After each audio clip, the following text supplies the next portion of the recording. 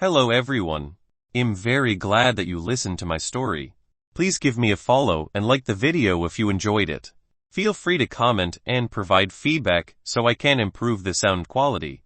Yes, we invite you to listen to part 2 of the series. Chapter 50 Observation. 50 Observation. Auror had intended to reassure him that non-spellcasting sequences usually took several attempts at cogitation to succeed. Some even had to practice for 5 or 6 days or even more than half a month. However, when she saw her brother open his eyes, she noticed that Lumian's forehead was drenched in cold sweat, and fear was evident in his eyes. "What's wrong?" Auror asked, concerned. Lumian took a couple of deep breaths. The more he thought about it, the more frightened he became. "I successfully cogitated. My mind seemed to float, surrounded by a myriad of colors and an indescribable faint gray fog. There were a few particularly bright and pure beams of light up above. No, it might not have been the sky. It could have been far away.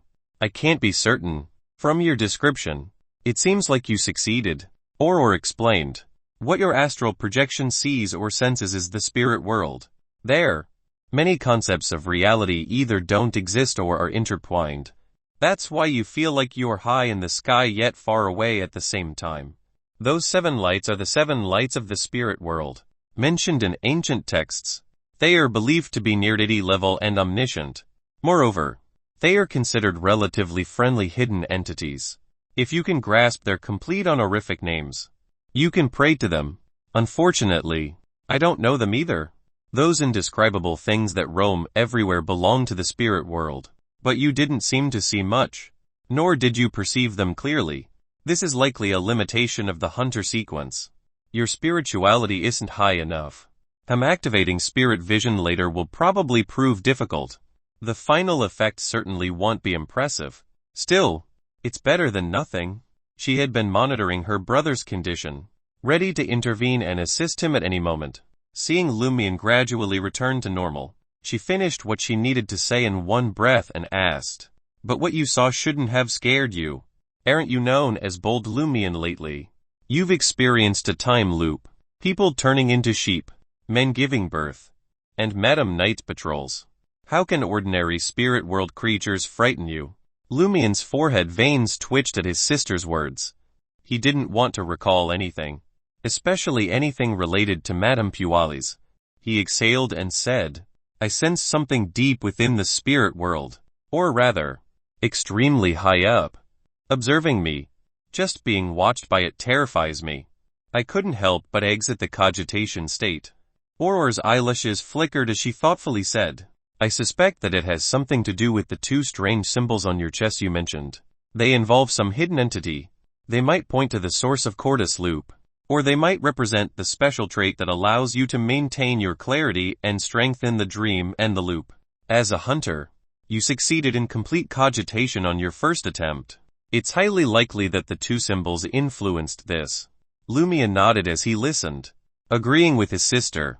This realization left him somewhat disheartened. "In that case, I can't cogitate. As soon as I succeed, I'll be watched and forced to leave that state. Besides, I don't think being constantly monitored is a good thing." "Do you think you aren't being watched now?" Auror couldn't help but laugh. "It's just that you can't sense it without being in a state of cogitation. Since there's no way to evade it and you're bound to suffer damage, it's better to make more attempts to increase your resistance, allowing you to spend more time in cogitation.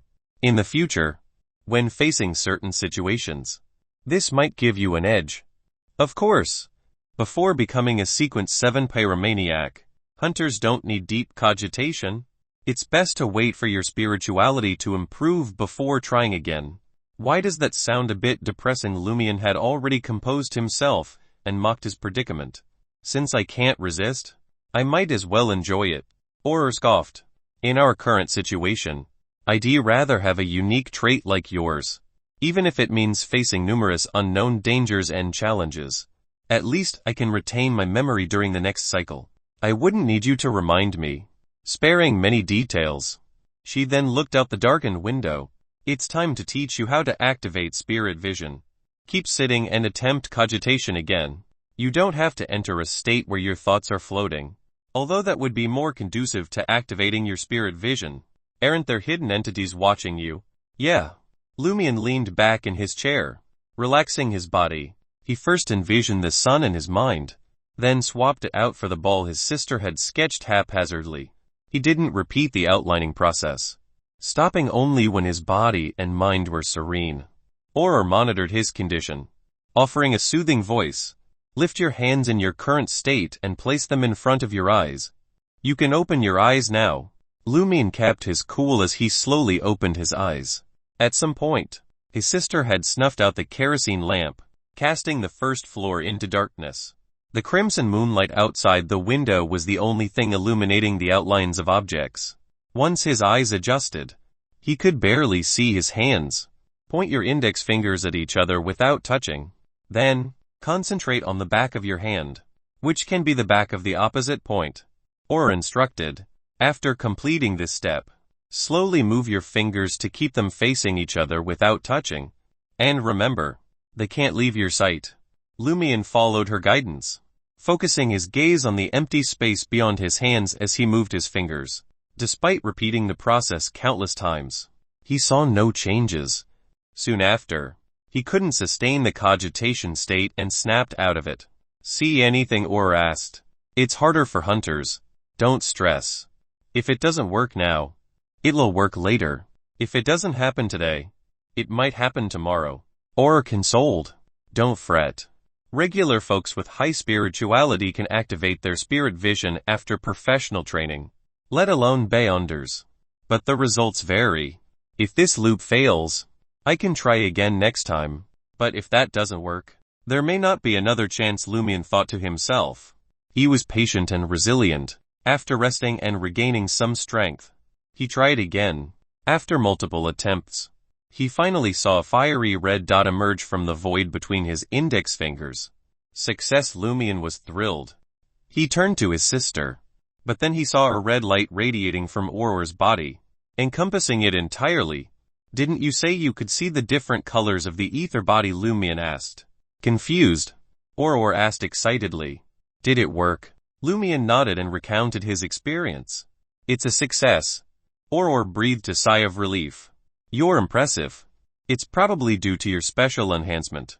Other hunters would need at least 2 weeks of practice, and some might have to reach sequence 8 before they can activate their spirit vision easily. You can only see a vague ether body. The red color means I'm healthy. You won't be able to see much else with your soul body's current strength as a hunter. She pulled out a tiny ink bottle and unscrewed the cap. Let's see if you can see white paper. Lumian focused and saw a transparent bubble emerge from the bottle. It was similar to the bubbles he made while blowing soapy water, about the size of a fist and tinted red by the moonlight. He could barely keep track of it and feared losing sight if he blinked. The bubble floated towards Auror's palm, which she scratched with her thumb, causing it to contract and expand. Lumian composed himself and reported what he saw to his sister. It's blurry. Auror shook her head. A hunter's spirit vision is limited. You can only perceive basic ether body concepts and creatures like white paper. Most things are invisible. It's better than nothing. Lumian replied with what his sister had just said. Having never experienced a stronger spirit vision, he was rather content with his current situation. Auror instructed Lumian to use cogitation to stop his spirit vision from deactivating and to establish simple activation and deactivation triggers. Lumian practiced repeatedly until he mastered the method, but never succeeded in the express key Auror mentioned. He only vaguely understood the concept. Take a break. Well, monitor the deputy padre later for any anomalies, Auror advised.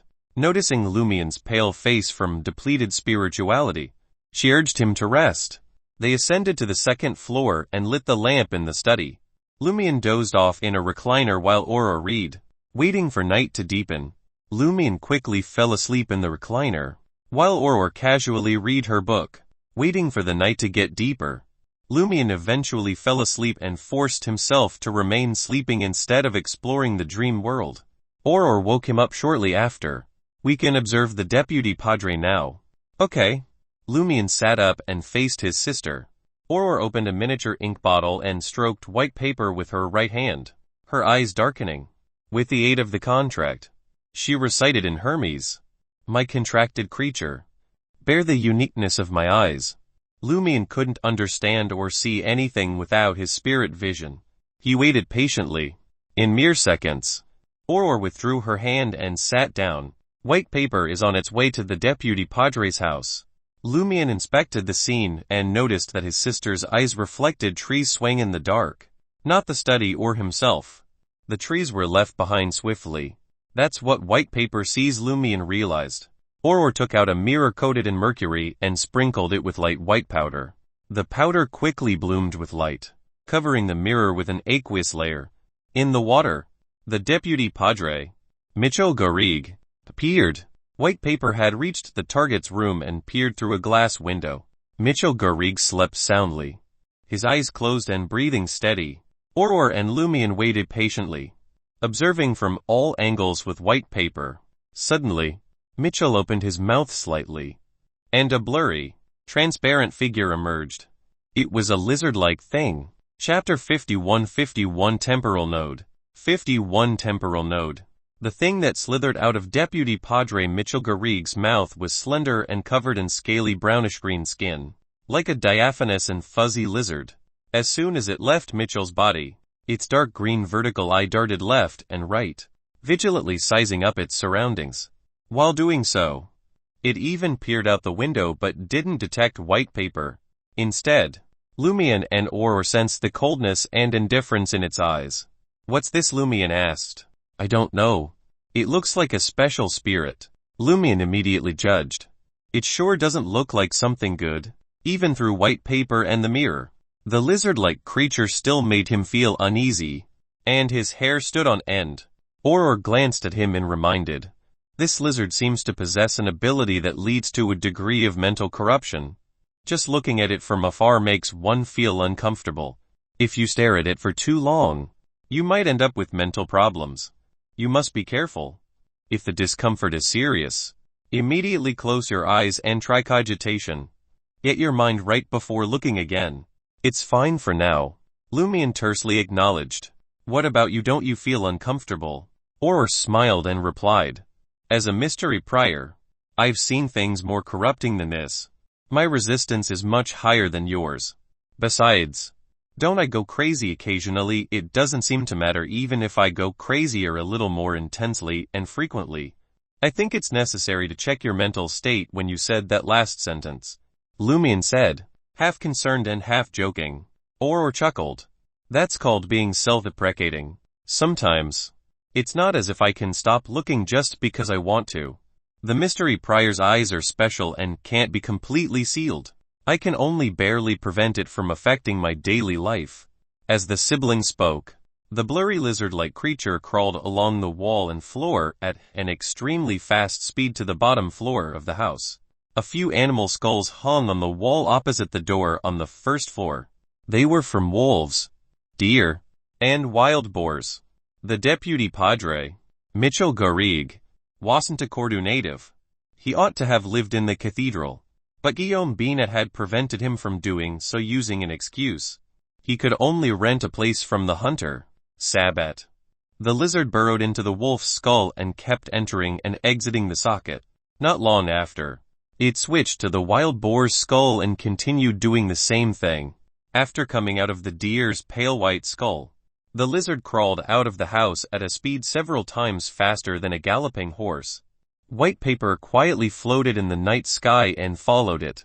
The lizard crawled all the way out of the village and finally arrived at the square. It circled around the cathedral and arrived at the cemetery before plunging into a grave. 10 seconds later, it crawled out and entered another tomb with a tombstone. Just like that, the strange lizard-like creature moved through different graves. Lumian could even imagine the scene of it entering and exiting different human skulls in the coffins. That scene made Lumian's skin protrude with tiny goosebumps. He couldn't help but ask, what is this guy doing? Incomprehensible. Aurora slowly shook her head. It's a blind spot in my knowledge. After touring the cemetery, the lizard-like diaphanous creature returned the way it came and entered Mitchell Garrigue's room. It burrowed into Mitchell's mouth and disappeared. After 20 to 30 seconds, Mitchell Garrigue opened his eyes and sat up. He gulped down water from the cup on the bedside table. Looking extremely parched, he put down the cup, wiped his mouth, and fell back to sleep. Aurora turned her head and looked at Lumian. How is it there's indeed something wrong with him?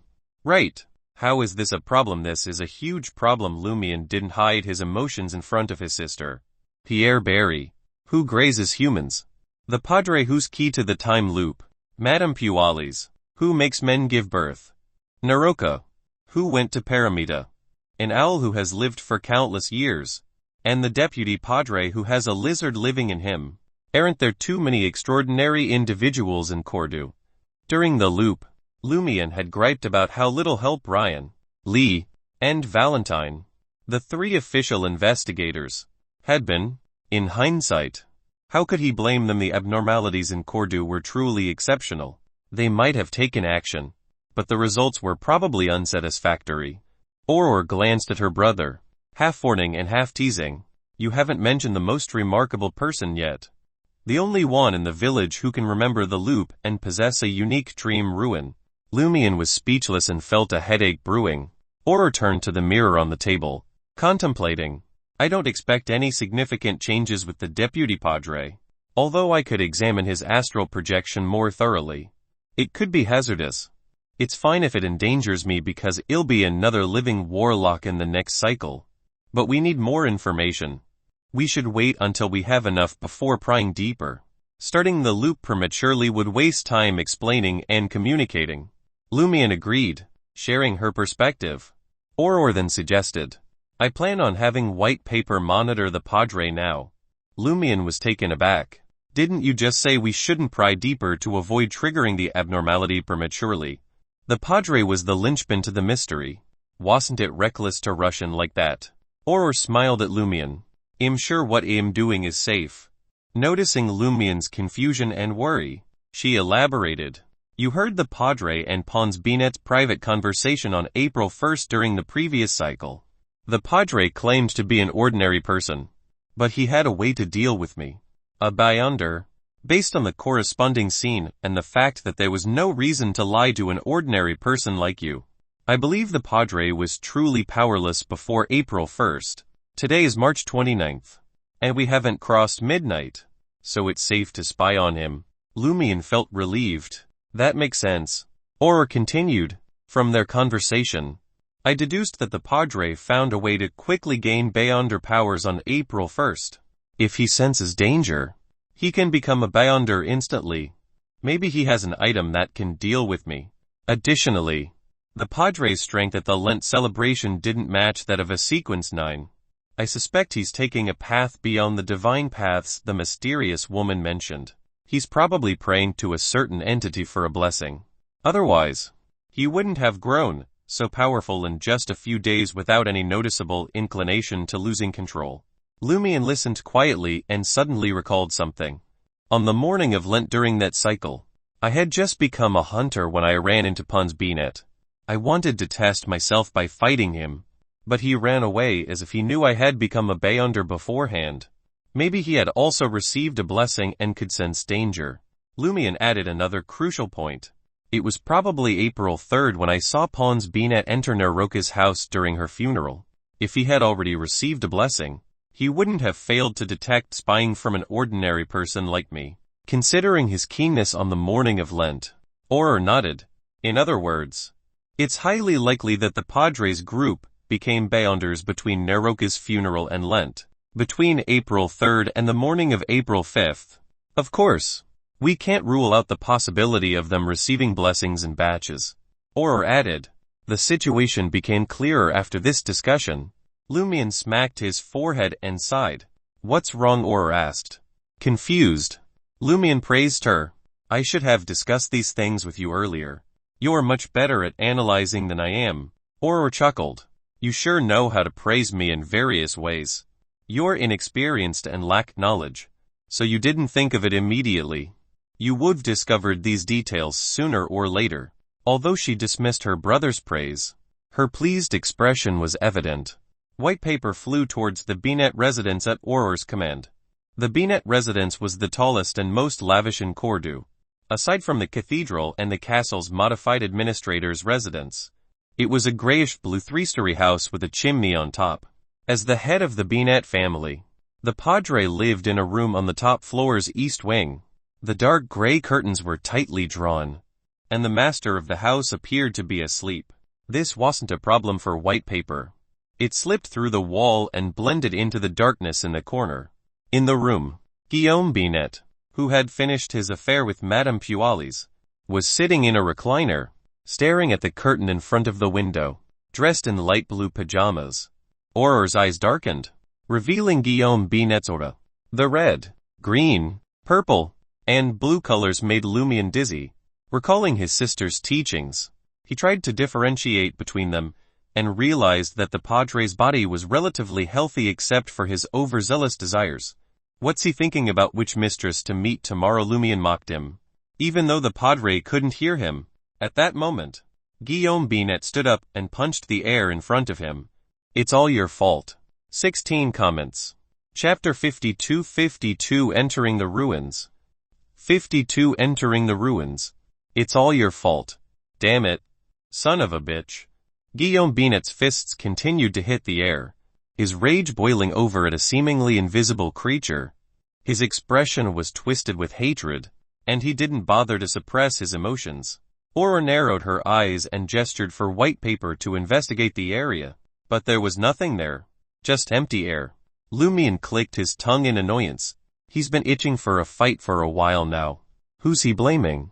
Auror shook her head and casually replied, maybe it's a bishop holding him back, stopping him from rising in rank and gaining extraordinary abilities. Or perhaps someone lured him into secretly worshipping a hidden entity, hoping to receive blessings and grow stronger. She considered that, as the subdeacon of the Eternal Blazing Sun Church, a priest overseeing a rural cathedral, establishing contact with a concealed being wouldn't be easy on his own. When it came to matters of supernatural power, had undoubtedly turned to the Daride Regent's Church. The associated occult artifacts and sorcery grimoires would be handed over to the Inquisition for safekeeping or even sealing. They wouldn't be left at Cordus Cathedral.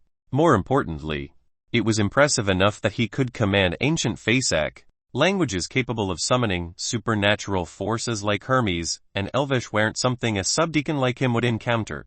And Auror, through the eye of mystery prying, had long determined he wasn't someone with innate spiritual prowess who could unintentionally attract malevolence. Thus, without a certain someone's guidance, how could the Padre come into contact with a hidden existence? Or considered the possibility that Guillaume Binet had come into possession of a mysterious item without turning it over. Lumian laughed at the idea. Can't the Padre gripe over that hidden existence? He even dared to make Saint Sith feel aggrieved. It's not impossible for him to blame that hidden existence for enticing him. After mocking Guillaume Binet, Lumian analyzed seriously. I've been thinking about why the Padre suddenly fell into corruption. There are two suspects. The first is Madame Pualis. She's obviously very powerful. Whether it's Louis Lund, who gave birth in the castle, or the woman suspected to be her in the wilderness surrounded by the undead, it shows that she's not simple. She's involved with abnormal pathways and hidden existences. It's possible that she enticed the Padre. By the way, Lumian smacked his head. What's wrong? Auror didn't know what her brother had realized. Lumian replied solemnly. Do you think the Padre has ever given birth to Madame Pualis' child? Auror was filled with regret for believing her brother was on the brink of an important discovery. She snapped. Who told you that Louis Lund's child is Madame Pualis? What if its administrator boss or a hidden existence is no? No. If it was, you would have exploded and turned into a monster when you saw that scene. I just find Madame Pualis to be more dominant in her relationship with the administrator. Before the loop began, Lumian felt that the administrator, boss, was a little weak. He couldn't keep the butler in check and couldn't keep an eye on his wife.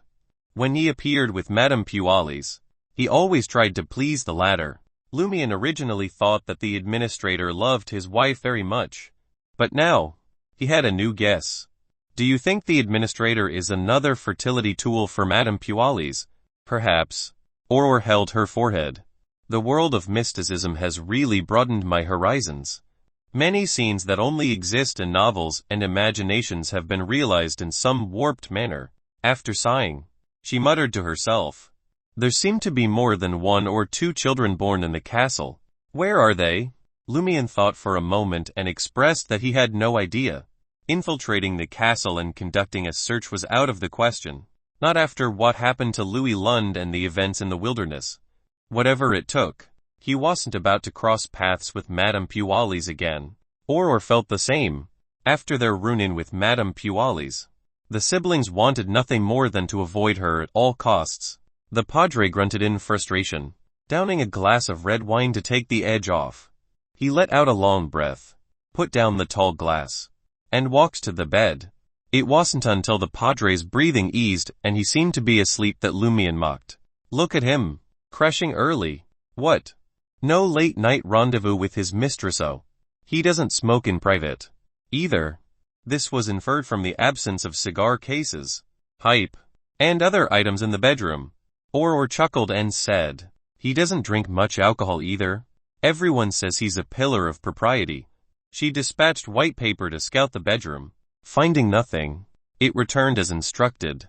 Or turned to Lumian. You only mentioned 1 suspect. What about the other? That sneaky owl. Always watching. Never acting. Lumian voiced his guess. It might have led the padre to the legendary warlock's legacy.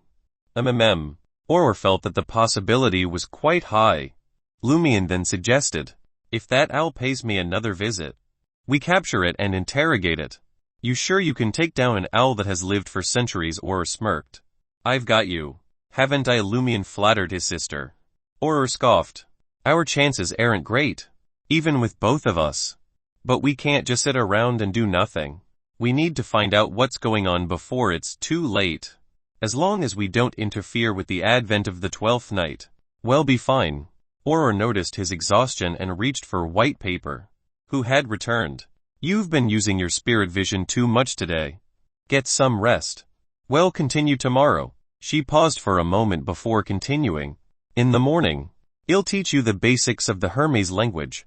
Then, in the afternoon, go see Pierre Barry and have a drink. I'll sneak into his sheep pen and see if I can get any useful information from his 3 sheep. She thought this was the easiest route to investigate. Isn't that too risky? Lumian asked.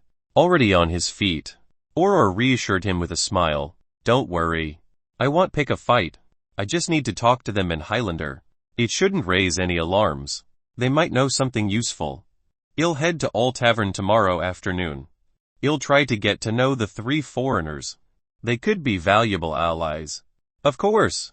He had to be careful not to reveal their identities as Beyonders. Okay. Aurora agreed with her brother's plan. Lumian woke up in his dream bedroom, shrouded in a faint gray fog. As he expected, all the gold, silver, and copper coins, as well as the axe and pitchfork he had collected, were gone. The cycle had reset the dream. I have to gather them again, Lumian muttered to himself as he left the bedroom and headed to the study. He picked up the liver blue from the table and flipped through it idly. Many of the words had been cut out. Indeed, I was the one to send the request for help. He no longer felt anything about being the one who had sent the request for help. He suspected that Aurora had guided him in sending the request. After all, he had no knowledge of mysticism back then, so he would have relied on a reliable messenger or a postman. Speaking of which, Lumian realized that the postman who came once a week wasn't in the loop. He figured that the officials probably prevented ordinary people from entering Cordu after receiving the letter. Lumian looked around for a box to store the letter, but he couldn't remember how many similar items Aurora had in her collection, so he gave up. He got dressed in a way that didn't affect his movements, grabbed his iron-black axe, and headed out into the wilderness filled with crevices. He walked towards the ruins surrounding the dark red mountain peak. Lumian easily dispatched the 2 familiar monsters. He slung the shotgun, cloth bag of lead rounds, and assortment of coins. He moved forward cautiously, deliberately avoiding the path he had taken before, knowing that he was not prepared to face the 3-faced monster. As he made his way through the collapsed buildings and thin gray fog, the constantly alert him took a sniff. He caught a whiff of blood. After some thought, Lumian sneaked into the shadows and hid in a hidden space on the top of a half-collapsed house, peering through a gap between a few rocks. In the distance, Amidst the barren, rubble-filled wasteland, he saw a lump of flesh slowly wriggling towards a building. The flesh was mixed with yellow fat, as if a creature had been crushed by a falling boulder. Lumian pondered how to deal with such a monster. Should I behead it, but it doesn't even have a head? Suddenly, several dark black, fleshy ropes appeared out of nowhere and bound the blob of flesh tightly. Chapter 53 Mark. 53 Mark. Tentacles. Lumian was momentarily dumbstruck before recognizing the appendages that ensnared the fleshy mass. He knew Auror's novels well and had seen all the illustrations. Not only did he recall every melodramatic scene, but he also grasped concepts typically beyond his ken, such as monstrous tentacles. 7 or 8 inky tendrils enveloped the fleshy lump, dragging it towards the crumbled building. A figure emerged from the chaos of strewn rubble. The creature bore a humanoid form, its upper body and feet bare, clad only in black pants.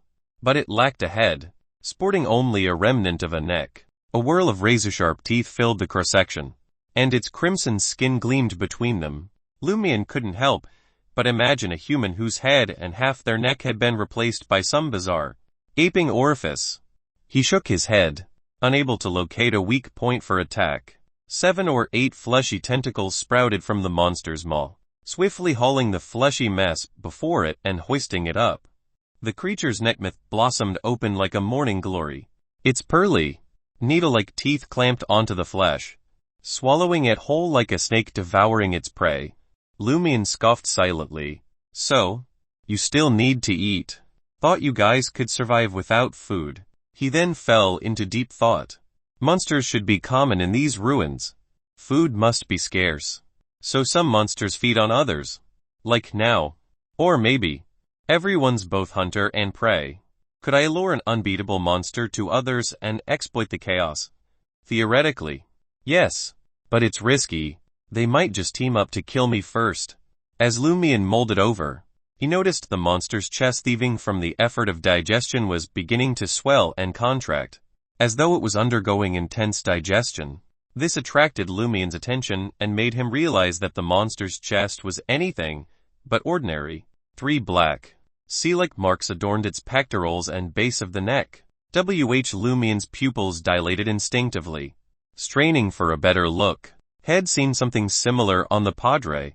At the end of the Lent celebration, the Padre's body had swelled, tearing his clothes to reveal a black mark. Upon closer inspection, Lumian confirmed that the 3 black seals on the monster matched the Padre's. Composed of cryptic words and symbols, they seemed to connect with an ineffable realm. The difference: the Padre bore at least 11 or 12 marks, whereas the monster had only 3. What's the deal with these marks? Are they bestowed by a hidden power, and the more you have, the greater the boon? Lumian wondered, perplexed. He tried in vain to memorize the markings, but couldn't in such a short time. Without pen or paper, he couldn't reproduce them either. The monster finished digesting the fleshy mass. It swung its arm, shaking the fleshy tentacles beside its mouth orifice. The mark beneath its neck glimmered, and a low hum emanated from its chest.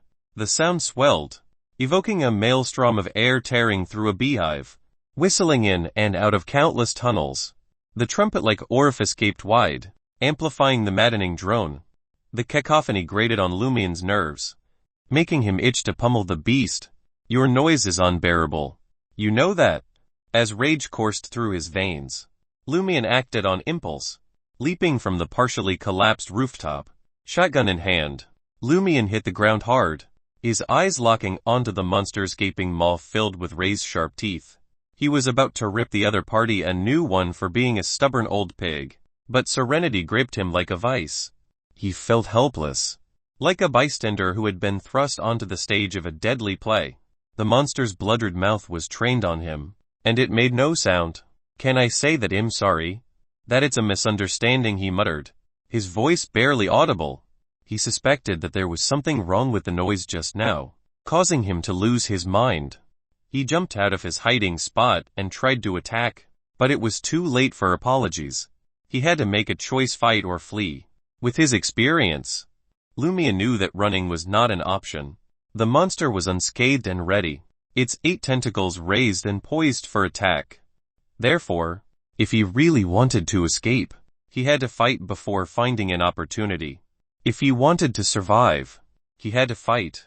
Without hesitation, Lumian raised the shotgun in his hand, loaded with lead bullets. The monster was caught off guard by Lumian's speed and decisiveness. It had no idea what the shotgun was and didn't stand a chance as it was pelted with lead bullets. It howled in pain, its mouth filled with razor-sharp teeth opening instinctively. Its chest was a bloody mess, including the black mark on its right side. However, the black mark seemed to be engraved in his blood and flesh. It was still clearly visible and remained unharmed. Lumian didn't revel in the monster's screams. He quickly repositioned himself and pulled out a new round from his bag. But before he could take aim again, the black mark on the creature's left side glowed, and it vanished into thin air. Just like that, it disappeared in front of Lumian. Had it escaped or turned invisible? He racked his brain for answers from the various novels Aurora had written and the mysticism knowledge she had taught. Lumian searched frantically for any sign of it, but it was gone. This scene and difficulty that he had never faced before made Lumian panic. He wanted to take the opportunity to escape and subconsciously take a few steps back. Lumian's ankles were suddenly yanked, and he lost his balance, flipping over and hanging upside down. Dark, fleshy tentacles appeared out of nowhere, wrapping tightly around Lumian's legs and hoisting him up. The monster was right in front of him, its black mark glowing on its right side. The vortex-shaped mouth filled with white, razor-sharp teeth widened to reveal a blood-red interior. The stench was overwhelming, and Lumian felt dizzy as he hung upside down. He could see the blood-colored skin of the monster's mouth and countless teeth.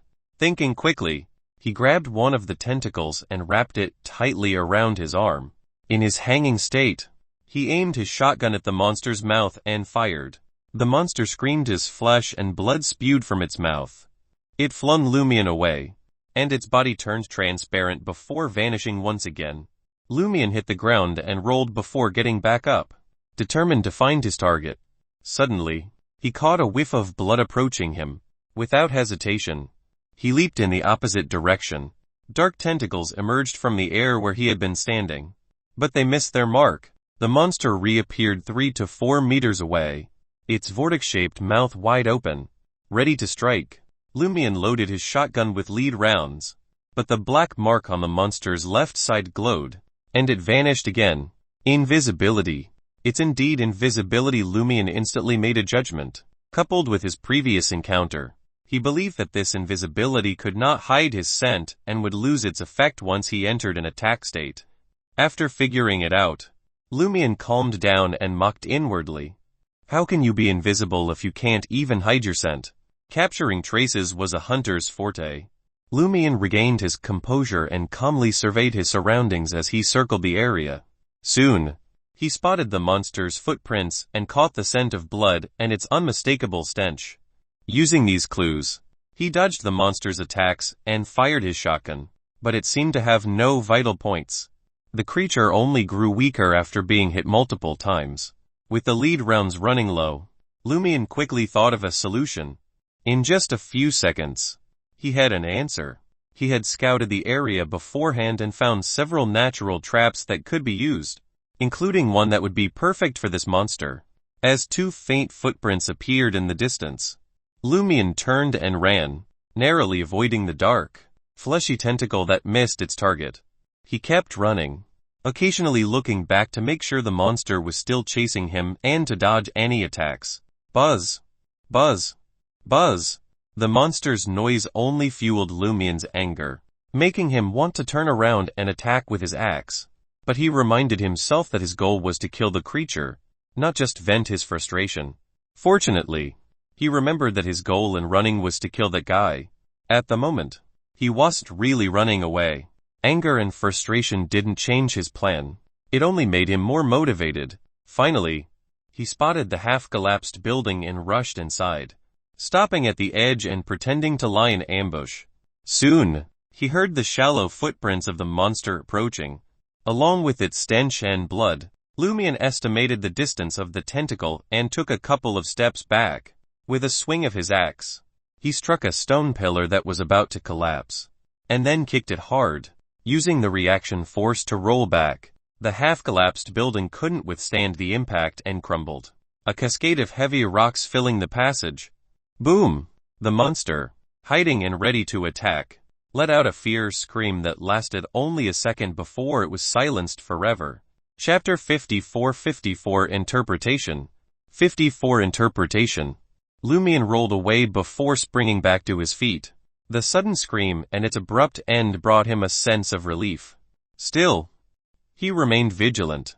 Shotgun slung and axe in hand, he cautiously approached the collapsed building. Dust swirled in the air where bricks and wooden beams once stood. Lingering on. Outside, Lumian couldn't spot the monster's corpse. It must be buried beneath the rubble. His sense of smell was compromised in the dusty environment.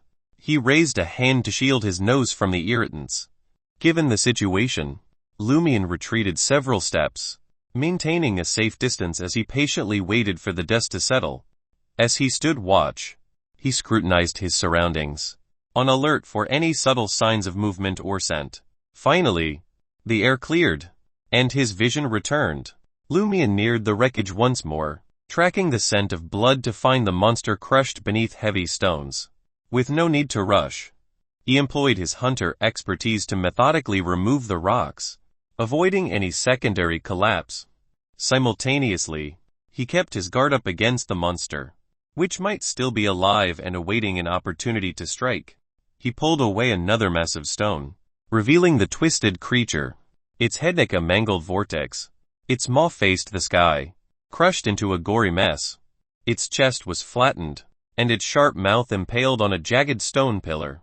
Several dark, fleshy tentacles had snapped. If not for its distinct features, Lumian wouldn't have recognized the semi-solid mass as his target. The trap had worked better than had anticipated. After confirming the monster's demise, Lumian noticed the 3 black markings on its chest, still clearly visible despite the carnage. It's so odd this can't be common, even in mysticism. Right, despite going through his sister's crash course, Lumian still had much to learn. He relied on his intuition for judgment. He had planned to use his knife to remove the skin with the black mark, but the creature's chest was too mangled to salvage anything. After pondering for a moment, he tore a piece of cloth from his linen shirt, using it as makeshift paper. Next, he wrapped another strip around his finger, staining it with the monster's blood. Whether it sufficiently isolated potential contamination or poison, he couldn't be sure. If anything happened, he'd have to leave the dream quickly, minimizing any damage to reality. He should recover within hours or half a day. Using the blood as ink, Lumian copied the 3 black marks. As he drew, dizziness struck, and a swelling pain pulsed in his forehead. Lumian surmised from his sister's teachings that his spirituality was nearly depleted. Just copying these marks almost drained me entirely. He was astonished by the bizarre markings and the meager spiritual capacity of a hunter, which he suspected was only slightly greater than a spiritually gifted person. After resting briefly, Lumian continued copying. It took 3 intermittent attempts before completion, his head throbbing.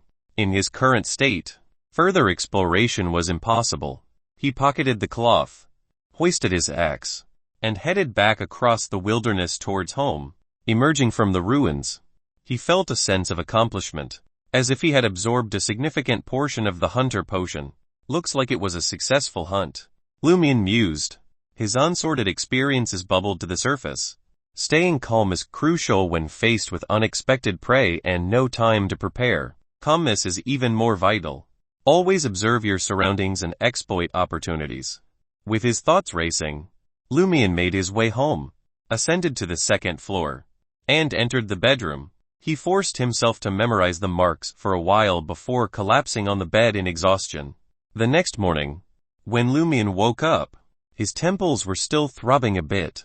That was a sign his spirituality had been drained in the dream ruins. He shook his head and left the room to splash his face in the bathroom. When he went downstairs, he realized his sister had already made breakfast toast with jam, sliced sausages, and strong black coffee. So early, Lumian blurted out in surprise. His sister rarely woke up early. Aurora replied grumpily, realizing we're stuck in a time loop. and the people around us are getting weirder and creepier. How can you sleep well? Not me. I've got no choice. Lumian comforted his sister. At least you can really sleep. I've got stuff to do in my dreams. That's true. Aurora picked up the coffee laced with half a packet of sugar and took a swig. After her brother sat down and wolfed most of the toast and sausage, she asked, "What did you get out of exploring the dream ruins?" Lumian recounted his run-in with the monster and said, "Aurora, Grand Sower, help me figure out what those 3 black marks mean."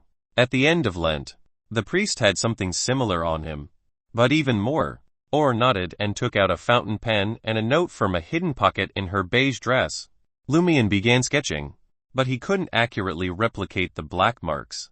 Soon, he handed the note to his sister and introduced, "I only memorized it a few times. I can't be sure if some of it's right or wrong, but some of it must be. Here, and here are spot on." Just replicating part of the mark had drained a lot of his spirituality. Aurora placed the note on the dining table in front of her and focused on it for a while. "These words aren't any I know. The symbols that go with them are more warped than those commonly seen in mysticism too." Lumian was a little disappointed when Aurora added, "Judging by the influence of transcendent words and symbols on the surroundings and the leverage the marks have on natural power, I suspect this is the outward manifestation of a special contract."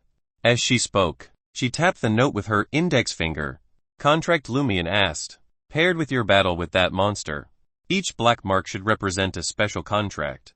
The effect of this contract is likely helping it gain a superpower from certain spirit world creatures, creatures from other dimensions, or extraterrestrial creatures. So, the black mark on its left chest emits light and grants invisibility. The one below its neck corresponds to a voice that makes people frustrated, resentful, and lose their minds. The one on its right chest didn't show anything. I suspect it has something to do with its mouth orifice, tentacles, or digestion." No wonder Lumian immediately understood some of the details of the previous battle. He then laughed and said, "The Padre signed more than 10 contracts with different creatures. What does this mean? Everyone can be his daddy?" "What a strange way to put it," Aurora muttered. "From the looks of it, the priest who fought you at the end of Lent didn't even show a tenth of his strength. He probably only used one ability he got through the contract. His body and mind went out of whack for no reason, and he was at your mercy." Lumian didn't get the previous 2 cycles, but he clearly knew it was luck back then. He eagerly asked, "Can I copy the contract obtained from the monster and contact the corresponding creature?" He was very envious of that invisibility ability. A contract is a contract, and a ritual is a ritual.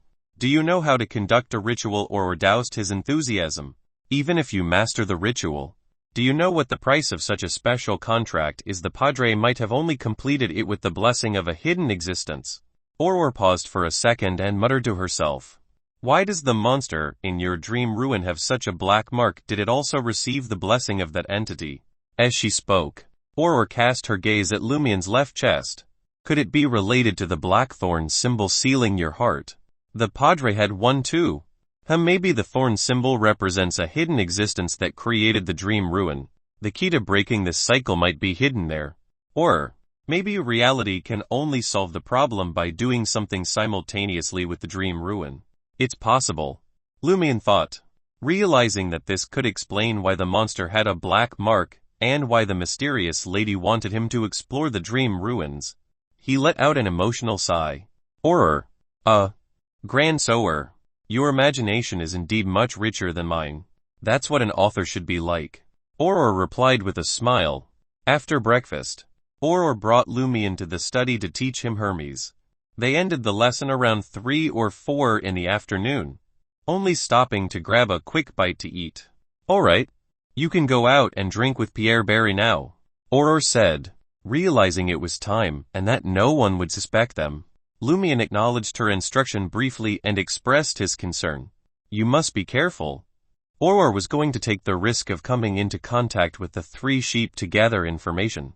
Lumian arrived at the dilapidated 2-story house where Shepherd Pierre Barry lived and looked around before asking the old woman, "Where's Pierre?"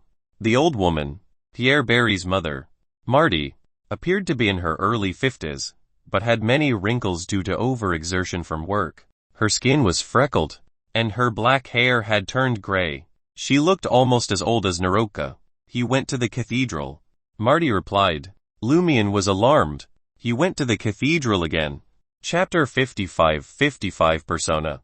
55 Persona. If Lumian remembered correctly, Pierre Barry would undoubtedly visit the cathedral to offer his prayers past noon of March 30th. He and Riamund had crossed paths with him during the previous cycle, and Lumian had also encountered him at the village square at a similar hour. However, it was already 3 or 4 in the afternoon. When did he leave? Lumian inquired. Marty pondered for a moment and responded. Around the time taken to cover a mile.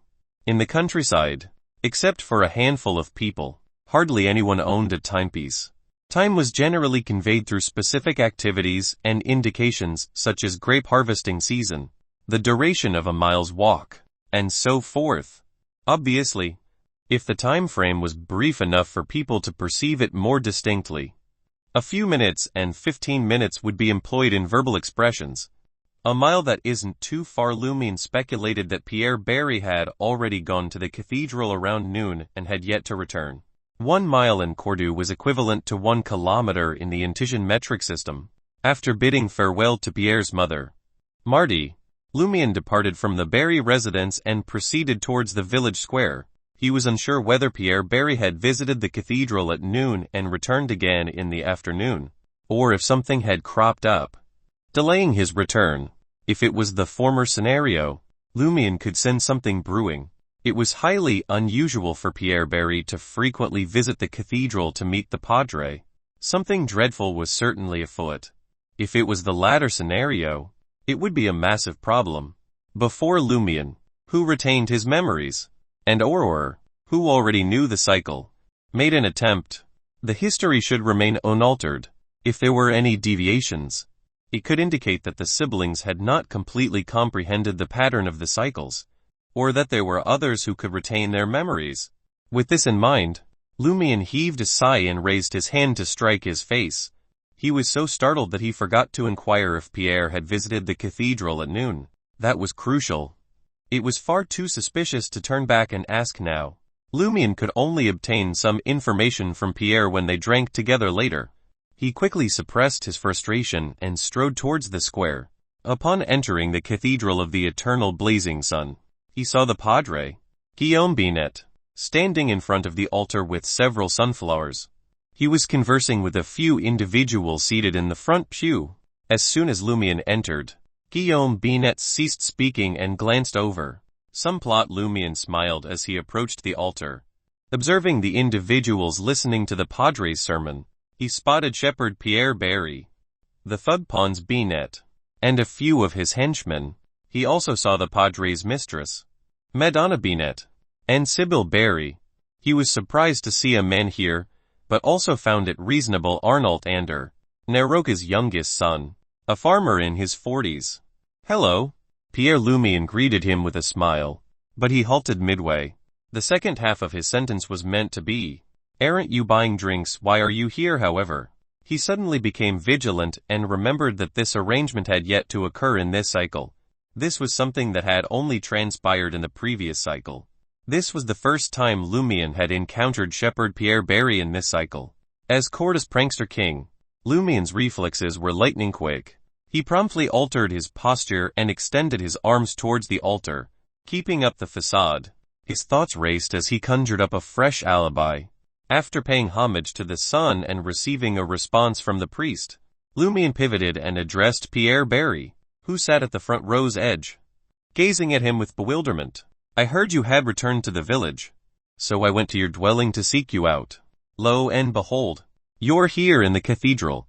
He didn't specify who had informed him, knowing that Pierre Barry would have been spotted en route to the cathedral. With no witnesses to his lie, Lumian had a fallback option of his father, the cobbler Guillaume Lizier.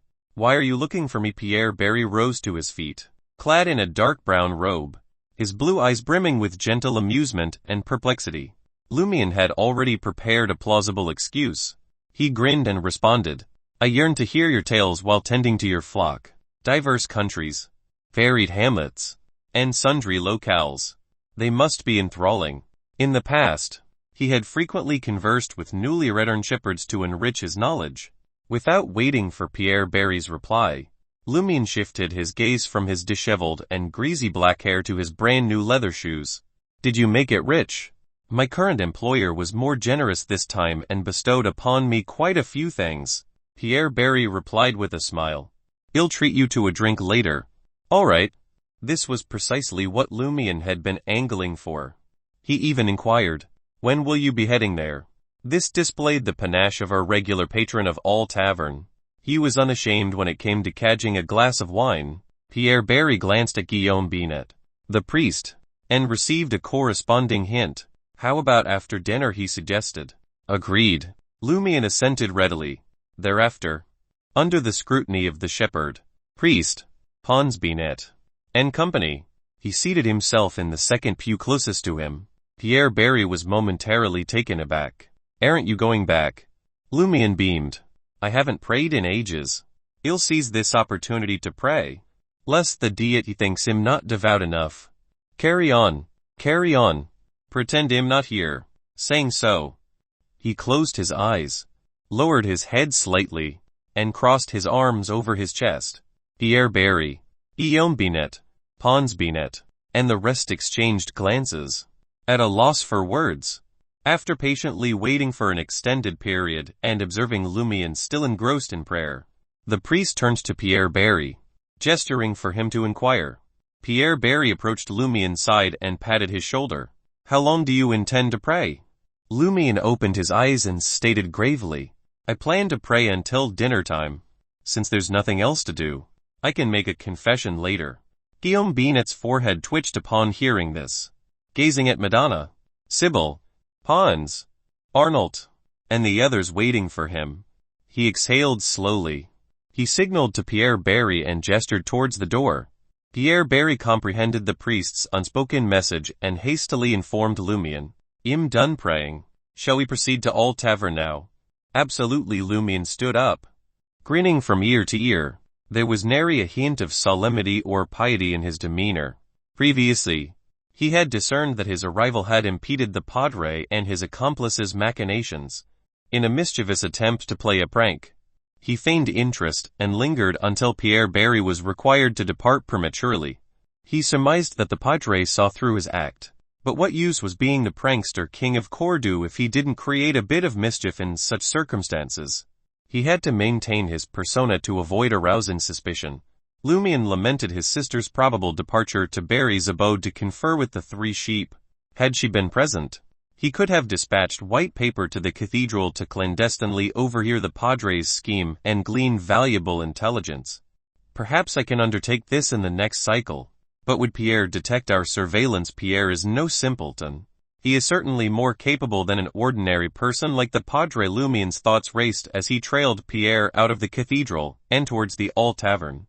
In the sheep pen behind the Barry household, Aurore, donned in a white gown, circumnavigated the woods and vaulted the wooden fence. As an alluring woman seldom seen in the village, she had to choose this relatively secluded path. Otherwise, she would be subjected to small talk or worse, suspicion. When will I learn the spells of invisibility and shadow concealment? Aurore ruminated wistfully as she advanced towards the three sheep that had huddled beside a haystack. Speaking in Highlander, she said, Do not fret. I am the adversary of Shepherd Pierre Barry. The eyes of the three sheep, whose coats were besmirched with filth, underwent a rapid transformation. Their initial vigilance and apprehension gave way to hope and perplexity. Despite their initial reservations, they did not retreat and permitted Aurore to approach. Aurore continued, I discovered your peculiarities through certain means. You were once human, were you not? The eyes of the three sheep were suddenly imbued with shock, elation, hope, and skepticism. They instinctually bleated. Aurore surveyed them. You cannot speak, but you can write. Can you not? One of the sheep was stupefied for a moment before hastily inscribing on the ground. It scribbled a simple Highlander word yes. The sheep was confirming that they were once human. What transpired? Why were you transformed into sheep? Aurore pondered briefly before adding, Write the beginning, middle, and end separately to save time. The three sheep divided the task and inscribed different portions of the narrative on the surface of the soil using their hooves. Before long, they had each completed a sentence. We were caught. A ritual was conducted, swaddled in sheepskin and metamorphosed into sheep. A ritualistic sorcery that can convert a human into a sheep using sheepskin HMPH. That is decidedly easier than transfiguring a person into a sheep. The only question is, which deity was the ritual invoking or queried as her mind raced? Did Pierre Barry capture you? Is he alone? She wished to ascertain Pierre Barry's current strength. Yes. One of the sheep responded. The other sheep added more. He has an accomplice. They were both exceedingly formidable. Pierre Barry was already immensely powerful before his return to the village or suddenly detected something amiss. Why did Pierre Barry appear to be under the sway of Guillaume Binet, the padre? Guillaume Binet was still an ordinary person. Chapter 56 Intuition. 56 Intuition. The more Aurora ruminated on the matter, the more her suspicions intensified. How could the powerless Guillaume Binet possibly subdue the mighty Pierre Barry, who possessed no less than supernatural abilities? If the padre was indeed favored by the clandestine force to the extent that his clique considered him their leader, he should have been bestowed with the boon long ago and elevated above the common masses. Should he decline the boon, he would inevitably face ostracism. In these circumstances, his standing, authority, and machinations paled in comparison to his might or the gulf that separated him from divinity. Aurora lacked the luxury of time to ponder this and could only conceive of two plausible explanations. Either Guillaume Binet was not the true leader of the small group and was merely exploiting his status to orchestrate and conceal the anomaly from the eternal blazing sun church in Darige, or he was not rejecting the boon, but merely biding his time to attain greater power. Neither explanation boded well. Aurora directed her gaze at the three sheep and inquired, "Who was the man that accompanied Pierre Barry in his assault on you?" The three sheep scribbled down their responses. Njort Best. A shepherd named Njort. He goes by the name Njort. Njort Best too has achieved extraordinary power. Aurora was acquainted with the individual in question. Njort was a fellow shepherd from Cordu who frequently grazed his flock alongside Pierre Barry, but he had seemingly not returned early this time. Where is Njort? I did not spot him in the village. Aurora queried. The three sheep moved a few steps away and found a new patch of unmarked soil on which to write. He's dead. I killed him. We took him out. But we were apprehended. Had he fallen victim to a counterattack? Aurora nodded pensively. Are all of you Beyonders? The three sheep ceased writing Highlander with their hooves and nodded in assent. Aurora acknowledged them tersely as she raced to process the implications. Pierre Barry and Njort Best are hunting Beyonders. What is their motive? And one of them is now dead. Either Njort's abilities paled in comparison to Pierre's, or they had acquired their powers through the boon and were far from proficient in wielding them. It was certain that the Beyonder battles would encounter complications. Aurora glanced at the three sheep once more and asked, "Do you know why Pierre captured you?" The three sheep resumed writing. I have heard him speak of God and devotion. It may be for a blood sacrifice. I suspect he wants to offer us as a sacrifice to an evil god. Indeed, Beyonders possess remarkably high spirituality and unique characteristics. They are far superior to ordinary mortals as sacrificial offerings, and they can appease malevolent gods more effectively. Pierre Barry and Njort Best were using grazing sheep as a ruse to abduct Beyonders from other countries to offer them up as sacrifices. It is a scheme that can easily evade the local authorities' notice. Aurora nodded imperceptibly. She spoke solemnly. Did Pierre mention the honorific name of that god, or rather, who were they praying to during the ritual that transformed you into sheep? The three sheep were taken aback, as if they were awash in recollections. Suddenly, they lowered their heads and extended their hooves towards the soil before them. For some inexplicable reason, Aurora felt that the temperature had plummeted, and the sun had been obscured by dark clouds. As a chilly mountain breeze swept past, the three sheep began writing. Aurora's spiritual intuition sounded a powerful alarm, prompting her to bellow, "Hold on." The three sheep lifted their heads and looked at her. At some point, blood-red tears had welled up in their eyes, and their fur was stained and ghastly. In the next moment, they resumed writing. Aurora whirled around and dashed towards the fence. As she exited the pen and looked back, the 3 sheep were bathed in the sunlight. If not for the bloodstains on their faces, everything seemed entirely ordinary. Thump, thump. Aurora's heart continued pounding. Panting heavily, she breathed a sigh of relief. If I had not learned to seal my sight and glimpsed things I should not have seen, I would not have reacted in time. She produced a vial of iron-black powder and scattered it over the sheep pen. The words etched in the soil vanished as though by an unseen hand. As for the stains on the sheep's faces, Aurora found it challenging to expunge them using spells, so she refrained from approaching them and merely washed them away with water. She feared that the 3 sheep were different from before and harbored latent dangers. In All Tavern, Lumian sat at the bar, sipping on light green absinthe, his right elbow propped up casually as he surveyed the room. He searched for the mysterious lady, but she was nowhere to be seen, nor were Ryan, Lee, and Valentine. Lumian knew not when the former would arrive, and as for the latter 3, he assumed they were wandering the village, engaging in idle chatter. Pierre Barry, who had just finished his glass of absinthe, picked up a new pale green liquid and babbled. I had a chance to get married. Is that so? Lumian scoffed. Who would fancy a shepherd? Pierre sighed and replied. Most of the pastures we graze in are owned by manor owners or nearby villages. If we want to graze, we have to pay a ranch tax or marry a village girl and settle down there. Lumian smiled. That's a good thing for a shepherd. Pierre took a sip of absinthe and glanced sideways at Lumian. That girl must fancy you and not ask for dowry. At one time, a lady thought I was not bad and didn't mind that I was a pauper and a shepherd. She was willing to marry me. Was she very foolish? Yes.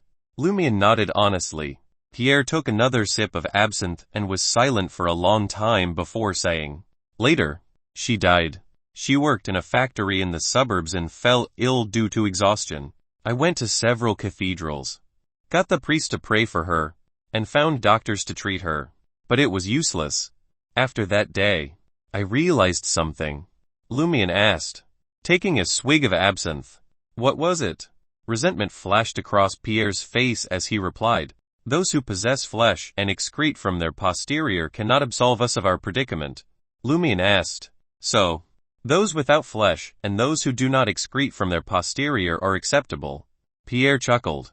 Those are saints and angels. But will they deign to look at us? Lumian test. Then why did you go to the cathedral to seek the Padre's counsel? Not only does he possess flesh and excrete from his posterior, but he also indulges in the carnal pleasures with women. Pierre turned his head towards Lumian and cast a sidelong glance. You fail to comprehend. He possesses a certain intellectuality that can redeem our souls. Intellectuality. Lumian struggled to grasp the term. Pierre took another sip of his light green absinthe, seemingly oblivious to the question. Lumian dared not press the matter further, and instead inquired, I heard that you visited the cathedral at noon. Why did you return in the afternoon? Pierre's warm smile illuminated his face as he replied, in the afternoon, one can converse with like-minded individuals. He did not deny that he had visited the cathedral at noon. Lumian breathed a sigh of relief, knowing that for the time being, no one else would retain their memories and disrupt the flow of history. He suspected that Pierre Barry had visited the cathedral at noon to confer with the Padre in advance of their small group discussion scheduled for the afternoon. After their libations and with the sun setting on the horizon, Lumian and Pierre Barry bid each other farewell and returned to their respective abodes. Pons Binet, the Padre's younger brother, abruptly emerged with a few thugs and obstructed Lumian's way upon him reaching a secluded path. The brawny, raven-haired, azure-eyed Pons Binet stared at Lumian and smirked maliciously. You were good at pranks in the afternoon. No wasting our time in the cathedral. If the Padre wasn't there, I would have beaten you up. Bastard. Come and eat daddy. Pons Roman 20. Initially taken aback by this imbecile's foolishness, Lumian was elated. His and Aurora's judgment was correct. In the previous cycle, Pons Binet likely hadn't acquired supernatural abilities before Naroka's funeral, and thus had no sense of danger. He had actually dared to obstruct a Beyonder's path.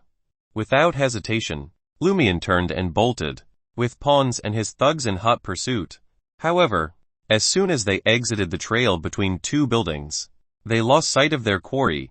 Pons Binet scanned his surroundings and ordered his subordinates spread out and search. He deemed it impossible for Lumian to have fled so swiftly, and believed he was hiding nearby.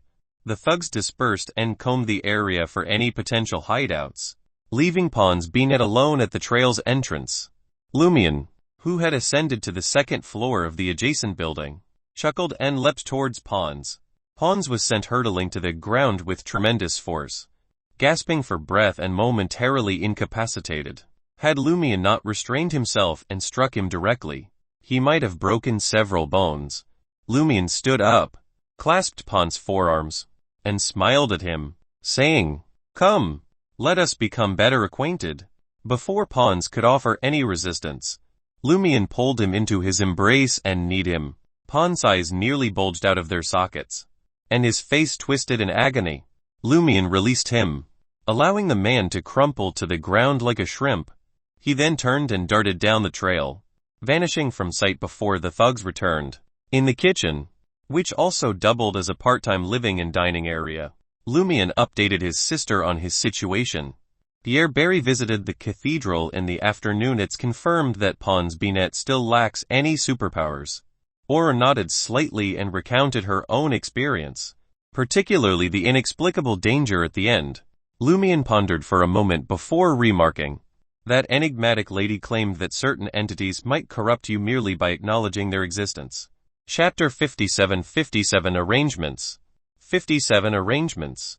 Aura recollected the situation and surmised that her brother's account was accurate. She sighed, overcome with emotion, and remarked, "To think that such dreadful corruption can be brought about by that concealed entity worshipped by Pierre Barry and his accomplices. Even the evil deities mentioned in ancient manuscripts fail to elicit such a reaction." Lumian showed no signs of surprise and said, "Otherwise, why are we trapped in a time loop?" The more Aurora contemplated, the more perplexed she became. She muttered, "Is it possible that we have to confront the concealed entity on the 12th night and defeat it to end the cycle? This would entail gathering ingredients, digesting the potion, and undergoing repeated cycles to become a deity." Lumian interrupted her train of thought as he realized that his sister was becoming increasingly irrational. "Stop, it cannot be this extreme." Aurora acknowledged his remark tersely and nodded slightly. "You are right. We have, at most, one more cycle. It is impossible for us to become deities within 20 days. She then shrugged and added, "There is no hope. Let us wait for death." Even Lumian, who had an inventive mind, struggled to keep up with his sister's thoughts. Aurora exhaled and looked at her brother. "All right, I am done venting. Continue." Lumian appeared puzzled and took a few seconds to understand what his sister meant by continuing. "By the look of things, the 3 transformed sheep are to be offered as sacrifices and brought back to Cordu. It is no surprise that they did not wait until early May. The 12th night is, in fact, the day of a grand-scale sacrifice to the concealed entity." Aurora's eyes scanned the surroundings, and she said, "That was my assumption. But why did the Padre and his accomplices receive varying degrees of blessings before Lent? According to my understanding, it should have been an exchange through sacrifice." Drawing on his malicious perspective, Lumian made a bold conjecture based on the previous cycle's events. A small sacrifice and a grand ritual at the end of the Lent celebration. The Padre, who had obtained extraordinary powers, no longer concealed his abnormality. It is evident that he was planning something significant. After pondering for a moment, Aurora said, "The Lent celebration could be a part of the grand ritual." Before the grand ritual, the Padre made up his mind and offered his soul to the evil deity. With a certain amount of offerings, he obtained a plethora of blessings, completely revealing his true colors. By the looks of it, everyone in Cordu will be implicated once the Lent celebration commences. No one can escape. The siblings exchanged glances and believed that their assumption was close to the truth.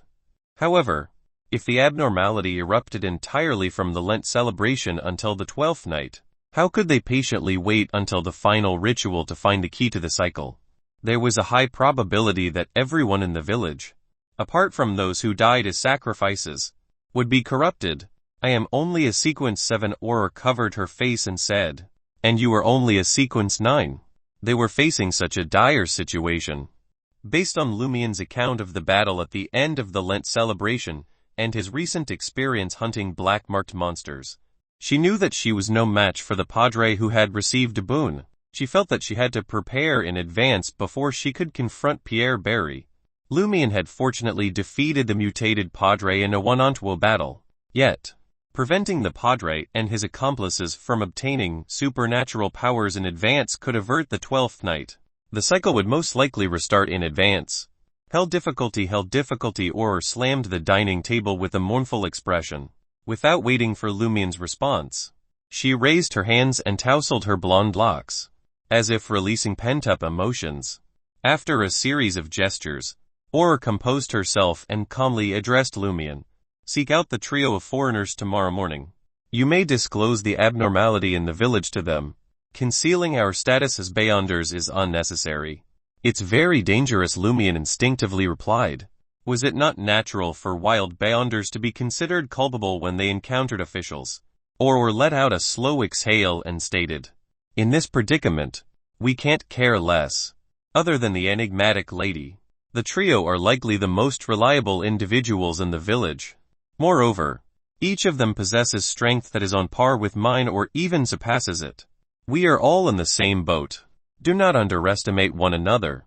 Whether one is a wild Beyonder or an official, we must band together. As for the possibility of being hunted down by officials in the future, we shall cross that bridge when we come to it. For now, we must focus on escaping this loop. Lumian had heard his sister use the phrase all in the same boat before. He knew it implied that everyone was in a similar predicament and facing the same problem. If something were to happen, no one could escape. They had to stand together. Very well. I will seek them out tomorrow. He assented. Aurora continued. I now suspect that someone else is behind the Padre and Pierre. He is the root of the corruption. Madame Puali's Lumian guessed. Not only is she powerful, but she is also the Padre's mistress. She can control him in secret and use him to influence the others in the village. But she has no apparent connection to Pierre. Aurora gazed at her brother, frowning in contemplation. From the encounter with the 3 sheep, Pierre and Niort should have gained supernatural powers when they grazed the plains last October. At the very least, they should have acquired the corresponding knowledge. This is because they did not return midway, so it is impossible to obtain it elsewhere. This means that the abnormality in the village can be traced back to July and August of last year. Did you notice any anomalies? Lumian shook his head slowly. No. He had initially thought that he was thoroughly acquainted with Cordu. But now, he realized that the undercurrents had been present for over half a year. This realization filled him with dread and made him feel like a stranger in his own home. What is the problem? Lumian felt as though he was shrouded in layers of fog. He could never discern the truth of the matter. Aurora continued. It could also be that owl.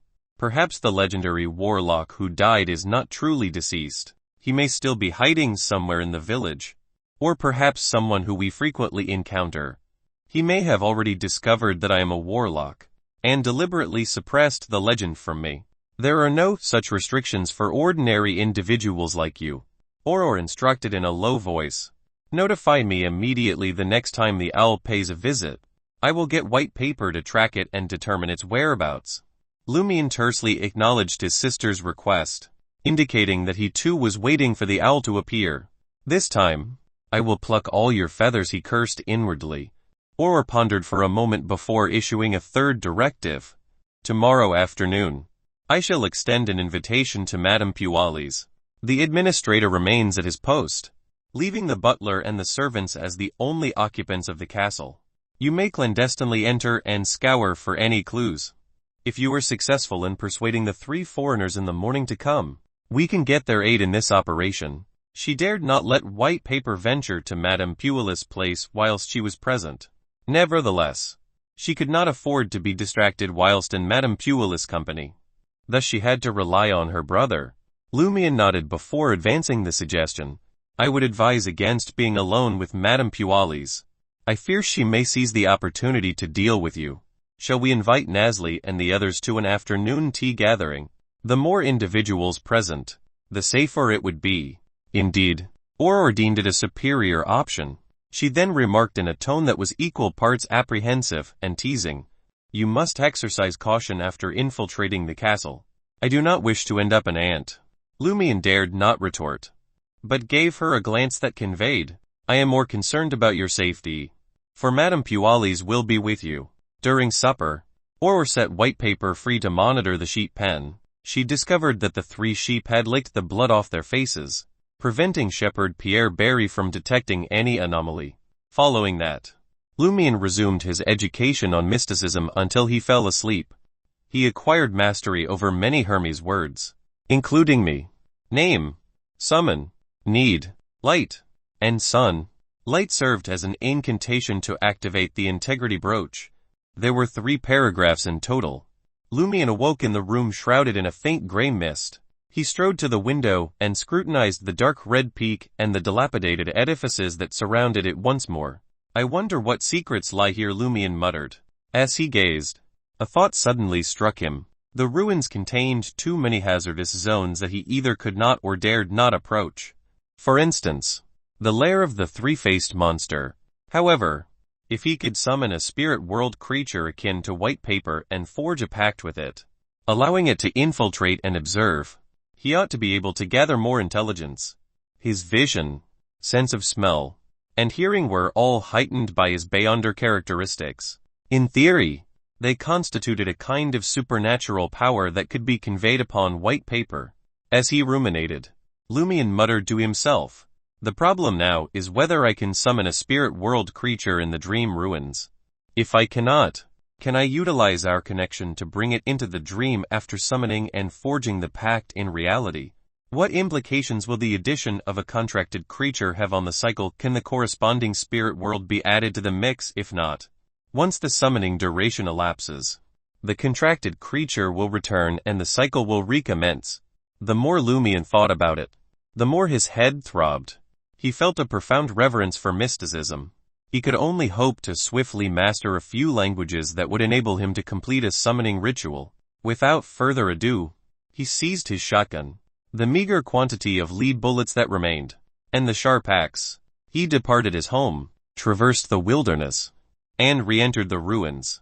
Chapter 58 58 Cherishing Talent. 58 Cherishing Talent.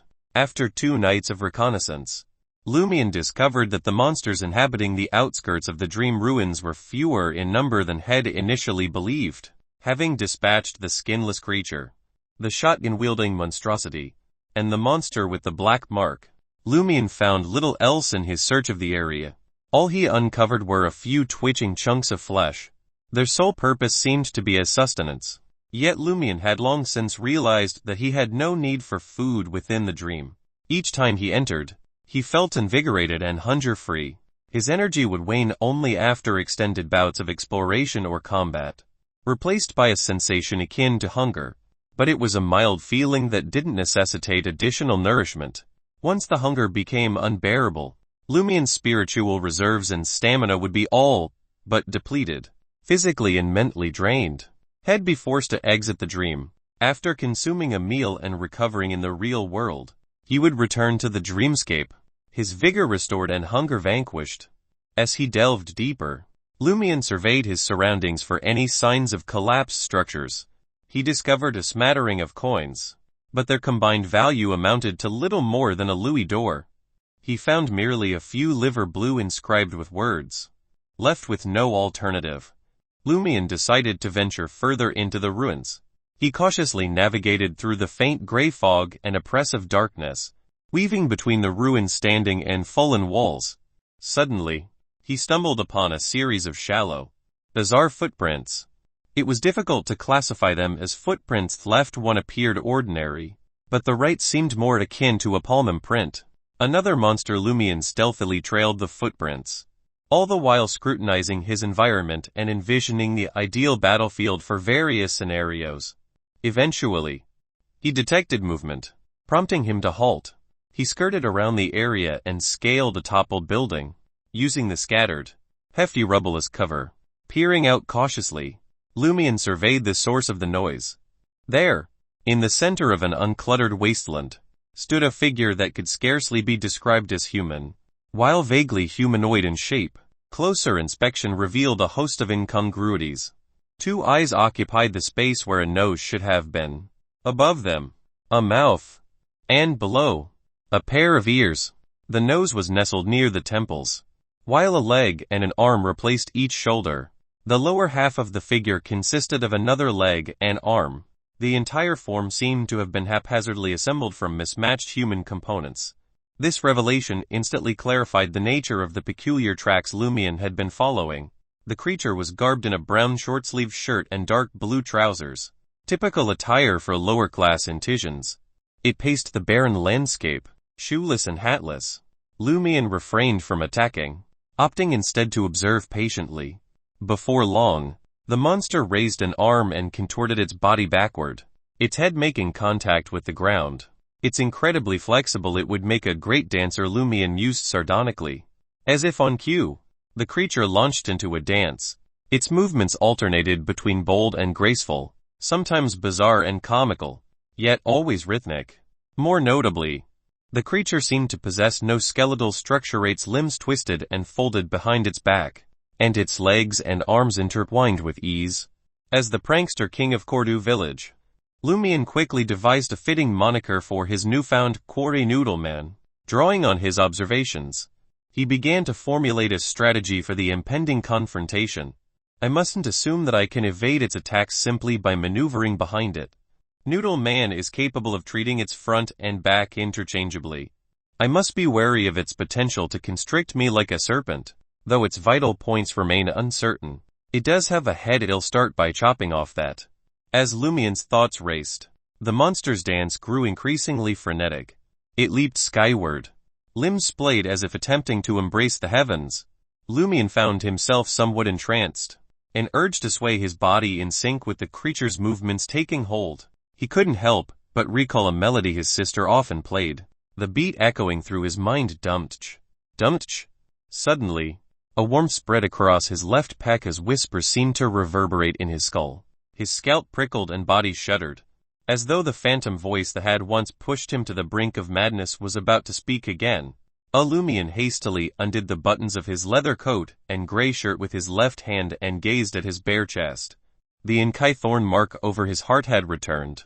The bluish-black symbol, consisting of an eye and writhing worms, materialized and bore down on the former. Lumian froze in shock as his mind raced. I hadn't even entered cogitation, let alone held it for a few seconds. Did Noodle Man's dance somehow trigger this? Is there something related to mysticism about that dance, some hidden magic? Luckily, when the mark activates like this, the horrific whispers are nearly mute. It won't drive me to death's door or strip me of all restraint, but I'll suffer a skull-splitting migraine, uncontrollable tremors, and disorientation. Since becoming a hunter, Lumian had avoided entering that cogitation state to tap into his special trait. The danger seemed far greater now. Before, he had flirted with death and emerged unscathed, but now, hovering at death's door might cause him to lose all self-control, with irreparable consequences. Worse, excessive exposure to that ghastly whisper might drive him irreparably insane. Even if he survived and retained control, he dared not take that risk again unless it was a last resort. After 2 or 3 seconds, Lumian was no longer astonished by the thorn symbol being stimulated by Noodle Man's dance. An indescribable joy welled up in his heart. He could endure such a negative state completely. So, is there a chance that by learning Noodle Man's dance, I can dance it ahead of time to partially activate the special trait of my dream when hunting powerful monsters? Then I'll charge at the stun target and finish it off in a few moves. Even if I can't fully trigger my special trait by dancing, it should be useful. I don't expect the target to give up resisting like the shotgun monster. It's enough to weaken them greatly. Lumian's thoughts raced. The more he watched the dancing Noodle Man, the more he found it pleasing. The eyes on the nose, the mouth on the forehead, and the arm that acted as a leg. How could any of that be as beautiful as the magical dance? In the blink of an eye, Lumian felt a strong sense of cherishing such talent, allowing him to find a reason, or said that we can't select talents with a uniform standard. So, why must it be a human and not a monster? He decided not to hunt the Noodle Man before mastering the dance. He would come and observe it a few times every night to try to master it as soon as possible. Of course, he planned to experiment with the other party first. He wanted to see how the incomplete special trait would affect the monster. Lumian quickly made up his mind. He didn't button his clothes and bared his left chest. He circled around the cover and jumped from the collapsed house to the wasteland. Noodle Man's dance abruptly halted. It began to tremble. It turned to Lumian, prostrated itself, and lay on the ground. Lumian stopped and didn't approach further, maintaining a safe distance. Noodle Man didn't move. Lumian nodded imperceptibly and muttered to himself.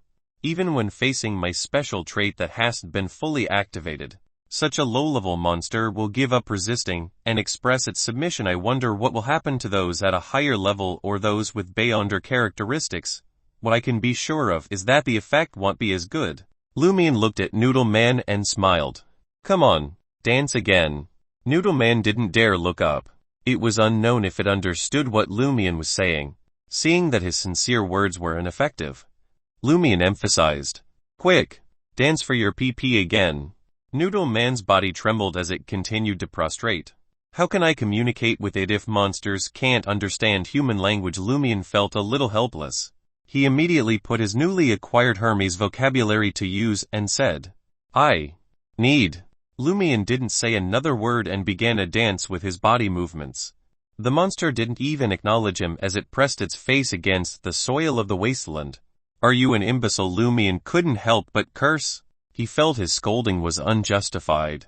After all, which monster he had encountered was not stupid. Even the most intelligent shotgun monster was subdued by human intelligence.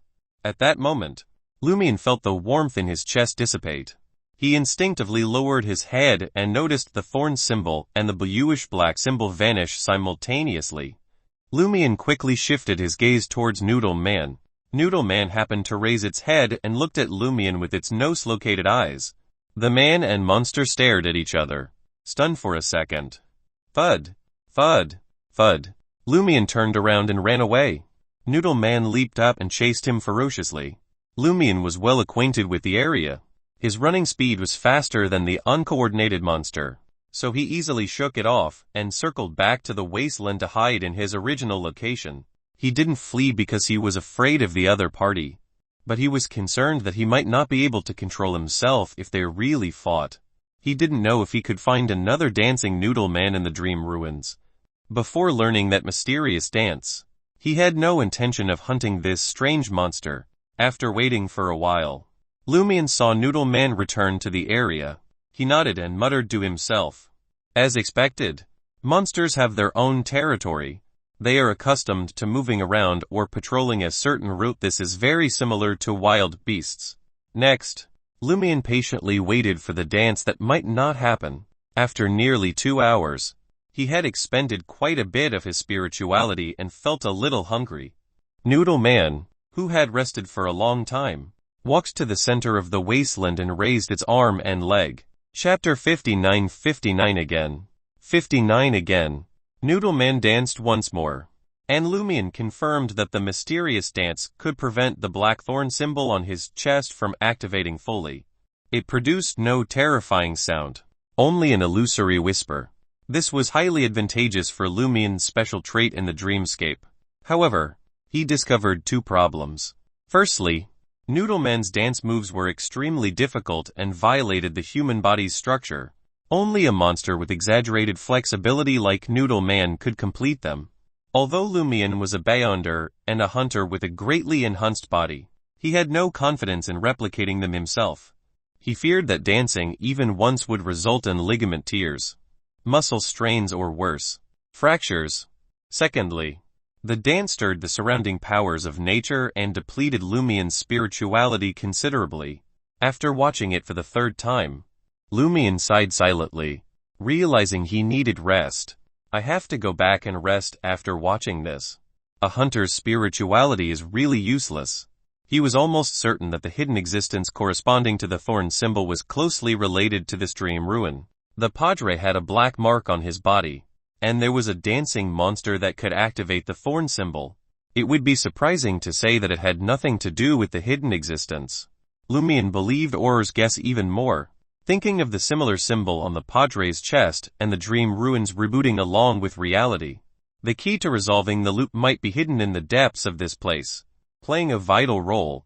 Is that why the mysterious lady kept hinting at me to unravel the secret of the dream ruins? The more Lumian thought about it, the more frustrated he became.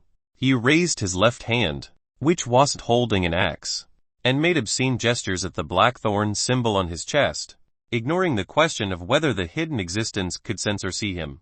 Lumian felt that the problem wouldn't deteriorate any further, given that he had already fallen into a time loop thanks to him, and the people around him were becoming stranger and more dangerous. After watching the dance for the third time, Lumian rubbed his somewhat empty head and left the ruins to return to his home on the other side of the wilderness. Enduring the slight warmth in his chest, before leaving the dream, he attempted to consolidate the dance movements he had memorized and almost sprained his back, broke his knee ligaments and tore his calf muscles. Dogged. This isn't something an ordinary human can do. Lumian cursed and lay on the bed. As his spirituality was greatly drained, he quickly fell asleep. As Lumian awoke, the sky was just beginning to lighten, the sun had yet to rise, and the crimson moon had lost its luster. He sat up slowly, feeling the satisfaction of a deep sleep. His exhausted spirituality had been perfectly replenished. Walking to the window, Lumian drew back the curtains, allowing the light of dawn to flood the room. In the next moment, his eyes were fixed on the figure larger than an ordinary owl, perched on an elm tree not far away, staring down at him. Lumian quickly snapped out of his daze and opened his mouth. Auror, the suspect is here. Quick, follow it. Upon hearing the shout, the owl unfurled its wings and soared towards the edge of the village. It gradually descended and vanished into the forest bordering Cordu village. Auror, dressed in a white silk nightgown, entered Lumian's bedroom seconds later. Her face contorted in irritation. Is it that owl again? Lumian gazed out of the window and replied, yes. Did white paper manage to follow it? Auror pulled at her long blonde tresses and spat. Why does it always appear at such ungodly hours? I was sound asleep when you woke me up. By the time I could release white paper, it had flown away. Lumian shot back. But you said you couldn't sleep well with something on your mind. Auror rolled her eyes at him and sneered. Humans tend to feel nervous, uneasy, and fearful at the beginning. Once they get used to it, they become numb to it. Only by sleeping well can they remain alert and rational. If you don't sleep well, it will affect your mental state and signs of losing control will surface. Lumian's expression was remorseful as he said, we can only wait for the next time. After a moment of contemplation, Auror suggested, let's try to identify a pattern in its appearances. We can't keep waiting around all the time. We need to rest and cannot be on guard constantly. Lumian reminisced about the first few sightings. It's always in the latter half of the night and early morning hours. Why only during that period? Auror inquired further. It seems more like an act than a pattern. Think carefully. Did you do anything, or repeat the same actions on the corresponding nights when it appeared in the first half of the night? I was exploring the dream ruins, Lumian admitted to his sister as he began to recall. Before it first appeared, I killed the first monster in the dream.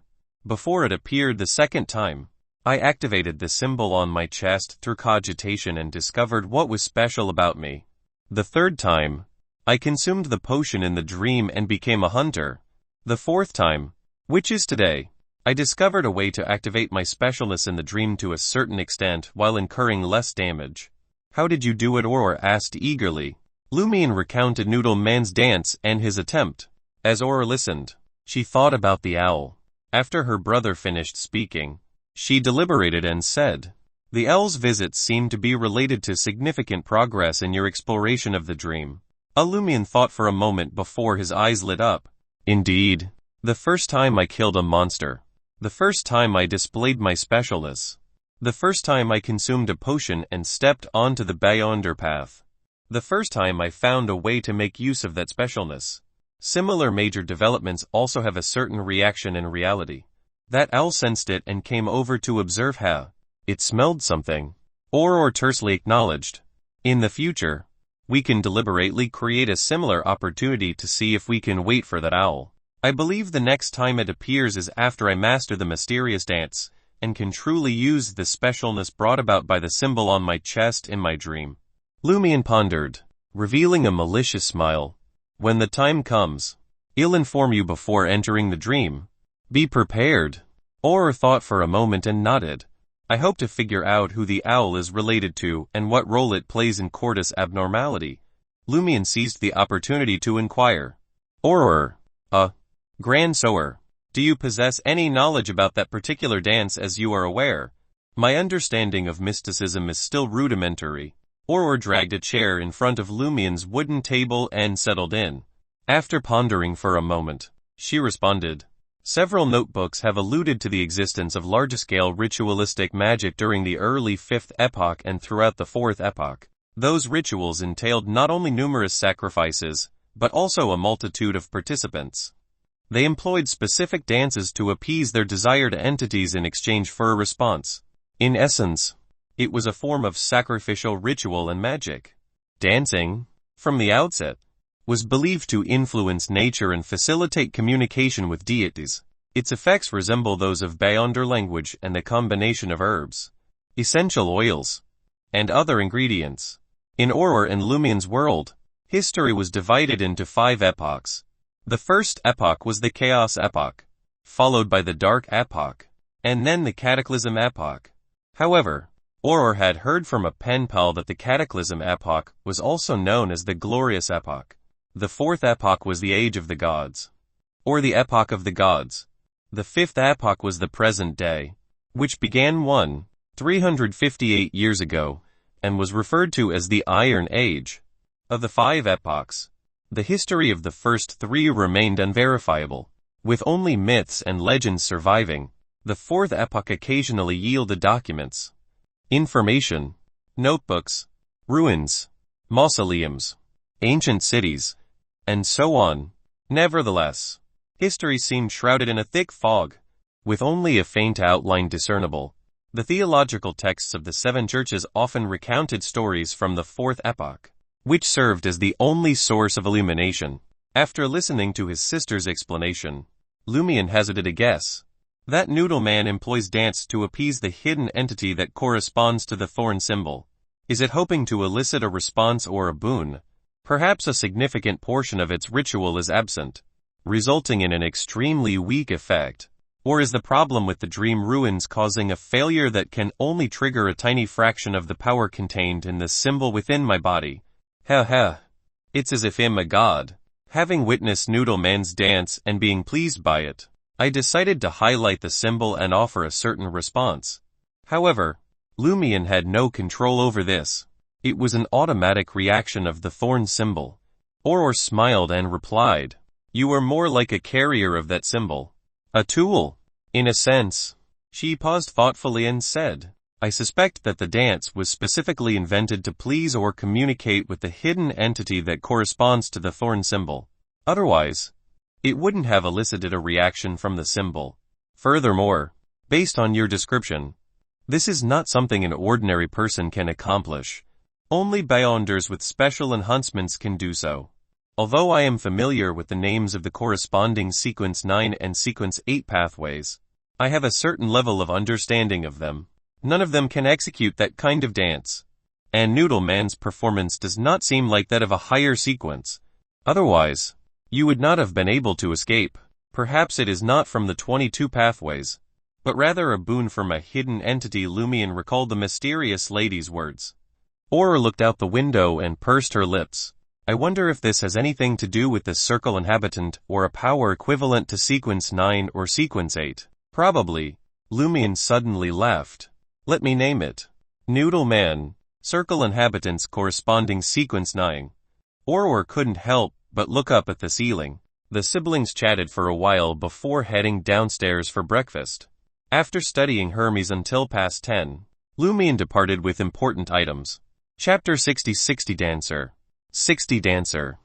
Lumian was in no rush to track down Ryan, Lee, and Valentine. Instead, he headed straight for the All Tavern, hoping to get lucky.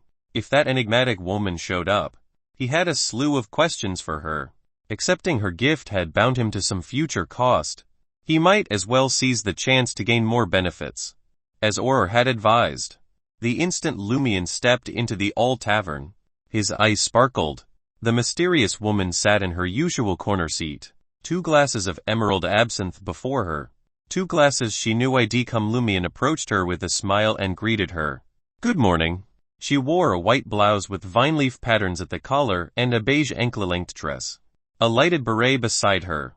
Lumian, no stranger to his sister's fashion magazines, recognized this as Trier's latest trend. She glanced up at him. It's getting late. Almost noon. This is to fit your schedule. Isn't it? Lumian thought. Annoyed. But seeing the enigmatic woman brought him a strange sense of calm. He sat and cut to the chase. I've been through a lot lately. She slid a glass of absinthe his way.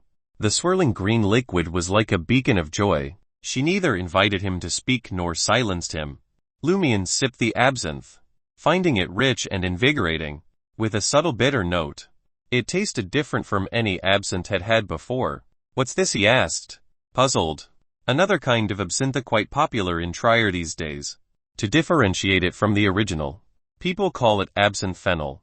Authors, painters, and poets are particularly fond of it. She took a small sip. The green liquid in the clear glass seemed to possess a hypnotic hue. Absinthe's main ingredients were wormwood, fennel, and anise. Different producers used slightly varied recipes, some even adding lemon essential oils. Lumian didn't understand her motives. Had she traveled to Trier just to bring back absinthe fennel? He didn't ask. Instead, he recounted recent events, both real and dreamed. She sipped from her small cup of absinthe fennel, listening quietly to Lumian's account. That's about it. Can I learn that mysterious dance as quickly as possible? He asked. Bluntly. He didn't bother inquiring about the loop's key or the dream secret. Experience told him he wouldn't get a straight answer. The woman swirled her emerald liquid and smiled. Without a significant boost in flexibility, you'll never master it. You could force yourself through a portion, but you'd risk ligament and muscle tears. How would you hunt monsters then? Lumian was attuned to the subtext in others' words. Is there a way to greatly increase my flexibility? She chuckled. That's for you to figure out. Lumian was stumped by her cryptic hint. If she were a less mysterious acquaintance. Head demand. Explain yourself, don't make me kneel and beg. As if reading his mind, she smiled and added, the solution to your flexibility lies within you. Lumian looked perplexed. She sipped her absinthe fennel and sighed. Didn't your sister teach you ritualistic magic? Lumian noticed the strange emotion flicker in her eyes once again. She did. His heart quickened. Pray to myself. She assessed him and laughed. Who do you think you are? What good would praying to you do? You can only summon the weakest creatures from the spirit world. Your spiritual perception improves with your body. Danger intuition. For example, Lumian grasped the gist of her words.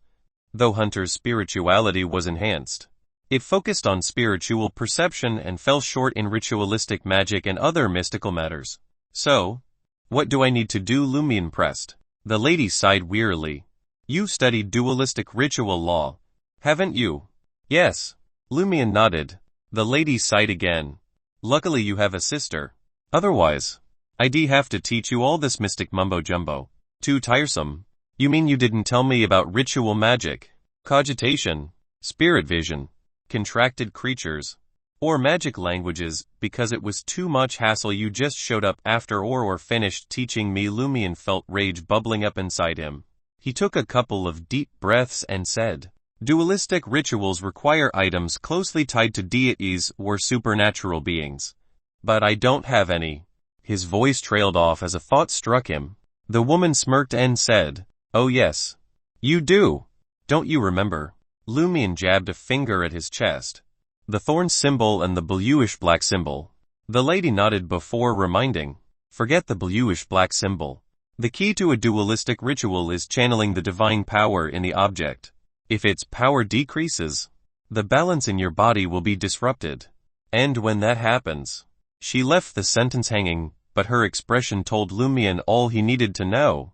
In Auror's usual grim words, no hope, just wait for death. Is the bluish-black symbol protecting me from corruption? Lumian knew enough about the mysticism to recognize his current state as corruption. It's the great existence I mentioned protecting you, the woman said solemnly. Once you solve the secret of the dream ruins, he'll tell you his honorific name. You can pray to him directly.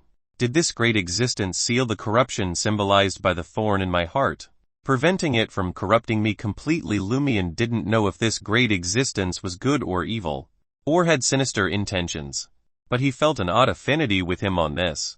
He thought for a moment and guessed. Use a dualistic ritual to steal the power of the thorn symbol. If its power decreases, the corruption will weaken and the seal strengthen. How can you call it stealing? The lady retorted. This is appealing to an entity for a boon. It just so happens he has some of his power nearby. The response follows the law of proximity. Thanks to the seal from the great existence and barriers attenuating it, the entity's true form won't sense it. Only mystics like you who speak in riddles understand how to sugarcoat it. What's the difference between this and stealing? Lumian thought sourly.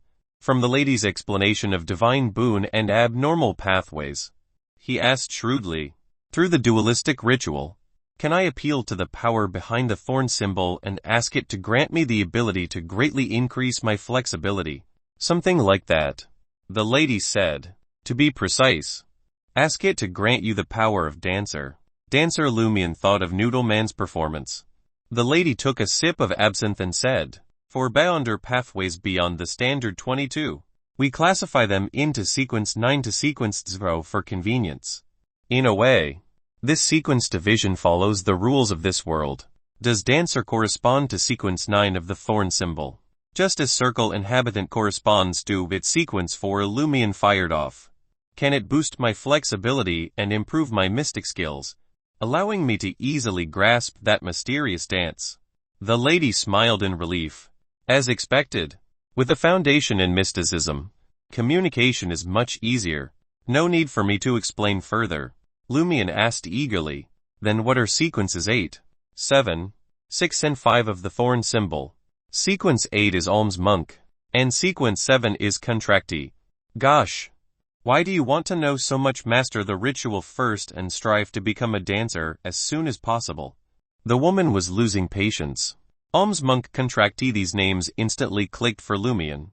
Alms monk referred to certain members of the various churches. In reality, the Eternal Blazing Sun Church was rife with factions, each with their own beliefs. Two main groups stood out: the Order of Preachers and the Brotherhood Minor, also known as the Alms Monk Brotherhood. The former was made up of clergymen and the purifiers of the Inquisition who were dedicated to the cruel persecution and purification of heretics, cultists, and wild beyonders, all in the name of promoting the orthodox teachings of the Eternal Blazing Sun.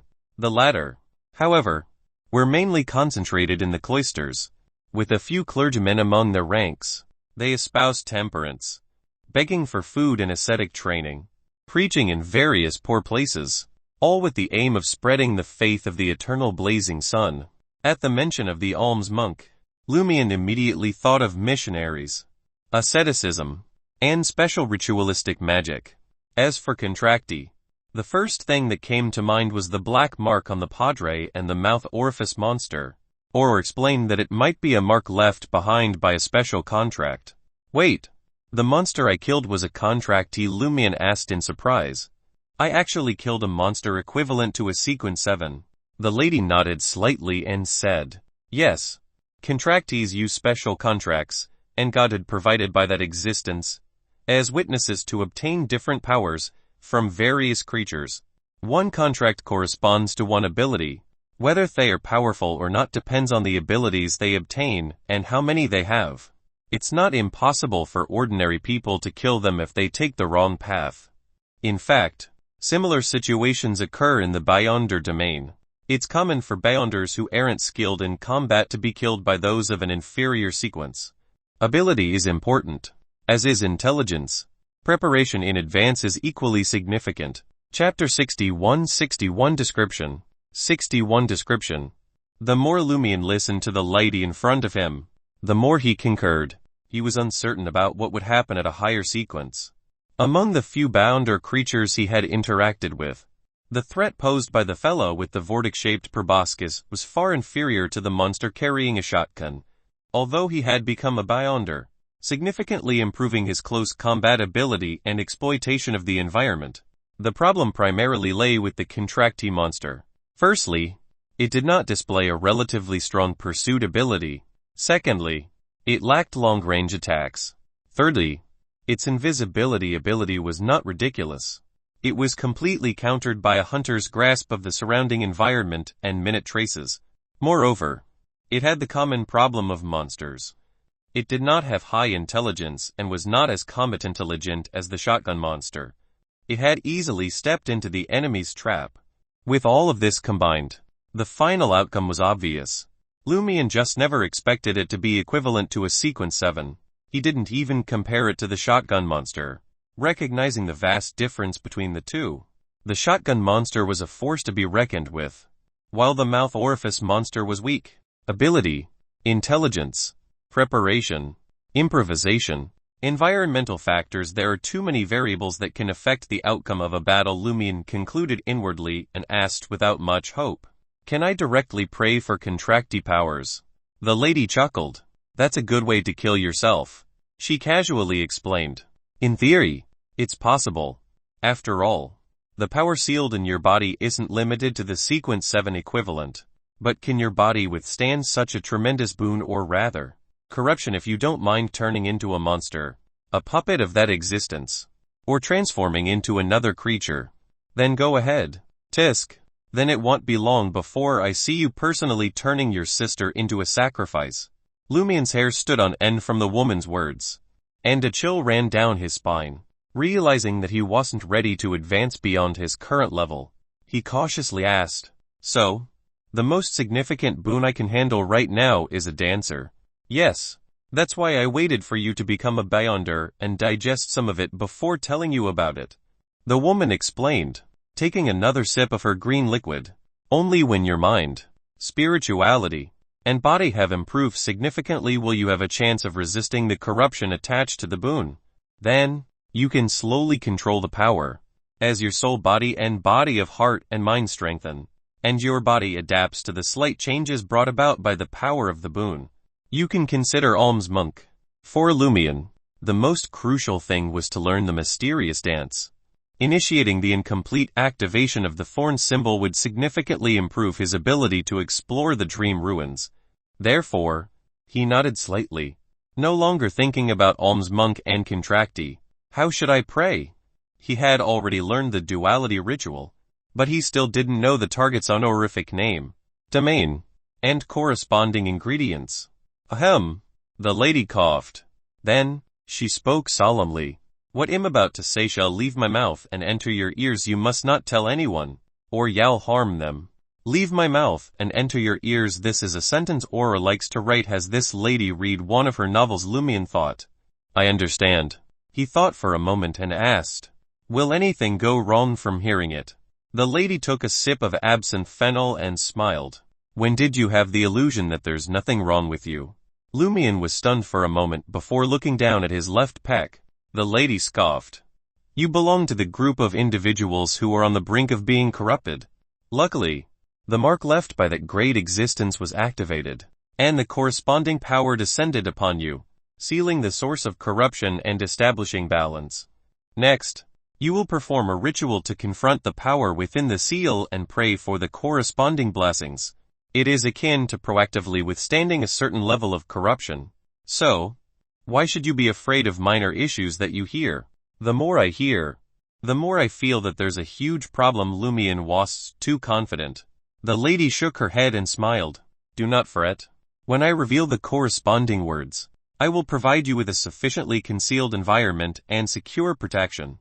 In the future, it would be best to perform the ritual in the ruins, where there is gray fog and the protection of the great existence. It will not directly draw the attention of that entity. Furthermore, before the ritual, scramble every segment and description. Attempt not to piece them together and analyze them in a complete manner. Otherwise, She chuckled and did not elaborate on the outcome, but Lumian could imagine what would occur. Observing that he did not inquire further, the woman nodded slightly. Let us commence. The first part is the power of inevitability. Using it is sufficient. It corresponds with your blackthorn symbol. The complete name of that being is not something you can comprehend at the moment. Even I must provide some concealment before daring to contemplate it. For some reason, Lumian felt the light around him diminish slightly. But he was unsure. At that moment, the woman controlled her expression and said solemnly, "The second part is, you are the past, the present, and the future. You are the reason, the result, and the process." As the lady enunciated each word with precision, Lumian felt his senses spin. He realized that a vortex of dark wind was enveloping him. The table, on which his absinthe fennel rested, writhed as if imbued with a life force of its own. Suddenly, a sharp sound echoed. An ebony worm, as long as an adult's index finger, slithered out of the wooden board, and an ominous aura spread instantaneously. Before Lumian could observe the worm's features, the woman sitting across from him lowered her cup filled with the green liquid and slammed it onto the grotesque creature, reducing it to a pulpy mess. Next, the woman produced a patterned napkin, wiped the glass base clean, and wrapped the worm's remains in it. She took another sip of the absinthe fennel, as if nothing untoward had occurred, and emphasized, "Remember, the first and second parts must be recited in ancient Hermes. Jotun, Dragonese, and Elvish are acceptable as well." Similar to how the initial I in the rite that worships oneself cannot be in Hermes, Lumian nodded to indicate his comprehension. Although he had always been audacious, he felt slightly discomfited and uneasy when confronted with the strange phenomena that kept manifesting during their conversation. His heart raced. But the enigmatic woman acted as if she had merely detected some impurities in their meal. She continued, "The third part can be spoken in Hermes. The text is as follows. I implore you, I beseech your benediction, I plead with you to grant me the power of dancer." Remember, the 3 sentences are progressive. These words did not elicit a new environmental shift. The anomalies that had caused Lumian's unease and trepidation gradually subsided. Lumian committed them to memory earnestly and followed the woman's instructions to scramble the words. To prevent any potential issues, the woman savored the remaining absinthe fennel with satisfaction. The rest of the ritual is similar to common ritualistic magic. The corresponding ingredients are gray amber, tulips, cloves, and deer musk. Choose any 2 to make candles. The remaining 2 can be used as herbs, essential oil, and extract during the ritual. Lumian furrowed his brow as he recalled the dualistic ritual he had learned. The spot representing the deity should have an item that's closely related to the deity. But my thorn symbol is on my chest. I can't skin it. Right, besides, I doubt it's useful even if I skin it. The power was sealed in his heart and spirit body. The woman nodded slightly. "Didn't I tell you to make candles? When making the candle, take 5 milliliters of blood from your chest. It doesn't matter if it's more or less. In any case, fuse it into the material and let it become a part of the candle. In the ritual, the candle is placed in the deity's location. There's only one candle. Because of your blood, the candle is awakened by ancient Hermes. After becoming a symbol, it will point directly at you. Then, with a subsequent description, it will activate the power sealed in you to a certain extent. It feels like a special variant of the dualistic ritual. Or didn't mention that it could be done like this. So not many people know about it." Lumian thought for a moment and asked, "Can I use perfume with gray amber?" He remembered that his sister had it, and she liked to call gray amber ambergris. The woman nodded. "Sure. Use it like an essential oil. I possess the gray amber in that case. I have some cloves at home." Lumian pondered where he could acquire tulips and deer musk. After much contemplation, he could only come up with 3 possibilities. Firstly, Auror, being a warlock, might have already prepared the required materials. Secondly, the materials could be found at the administrator's residence. Thirdly, the Padre's house could be a potential source. Lumian decided to inform his sister about the ritual and break down the instructions into individual words. He planned to learn the corresponding ancient Hermes and Hermes words from her and inquire about the availability of the materials. If she didn't have them, He would explore other options. As the lady was about to depart, Lumian hastily questioned, "What was that lizard that crawled out of the deputy padre's mouth?" The lady smiled and replied, "I cannot explain it to you." Lumian struggled to maintain his composure and thought, "Why not just say you don't want to tell me?" After the lady left, Lumian retrieved the pen and paper he had brought and jotted down the ritual instructions in a disordered manner. He then numbered them in the correct sequence. Upon leaving All Tavern, Lumian scoured the village for the trio of foreigners. It didn't take long before he heard a faint tinkling sound. Lumian's lips curved into a smile as he quickened his pace. As expected, Lee wore 2 bells on her veil and boots. Ryan donned a dark bowler hat, and Valentine had sprinkled powder on his head. Lumian had an urge to open his arms and exclaim, "My cabbages! I missed you so much," but he quickly remembered that he had not interacted with the foreigners in this cycle. He needed his face to appear more serious and strode towards Ryan and the others. As he brushed past them, he lowered his voice and said, "I know who you're searching for." Ryan, Lee, and Valentine gaped at him in astonishment. Lumian didn't pause. He continued walking forward.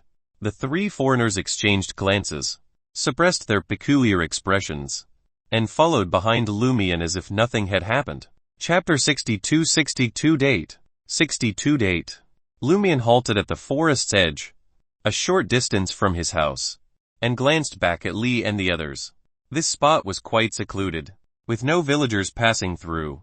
The forest was thinly populated, making it easy to spot anyone hiding nearby.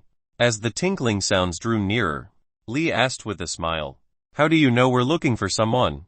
Lumian remained silent. He pulled out the essential item he had brought with him, the liver blue from home. He lifted the item and showed Ryan and the others the pages where some words had been cut out. Without hesitation, Ryan nodded and said, "So you wrote the letter for help." They had never mentioned a help letter in Cordu, let alone detailed that the letter was assembled from words cut from a liver blue. Unless the other party had a key informant in Bigora, it had to be the letter writer. Lee instinctively looked around. The 2 small silver bells hanging from the veil above her head oddly didn't make a sound. Valentine was about to ask what was weird about the people around him when Ryan asked, puzzled, "How can you be sure that we're here because of that letter?" "You told me yourself," Lumian smiled. "There are very few foreigners who come to Cordu to begin with. Even fewer who don't buy wool, cheese, and lambs and only wander around the village to chat with people. Besides, I didn't say anything. I just showed you this liver blue." Realization hit Lee, and she laughed. "So it's just a test. That's a brilliant idea. Those who don't know the letter won't understand your intentions, so they won't be too suspicious. At most, they'll think it's a prank, and you're the prankster king of Cordu." Ryan nodded slightly. This seemingly innocent line revealed that the trio had gleaned something from chatting in Cordu over the past few days. At the very least, they had identified the more prominent villagers and taken appropriate measures. Lumian immediately flashed a teasing smile. "You believed it, you seriously believed it?" Seeing Ryan and the others' astonishment, he added, "I was just joking. I'll tell you the real reason later." Lee gritted her teeth. "As expected of the prankster king of Cordu. Aren't you afraid that we won't believe what you're about to say? You can choose not to believe it." Lumian wore an indifferent expression. "Or you can verify it yourself." Valentine, visibly dissatisfied, asked anxiously, "In your letter, you mentioned that the people around you were getting weirder. What's so weird about them?" Lumian exclaimed and cracked his knuckles. "There's plenty. To be precise, the padre believing in an evil god, Shepherd Pierre Barry turning people into sheep and herding them back to Cordu. Madame Pualis rides a Demandron carriage through the wilderness. When the deputy padre sleeps, a translucent lizard-like creature crawls out of his mouth. Naroka is clearly not dead, but she wants to go to Paramita. Louis Lund, the administrator's male butler, has just given birth to a baby. The owl from the Warlock legends flies back to the village from time to time." Ryan, Lee, and Valentine grew increasingly shocked as they listened. They didn't want to believe it, but they felt that the kid before them couldn't invent so many absurd stories. They were all seasoned official investigators who had dealt with numerous beyonder incidents, many involving evil gods and mystic arts. However, none were as ludicrous or exaggerated as what they were hearing now. Only the padre believing in evil gods sounded normal. More importantly, most of the incidents they had previously handled stood independently. At most, 2 or 3 would occur simultaneously. Moreover, they were closely related to each other. But Cordu had too many horrifying abnormalities. What kind of place is this? Almost instantly, similar thoughts raced through Lee, Ryan, and Valentine's minds. They suspected they had inadvertently entered the legendary abyss or hell. When Lumian stopped, Lee couldn't help but ask, "You're not joking, are you? Was there anyone normal in this village?" "I haven't finished speaking. There's another abnormality. This is the 3rd or 4th time I've talked to you about something like this." Ryan, Lee, Valentine, my cabbages. Ryan, Lee, and Valentine weren't surprised that Lumian knew their names. It was inevitable when they had been chatting in the village. They were even more astonished and puzzled by the first half of the sentence. "What do you mean?" Valentine asked with a frown. "What I mean is that we've been repeatedly experiencing the past few days. In other words, we've fallen into a time loop." Lumian didn't let the 3 foreigners guess and provided a standard answer. Without waiting for Ryan and the others to question him, he briefly mentioned what they had experienced together and finally said, "Think back carefully. Was it really March 29th when you entered the village?"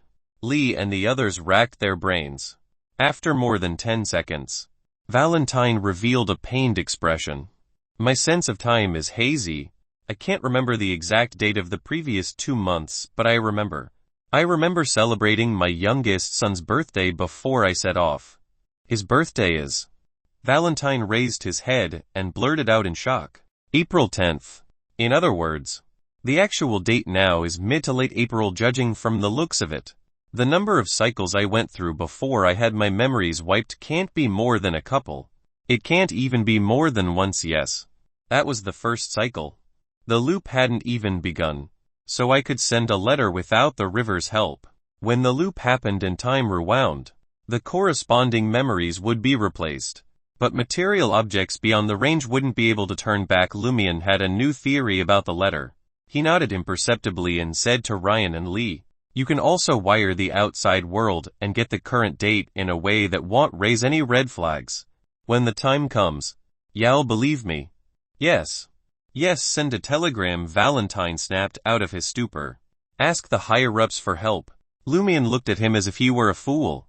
"Ask for help? In the face of such a bizarre time loop, what do you officials usually do?" Ryan fell silent for a moment before saying, "Stamp it out directly to prevent the corruption from spreading. Therefore, asking for help now is as good as suicide." Lumian smiled and shrugged. Valentine replied fervently, "According to the rules, we have to report back ASAP. I'm willing to sacrifice myself for this. Such people exist. No, I have to get rid of this guy immediately, or everyone will die together." Fortunately, Lee and Ryan clearly felt that they could still be saved. They exchanged a glance and nodded. Ryan patted Valentine's shoulder and said, "Stay calm. We still don't know what's going on. Perhaps there's a better solution. If we really can't save ourselves, well, report it to the higher-ups." "That's right," Lumian hurriedly added. He recounted the discoveries and speculations minus the symbol on his chest. The dream ruins, the mysterious lady, and the curly-haired baboons research society. Finally, he said, "The key to the problem most likely happens on the 12th night. We have to survive until then. Only then can we truly resolve the issue in the next cycle." Seeing that he had revealed so many details and that they could verify them all, Ryan and the others were completely inclined to believe him. Valentine calmed down and remembered his wife and children. Lee exhaled. "No wonder you know us and know we're looking for someone." It turned out that they had communicated in a previous cycle. She subconsciously touched the silver bell above her head, wanting to do a divination, but she held back when she recalled the abnormalities Lumian had described. She didn't want to blow up because of a divination that shouldn't be done before the real investigation began. Ryan thought for a moment and said to Lumian, You're telling us this because you want us to cooperate with you and your sister. Very astute. My cabbage. Lumian laughed and said seriously. First, why are the outside world saying that your investigation has made some progress? The Padre seems to have a certain issue. Then, ask what the lizard-like thing that crawls out of a mouth is.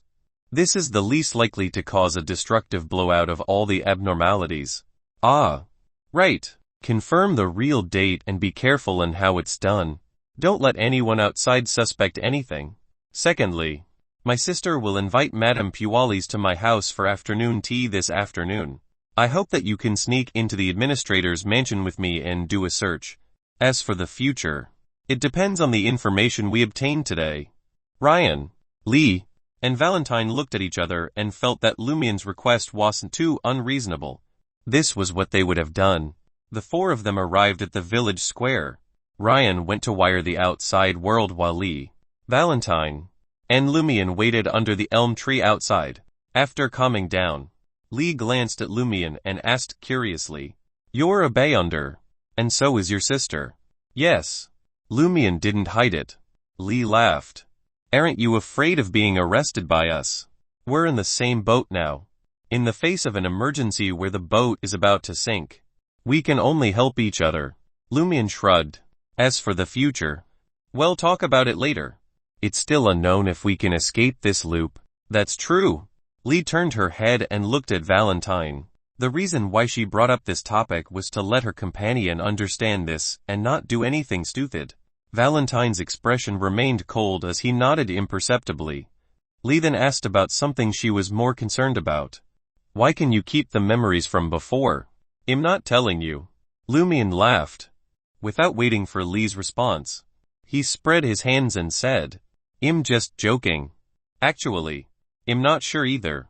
I somehow retained my memories, and it's only from the last 2 cycles. Think back to what happened back then. Perhaps this is very important." Lee said after some thought. Lumian said sincerely, "I've been thinking, but I haven't figured out anything. Perhaps I'll only suddenly realize when I encounter something." Lee was about to help analyze the situation when Ryan, who had received a reply, walked out of the administration building. Chapter 63 Shocking News. 63 Shocking News. Lee and Valentine asked Ryan in unison, "How is it?" Although they had already believed Lumian's words, it was inevitable for people to hope for luck. They still held on to the hope that perhaps the problem wasn't that serious, because the kid wasn't knowledgeable enough to exaggerate. Ryan looked around and saw that there was no one else around the elm tree. He spoke in a low voice. "I was afraid to ask too directly. I only know that the real date is already late April. I don't know the exact date." Lee and Valentine fell silent. They had indeed fallen into a strange time loop, judging from the various files and information. This was definitely not something the three of them should face or deal with. They were seasoned Beyonders who had handled many Beyonder incidents. It was the first time they had encountered such a serious and abnormal situation. Lee couldn't help but turn to look at Lumian. "What kind of place is Cordu?" There were abnormalities everywhere, each more exaggerated than the last. "I don't know either." Lumian had an innocent expression. Before the loop, this place was beautiful and the people were simple. Everyone was normal and hospitable. He didn't tell the 3 foreigners that the person standing before them was also one of the abnormalities. Ryan sighed and said, "I've never encountered so many abnormalities at once. And every one of them is serious. This is the most dangerous situation I've ever faced," echoed Valentine. Lumian was already a little numb to this. He sneered and said, "It's normal that you haven't encountered it before, because those who have encountered one are dead." Lee looked at him with a smile. "Don't say anything if you can't say something nice. People like you won't survive past childhood elsewhere." Killed in the cradle, Lumian mocked himself and asked Ryan, "Did you get an answer about the deputy padre?" Ryan nodded. "In the past few years, similar legends have emerged in various places across the northern and southern continents. Legend has it that heaven banished a group of sinful elves to the ground. They can only reside within human bodies, hoping to redeem their sins and gain absolution before returning to heaven. In some versions of the legend, These elves appear as translucent lizards. However, the elf I'm referring to is not the ancient elf race. It is more akin to a mixture of fairies and various spirits. Again, in recent years, Lumian recalled that the legend of Madam Night had only surfaced recently. What was wrong with this world? He pondered for a moment before asking. Did they specify which deity's heaven it is? What's remarkable is that every person who claims to have seen an elf believes it is from the kingdom of their local deity. The local deity referred to the orthodox gods of the local faith. Heavens of different deities. Lumian gazed up at the azure sky. Did that lizard-like elf come from the sky? However, according to Auror, beyond the sky lay the cosmos. Each star represented a world. So, were these extraterrestrial beings? Or were they from an astral plane beyond mysticism? As Lumian's thoughts raced, he asked curiously. In some versions of the legend, these elves appear as translucent lizards. What about the other details? Ryan shook his head once more. That's all they could uncover in a short period. They may need to communicate with headquarters for more information. Lee pondered and spoke. I am familiar with the legend of elves. I once met a native of Lemberg who shared that farmers in many regions of the South Central Zone have reported mischievous fairies in recent years. These creatures, known as Alps, would vandalize their homes and fields or play pranks on them. The South Central Zone referred to the area where Lemberg, Masson, Seger, and other small countries were located. It also included a few areas in the Intis Republic, the Lone Kingdom, and the Fainapotter Kingdom. Most of them were located in the highlands, mountains, forests, areas filled with ruins and legends. Lumian listened attentively and concluded, this is not an isolated phenomenon. Each elf seems to have their unique way of causing trouble. Ryan mused, and the lizards that inhabit human bodies are perhaps the most malevolent. It is uncertain if they are the most dangerous. With so many abnormalities in Cordu, the parasitic elf shouldn't be an isolated phenomenon. Perhaps someone wants to use it to control the deputy padre. Very clear line of thinking. Lumian looked at the villagers who were returning home after finishing their work and said to Lee and the others, meet me behind the hill where the administrator's castle is at 3:30 p.m. Will you join me to search for clues? Of course. Ryan agreed. Lee, however, called out to Lumian before he left. Is that all? You should brief us on the situation in the castle, its inhabitants, and Madame Puwali's abnormality. We cannot explore and search without preparation. Lumian did not want to recall Madame Puwali's matters, but he had to admit that Lee's request made sense. He had to endure the discomfort and tell them the entire story. Ryan and the others were mentally prepared, but they still looked a little dull upon hearing the tale. Lee lightened the mood with her tinkling laughter. It does not matter to me. I might experience such a thing in the future. This is an opportunity that most men never encounter. You must cherish it. However, Valentine ignored her joke and whispered with a cold expression. All of this needs to be purified. Lumian did not want to provoke Valentine and waved his hand. See you in the afternoon. After taking a few steps, Lumian turned around to look at Ryan warily and asked, did Bertrand have any knowledge of the contents of your telegram? Bertrand was responsible for the telegraph. And if he knew about the date and the legend of the elves, it meant that the administrator knew as well. And if the administrator knew, Madame Puwali's would know too. Don't worry, Ryan said reassuringly. We have a secret code. You won't be able to decipher it. Lumian breathed a sigh of relief only then and left the village square, heading back to his building.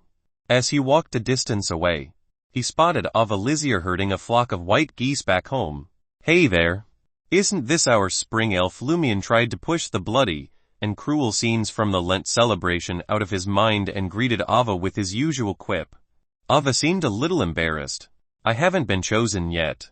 Her exquisite facial features made her grayish-white dress look less rustic. That won't be a problem, Lumian said with a smile. Riamond and I will help you campaign for votes. Ava looked surprised. You don't know. What don't I know? Lumian's heart skipped a beat. Had something happened in the village that wasn't a part of the historical process? Ava observed his expression and suspected that he was teasing her. After a few seconds, the girl frowned in concern and said, Riamond's missing. You didn't know? Lumian was so shocked that he couldn't hide his expression as usual. In the previous cycle, he and Riamund Gregg had met almost every day from the second day of March 30th until April 5th. Lent. Back then, they had followed the waterside ritual procedure to lift Riamund, who had thrown the last offering, and throw him into the river. Like the others in the past, Riamund swam further away and could only return home after leaving the ritual site. He wouldn't leave the house until night. In the 2 cycles that followed, Lumian had too much to do and didn't have time to find Riamund. But now, Ava was telling him that Riamund was missing today. This was something that had never happened in the previous cycle. Upon seeing Lumian's expression, Ava's aqua-blue eyes cleared of confusion. You really have no idea Riamund's father may come to you today to ask where Riamund has gone.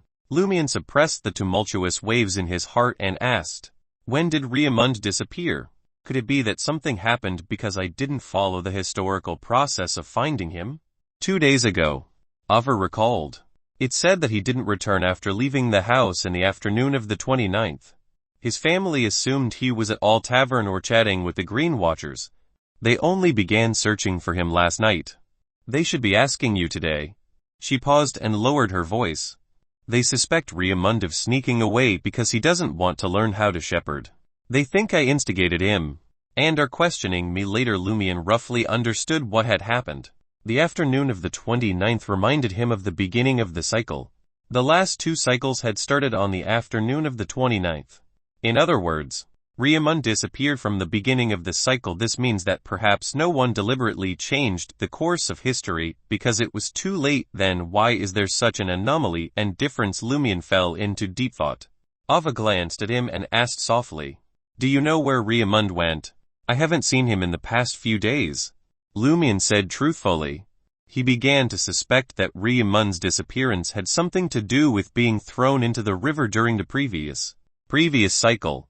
However, it was impossible for Riamund to leave Cordu because of this. That would trigger the loop. After bidding farewell to Ava, Lumian forced himself to remain calm and returned home. He couldn't be bothered to discuss anything else. Initially, he divulged Riamund's disappearance to Aurora. Aurora's countenance turned solemn as she furrowed her brows and whispered, if you hadn't mentioned it, I would have completely forgotten about this person. She donned a simple rosary dress and paced back and forth. Lumian began to contemplate potential reasons. After a while, Aurora gazed at her brother and uttered solemnly, I recollect that the crux of the Lent waterside ritual is to offer sacrifices to the concept of a water source symbolized by the river. Is it probable that Riamund, who was thrown into the water, was also regarded as a sacrifice and was taken away by a certain entity? Subsequently, as there was no corresponding tangible reward, the cycle portrayed his absence as a disappearance. Lumian shook his head. That will trigger the cycle. Humans departing Cordu and the surrounding vicinity acted as a trigger. Aurora asked in a profound voice, what if it's in the form of a corpse? Chapter 64 Weapon. 64 Weapon. In the form of a corpse. Lumian's heart sank upon hearing that. If Riamund's body had left the loop due to the sacrifice, he wouldn't be able to revive through the loop.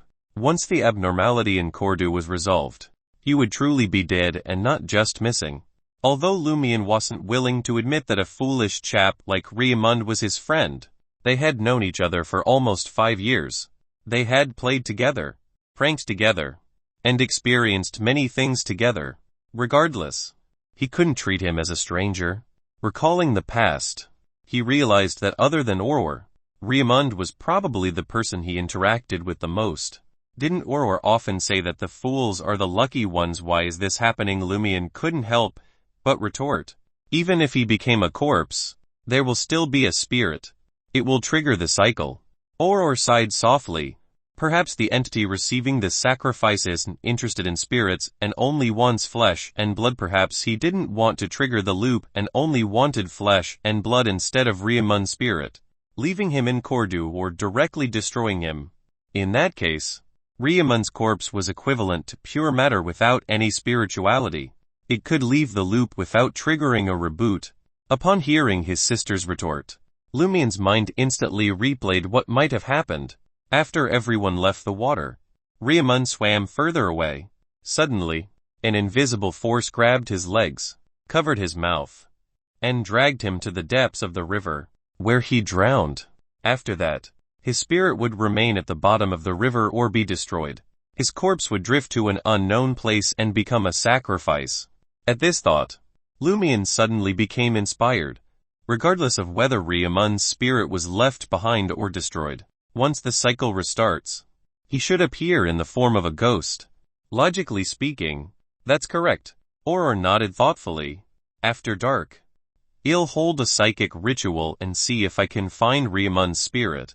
Yes. It's best if we have something he often uses as a medium. Lumian replied without hesitation. After exploring the castle in the afternoon, I'll go to Riemann's place. His parents are looking for me to ask about his whereabouts anyway. When the time came, with his hunter skills and Lumian's vigilance, it wouldn't be difficult for him to obtain an item that Riemann had used. Okay. Auror didn't object. Lumian exhaled and asked, Auror, Grand Sower, are you capable of channeling spirits? As a mystery prior, I possess knowledge on various subjects. Auror chuckled in self-deprecation. How did your conversation with the 3 foreigners go? Lumian quickly recounted his discussion with the enigmatic lady and his conversation with Ryan, Lee, and Valentine, but he avoided mentioning the entity's prayer. Auror listened attentively and let out a sigh. It's perilous to actively resist corruption, but it's the only way to explore the dream ruins, uncover their secrets, and find the key to break the cycle. It'll be a difficult journey for you. What's so terrible about it? Lumian patted his chest. I'm saving myself. You can use my gray amber perfume.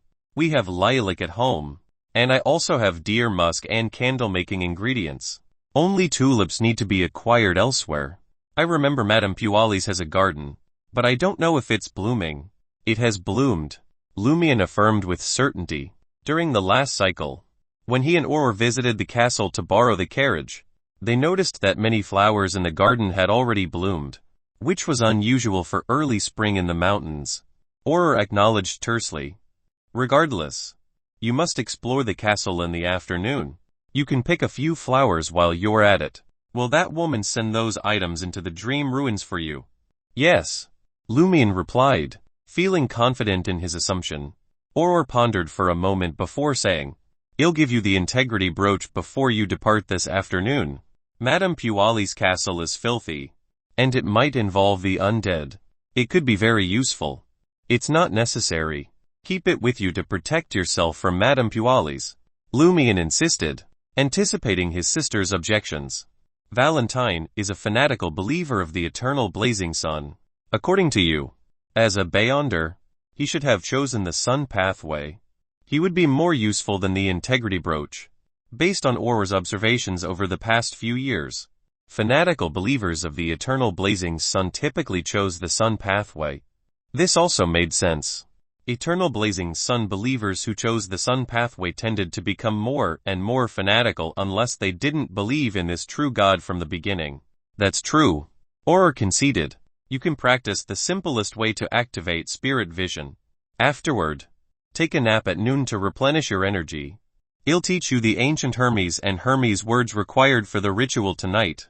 Upon hearing his sister's words, Lumian suddenly recalled something she often said when she was rushing her manuscripts. The schedule is tight, and the task is enormous.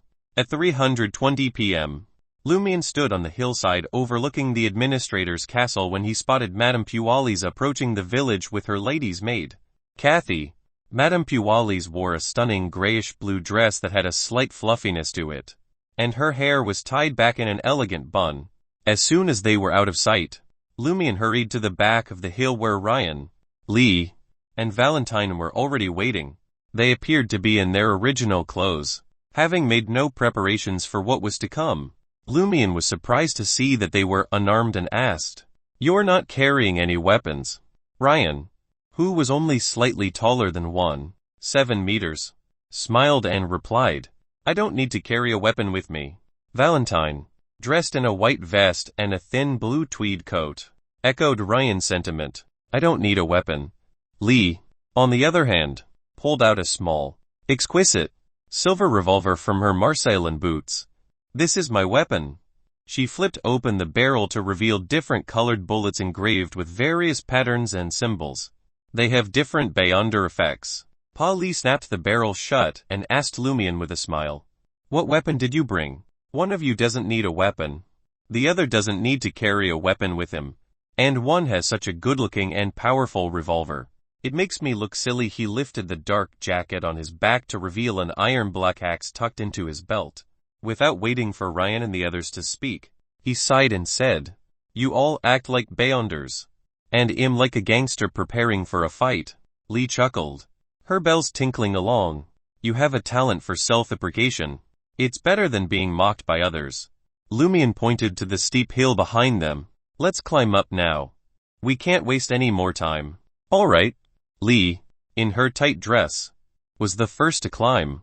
She moved with agility and her balance was exceptional. Using the grooves in the terrain, she ascended the hill with ease. What was even more remarkable was that the 4 silver bells on her person remained motionless and silent. Lumian followed closely behind, using the hunter potion to strengthen his body and scaling the previously unclimbable hill with the help of rocks and tree roots. Although he wasn't as carefree and nimble as his companion, after regaining his balance, he glanced back and witnessed Ryan seizing Valentine's shoulder and hoisting him up. In a swift motion, Ryan vaulted onto a jutting boulder amidst the hill. Without hesitation, he sprang forward once more, delivering Valentine to Lumian and Lee's vicinity. Throughout the entire endeavor, his physique appeared to have expanded in size. This left Lumian in awe. Although the hill wasn't high, it was still too exaggerated to be scaled with just 2 jumps. Hunters definitely couldn't do it. After snapping out of his daze, Lumian looked at the castle-shaped building with 2 towers and the surrounding garden. He suggested to the 3 foreigners, Well, go around to the back door. Wait a moment. Ryan stopped him and glanced at Lee. Lee remained silent and strode 2 steps towards the rear entrance of the castle-like structure. Her lips moved soundlessly, muttering something under her breath. In the next instant, the 4 small silver bells attached to her veil and boots jingled. The sound was not deafening, but it was urgent and intense. Lee pivoted and addressed Lumian and the rest. It's a treacherous path. A grave problem. Indeed. With that, she took 2 steps towards the front entrance. Ding, ding, ding. The bells continued to ring, growing even more insistent and pressing. We'll likely encounter significant trouble if we attempt to enter through the front. Lee's tone was severe, but there was a hint of a smile on her face. What if we climb in through a window? Ryan inquired. Lee nodded and altered course, making her way towards the garden. This time, although the bells rang, they were faint and slow. Lee grinned and exhaled. This road is safe. Lumian, who had observed the entire process, felt bewildered. He couldn't fathom what the 3 foreigners were up to. Is this how Beyonders operate? He recollected his sister's teachings and queried, divining the danger. Indeed. Lee nodded and turned to Valentine. I'll scout ahead. Be prepared. Understood. Valentine responded gravely. What preparations? Lumian asked. Confused. Lee chuckled. Prepare to cast divine spells and conjure flames. Then, what's the purpose of creating flames? Before Lumian could ask, Lee had strolled into the garden and headed towards the castle. She arrived at a window and signaled that everything was clear. Let's go. Ryan informed the group as he hastened towards Lee. Valentine and Lumian followed closely behind. As they passed a bed of tulips, Lumian reached out to pluck one, but Ryan stopped him with his forearm. He didn't ask Lumian why he was doing this and only said gently, There's no hurry. We can pick flowers later. If picking it causes some incident, our mission will be compromised. That's true. Lumian fully drew upon this experience. Soon, they arrived at a row of windows on the side of the castle. Chapter 65 3rd floor. 65 3rd floor. The administrator's official residence was originally the castle of the Darige nobles, with defense being the top priority. The windows were narrow and high up, making the lighting poor even during the day. However, to make it suitable for living, the owner had installed many new glass windows on the ground floor later on. Lumian peered through the patterned glass and saw that the banquet hall was empty and deserted. There are very few servants, Lee sighed softly. With many open windows during the day, fresh air mixed with the fragrance of flowers flowed in, creating excellent conditions for Lumian and the others to infiltrate. Taking advantage of the lack of servants on the first floor, the four of them climbed into the hall one after another. However, they didn't rush to go deeper and instead found a hiding spot nearby. Lee turned her head towards Valentine, who was clinging close behind an ornamental pillar, and said, "I'll scout ahead, make preparations." "Okay." Valentine nodded coldly. Lumian was squatting behind a stone platform with a porcelain vase. When he heard this, he stuck his head out and reminded them, "There's no need to explore the first floor. It's often used to entertain guests, so there's nothing unusual." Ever since Administrator Bost and Madame Pualis moved in, his sister Aurora would visit the castle occasionally as a guest or borrow a pony. A few times, Lumian took the opportunity to follow her and freeload on cakes, bread, and drinks. When the administrator and Madame Pualis were out, he would occasionally look for Louis Lund, the butler, and tour the first floor with him. "I'll head straight to the stairs," Lee said, understanding. She didn't attempt to walk in a straight line through the empty banquet hall. Instead, she hugged the wall and circled around towards the stairs. The four silver bells remained eerily silent. As she passed by one of the rooms, she suddenly heard footsteps approaching from very close to the door. Lumian, in a prime position, even caught a glimpse of a male servant in a red shirt and white pants, about to collide head-on with Lee. She had no cover in sight. Lee didn't panic. She turned around, placed her hand on the wall, and scaled the oil painting hanging 2 meters above the ground. Then, she stood on her tiptoes and stepped onto the frame. She stood firmly with her back against the wall without letting the oil painting drop. Lumian wanted to applaud, because it reminded him of an acrobatic performance he had seen in Darij last year at a circus. The male servant left the room and instinctively looked around before walking towards the kitchen. Just as he took a few steps forward, Lee slid soundlessly to the ground against the oil painting. Then, she rolled twice and hid behind a pillar.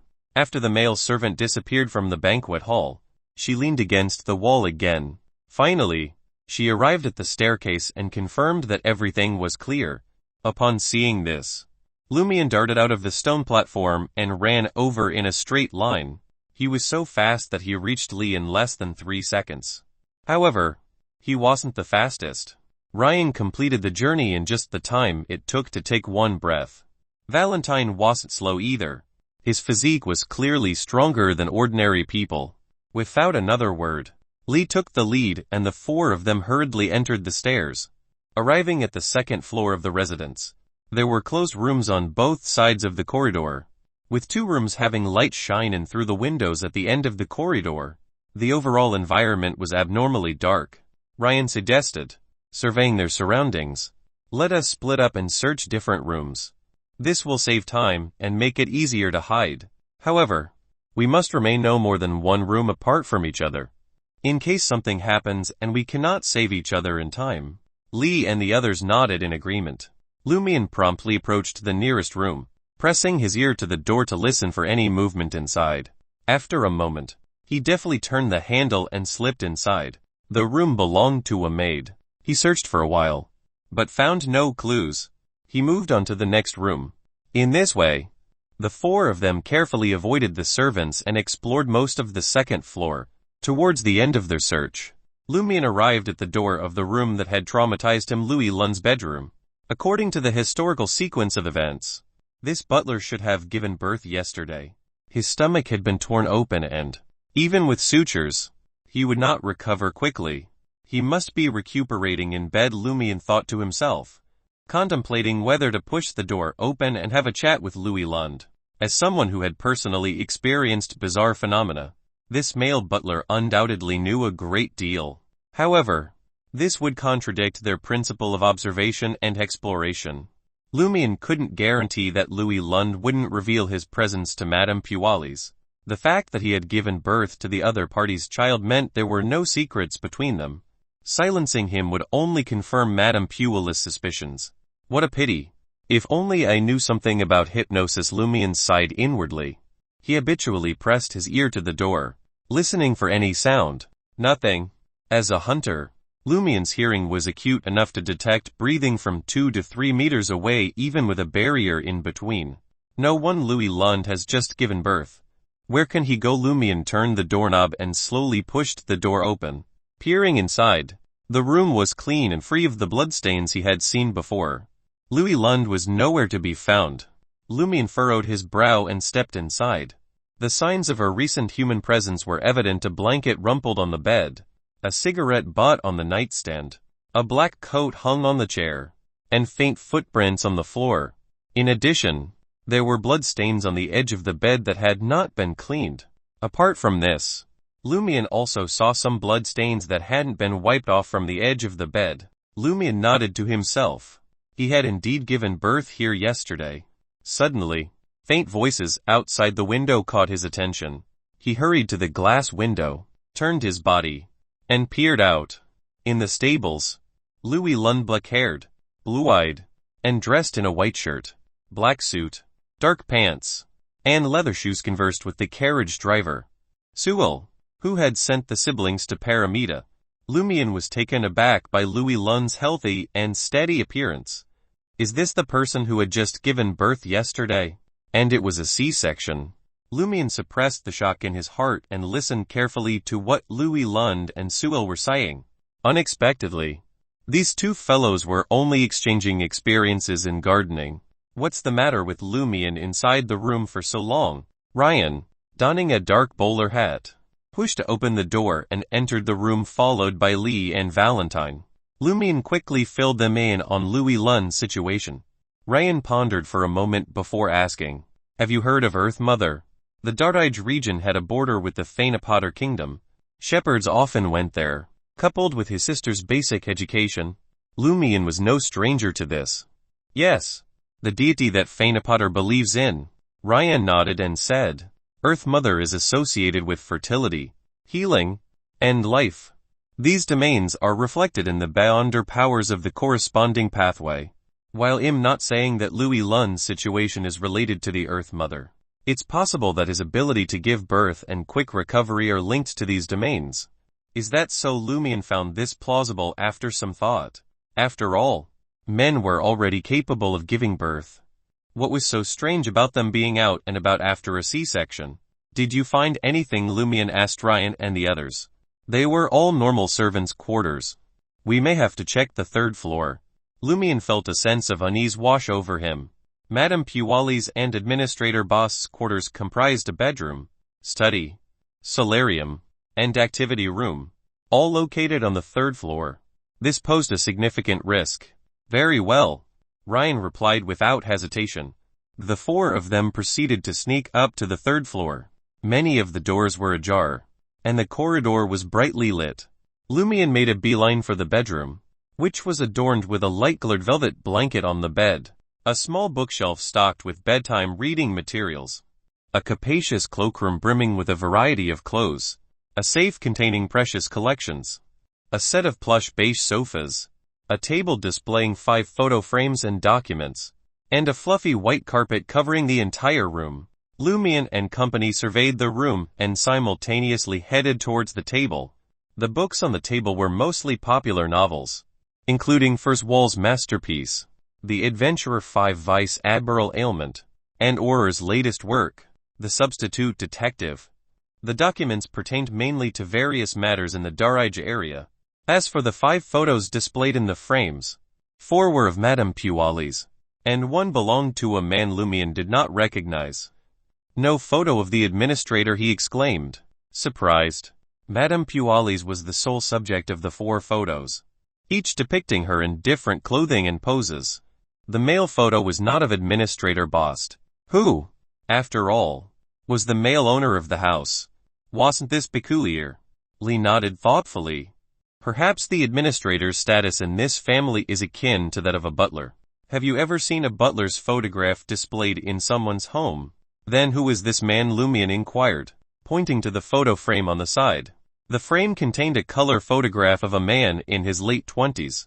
He was wearing a red shirt, a black velvet coat, and dark pants with tassels. He sported a pair of short lace-up boots and was dressed very fashionably.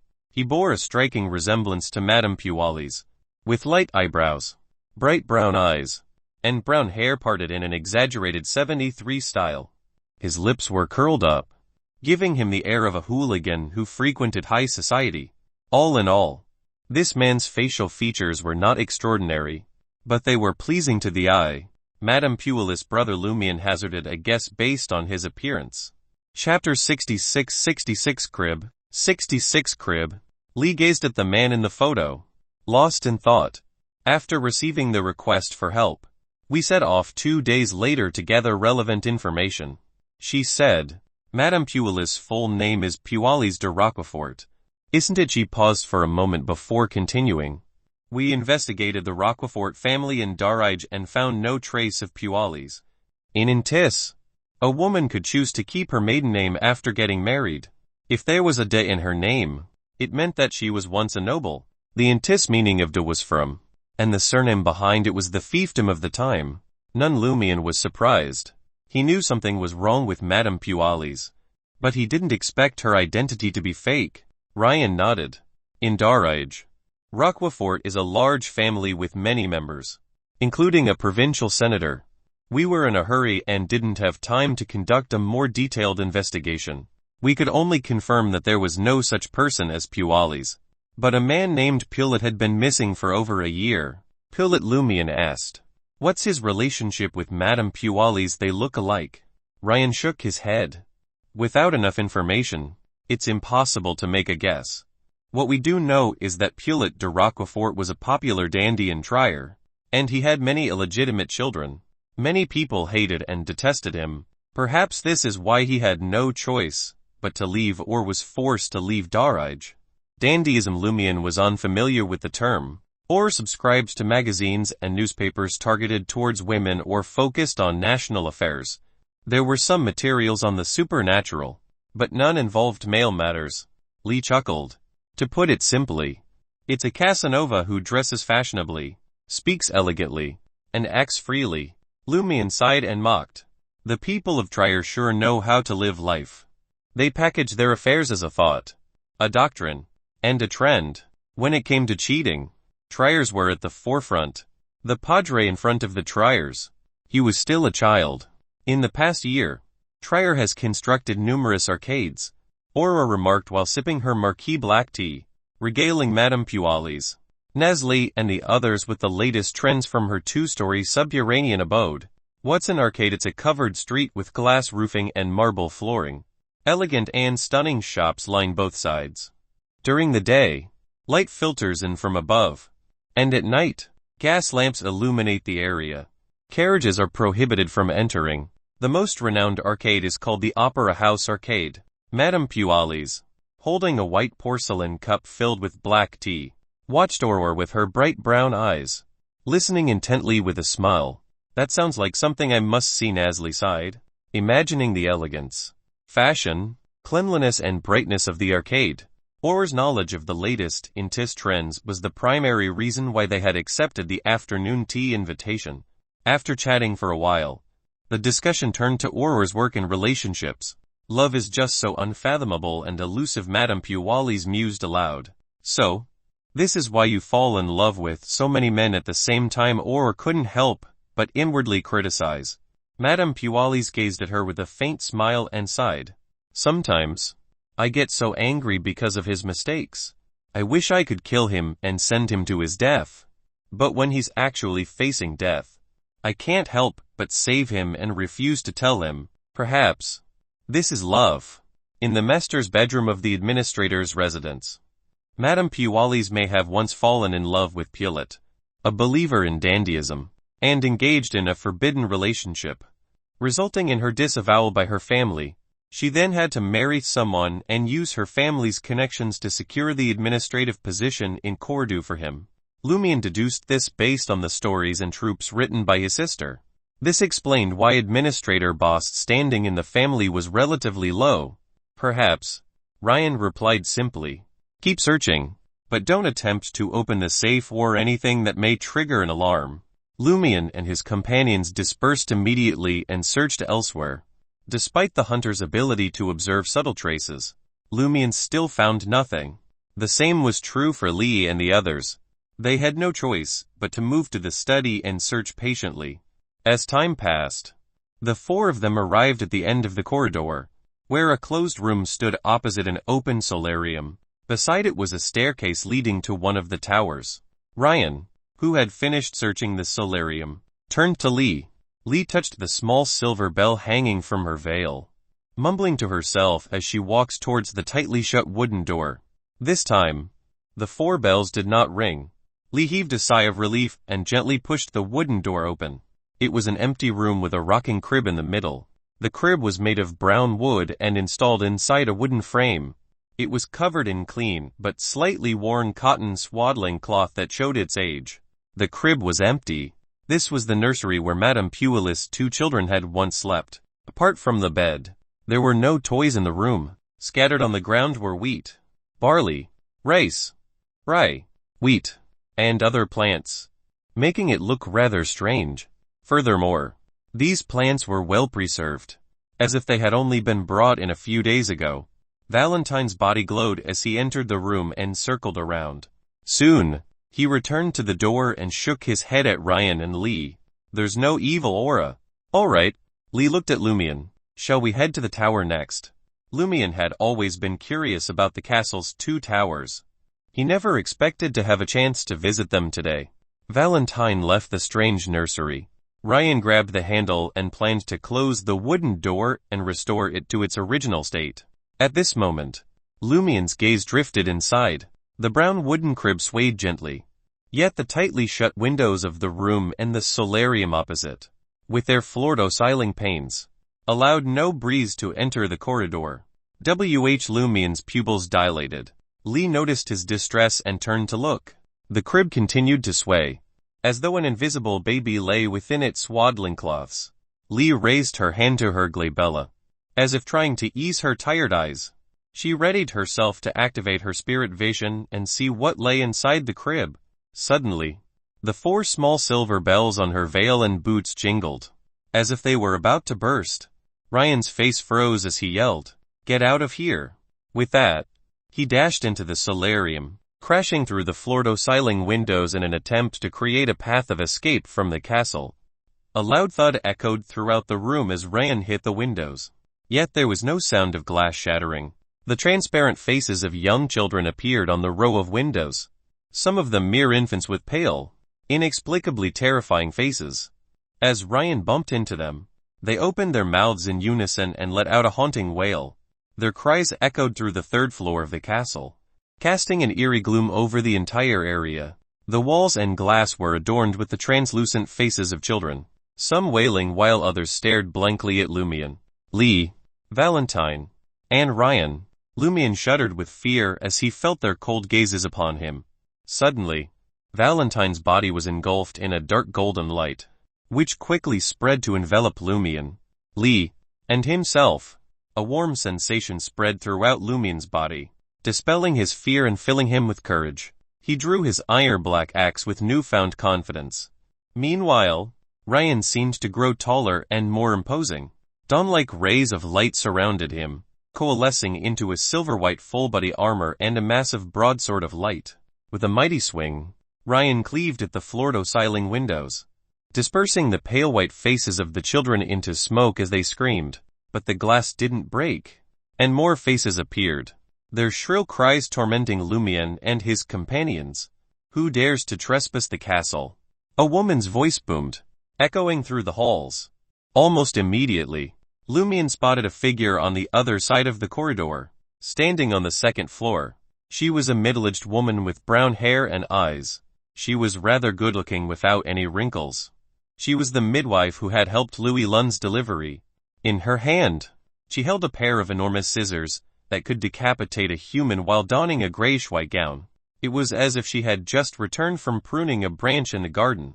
She glared at Lumian and his companions and spoke in a deep, threatening voice. "You deserve to die." In the subterranean two-story abode, Madame Puella's jolted suddenly, and her countenance altered. She delicately placed the porcelain teacup on the table and smiled at Aurora. My apologies. I've just recollected an urgent matter that requires my immediate attention at home. Aurora was shocked. Pualis rose from her seat, her expression filled with regret. I had intended to stay and discuss your work and its beautiful and poignant portrayal of love. Aurora responded quickly. Please. You're more than welcomed. I cannot. Unfortunately. Madame Pualis shook her head. It concerns my children. Chapter 67 Evil Spells. 67 Evil Spells. Valentine caught sight of the woman in the grayish-white dress. His eyes brimmed with hatred as he stretched his arms out as if embracing the sun. A blinding pillar of light descended from the sky and struck the target, clutching the enormous scissors. The surroundings burst into light in an instant. The transparent faces on the walls and glass vanished before they could even scream. The woman's body had clearly caught fire and was evaporating, but then it suddenly vanished. Lumian found this scene eerily familiar. The mouth orifice monster had displayed similar behavior when he was hunting it. Invisibility. The woman might not have concealed herself, but she certainly wasn't dead. Thus, Lumian didn't feel any relief. Instead, he approached Ryan, who now towered over him. Ryan, covered in silver armor and wielding a broadsword of light, was the person Lumian trusted the most among those present. It was evident that Ryan excelled at combat. Lee stood there when suddenly, the face of a pale child emerged on the wall behind her, transforming into the woman in the grayish-white dress. The woman's enormous scissors clamped down on Lee's neck. Crack! Lee's head drooped, but no blood spurted forth. Her body and head swiftly shriveled and thinned, transforming into a ragged, paper effigy that softly settled onto the ground. Not far away, her silhouette donning a pleated cashmere dress outlined itself. With a clang, Ryan, his face concealed by a silver visor, hoisted the Sword of Dawn and strode towards the spot where Lee had stood, sweeping the weapon diagonally at the woman. The woman brandished her scissors in an attempt to block the attack, but was pushed back into the wall by the force of the blow. Her form vanished once again, as Valentine, clad in a thin blue tweed jacket, stood with his back turned. The woman suddenly replaced the swollen and pallid visage. She leaned out and struck the nape of Valentine's neck. Look out! Lee cried out as soon as she spotted the woman.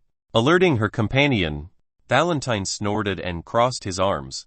Golden, illusory flames burst forth from the void surrounding him, intertwining and transforming the corridor into an ocean pulsating with the radiance of the sun. The woman winced in agony as her body was consumed by the intense flames.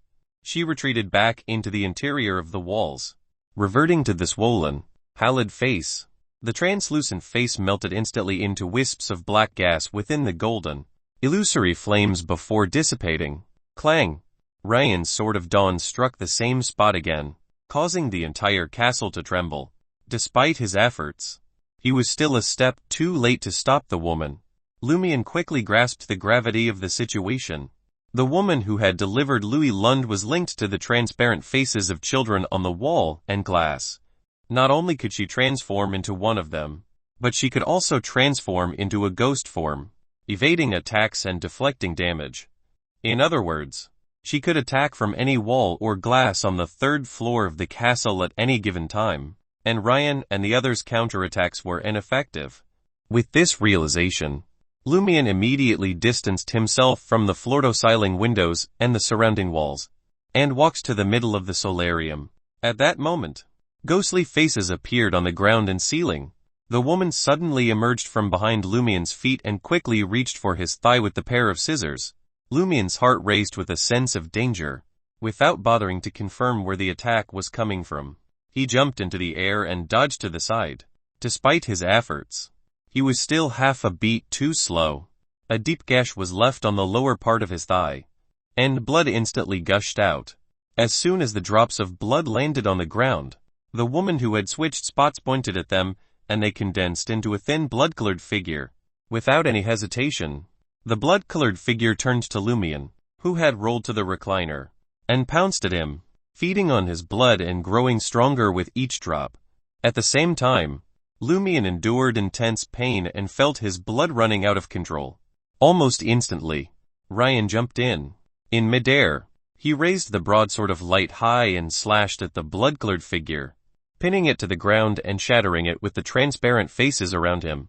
Lee had somersaulted to Lumian's side and pressed her right hand on his thigh wound.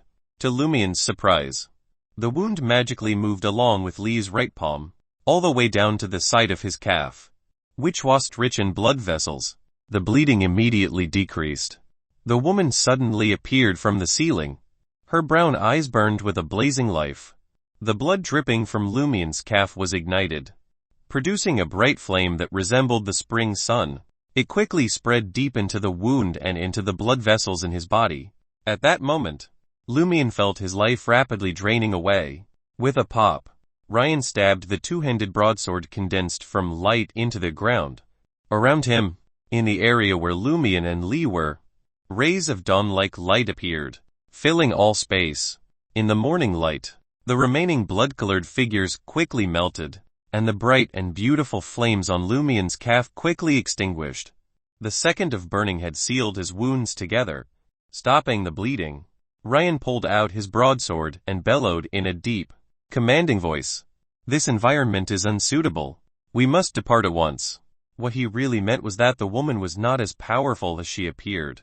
She was almost invincible and impossible to target due to the unique conditions on the third floor of the castle that greatly enhanced her abilities. Without waiting for his companions to react, Ryan charged after the woman. Although he was still slightly slower than his opponent, who could move with the aid of translucent faces, he spared no effort and attacked with powerful slashes, diagonal cuts, and stabs. He forced his adversary into a constant state of motion, forcing her to constantly shift positions after each attack.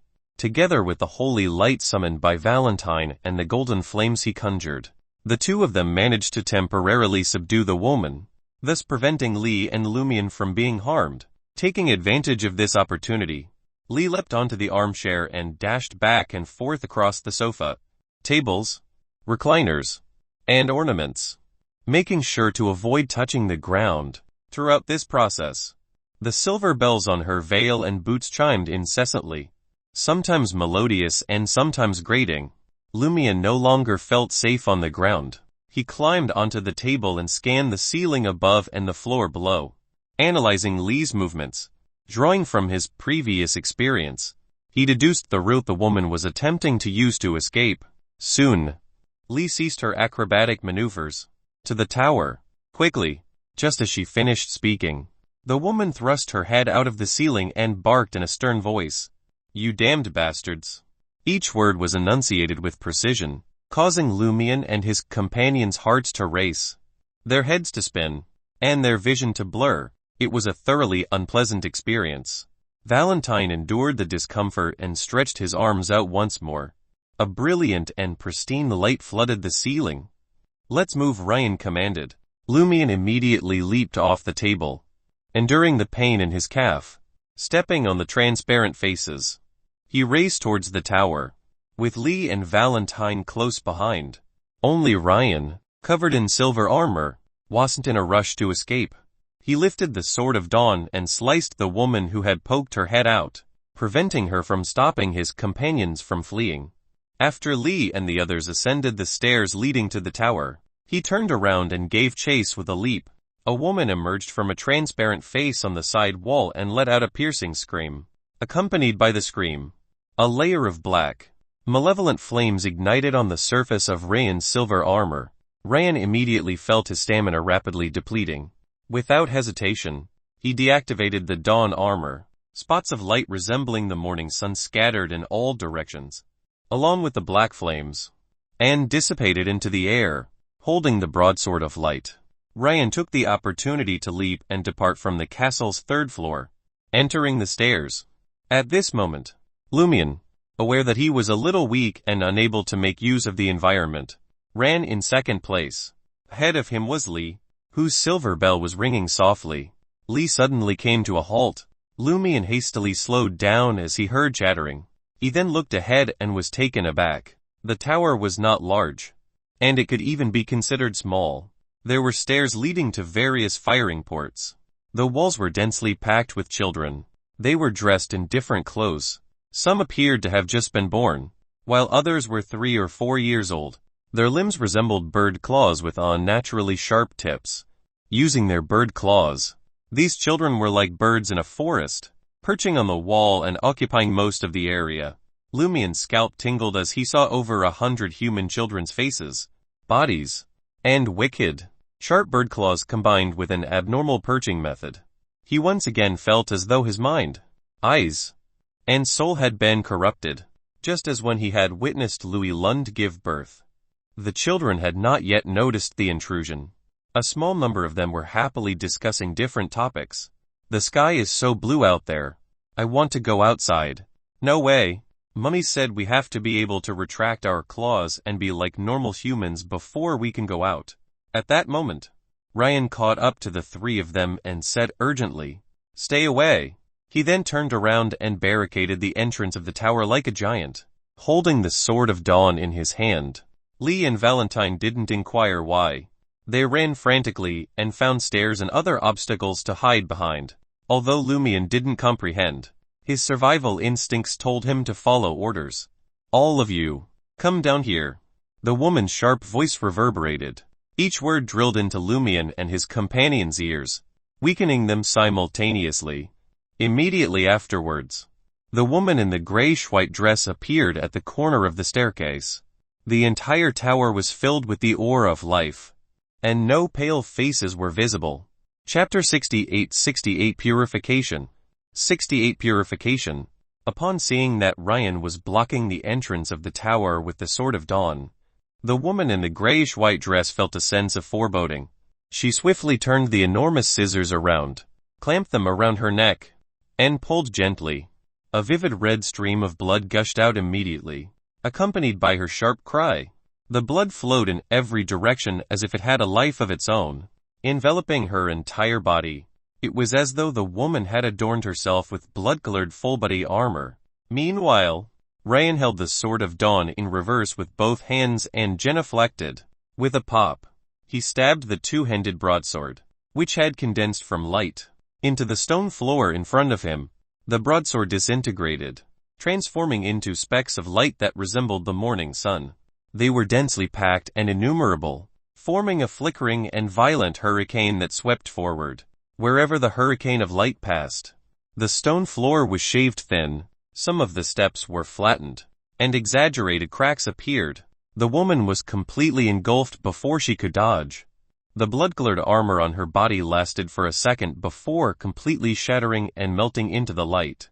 This time, she had left the special environment on the 3rd floor and was in a place filled with life force. She could no longer use the pale and transparent faces to shift position. She could only watch as tiny blood-colored cracks appeared on her body. The cracks expanded rapidly and instantly turned into a hideous wound that cut through the woman. As her screams reverberated, her body crumbled into pieces of flesh. The pieces of flesh and her spirit were still being ravaged by the storm of light until the hurricane subsided. The flesh was ground, and the spirit dissipated. Although Ryan tried his best to prevent the hurricane of light from implicating the others, he was still too weak to control it. He destroyed a large swath of the walls on the side and the stairs behind him. If Lumian, Lee, and Valentine hadn't found cover in advance, they would have more or less been injured. The bird-clawed children who were climbing the wall were frightened and cried out. Lumian and the others' ears buzzed as if they had suffered a noise attack. "Let's go." Ryan turned around and slammed into the most damaged wall nearby. Crash! The wall shattered, and a large number of rocks fell. A huge hole that humans could crawl through appeared. When Valentine and Lumian ran over, Ryan grabbed each of them with one hand and jumped from a height of more than 10 meters to a tree outside the castle. Bam! In midair, he kicked the tree and flew diagonally away from the castle. Lee descended on her own, using the protrusion of the castle's outer walls to descend rapidly, landing on the ground in a breath or two. Ryan, Lumian, and Valentine waited for Lee for a few seconds as the trees shook violently. After meeting up with her, they ran to the back of the hill and left before the other servants caught up. In less than a minute, Madame Puali stood expressionless beside the ruptured hole at the entrance of the tower, wearing a grayish-blue fluffy dress.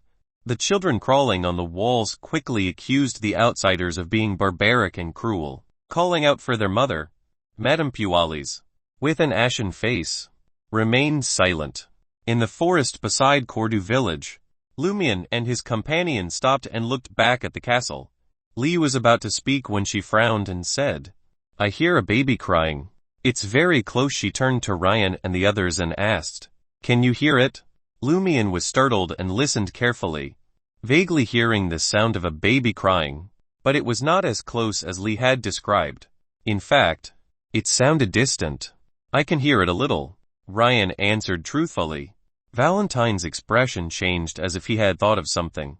At the same time, Lee's face twisted in pain, and she instinctively pressed a hand to her abdomen, where there was a distinct swelling and squirming. Valentine quickly went over to Lee and placed his hand on her head, saying a word in ancient Hermes that Lumian had just learned. "Son." Golden translucent liquid drops condensed out of thin air and sprinkled over Lee's body.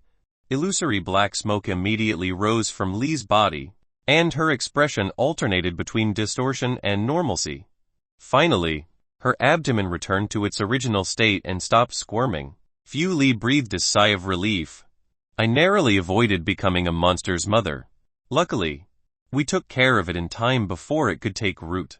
She wore a smile on her face, unfazed by the bizarre and terrifying experience. Lee turned to Lumian, Ryan, and Valentine. "Would you like to purify yourselves with holy water? I worry that you may unknowingly become mothers." "Yes," Lumian agreed immediately. But Valentine approached Ryan first. Placing his hand on Ryan's head, he uttered the ancient Hermes word. Sun holy water formed and sprinkled down, but nothing unusual happened to Ryan. Valentine purified himself next, and no black smoke appeared. He then walked over to Lumian and placed his hand on the hunter's head.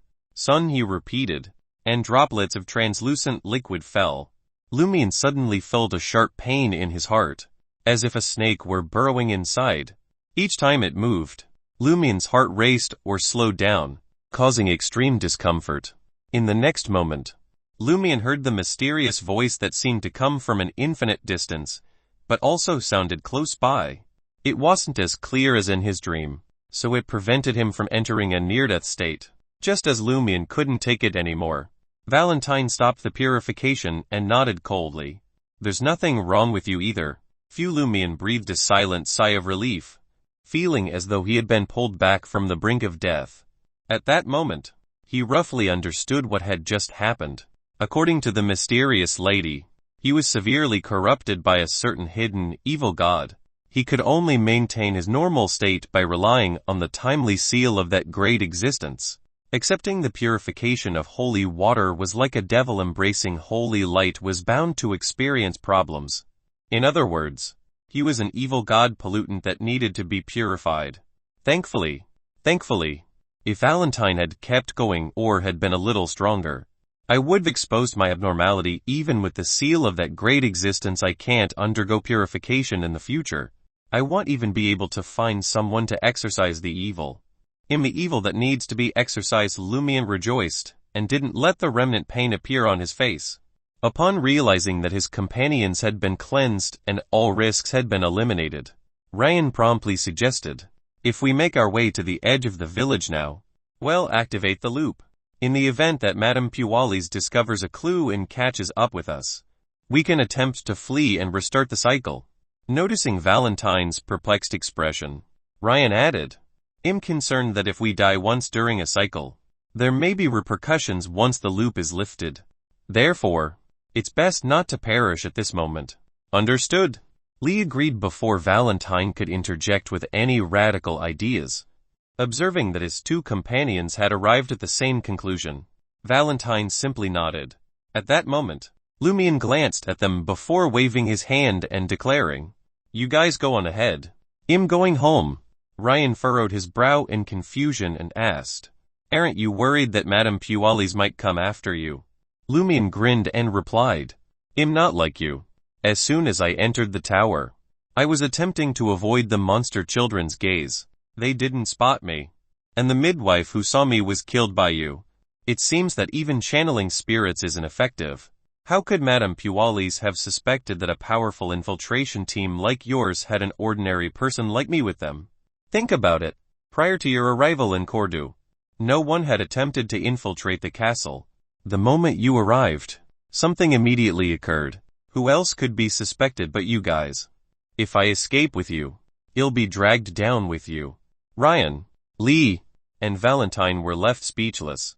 This was clearly an operation concocted by Lumian. Why did it appear as though he had nothing to do with it in the end? Were they going to shoulder all the blame? Goodbye if Madame Pualis doesn't dare to confront official beyonders like you and the cycle isn't restarted. I'll see you at All Tavern tomorrow. Lumian waved his hand and dashed towards the edge of the forest, reminding them, take care, my cabbages. Once he exited the forest, Lumian's expression became serious. The explanation he provided for not escaping with Ryan and the others wasn't the only reason. It was more of an excuse. His primary objective was to return home immediately and rendezvous with Auror. As soon as Auror invited Madame Pualis for afternoon tea, someone snuck into the castle, and they were the prime suspects. Lumian had to inform his sister that if Madame Pualis came to interrogate and silence her, she should sell out the 3 foreigners and agree to Madame Pualis' imprisonment. She could discover and dangle a valuable secret to delay Madame Pualis for a while, preventing her from executing anyone on the spot. Only by staying alive would there be a chance. Even in the loop, Lumian couldn't afford to die easily in case something catastrophic occurred once the loop ended. Furthermore, once Madame Pualis caught up with Lee and the others, if she emerged victorious, one of Ryan and the other 2 would trigger the loop and erase their memories. If she lost, what was there to be concerned about? Lumian gritted his teeth and ran home through the village road, enduring the pain in his calf. Upon seeing Auror standing at the door, appearing completely unharmed, he breathed a sigh of relief. Is everything all right? The siblings both inquired simultaneously. Chapter 69 him. 69 him. In response to his sister's concern, Lumian shook his head and declared, I'm fine. He surveyed his surroundings and suggested, let us talk inside. Upon reaching the stove, he briefly narrated his expedition with Ryan and the others. Lumian then advised his sister that if Madame Pualis were to attack them, she must surrender and betray the 3 foreigners without hesitation. Considering the phenomena he had encountered in the castle, Lumian believed that the siblings could not defeat Madame Pualis. They were not even capable of handling the midwife. Auror listened attentively and couldn't help but chuckle. From a logical standpoint, your tactics are indeed the best. But why do I find it peculiar? It is as though I have become the villain in a story. Furthermore, I am not the principal antagonist charismatic kind. What is important is the consequence. Lumian stressed to his sister. In your own words, one must endure the humiliation, bear the heavy burden, preserve the useful body, and wait for it to prove its worth in the future. Auror couldn't help but rub her forehead. Have I taught you too many strange things? Yes. Lumian earnestly nodded. Auror rolled her eyes. Okay. I understand. I will not confront Madame Pualis until the most crucial moment. When Madame Pualis noticed that the alarm had been triggered and attempted to leave, I did not stop her. I merely expressed reluctance and conversed with her for an additional minute. Right. Please elaborate on the specifics of your exploration. She seated herself at the dining table and listened intently, just in case Madame Pualis were to interrogate her in anger. Lumian pulled out a chair on the opposite side of the dining table and expounded on the expedition's accomplishments and battle process. As Auror listened, her expression gradually became somewhat peculiar. What is the matter? Lumian noticed his sister's abnormality. After considerable deliberation, Auror inquired with a strange expression. There is a portrait of a man in Madame Pualis' bedroom, and he resembles her. It's suspected that he is her brother. Yes. The 3 foreigners speculated that he might be a missing member of the Roquefort family named Pulet. Lumian recounted Ryan and the others' statements, including dandyism and the vast number of illegitimate children. He added, according to the 3 foreigners' investigation, there is no such person as Pualis in the Roquefort family. Auror nodded and exhaled. Then I am quite sure that my guess is correct. Her expression remained peculiar. only growing more pronounced. What guess? Lumian asked. Perplexed. Auror gave him a sidelong glance before replying. Perhaps Madame Pualis is actually Pullet. What, that's absurd, Lumian exclaimed. One is a man, the other a woman, and Madame Pualis had 2 children. Who's to say she gave birth to them herself? Maybe the administrator did it for her. Auror countered, a sneer curling her lip. And even if they are Madame Pualis' children, it doesn't necessarily mean anything. In the world of mysticism, anything is possible. Consider this: if Louis Lund can give birth to a man, then why can't Pullet become a woman? That may be true. But Lumian was still unconvinced. Auror gave him a sly smile. The reason I dare to make such a guess, unlike the 3 foreigners, is because I've heard something. Or rather, I've witnessed something. Do you remember which pathway neighbors the Hunter pathway? Assassin. Lumian replied without hesitation. He had been drawn to the name, which was undoubtedly cooler than Hunter. In our organization, Curly-Haired Baboons Research Society, there was a man who was fascinated by the idea of an assassin and chose that pathway. Auror explained, her expression growing stranger by the moment. At a gathering, he confided in us with a melancholy and troubled air that the potion an assassin needs to consume after reaching sequence 7 is called witch. Which Lumian had a sinking feeling the moment he heard the potion's name. Yes, witch. In the world of mysticism, warlocks and witches are 2 entirely different concepts. You used to get them mixed up and call me a witch from time to time. It was rather unsettling, Auror said, taking the opportunity to enlighten him. Drinking the witch potion will turn you into a witch. Acting as a witch causes your body to undergo a complete transformation, turning you into a woman. Lumian took a deep breath, relieved that his first obtained characteristic was that of a hunter. Had he obtained something related to the assassin pathway, he might very well have been lost to it due to his eagerness. What happened to the man who was considering it? Did he drink it? Lumian asked. Unable to resist, Auror replied with a smile. He agonized over it for a long time. He didn't want to become a woman, but he also didn't want to stay at sequence 8. Eventually, someone persuaded him. Life is short. Why not give it a try? After that, I met him again at a gathering. No, he was already a her by then. She was already a woman by then. A beautiful and charming one at that. Lumian was momentarily speechless. Auror grinned at him and added, clearly enjoying herself. In the future, should you reach sequence 5 and find yourself unable to obtain the sequence 4 materials for the Hunter pathway, you might consider the Demoness pathway instead. The Assassin pathway is also known as the Demoness pathway. Demoness. Lumian found the name Assassin bewildering. The mysticism world was fraught with dangers. He deftly steered the conversation back on track. So Madame Pualis is truly Pullet the Casanova. Even an assassin could transform into a demoness. A path that enabled a man to bear children was likely to transform a man into a woman. Auror nodded warily and gazed out of the window. I suspect that Madame Pualis transitioned to a woman only after reaching a specific sequence. She had to disappear to avoid discovery by the authorities. According to the mysterious lady, the power of a deity's boon can also be divided into sequences. Her abnormal pathway would also include the ability to promote fertility, manipulate life, and control the undead. Auror deduced that she could manipulate life and control the undead from Lumian's battle with the midwife. That was the same performance Madame Knight, who looked like Madame Pualis, had showcased in Paramita with the undead chasing after her. Auror suddenly exclaimed, "What's the matter?" Lumian asked cautiously. Did his sister uncover another ominous truth? Auror scowled at her brother and replied, "At the afternoon tea, Madame Pualis said that love is unfathomable. She wished he would perish for his mistake, but when he faced death, she saved him and refused to tell the other party. I didn't comprehend it then, and I didn't dwell on it. Now, I wonder if she had an ulterior motive for saying that." Lumian was equally puzzled. She saved someone. When did she do that? Suddenly, he halted and stared at Auror. The siblings remembered that Madame Knight had saved them by distracting the undead in Paramita. But that was from the preceding cycle. Lumian was about to reject it, but he couldn't.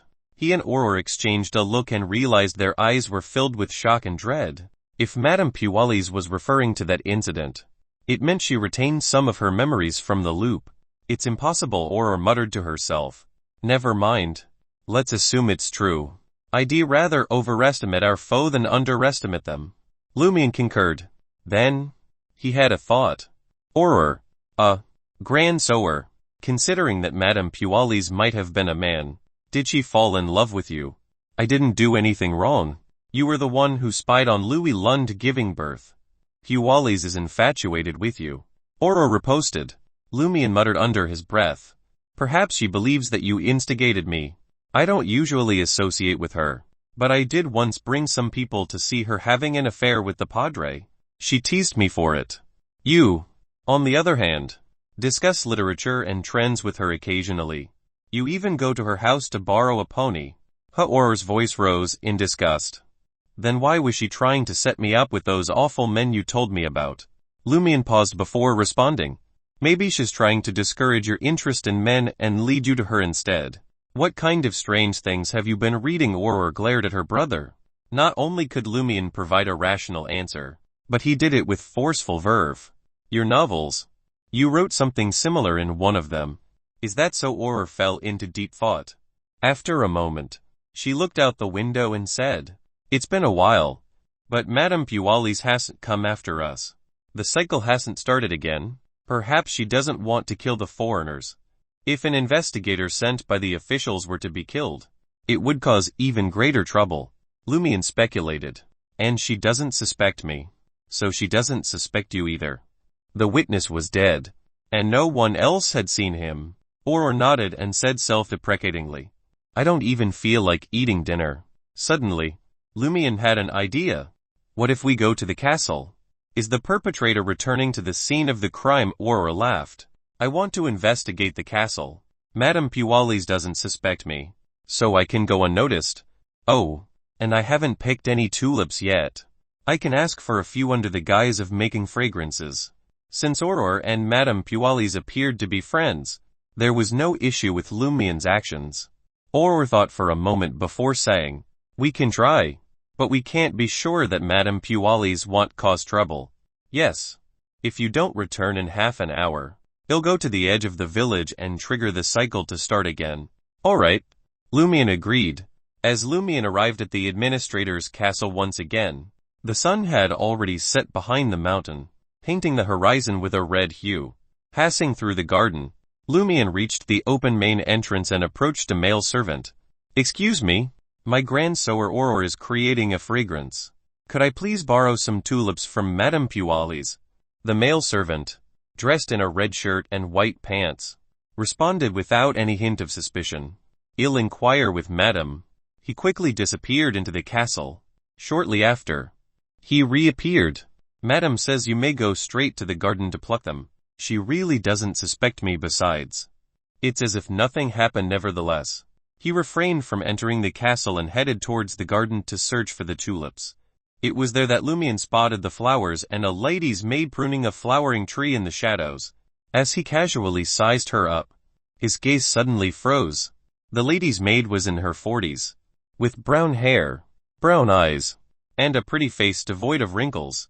She was none other than the midwife who had fought Valentine and the others and was eventually killed by Ryan. Yet, here she stood, seemingly unscathed, her face shrouded in a shadow cast by the flowers and trees. Chapter 70 Spirit Channeling. 70 Spirit Channeling. The instant he laid eyes on the midwife, Lumian's heart seemed to cease beating.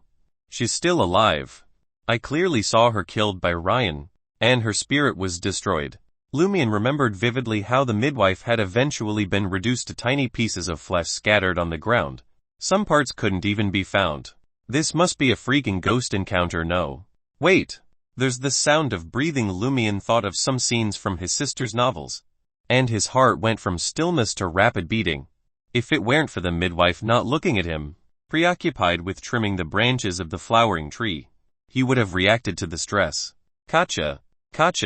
Tiny tree branches that grew haphazardly fell to the ground, snapping the stunned Lumian out of his daze. He subconsciously took a step forward, walking towards the place where the tulips bloomed. The midwife didn't stop him or even turn around. Lumian couldn't help but steal another glance at her. She was focused on pruning the branches. The shadows cast by the flowers and trees made her profile look dark and gloomy. Not daring to linger, Lumian plucked a few tulips and left the administrator's castle.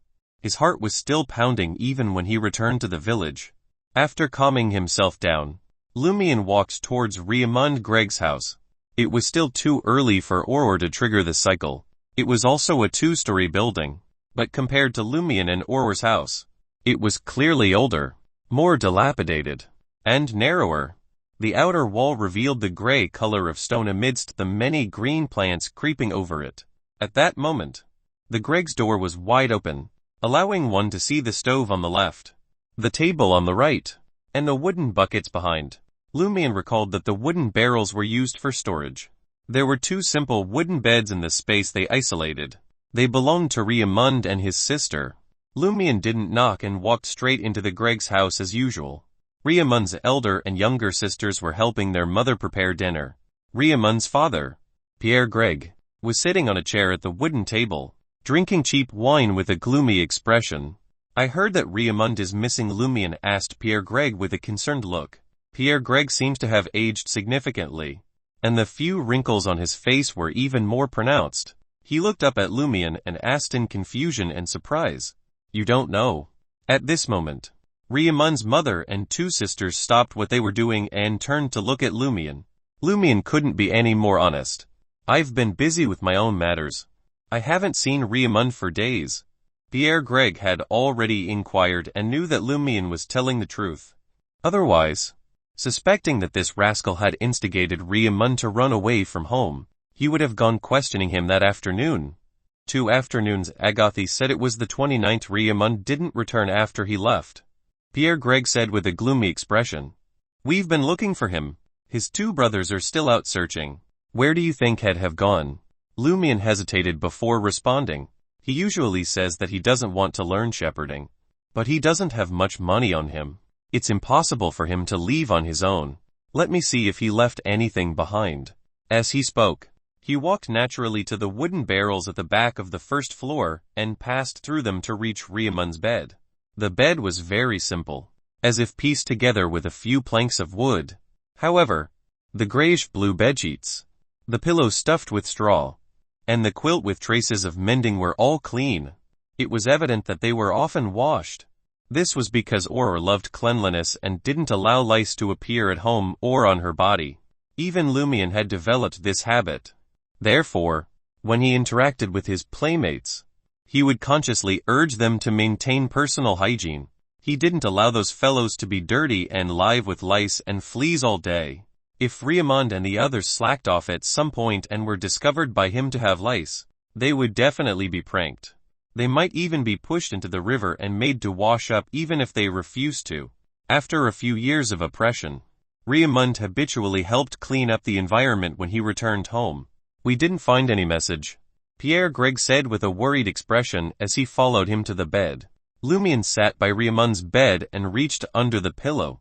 He found 2 items: a cracked, dark-red fountain pen and an exercise book filled with handwriting. Raymond was hungry for knowledge, but had little chance to receive an education. In Emperor Rosel's time, villages like Cordu had mandatory township schools, housed in the same building as the administrator's office. The building also contained an army recruitment center, a recruit physical examination committee, and other institutions. But ultimately, there were only a few staff members. In recent decades, many villages had lost their schools. The church provided Sunday school for larger populations, but Cordu had to rely on educated elders to teach the children sporadically. Over time, some young people became illiterate again. When Lumian was in a good mood, he would claim he needed money for drinks. So, he sold his old fountain pens and workbooks to Raymond, Ava, and others at a low price, teaching them some words in the process. Raymond took every lesson as seriously as he did combat training and helping shepherds make cheese in the mountains to earn money. He was determined to change his fate. Lumian removed the fountain pen and exercise book, staring at them for a long time. "I asked the padre. He said these are just simple words that don't form a sentence. Pierre Greg sighed. Lumian flipped through the exercise book, noting how the handwriting had improved from messy and ugly to something acceptable. True. There's no message. He agreed with Pierre Greg before adding, but I wonder if it's a code that can be deciphered into a sentence. You've heard a similar story, right? Or told it to many village children. Did they mention it at home? This included Rieman's younger brother and sister. Yes, they did. Pierre Greg nodded. Cordu villagers would often gather in the kitchen at night for conversation, laughter, and storytelling when they couldn't afford the tavern. First-time guests had to follow and test social norms and bring a bottle of wine. Even a cheap one. Pierre Greg had heard a similar story from his youngest son during such a gathering. Lumian held up the exercise book confidently. He'll take it back to Aurora for her to examine and see if she can find anything. Alright. Pierre Greg didn't think it was anything valuable. After leaving the area surrounded by wooden barrels, Lumian walked toward the door, and Pierre Greg sat down again. A few steps later, Lumian heard Pierre Greg sigh and mutter, "If he didn't want to learn shepherding, he could've told me. Why did he just leave? Our family will soon be wealthy. He won't need to learn shepherding anymore." Wealthy? Lumian's heart raced as he turned around, feigning curiosity. What's this chance for wealth? Pierre Greg didn't look up, keeping his head lowered as he said despondently, "Our family's horoscope is about to change. Our luck will improve." What? Lumian felt a chill down his spine. Who told you this? He asked. Pierre Greg didn't answer, continuing to lament. Upon returning home, Lumian immediately informed his sister that the midwife was still alive. Aurora frowned her blonde brows. She's not necessarily a living person. Lumian was taken aback. Aurora pondered and said, "Didn't we discuss this before? Madame Puali's pathway might have the power to control the undead. That might be a zombie." "Impossible," Lumian said. "I saw her without activating my spirit vision. Besides, there were no signs of stitching on her body. Back then, she was diced into many small pieces by Ryan," Lumian recalled and said. "Also, I heard her breathing." At this point, Lumian paused. However, she was indeed a little sluggish. Her expression was gloomy, and her eyes weren't lively enough. She looked almost exactly like Naroka, the one I saw on the night of the previous loop when Naroka took the initiative to enter Paramita. Naroka, whose face was pale and eyes were blank. Of course. The midwife obviously resembled a living person more. Aurora nodded and said, "A special state that's closer to the undead." Unable to deduce an answer, she gestured for Lumian to say something else. Lumian recounted everything that had happened in Rieman's father's words in detail, as if nothing had happened in the castle. Aurora listened quietly and nodded. Madame Pualis doesn't seem to want to pursue the matter of the castle. I wonder what she's holding back. Also, your discovery proves that a portion of the abnormality in the village is related to her, but she doesn't seem to be involved in the cycle. What she meant was that Madame Pualis' involvement in the abnormality was mainly the fertility, death, soul, and paramita. Nothing to do with the time loop. I think so too. Lumian had such an inkling during his explorations. It seems that the person behind the Padre and company is most likely not Madame Pualis. Referring to Rieman's father's words, he guessed. The one who spread the news that doing something can affect the horoscope and obtain good luck. We'll investigate tomorrow and see if we can channel Rieman's spirit tonight. After dinner, Aurora saw that it was about time and began to set up the altar. She was praying to herself, so she only placed a single candle, but the candle was replaced by another one made of slumber flowers and other materials. Aurora sanctified a silver dagger and created a wall of spirituality. Then, she dripped the extract made of night vanilla and moonflowers onto the orange flames, stirring up a misty fog. Seeing that the preparations were complete, Aurora glanced at the workbook on the altar and took a step back. She said in ancient Hermes, "I." As she uttered the word, her eyes darkened, as if an invisible wind was swirling around her. "I summon in my name." This was the second sentence she said, and she changed it to Hermes. As she didn't know where Rieman's spirit was, she couldn't directly communicate with it. She could only try summoning it. As a wild beyonder, she didn't dare pray to the Evernight goddess, who was in charge of this domain. She could only rely on herself. The chances of success weren't high. Unless Riamun's spirit was indeed somewhere in Cordu and was very close. Auror continued to recite. The spirit lingering in Cordu village. The man named Riamund Gregg, the owner of this exercise book. The orange candle flame suddenly swayed, absorbing the surrounding fog and becoming slightly larger. Its light rippled and was dyed with a deep blue color. Beads of sweat appeared on Auror's forehead as she began to borrow strength from various materials. Amidst the howling wind, a figure appeared above the blue flames. Having already activated his spirit vision, Lumian saw a translucent figure. He had brown hair and eyes. Looking rather ordinary, it was Riamund Gregg. He was indeed still in the village. Riamund's body was bloated, his face pale, and blood-colored tears were dripping from the corners of his eyes. Auror was clearly stunned. After the cycle was restarted, Riamund had only gone missing and hadn't drowned. How did his spirit end up like this? That's right. If he hadn't drowned, how could he have become a spirit? They were self-contradictory. Amidst her confusion, Auror asked, Riamund Gregg, why did you disappear? Riamund's expression suddenly turned ferocious as he shouted sharply. They drowned me. Chapter 71 Underground. 71 Underground. Lumian couldn't hide his surprise at Riamund's response. He had assumed that Riamund had drowned in the river of his own accord, becoming a sacrifice to some unknown entity. But now, it seemed there were others involved. It wasn't just an unseen force that had pulled Riamund into the depths. Who were they? Auror demanded. Riamund's face contorted with pain and fury. His eyes burned with hatred. He spat the words. Ponsbenet and his men. They held me down in the water. After Ava and the others had left the riverbank, Ponsbenet and his thugs appeared where Riamund had washed ashore. They forced him back into the water, drowning him to turn him into a sacrifice. Lumian pieced together the scenario from Riamund's words. The entire Lent celebration had been twisted into a dark, sacrificial ritual.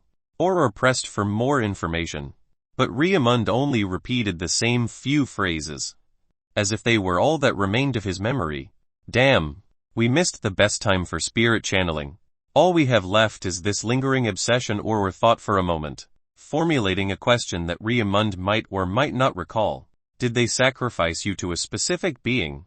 What's so special about him? Where is he? This time, Auror was more cautious.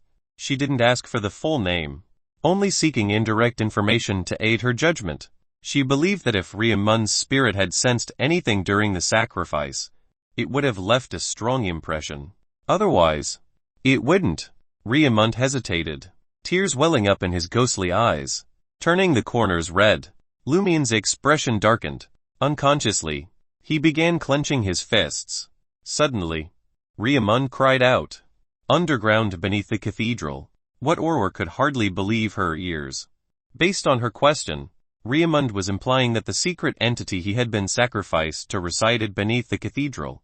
That's impossible. It's the fifth epoch. How can a god walk the land? Auror composed herself.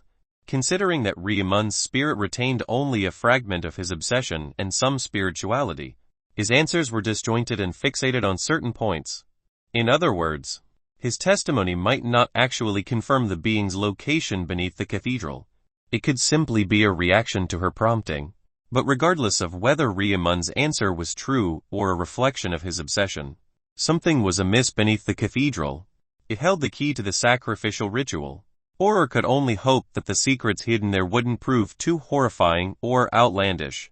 She tried asking about other matters, but Riamund's spirit could only repeat phrases like "they drowned me," Ponsbenet, and "beneath the cathedral." Seeing no further gains, Auror ended the spirit channeling and watched as Riamund's form vanished above the candle flame. The blue hue that had stained the altar swiftly receded. After dispelling the wall of spirituality, she noticed Lumian lost in thought. Silent. What are you thinking about? Auror waved her hand in front of her brother's eyes. The corners of Lumian's mouth curled up as he forced a smile. I regret not hitting Ponsbenet harder yesterday. He had need Ponsbenet, causing him considerable pain, but he had held back. not wanting to escalate the conflict with the Padre and his allies before the 12th night. He had rationally restrained himself, not crippling Pons Benet outright. There'll be a chance. Aurora reassured him. Lumian nodded and chuckled. Actually, we've been overlooking something. Before Lent, we're not the only ones afraid of escalating the conflict.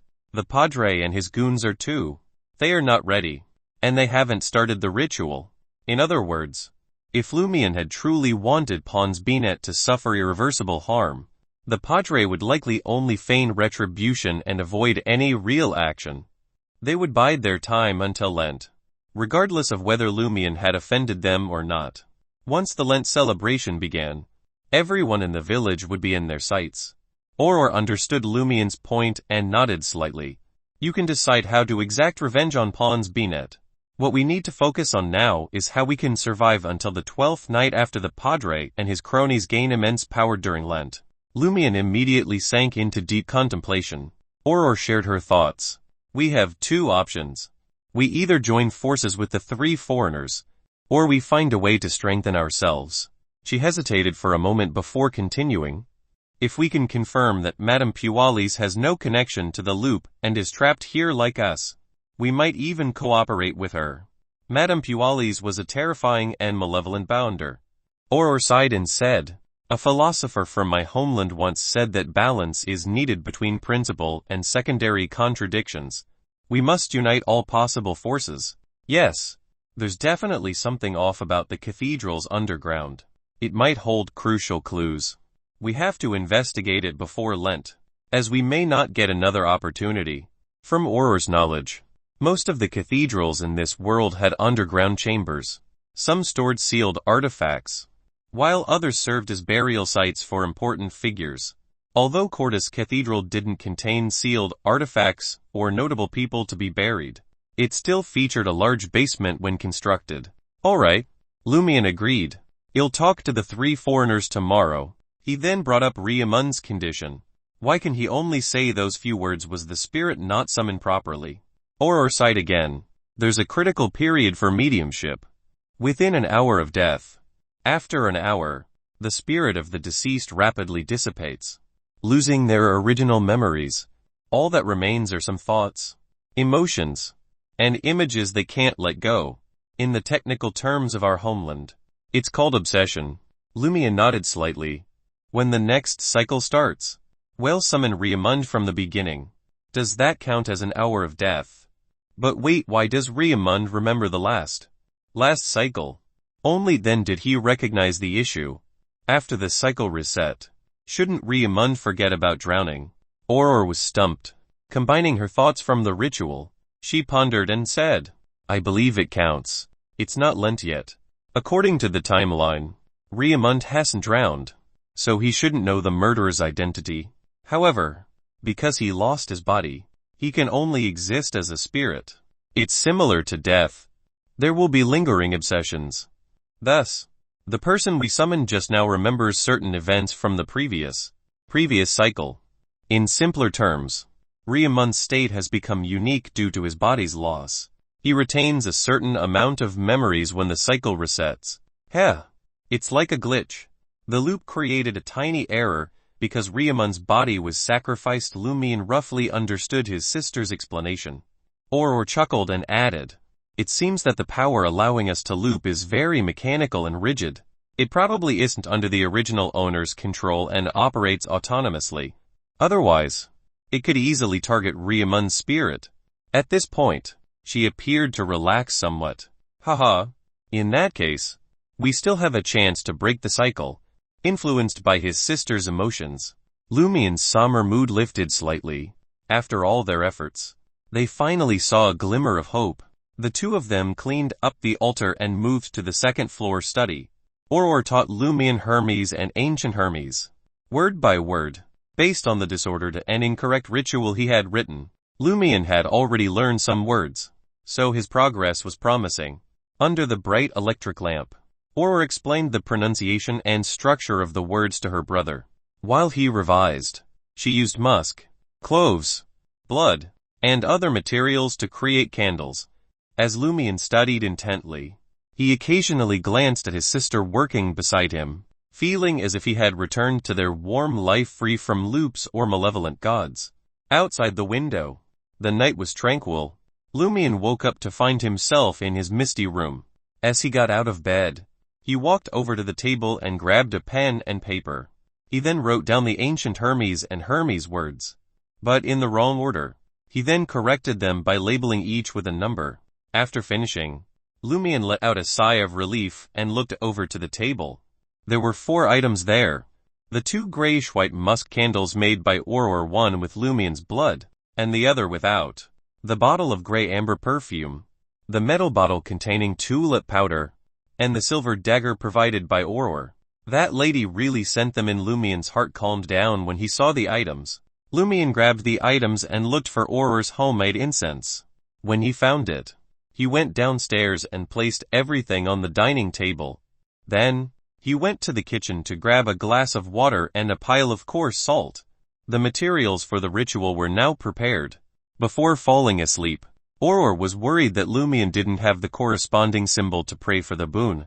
This would prevent him from burning the items on the replica goatskin to inform the target deity of his desires. However, since the mysterious lady didn't mention it, there was probably no need for it. After all, it was essentially praying to the power in Lumian's body. It could hear all the prayers without any additional paperwork. Lumian took a deep breath and slowly exhaled as he looked at the items on the dining table.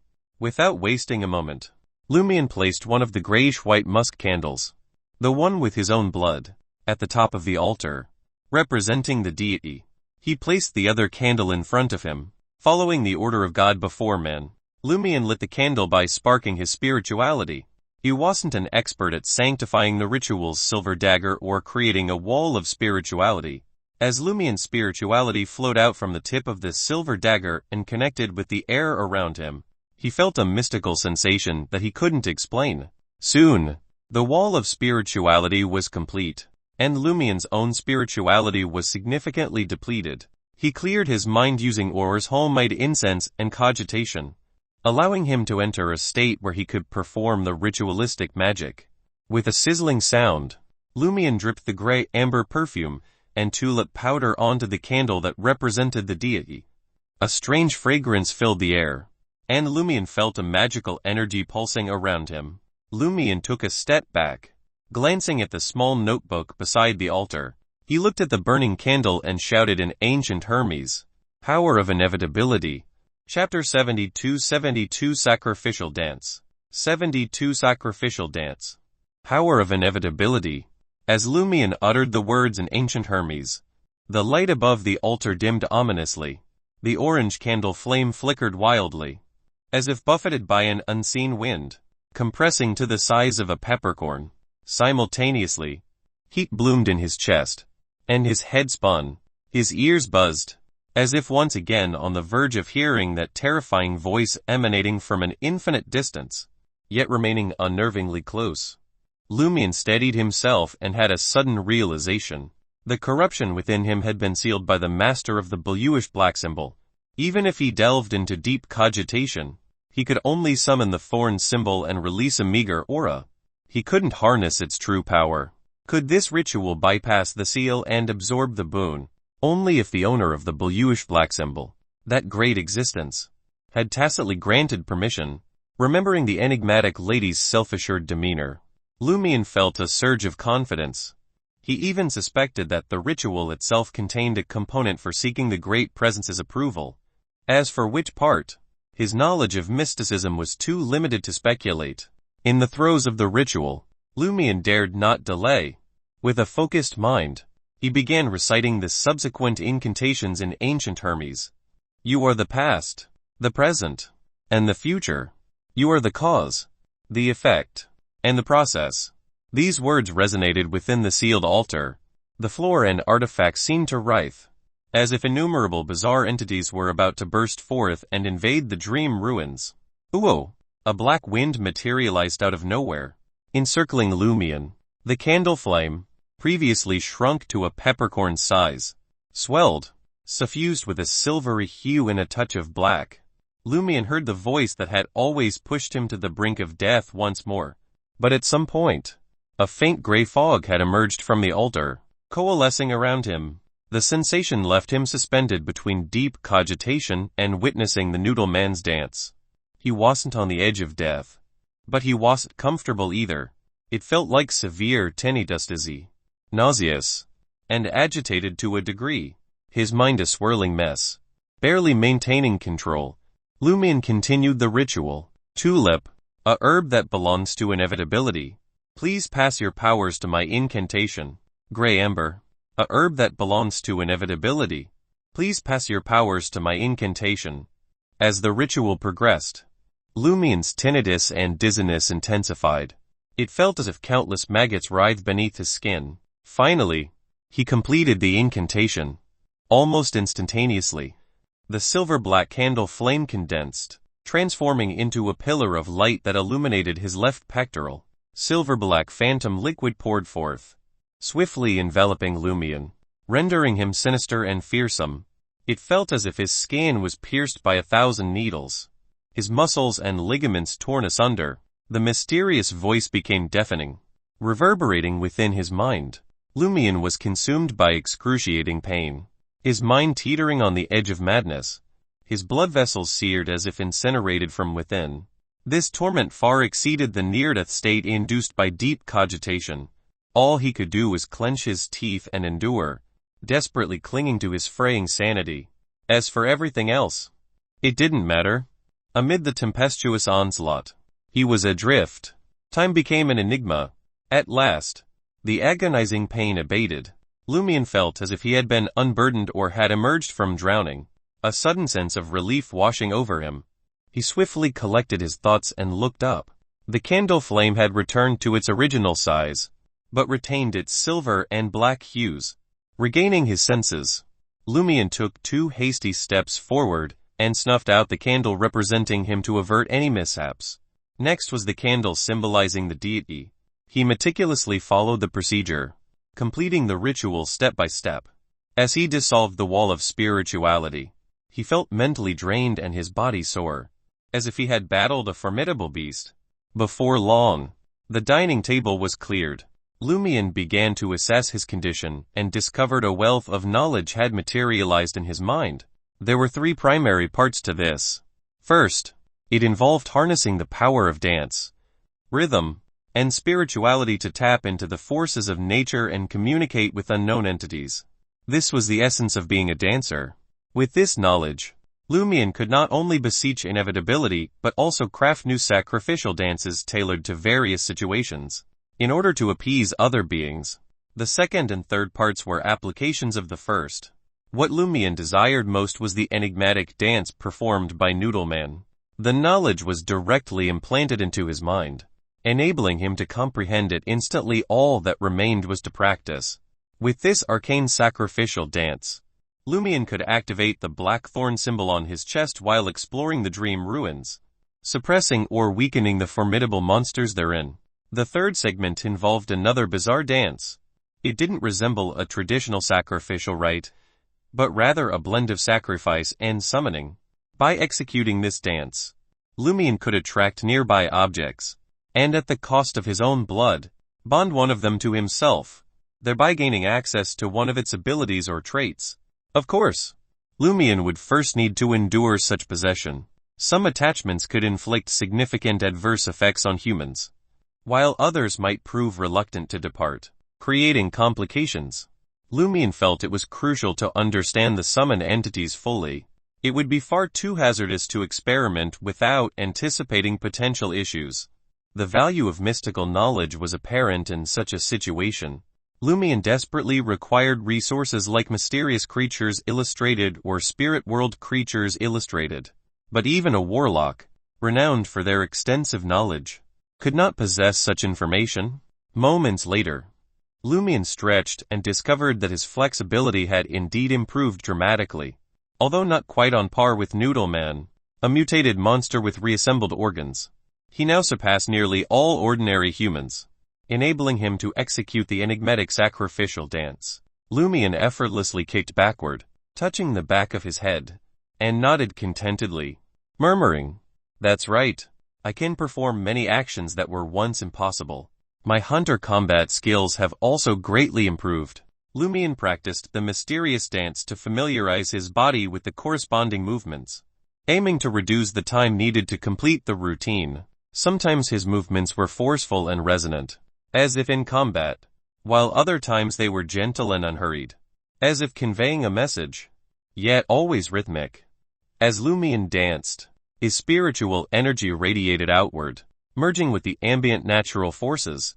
Gradually, his thoughts concentrated, his mind quieted, and he entered a transcendent, mystical state. This allowed him to perceive various subtle phenomena surrounding him, as if his spirit vision had been activated. Simultaneously, he seemed to connect with the unseen power within him. His chest warmed once more, and a faint, horrifying voice echoed, but without consequence. Few Lumian ceased dancing, unfastened his clothing, and inspected his chest. The black thorn symbol re-emerged, accompanied by the bluish-black one. Lumian's thoughts briefly scattered, but quickly returned to normal. He had achieved the desired effect perfectly. He then calculated the precise duration from the emergence of the black thorn symbol to its disappearance. It lasted approximately 1 minute. Lumian fastened his clothes and prepared to try the other bizarre dance. It was crazy and warped, and he couldn't describe it properly. As he danced, his spirituality spread out again, blending with the natural forces surrounding him. In the last third of the dance, he sensed something strange approaching. 3 figures appeared on the first-floor window, but they were blurry and transparent. Lumian recognized them as the skinless monster, the shotgun monster, and the mouth orifice monster with the black mark. He muttered in amusement, "Is this a victim's complaints meeting?" Lumian could make one of the monsters attached to him and borrow their abilities by taking out a ritual silver dagger and making a cut on his body to release some blood. He craved the mouth orifice monster's invisibility, but resisted the urge lest something happened via allowing a monster he murdered to possess him, and finished the dance. As Lumian danced the last few moves, he heard weak and soft voices. It sounded like many people communicating, but it was unclear where the voices came from. Lumian analyzed it and realized the voices seemed to come from his body, from the corruption that had been sealed. After the last move, Lumian stood there and muttered to himself, "What did I hear?" Lumian was only semi-literate in the field of mysticism, and couldn't identify the source of the soft sounds he heard. He had no choice but to give up, as it was more terrifying than the corruption itself. After the sounds subsided and him finishing the 2 mysterious dances, Lumian confirmed that the dancer had enhanced his spirituality. Although he knew he was most likely inferior to Sequence 9s who excelled in spirituality, he had escaped the shackles of being a hunter. He felt he was above average. "My shortcomings have been compensated for." Lumian was very happy about this. Lumian didn't dwell on what would happen to his body after and during the dancer's power and the corresponding corruption. He couldn't stop it, so he decided not to think about it. He rubbed his tired head and made up his mind to rest for the night, returning to the real world to wait for the owl. Chapter 73 Tracking. 73 Tracking. Lumian's eyes snapped open, his aches gone and his spirituality restored. He sprang up, strode to the window, and yanked the curtains aside.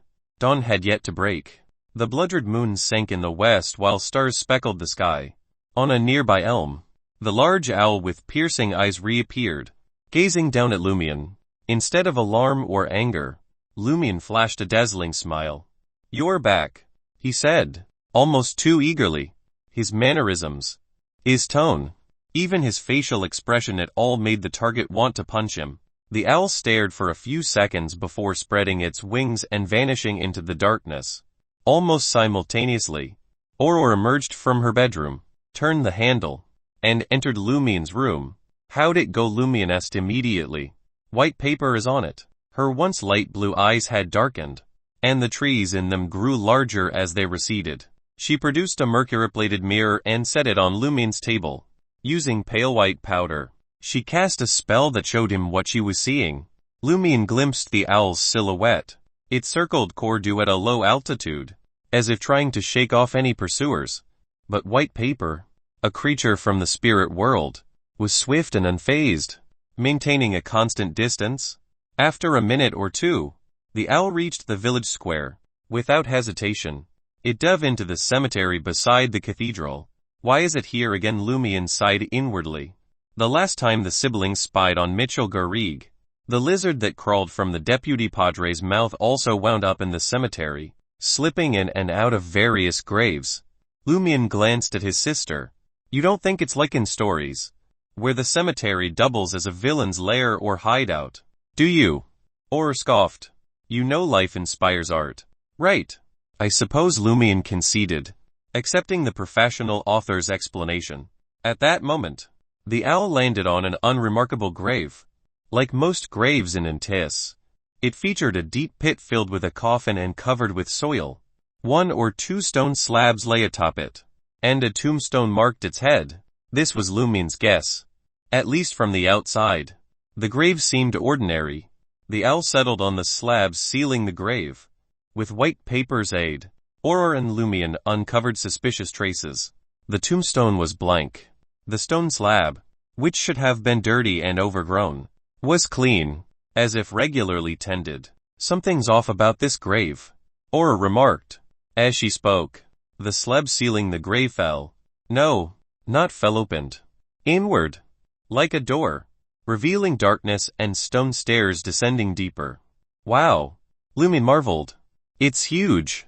Not the average grave head pictured, but more like a spacious mausoleum. Cordu has such a place. Aurora had thought 6 years in town taught her everything about Cordu. But it was growing stranger by the day. As the siblings talked, the owl swooped into the depths of the mausoleum. The underground space was no exaggeration. As white paper followed, it entered a tomb chamber, about the size of Lumian's kitchen. The chamber held a black coffin at its center. The coffin wasn't closed. The lid leaned against the side, resting on the ground. The owl flew over and perched on the coffin's edge. The dead warlock. Lumian tensed. Aurora tersely agreed and instructed white paper to approach the coffin and peer inside. Almost simultaneously, Lumian spotted a figure lurking in a corner of the tomb. Before he could tell his sister to check it out, white paper's gaze fell into the open coffin.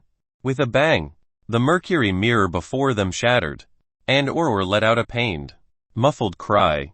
Lumian spun to face his sister, only to find her eyes squeezed shut. Blood-streaked tears traced her cheeks, and her facial muscles spasmed as if they might split. Without waiting for the semi-literate mysticism student to react, Aurora retrieved a short incense stick from a hidden pocket and lit it with a match. A subtle scent wafted, distant and faint, soothing the body and mind. Aurora's facial distortion eased. Finally, she exhaled and wiped her tears with a handkerchief. Are you okay? Lumian asked. Concerned, Aurora's eyes remained closed. It's not serious. You'll recover after some sleep.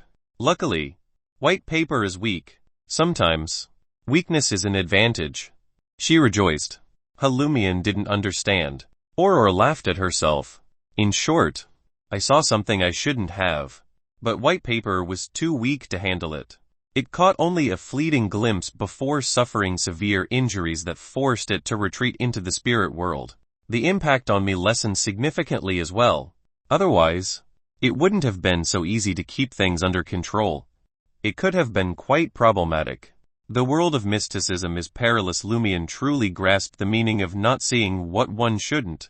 He waited for his sister to recover slightly before asking, what did white paper see? Why was it so harmful? I saw a silver-black speck of light. Aurora didn't dare to remember. As for things that can cause damage just by looking at them, there are countless possibilities. Perhaps it's an object that reveals godhood, or a high-sequence Beyonder's mythical creature form, or something laden with curses and malice. Mythical creature form. Lumian had never encountered this term before. Aurora casually elucidated. The essence of the divine pathway is to transform Beyonders into deities. At sequence 4, we can assume our own mythical creature form, albeit incomplete. For those below sequence 4, merely witnessing this form can inflict harm. They might even lose control. Saints are that formidable Thayer worlds apart from Beyonders. Below sequence 4, no wonder Thayer deemed demigods. At sequence 4, Lumian instantly recognized his own ignorance. He had naively believed that the demigod title was basically no different from low-yanked Beyonders. He then said, "Horror," when white paper neared the coffin. "I think I saw a figure in a corner of the tomb, but I couldn't make out who it was, what they looks like, or what they wore." Another person was there. Horror was taken aback. "So, is the one inside the coffin the deceased warlock or the one in the corner?" "I think it's the one in the coffin." Horror, eyes still closed, pondered before continuing. "The one in the corner is either his puppet or subordinate, or another Beyonder. They control the warlock's corpse." Lumian tersely acknowledged her words. "This means the warlock issue hasn't been fully resolved. Perhaps this is the root cause slowly corrupting Cordu." This discovery left him both elated and frustrated. He was pleased that their investigation had advanced significantly, but disheartened that merely glimpsing the warlock's corpse could injure them. Losing control was a high probability. How could they return to the tomb for further confirmation and pursue additional actions? Or also considered this. "Let's not visit the tomb for now. We'll concentrate on the area beneath the cathedral. Maybe we can uncover vital clues there to help us resolve the tomb situation." Alright. Lumian had previously planned to discuss exploring the cathedral's underground with the three foreigners at dawn. In response, Horror added, "If I fully recover, I'll accompany you to the cathedral." Lumian hesitated for 2 seconds before consenting. At this point, they needed to marshal all their strength to find hope. With her eyes still closed, Horror asked, "Your ritual appears to have succeeded. How do you feel?" Lumian recounted the entire ritual process and his gains, but omitted the precise description of the being. "I nearly lost control when I received the boon. It stabilized afterward, and my body underwent no abnormal changes. Perhaps it's because my sequence is low enough." Horror smiled, eyes still closed. "The dance that summons abnormal creatures around and allows one to be possessed by them is quite intriguing. It reminds me of a legendary ability from our homeland, the spiritual boxer." How Lumian couldn't comprehend. Horror laughed and replied, "It entails requesting partial possession from demigod-level creatures to utilize their combat prowess. That would require an incredibly robust body, soul, and mind." Right, Lumian speculated. Horror didn't pursue the topic further and instructed her brother, "Help me back to my room. I need to rest." As Lumian assisted his sister and they walked to her bedroom, he casually inquired, "What I find odd about that ritual is that I extracted a bit of power from the seal without the bluish-black symbol's owner's consent. Could it be that he has been watching me the entire time? That's impossible. How could he have that much free time?" Horror mulled it over for a moment before responding.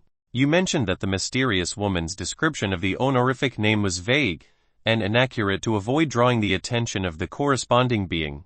Could it be that the blackthorns and the bluish-black symbol have some sort of shared authority?" Lumian pondered aloud. "Maybe they both have power in the fate domain. And when you use a vague honorific name, it could refer not only to the person with the blackthorns, but also the owner of the bluish-black symbol. Under normal circumstances, this wouldn't matter much.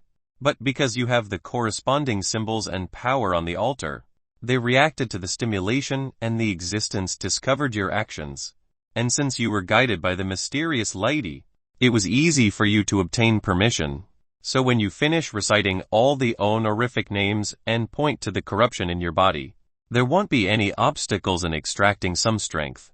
The back door has already been opened." What an ingenious ritual design. It has to be an expert at exploiting bugs. "I see," Lumian said, finally understanding the situation. Chapter 74 Mute. 74 Mute. His sister needed rest, so Lumian couldn't learn new Hermes and ancient Hermes words. He could only revise what he had already learned. Around 10 o'clock, he left the house and headed straight to All Tavern. He had two objectives. First, he wanted to see if the mysterious lady would appear after he became a dancer and provide him with some knowledge. Second, Lee and the other foreigners lived there. After yesterday's incident, they might not be out today. Upon entering All Tavern, Lumian quickly scanned the room and was disappointed to find that the spot where the lady usually sat was vacant. With a slow exhale, he walked to the bar counter, intending to ask if the three foreigners were around. At this moment, The tavern owner, Morris Beanett, appeared to have just woken up and was clearly not in high spirits. He had a bulbous nose and was conversing with a customer at the bar. The customer seemed agitated, gesturing wildly and making muffled sounds. But he couldn't speak. Mute Lumian approached curiously and realized the customer was one of the village mutes, but Jean Maury, Sybil Barry's husband. Sybil was the mistress of Padre Guillaume Beanett, sister of Shepherd Pierre Barry, and a member of their small group. Jean Maury isn't Mute Lumian assessed the middle-aged man in confusion. His black hair was unkempt, and his stubble was uneven. His eyes were filled with anger and fear, uncharacteristically agitated. He gestured urgently, trying to communicate something to the tavern owner. As Lumian thought, odd, he approached the bar counter and knocked on it with a smile. "Hey, what's going on? Morris, did you sell fake alcohol to Jean? He looks so angry he can't speak." "What's that got to do with me?" Morris Beanett quickly defended himself. He muted himself. Jean Maury paused and glanced at Lumian, reverting to his usual sullen demeanor. He then turned and left all tavern. After he disappeared through the door, Lumian lowered his voice and asked, "What's wrong with him?" Morris Beanett looked outside and whispered, "I heard he caught Sybil and the Padre in bed together last night, and it made him so mad he went mute. Today, he's been telling everyone he sees. Heh, he doesn't even have the guts to go to Darige to confront the Padre. What a coward. Serves him right." Lumian was baffled and shocked. If he remembered correctly, Jean Maury knew about his wife Sybil's prolonged affair with the Padre. He just didn't want her to be with another man. How could he be so angry that he went mute over something he was prepared for? Something was off. Moreover, in the previous cycle, there had been no instance of Jean Maury becoming mute from anger. Otherwise, Lumian would have known. In Cordu, this was headline news. It would have spread rapidly. Could it be that their investigations had caused a disturbance, making Jean Maury encounter something he wouldn't have otherwise, as Lumian speculated? He showed an excited expression. "Is that so? Then I'll have to ask him properly." Morris Beanett wasn't surprised by his eagerness for gossip. Thinking it was typical, he scolded jokingly, "Damned kid, be decent and don't provoke that poor man. Besides, he's mute and can't write. How can he tell you what happened?" Lumian chuckled and said, "Can't he gesture?" He raised his hands and clenched his left fist, gently hitting his right palm throughout the Darige region and even across southern Intis. This was a universal gesture for the act between a man and a woman. Morris Beanett cursed angrily. "I hope you've got some decency left and don't play pranks on that poor man." "Don't worry. I just want to hear the story."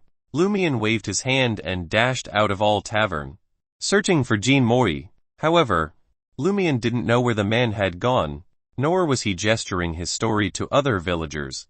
Lumian scoured Cordu, but found no trace of him. Finally, he arrived at Jean Maury's house. At the entrance, Sybil Barry, clad in a grayish-white dress, was sorting through spoiled potatoes. "What's the matter?" The woman looked up at Lumian.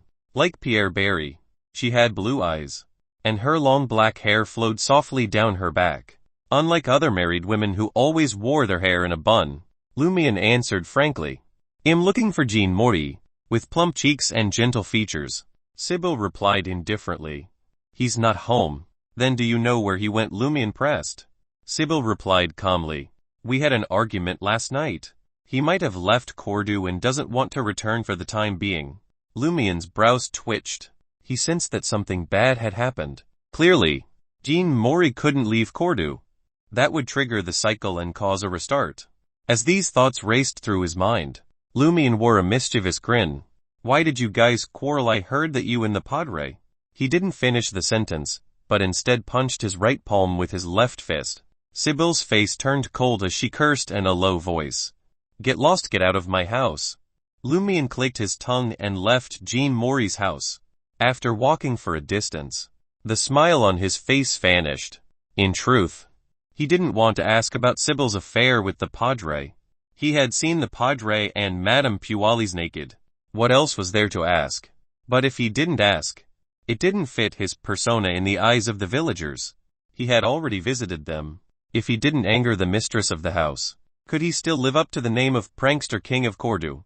Therefore, Lumian had no choice but to ask. Otherwise, he might be suspected. The persona of a character was sometimes useful and sometimes troublesome, judging by the Padre's actions and the information he had. Lumian suspected that Jean Mori hadn't become mute because of the affair, but had uncovered something else. It was highly likely that he had been poisoned and rendered mute. I have to find him as soon as possible. If he goes around looking for people to complain to, he might just die like the previous one. No, he's already missing. The more Lumian thought about it, the more he felt that something had happened to Jean Mori. The villager who had snitched in Daraj previously had fallen to his death for no reason. Just as Lumian was making his last effort to find Jean Mori, he encountered Ryan, Lee, and Valentine, who were hanging around in the village. They were still wearing their original clothes. "Good morning, my cabbages." Lumian greeted them with a smile. As soon as they approached, he immediately asked in a low voice, "Did anything happen yesterday?" Lee replied with a smile, "That madam doesn't seem to want to pursue the matter. She didn't appear." As expected, Lumian looked around and saw that there was no one nearby. Only then did he tell the three official investigators about his sister's deduction of the Madame Puali's pathway and her guess of Pulet's identity. Valentine's expression soured as he listened, while Lee was rather excited. Ryan recalled and said, "It's rare for a demoness to appear in Riston province. We don't know much about this, but the higher-ups should know very well. I'll send a telegram later and tell them about Madame Puali's. I'll only mention how Madame Puali's room has Pulet's photo, but the Roquefort family doesn't have Puali's." Seeing Lumian's puzzled expression, Ryan added, "In Intis, Demoness-related matters often happen. So, my sister's pen pal is also in Intis." Lumian nodded and said, "So far, Madame Puali's doesn't seem to have anything to do with the loop. Also, she seems to be aware of the loop. That might be why she didn't pursue our search of the castle. Is it possible that we can join forces with her to some extent?" Valentine blurted out, "How can I work with such an evil and filthy person who's even more terrifying than a demon?" Lumian didn't even look at him. He turned his gaze to Ryan and Lee. Seeing that they were somewhat hesitant, he tried to persuade them earnestly. "A limited cooperation. Only in the loop. When this damned loop is resolved, you can deal with her however you want. You can even tell her directly about this. I believe she can understand and accept it." Ryan thought for a few seconds, patted Valentine's shoulder, and said to Lumian, "Indeed, the most important thing now is to resolve this loop. However, we can't be sure of that madam's attitude. We don't dare to visit her directly. I'm afraid we'll have to trouble you or your sister to communicate with her and inquire." He planned to do it himself. He didn't want his sister to be alone with Madame Puali's when he realized that she might harbor abnormal feelings for his sister. Valentine kept a poker face as he listened to their conversation. He neither agreed nor disagreed. Lumian peered around furtively once more. "There are 3 more clues." He recounted Riamund's case, Jean Mori's situation, and the burial chamber where the owl had flown into. Lee was stunned. "How did you get so many clues so quickly?" She even suspected this guy or his sister were off. That was why there were red flags and clues everywhere. Who were the real investigators here? Why hadn't we caught on? Blame yourselves for not remembering the first 2 cycles. Lumian smirked, spreading his hands in mock innocence. Lee nodded, swallowing his explanation. Ryan mulled it over for a beat before uttering in a gravelly voice, "Then we gotta investigate the cathedral catacombs ASAP. Yeah. It's probably very dangerous down there. You should contact Madame Puali's first. If she's down to joining, we'll have a way higher chance of nailing this." Chapter 75 Meeting Madame Puali's again. 75 Meeting Madame Puali's again. Outside the administrator's residence, a building transformed from an old castle, Lumian strolled through the gardens and approached the front door. He said to the valet standing guard, "I need a word with Madame Puali's." The valet, clad in a crimson shirt and ivory pants, sized him up warily and asked, "What's this about? Is this brat here to make trouble?" Lumian scoffed, "That's not for you to know. Why would some servant care so much? Who do you think you are? How many kids have you popped out?" The valet hesitated before deciding to pass the message to Madame Pualis and let her decide if she wanted to entertain this cheeky young man. Lumian loitered by the entrance for a few minutes. When the valet returned, Lumian said, "Madam will see you in the small parlor." The small parlor was familiar to Lumian. The few times he had accompanied his sister here, he had been entertained in that very room. Without needing directions, Lumian made his way to the correct room. The valet trailed behind like an obedient dog. Lumian sprawled on the sofa in the parlor and helped himself to the black tea. Then Madame Pualis glided through the doorway. The lady was dressed to kill in an exquisite black corset dress, a matching shawl draped over her shoulders. She wore a slightly askew lady's round hat and a diamond necklace laced in gold. The outfit struck Lumian as familiar. He realized that Madame Pualis had worn this very ensemble when she came to seduce him. She did that on purpose, didn't she? Lumian thought with an icy smile. "Good morning, Madame Pualis." Just as the greeting left his lips, Lumian suddenly noticed the figure beside Madame Pualis. It wasn't Kathy, the lady's maid, but the midwife who had met her demise at Ryan's hands just yesterday. The midwife wore a grayish-white dress. Her eyes were blank, her face expressionless. Her skin had a bluish tinge, identical to when Lumian had seen her corpse in the garden the previous evening. However, she wasn't carrying any gardening tools this time. Bringing the midwife instead of her maid, she did that on purpose too, didn't she? Lumian couldn't help the cynical thought. Madame Pualis smiled. It should be noon by now. She settled into the armchair that signified the host, while the midwife stood to one side like an accessory. "If you haven't eaten lunch, it's not noon yet," Lumian quipped. His heart raced underneath the retort. He suspected Madame Pualis had brought the midwife here to interrogate him about yesterday's events. If he didn't handle this well and Lee's group didn't restart the cycle in time, Lumian suspected he might have to play daddy for a few minutes. Or longer. Madame Pualis glanced at him, her bright eyes sparkling with an inscrutable smile. Casually, she asked, "What seems to be the trouble?" Lumian decided to cut to the chase. Solemnly, he said, "Madam, you must have realized we're stuck in a time loop." As he spoke, he watched Madame Pualis' face closely, alert for any reaction. If she revealed surprise, shock or confusion, he would quickly add, "Just kidding." Then he would start with something odd and see how she responded. Only then would he consider telling her about the time loop. Of course, if Madame Pualis looked like she already knew and her secret was out, escape would be his top priority. The odds of escape were slim in that scenario, but how would he know if there was any hope without trying? Madame Pualis sized Lumian up for a few seconds, then smiled.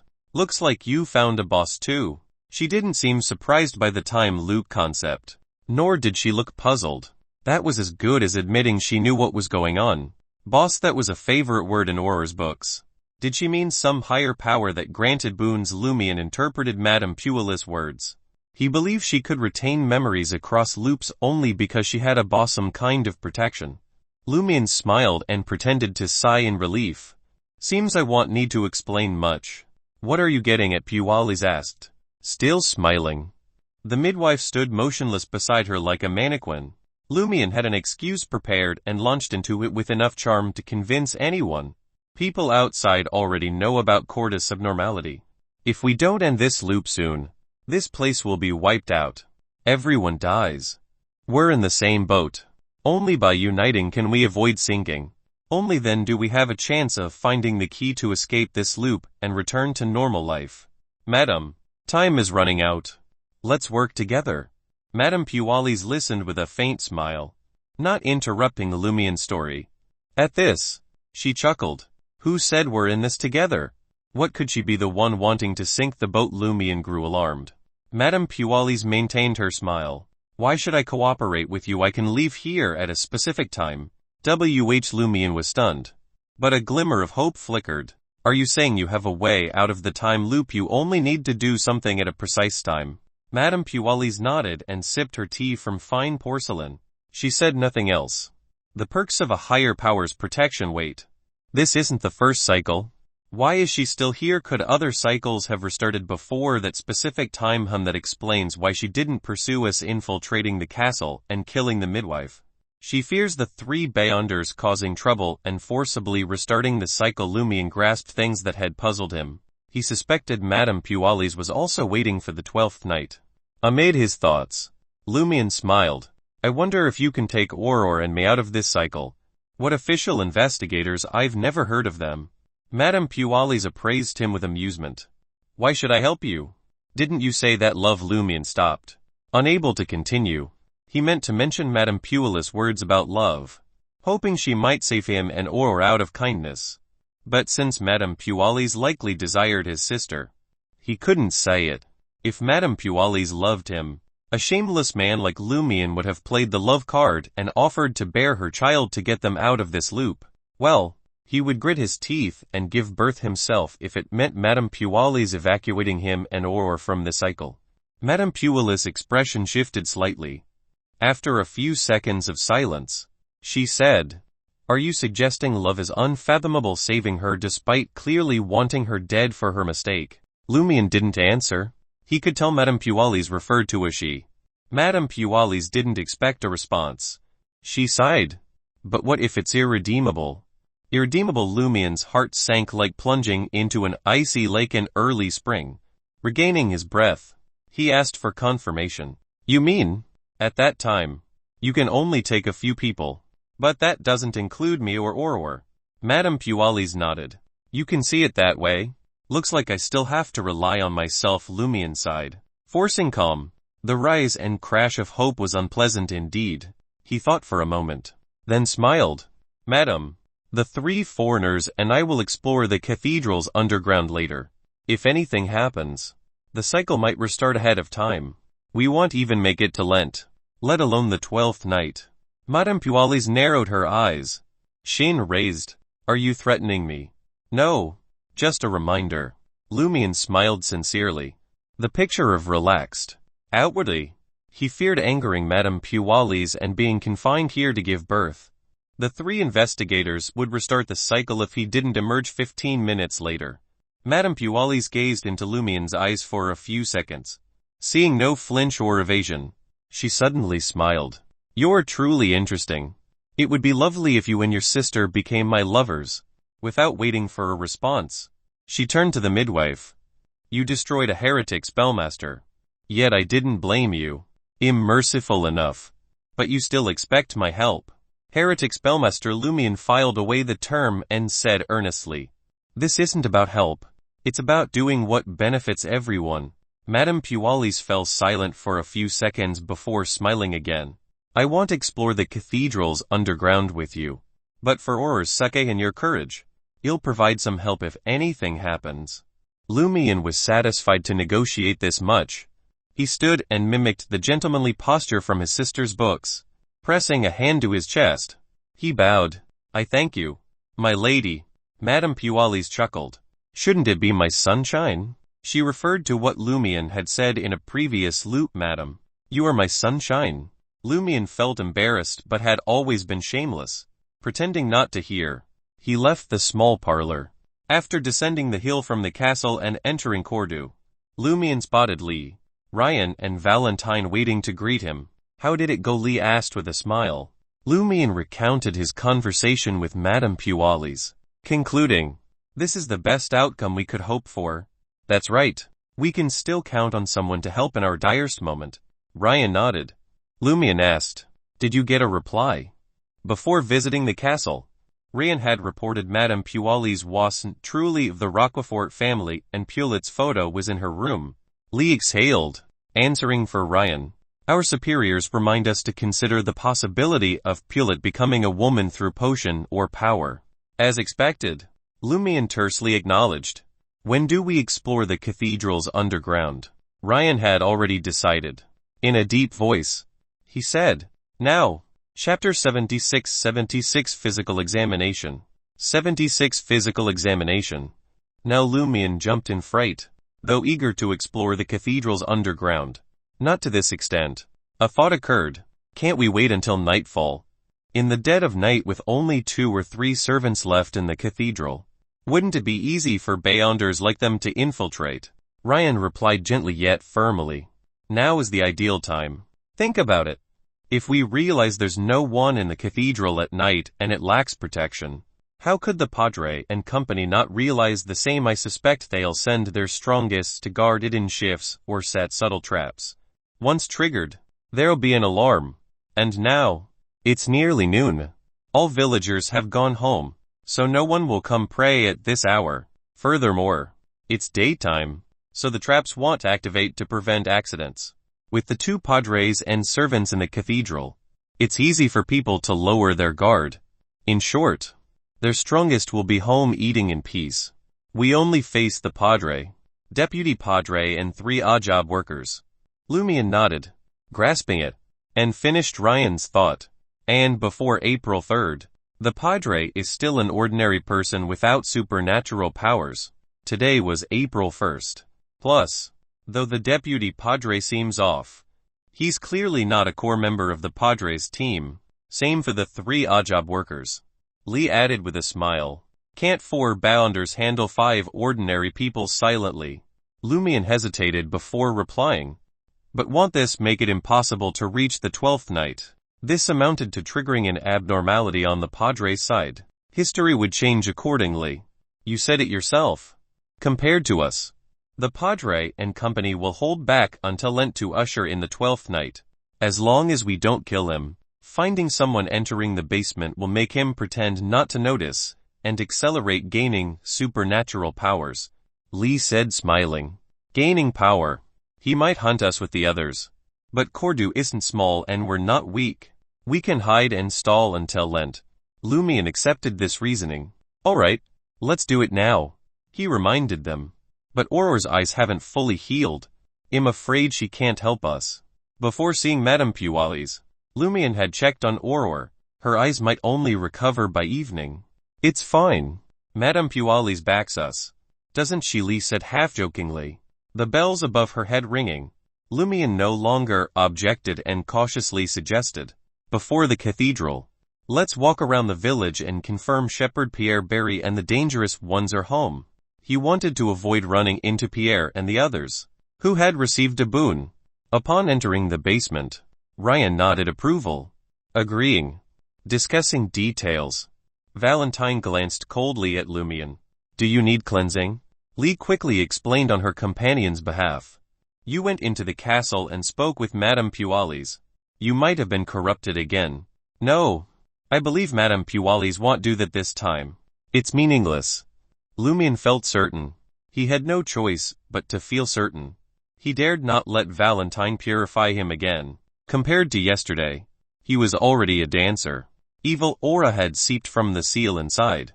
Once purified by holy water, there would likely be huge trouble. According to Auror's analysis, he needed full-body purification. Seeing Lumian having no issue with it, Valentine, just being kind, naturally said no more. Then, wondering Cordu, Lumian made his way home and told Auror their plan. Auror was vexed at the inability to join and help. She could only offer to wait in the village edge and restart the cycle if anything went wrong. This required little vision. It sufficed to vaguely see the road. Agreeing to have her restart before anyone came for her at 1230, Lumian bid Auror farewell and reconvened with Lee's group. By then, the 3 official Beyonders had confirmed where Shepherd Pierre Barry and the Padre's core members were. Making a half-detour, they reached the cathedral's side along a small path. The door they had used to catch the Padre and Madame Puali's affair in a previous cycle. Lumian readied to volunteer when Lee strode over, using a wire to fiddle with the lock and push open the dark wooden door. Seeing Lumian's surprise, she smiled. It's a necessary technique for investigation.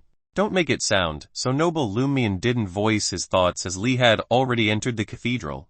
The small silver bells on her veil and boots didn't move or make a sound. Lumian tried interpreting this. It's very safe entering the cathedral. No danger. Lee glanced back. Please add limited to dealing with the cathedral's people. Did this mean danger in the basement remained unknown? Lumian roughly understood, gaining insight into divination. However, even improved by Dancer, he lacked divination. Ryan passed him, following Lee into the cathedral. Steps in. A servant approached. In a blink, Ryan rushed over, raised a hand and chopped the servant behind an ear. The servant crumpled soundlessly. Ryan caught and dragged him into the nearest room. Lee rushed over, taking a colorless liquid-filled bottle and pouring it down the servant's throat. "What's this?" Lumian asked. "Curious." Lee maintained her smile. "A sedative." "You're well prepared," Lumian sighed inwardly. Taking down the 3 Audiobook workers without alerting the Padre, Lee crept into the Padre's room through the shadows, silently turning the handle and cracking the wooden door. She saw Cordus' mightiest man in a gold-threaded white robe, breathing slowly and deeply on a simple bed. Plates for lunch and silver cutlery were on a table by the door. Lee sized him up and leapt in, chopping the Padre behind his ear. Immediately, she poured most of the remaining sedative down Guillaume Binet's throat. "That's it." Lumian stuck his head out from behind Lee. "Wasn't this too easy?" "What else? What did you expect of an ordinary person?" Lee asked. "Amused," Lumian tersely acknowledged, lifting the Padre's robe. "What are you doing?" Lee was shocked yet smiling. Lumian said without turning, checking his body.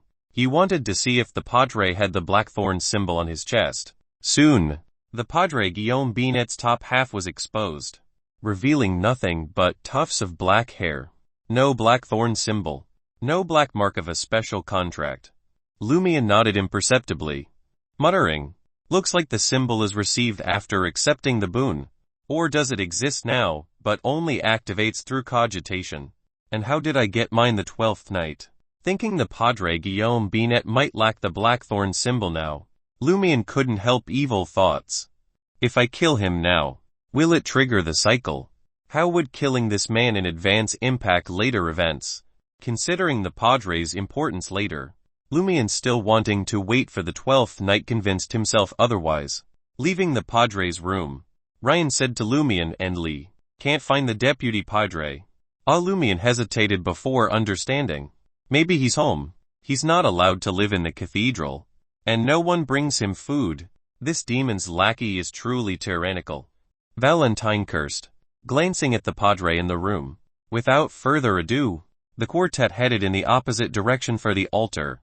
In a corner loomed a stone staircase, narrow and steep, allowing only one person to pass through. It ascended into the cathedral's roof before winding deeper underground. Lee took point. After taking a few flights of stairs to the bottom, the veil and the 4 small silver bells on her boots rang at the same time. Ding ding dang dang.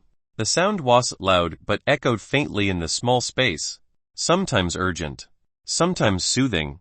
What does this mean? Lumian struggled to interpret it based on his past encounters. Lee turned aside and grinned. "It means there's a level of risk, but I can't determine how serious." The divination had worked for the castle. Lumian muttered to himself in surprise. "Doesn't this mean it's even more dangerous underground?" "Not necessarily," Lee soothed. "Perhaps it's just interference." Hadn't Madame Pualis been absent at the castle? At this point, it was impossible to back out over such a trivial hiccup. They descended the stairs one by one into the depths. Soon, the 4 saw an old brown wooden door in the basement. Lee pinched her glabella and activated her spirit vision before approaching the wooden door. Though Lumian hadn't mastered activating spirit vision, with the dancer's spirituality boost, it didn't take long for him to activate it. He saw everyone glowing red and healthy. When her companions were set, Lee opened the basement door. Amidst the creaking, Lumian caught a whiff of a familiar fragrance, elegant and sweet. He instantly made the connection and hurriedly told Ryan and the others. "Smells like gray amber." This was the material used to revere the hidden entity called Inevitability. Chapter 77 77 Changes. 77 Changes. Lumian had briefly informed Ryan and the others about the blackthorn symbol on Guillaume Binet's chest. Inevitability in the hidden entity's honorific, gray amber, tulips, cloves, and deer musk for the corresponding domain. He claimed the source was the Padre, and it had nothing to do with him. Hearing this, Lee, Ryan, and Valentine immediately grew alert with guesses. "The sacrificial site," Ryan muttered. As he spoke, all looked to the basement, with dim light trickling down the stairs. They could barely see inside, The space under the cathedral was bigger than Lumian's whole first floor. The floor was grayish-white stone slabs, and it looked pitch black due to the lack of light. In the middle stood a stone platform half a man's height. The top of the stone platform caved in slightly, as if hiding something, but nobody could see clearly. As Lumian pondered, he whispered, "This might be where the Padre and company pray to the evil entity for boons. They actually built the evil god's altar under the cathedral." Valentine was furious. Lumian suspected he would combust any second and turn to holy light to purify everything here. "Calm down." Ryan patted Valentine's shoulder. "Get ready to light the fire." He then gestured for Lee to scout. Lee kept her sweet smile and sniffed. That hidden entity with Inevitability as an honorific name really likes fragrance. Sighing, she entered the basement, lips moving as if chanting. The 4 silver bells chimed again, sometimes intense, sometimes soothing. 1 step, 2 steps, 3 steps. Lee turned and said to Ryan and the others, "Nothing unusual around the entrance." Ryan, Lumian, and Valentine entered the basement through the old brown wooden door and came to where Lee had stopped. Lee kept moving forward. After a few steps, the silver bell on her veil and boots shook violently. Ding ding dang dang. The sound spread everywhere. Specks of dawn-like light immediately appeared around Ryan and condensed, forming silver full-body armor over him. Simultaneously, a pure broadsword of light appeared in Ryan's hand.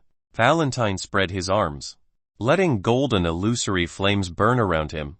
One flame suddenly lengthened and widened, and Lee walked out of it. She returned to Lumian and the others from near the altar.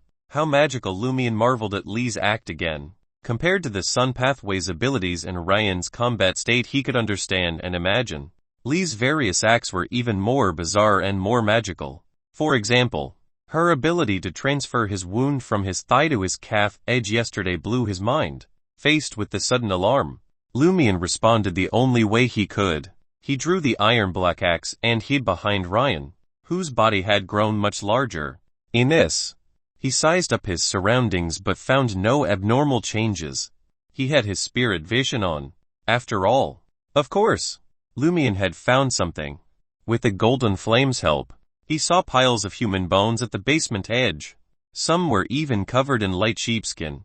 Sacrificial offerings from before the Padre and company have conducted cultist rituals here for at least half a year.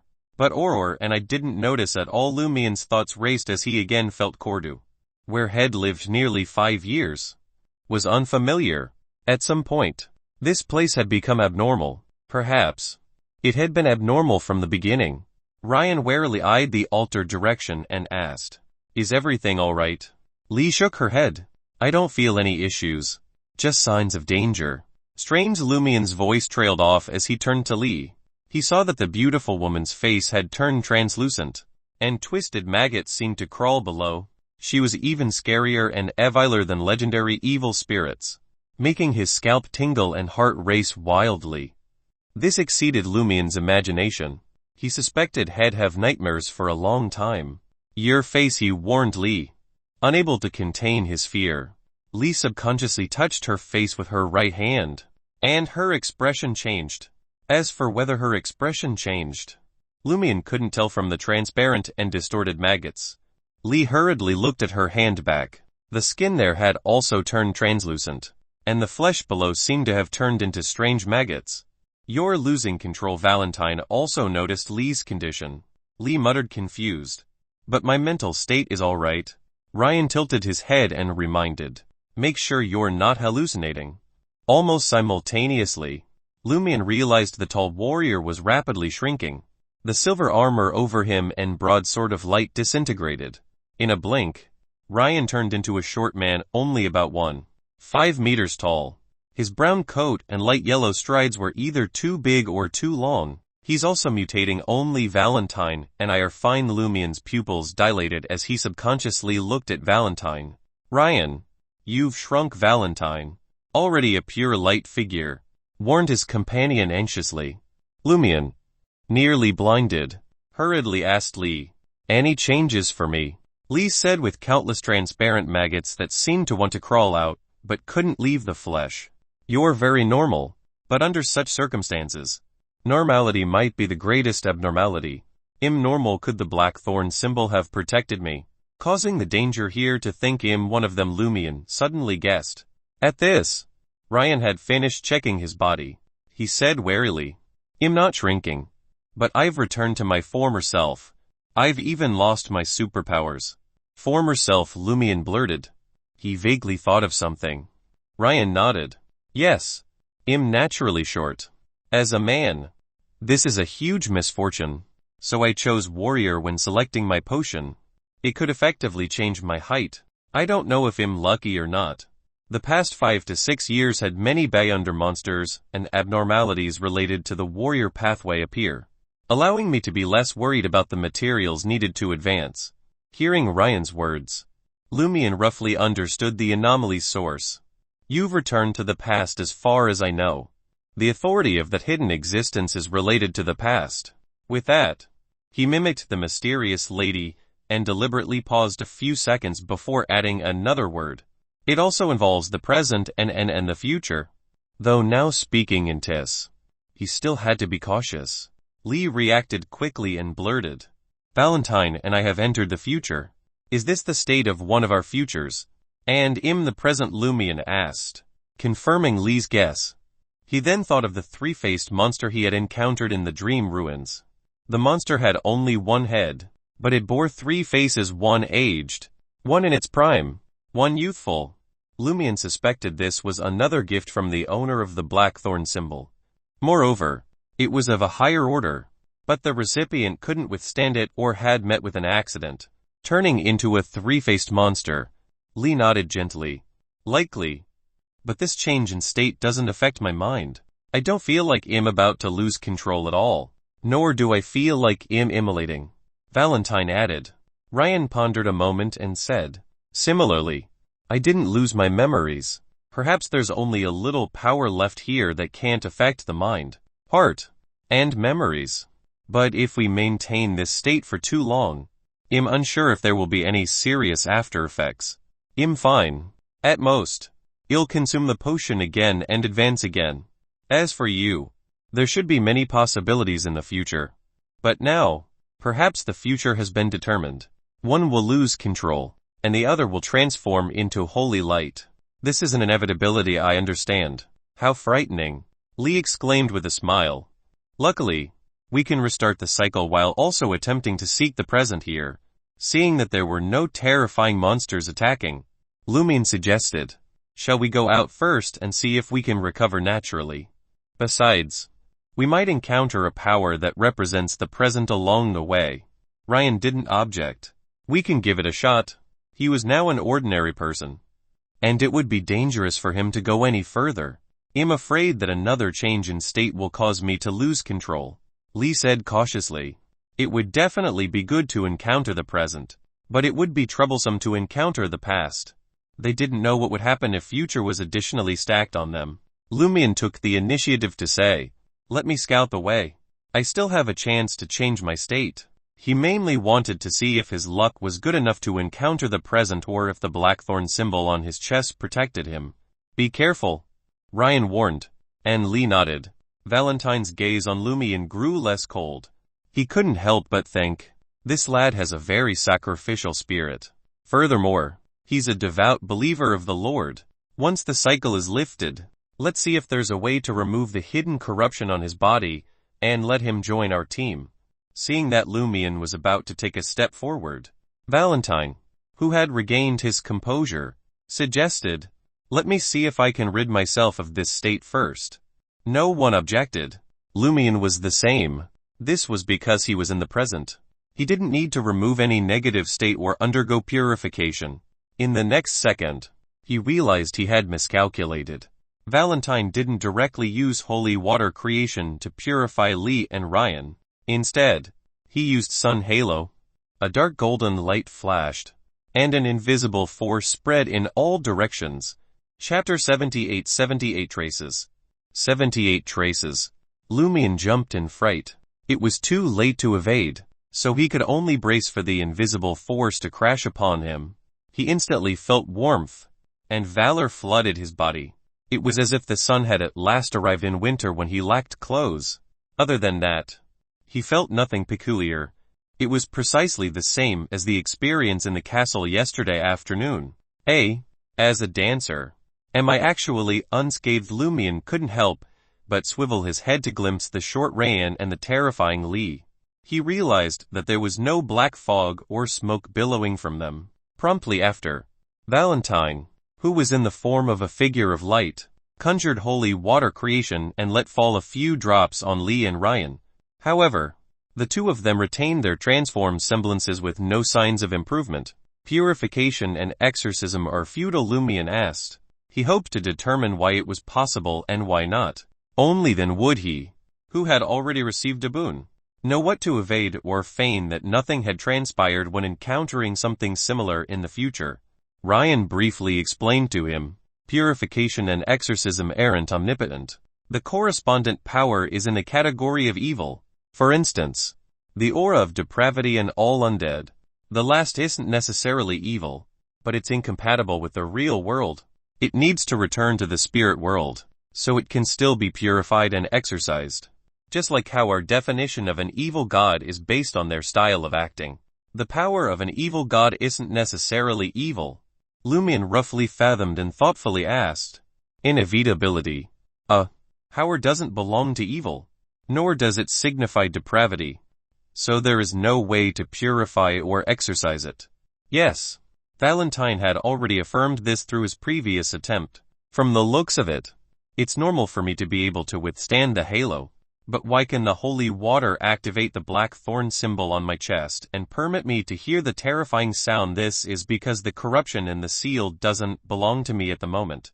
It's incompatible with my body, rendering my body impure. Therefore, it needs to be purified. Lumian made a guess.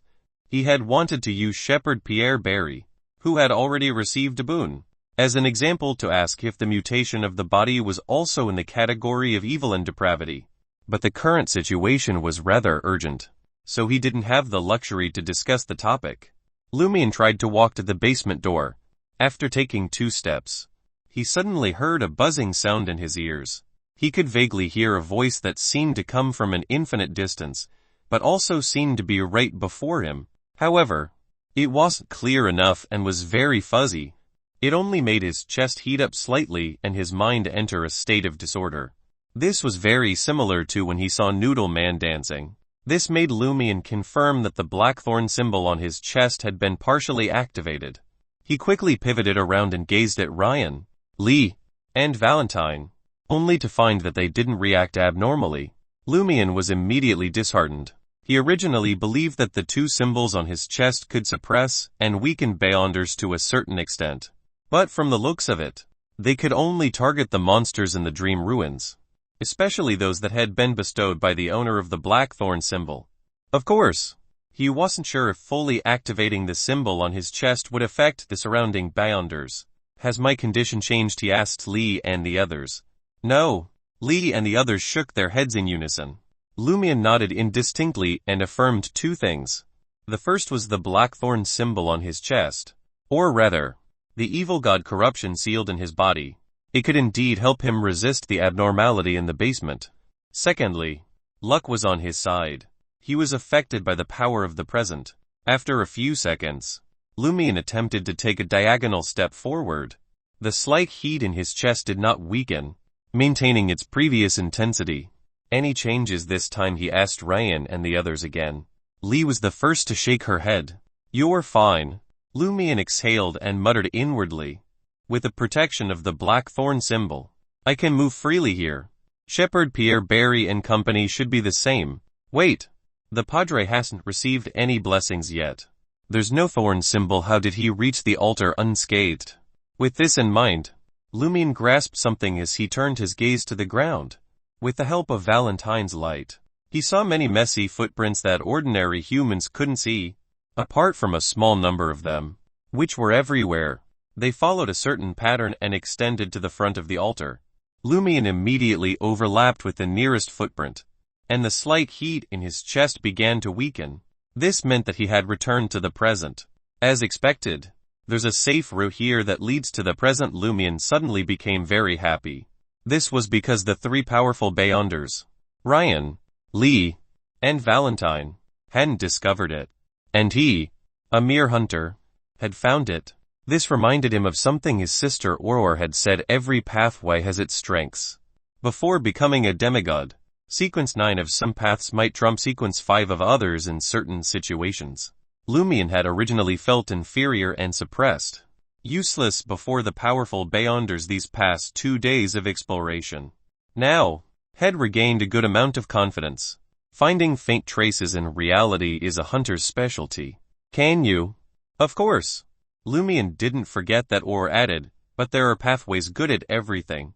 He gathered his thoughts, turned around, and commanded Ryan, Lee, and Valentine, take a step toward the altar at the same time. Ryan and the others were clearly puzzled. They couldn't just trust Lumian blindly without knowing why. Lumian could only explain. Look closely at the ground. There are many footprints marking a safe path left behind by the Padres group. Ryan, Lee, and Valentine, lacking Lumian's abilities, could barely see a trace in the sun's dim light. They believed him. They knew that in Intis, many hunter pathway Beyonders had collaborated. Some sequences were skilled at detecting faint signs. Following Lumian's guidance, they trekked the secure route. Instantly, Lumian saw Ryan regain height, Valentine darken, and Lee's face normalize. They had returned to the present, no longer trapped in the past or future. Lumian easily rejoined the team on the safe route. He grinned and said, "No more slip-ups. There may be no coming back if anything else goes south." He was mimicking Ryan's tone and felt it fit their current situation. Typically, his attitude would have had him mocking them. Haha. Are you blind? Can't you see any of the obvious signs? Another mistake, and you're done for. Lee touched her face and breathed a sigh of relief. We're with you. Lumian was tumble. He carefully picked out the footprints on the ground and crept up to the altar. It wasn't as straightforward as heading back just now, since it didn't matter if he took a wrong turn. But Ryan and the others couldn't. This time, Lee's silver bells stayed silent. Only once all four had reached the altar did they start ringing, sometimes soothing, other times intense. It's dangerous, but we can find a way around it. Lee, experienced enough, explained. Ryan instantly nodded. Don't touch anything here for now. Well, just observe. Lumian had already set his sights above the altar. There was a depression at the bottom, as if hollowed out to hold something. Inside were grayish-white candles, a small bottle of clear liquid, and an unopened wooden box. But the most striking item was a black object, a long row with a hood. In front, in the center of the circle, was a circular symbol made of thorns. Every part of it was twisted and pitch black, as if painted with some strange substance. It gave the feeling of slowly oozing. Seeing the symbol, Lumian felt dizzy and ringing in his ears. Ryan snorted, and a dawn-like light naturally emanated from him. This helped Lee and Valentine suppress the mental confusion. Don't stare at that symbol too long, Ryan said in a deep voice. Lumian quickly shifted his gaze aside. The dizziness and ringing in his ears lessened. That seems to be all for the altar. Lumian was about to suggest searching the area when he heard Lee ask Ryan, will your sunrise gleam activate the altar? Lumian whipped his head around and unconsciously looked at the altar again. Ding ding ding. Lee's veil and silver boots rang harshly. An urgent warning. In the same breath, the black altar robe leaped up as if inhabited by an invisible being. Ooh, a chill wind gusted. Lumian glimpsed transparent faces under the hood, ferocious, warped heads radiating hatred. They swarmed into a strange, terrifying gestalt. Lumian recognized one face, pale, swollen, with blood and tears pooling in its eyes. Raymond. Lumian dodged behind Ryan, uninterested in a closer look. Save us, save us. The translucent faces shrieked in unison. Their shrill cries pierced Ryan and the others like needles, threatening to fell them. Valentine was unmoved. Arms spread. He summoned a holy flame-wreathed pillar of light from the sky. It landed over the black robe. Light erupted. Lumian and Lee shut their eyes on instinct. Chapter 79 Sufferer. 79 Sufferer. Sensing the light dim, Lumian hurriedly opened his eyes. The black robe lay charred on the altar, resisting the golden flames licking at its edges. Yet still it struggled to stand, like a cursed puppet refusing to die. The translucent faces of Riamund and the others flickered in and out of existence around him. Ghosts trapped between the present and a future obliterated. Down Ryan bellowed. Lumian dropped without hesitation. If there had been time, he would have thrown himself flat to the ground. Lee and Valentine were a heartbeat behind, scrambling to duck. In the same instant, Ryan plunged the sword of dawn into the altar's heart. Piercing the robe, silently the broadsword shattered into a resplendent storm of light, tearing the altar asunder. When the radiance cleared, Lumian peered up to find the altar a ruin, reduced by a third. Candles, thorns, and black cloth had vanished, ground to dust floating on the air. Incredible power. Lumian had pondered this strike since the day before. Everything okay? He asked. Lee rose and spun swiftly around. The 4 silver bells decorating her veil and boots jangled ominously, their tune neither reassuring nor alarming. This isn't over, she warned Ryan and Valentine before murmuring. The altar's Ganisa, what's the catch? As she spoke, Valentine conjured golden flames that floated in the air and lit up the space. At the far end of the basement, there was naught but piled human bones and a few sheepskins. The ceiling was bare and unadorned, not even a chandelier. Lumian snickered. No Beyonder characteristics. Maybe they were sacrificed. Ryan said bluntly. It's also likely they didn't get many boons in the beginning and weren't tough enough. They could only nab normal folks as sacrifices and only go after Beyonders once they had decent powers. For instance, this time, it was clear they weren't unfamiliar with getting boons. Ryan then said, there's nothing else here. We should bail. No point tangling with danger we can't see. Lumian didn't react. Lumian scanned the room again, searching for any hidden doors from the subtle traces. The answer was no. He led the way out of the basement. Lee, Ryan and Valentine trailing behind. As soon as Lumian emerged, Ryan grunted in pain. His body flew backward, slamming into the basement door. The rickety stairs shuddered. Wham! Some invisible spear had pierced Ryan's chest, pinning him to the wall. Blood gushed from the gaping wound. If Ryan hadn't jerked aside just in time, that spear would skewered his heart. Lee, who had her spirit vision activated the entire time, couldn't detect their attacker. It was as if some deity had singled Ryan out for punishment, before they could figure out what was going on. Lee's smile twisted into a grimace. Her arms snapped back on their own. Bones shattered with a crunch as her limbs went limp. A crater bloomed in her stomach, as if she'd been sucker-punched. The impact sent her staggering backwards into the wall. Valentine shrieked from the foot of the stairs. His ribs collapsed one by one, like a sledgehammer was pounding his chest. With a series of bangs, bloody holes tore through Lee and Valentine's stomach and chest, spearing them to the stone wall. Lumian was stunned for a moment. While this inexplicable change confused him, he was relieved that he didn't appear to be the target of this bizarre attack. Did that black thorn symbol protect me? As this thought flashed through his mind, he suddenly felt an invisible force slam him against the wall by the stairs. There was nothing visible with his spirit vision. Remembering what had happened to Ryan and the others, Lumian immediately dodged to the side. Intense agony instantly filled his mind. The skin on his right chest tore open, roughly exposing his lungs. Lumian felt as if an invisible rod had impaled him and nailed him to the wall. As his bright red blood flowed out, Ryan lit up the area with spots of light that looked like dawn. This would effectively banish evil and dispel illusions. However, the 4 of them still couldn't see anything. Ryan's chest caved in, hit by an invisible hammer. As Lee's veil and silver bell boots rang out intensely, her nails were pried out by an invisible force, staining them red. This indescribable pain contorted her face in terror. Valentine spread his arms and let the holy pillar of light descend upon him. The light of the sun suddenly erupted, obliterating all evil and igniting Valentine's body. However, in the sun's glare, his arms were uncontrollably wrenched backward and stuck to the wall.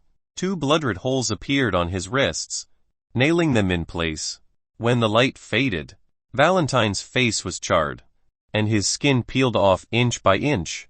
Seeing their ordeal, Lumian couldn't help but feel anguish for them.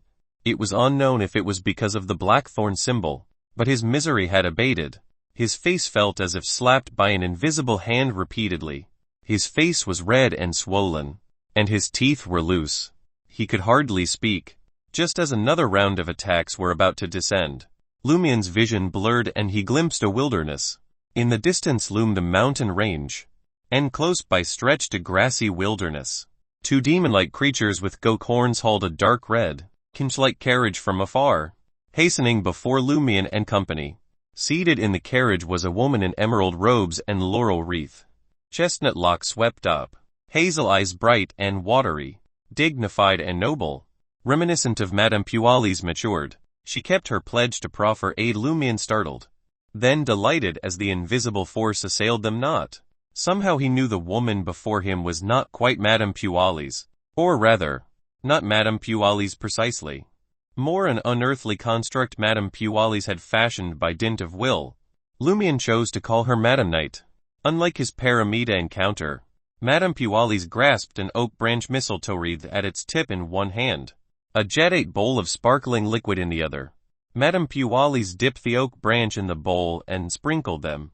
After the third sprinkle, Lumian saw his chest wound heal apace. The swelling receded swiftly, and no more was he pinned immobile to the wall. Lee, Ryan, and Valentine wholly healed. No trace of cruel injuries. What attacked us? Lumian asked. Figuring nothing ventured, nothing lost. Madame Puali's, seated in the crimson carriage, replied superciliously.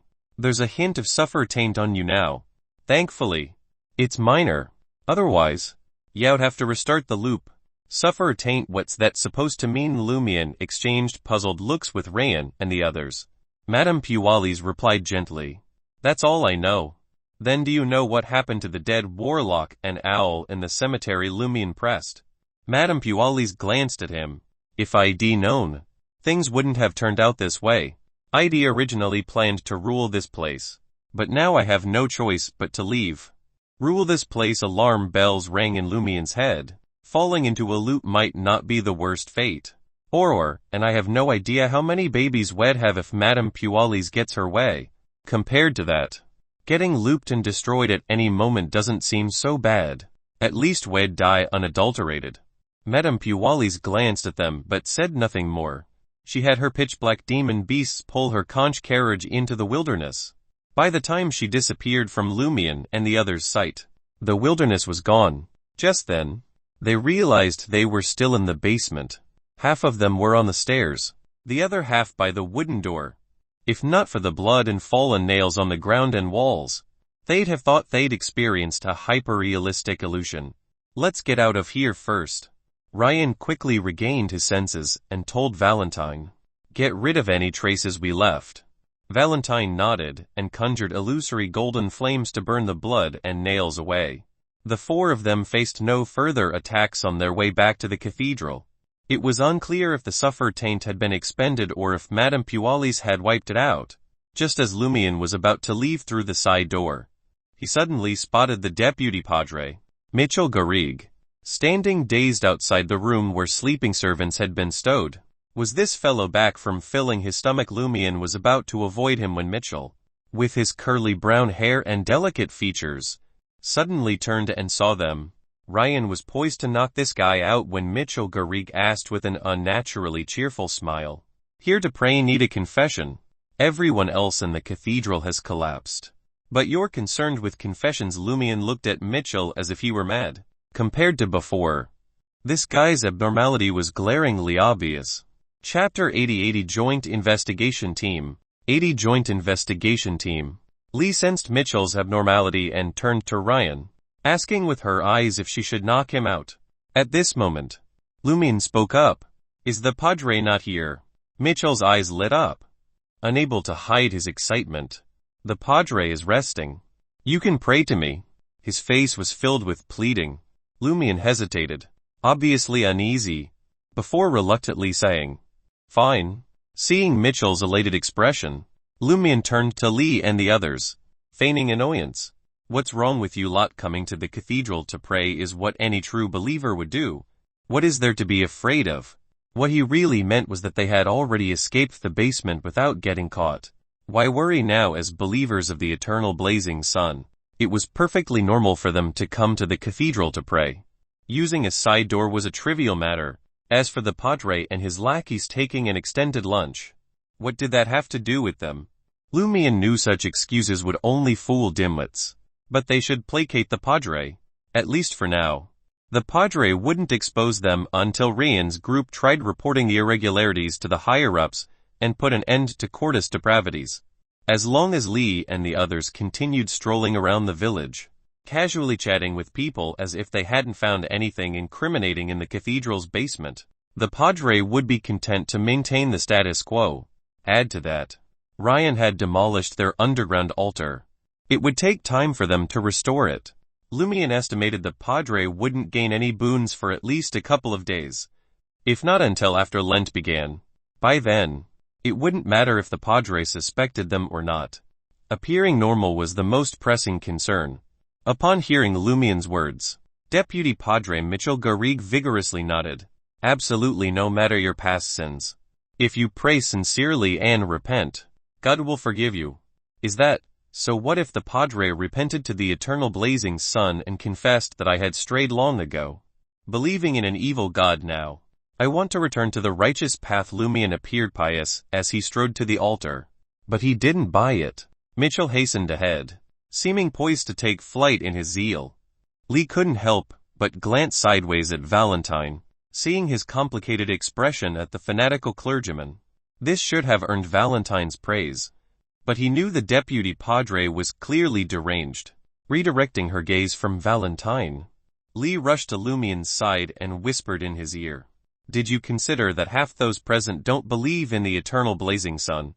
You're not. Lumian seemed genuinely surprised. Not because he was perceptive and grasped her hint, but of the 5 there, aside from the unhinged deputy padre, Valentine was certainly one of the remaining 4. Lumian himself barely counted as half. Lee nodded slightly, her bells chiming. She smiled and whispered, Ryan hails from the machinery hivemind. I'm from Bureau 8. We don't belong to the Eternal Blazing Sun Church. Lumian had heard his sister mention that the machinery hivemind was on par with the Eternal Blazing Sun Church's Inquisition. It was a branch of the Church of the God of Steam and Machinery dealing with matters concerning those from beyond. Bureau 8's full name was Bureau 8 under the Intelligence and Homeland Security Committee. It was the Republic's most official organization in the domain of the Beyonders. Weren't you sent by the church? Lumian asked curiously, finding a chair and sitting down. Lee sat beside him, smiling thinly. Too many dangerous run-ins with those from beyond have happened at country borders in recent years, especially in disputed territories. When Cordu called for help, the higher-ups decided to set up a joint task force to get into Cordu, figure out what's really going down, and give the best recommendation for how to handle it. Who knew that this place? She shook her head, seeming at a loss for words while her bells chimed. The strangeness and horror of this place was beyond her imagination. At times she felt Valentine was right to suggest reporting everything and requesting Cordus destruction. But she wasn't ready to die yet. She had to choke back her professional instincts and morals. At that moment, Deputy Padre Mitchell Garrigue picked up the book on the altar and glanced at the 4 praying. Lee then crossed her arms over her chest and bowed her head. Lumian was a little stunned. And you claim not to believe in the eternal blazing sun? Lee sensed his gaze and turned, flashing him a wry grin. God won't fault me for posing as a sheep of another flock during a crusade. If you doubt it, look. She jerked her chin to the other side. Ryan, hailing from machinery hivemind, folded his arms over his chest in a pious fashion. So your moral compass possesses flexibility. When questing, Lumian longed to jibe Lee and Ryan, but worship had commenced. He couldn't lag behind. After adopting a reverent mien and closing his eyes, the deputy padre, Mitchell Garrigue, riffled through the Holy Bible and intoned gravely, God spake, let there be light. And there was light. Lumian suddenly felt a surge of nostalgia as he listened to the familiar sermon in the cathedral, though he used to just go with the flow and float through the service, whispering and gazing around. He now longed for the simplicity of the past. Even if he had to pray with the greatest devotion, Even the unpleasant events that had once annoyed him were now a source of comfort. By the time Lumian and the others left the eternal blazing sun cathedral, the padre and servants were still knocked out cold. Ryan glanced toward the castle and sighed emotionally. That woman's far more powerful than I realized. How powerful? Lumian asked. Curious. Ryan deliberated a moment. It's like she's touched the threshold of godhood. Yet not quite. You seem to have said something yet not quite. If Lumian didn't need Ryan and the others recently, he'd have spoken his mind. However, thanks to his extensive knowledge of mysticism, he could roughly guess what Ryan meant by the threshold of godhood. Sequence 4: The beginnings of a demigod. He pondered a moment. I think Puali seemed off when she appeared as Madam Knight. Had told them about Madam Knight in Paramita. I got the same impression. Lee said with a smile. Like a botched patchwork monster. We have an understanding of Madam Knight to some extent. In the border region between Intes and Fainapotter, similar incidents have occurred frequently in recent years. Some call her Madam Knight. Some call her Madam HRT. Some call her the Benevolent. And some call her the Vile. But so far, we haven't caught any of them. We still lack a systematic grasp of them. Yes. This is the first time I've heard of Paramita. Lee strode to the edge of the village square with the tinkling gate. Something about Paramita occurred to me from the description. What Lumian never felt embarrassed to inquire. Lee glanced southward. In Fainapotter's Church of Earth Mother, there's a saying, the soul returns to the land. The soul returns to the land. Images of the wilderness and wandering undead surfaced in Lumian's mind. He had to admit Lee's association made sense. Arriving at the elm tree at the village entrance, Ryan surveyed the area and remarked, let's not provoke that madam further. Regarding escaping the loop, even if she doesn't provide aid, she won't become an enemy. We just need to monitor her movements and see if we can utilize the specific temporal node she mentioned. Wasn't it because you clearly couldn't defeat her if you didn't provoke her? Lumian suppressed his mouth, ready to retort. He then asked Valentine, how many minutes? He worried that if he mistimed, his sister would trigger the loop and restart everything. Valentine extracted a gold pocket watch and popped it open. 10 minutes remaining. That's good. Lumian sighed in relief and waved at Ryan and the others. I'm going to search for Auror. If you've nothing else to do, help me locate Sybil's husband, Jean Mori. Investigate who's spreading the rumor that the horoscopes are about to change and everyone will usher in good fortune. If you discover anything, come to my house to find me. Goodbye. My cabbages. That was what Lee and the others had planned to do, so no one objected. Lumian fell into deep thought as he bade farewell to the joint investigation team and walked to the agreed-upon spot at the edge of the village. After completing his exploration of the cathedral's underground, he had a darn good hunch about the anomaly in Cordu. The ones responsible for the loop were definitely the Padres group. They'd been secretly worshipping an evil god for at least 6 months, and had secretly sacrificed quite a few foreigners under the cathedral in exchange for loads of boons.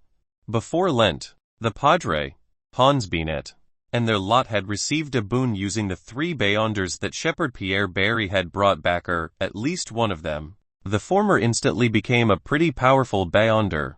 Hence, they kicked off a grand ritual at the start of Lent. On the 12th night, in the final stage of the ritual, the hidden being with the name of Inevitability would accept the large-scale sacrifice and complete something that the Padre and company had prayed for. But at that moment, something unexpected happened. The ritual failed to complete, and the power involving the past, present, and future dissipated, bringing about a time loop.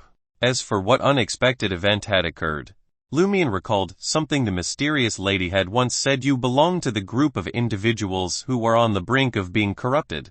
Luckily, the mark left by that great existence was activated, and the corresponding power descended upon you, sealing the source of corruption and establishing balance.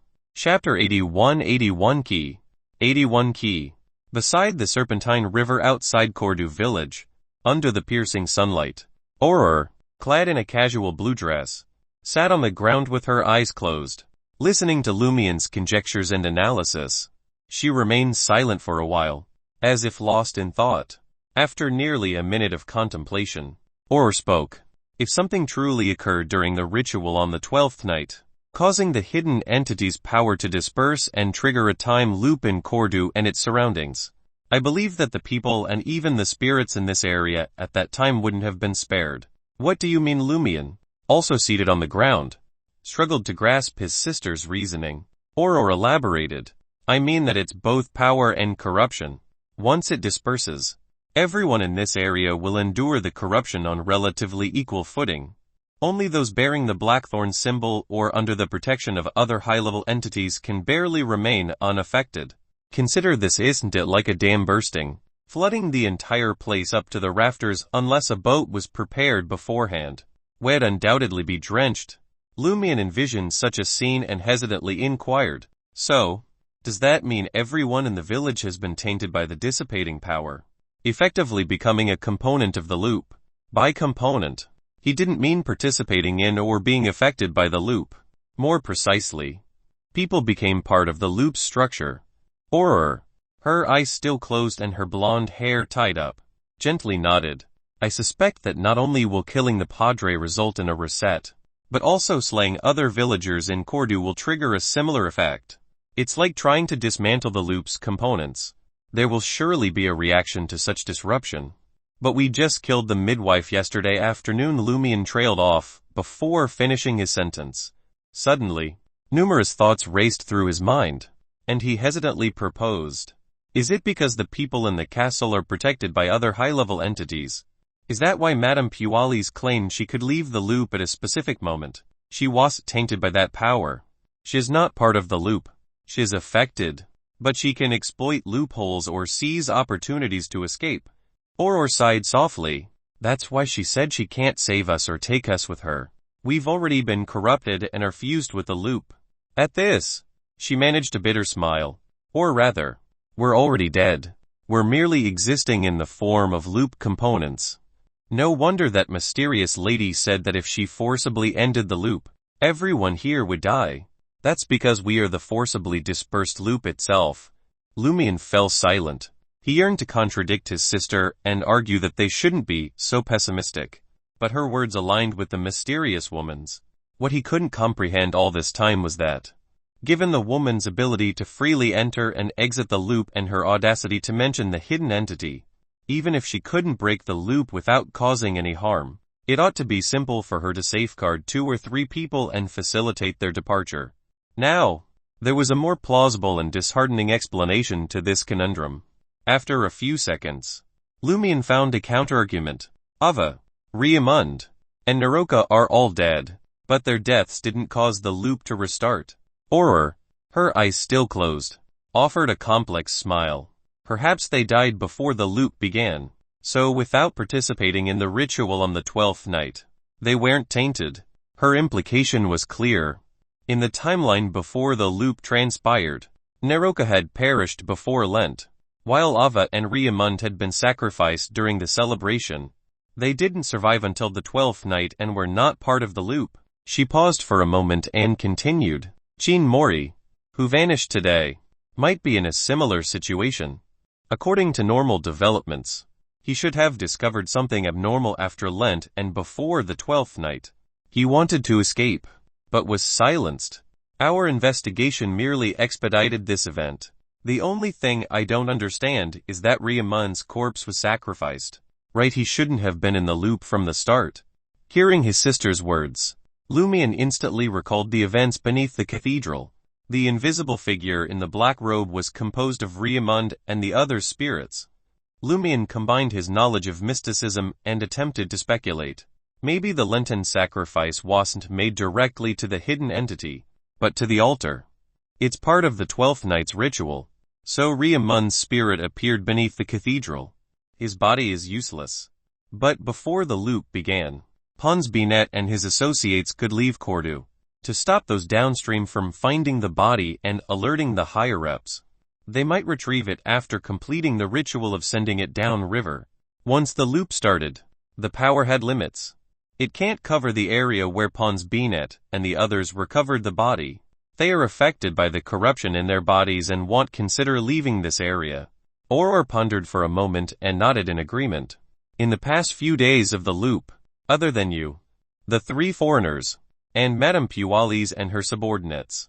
None of the villagers have thought of leaving Cordu to hunt or gather wild fruit. If you hadn't reminded me, I would've been the same. Aurora revealed a desolate, self-deprecating smile. We're already a group of monsters.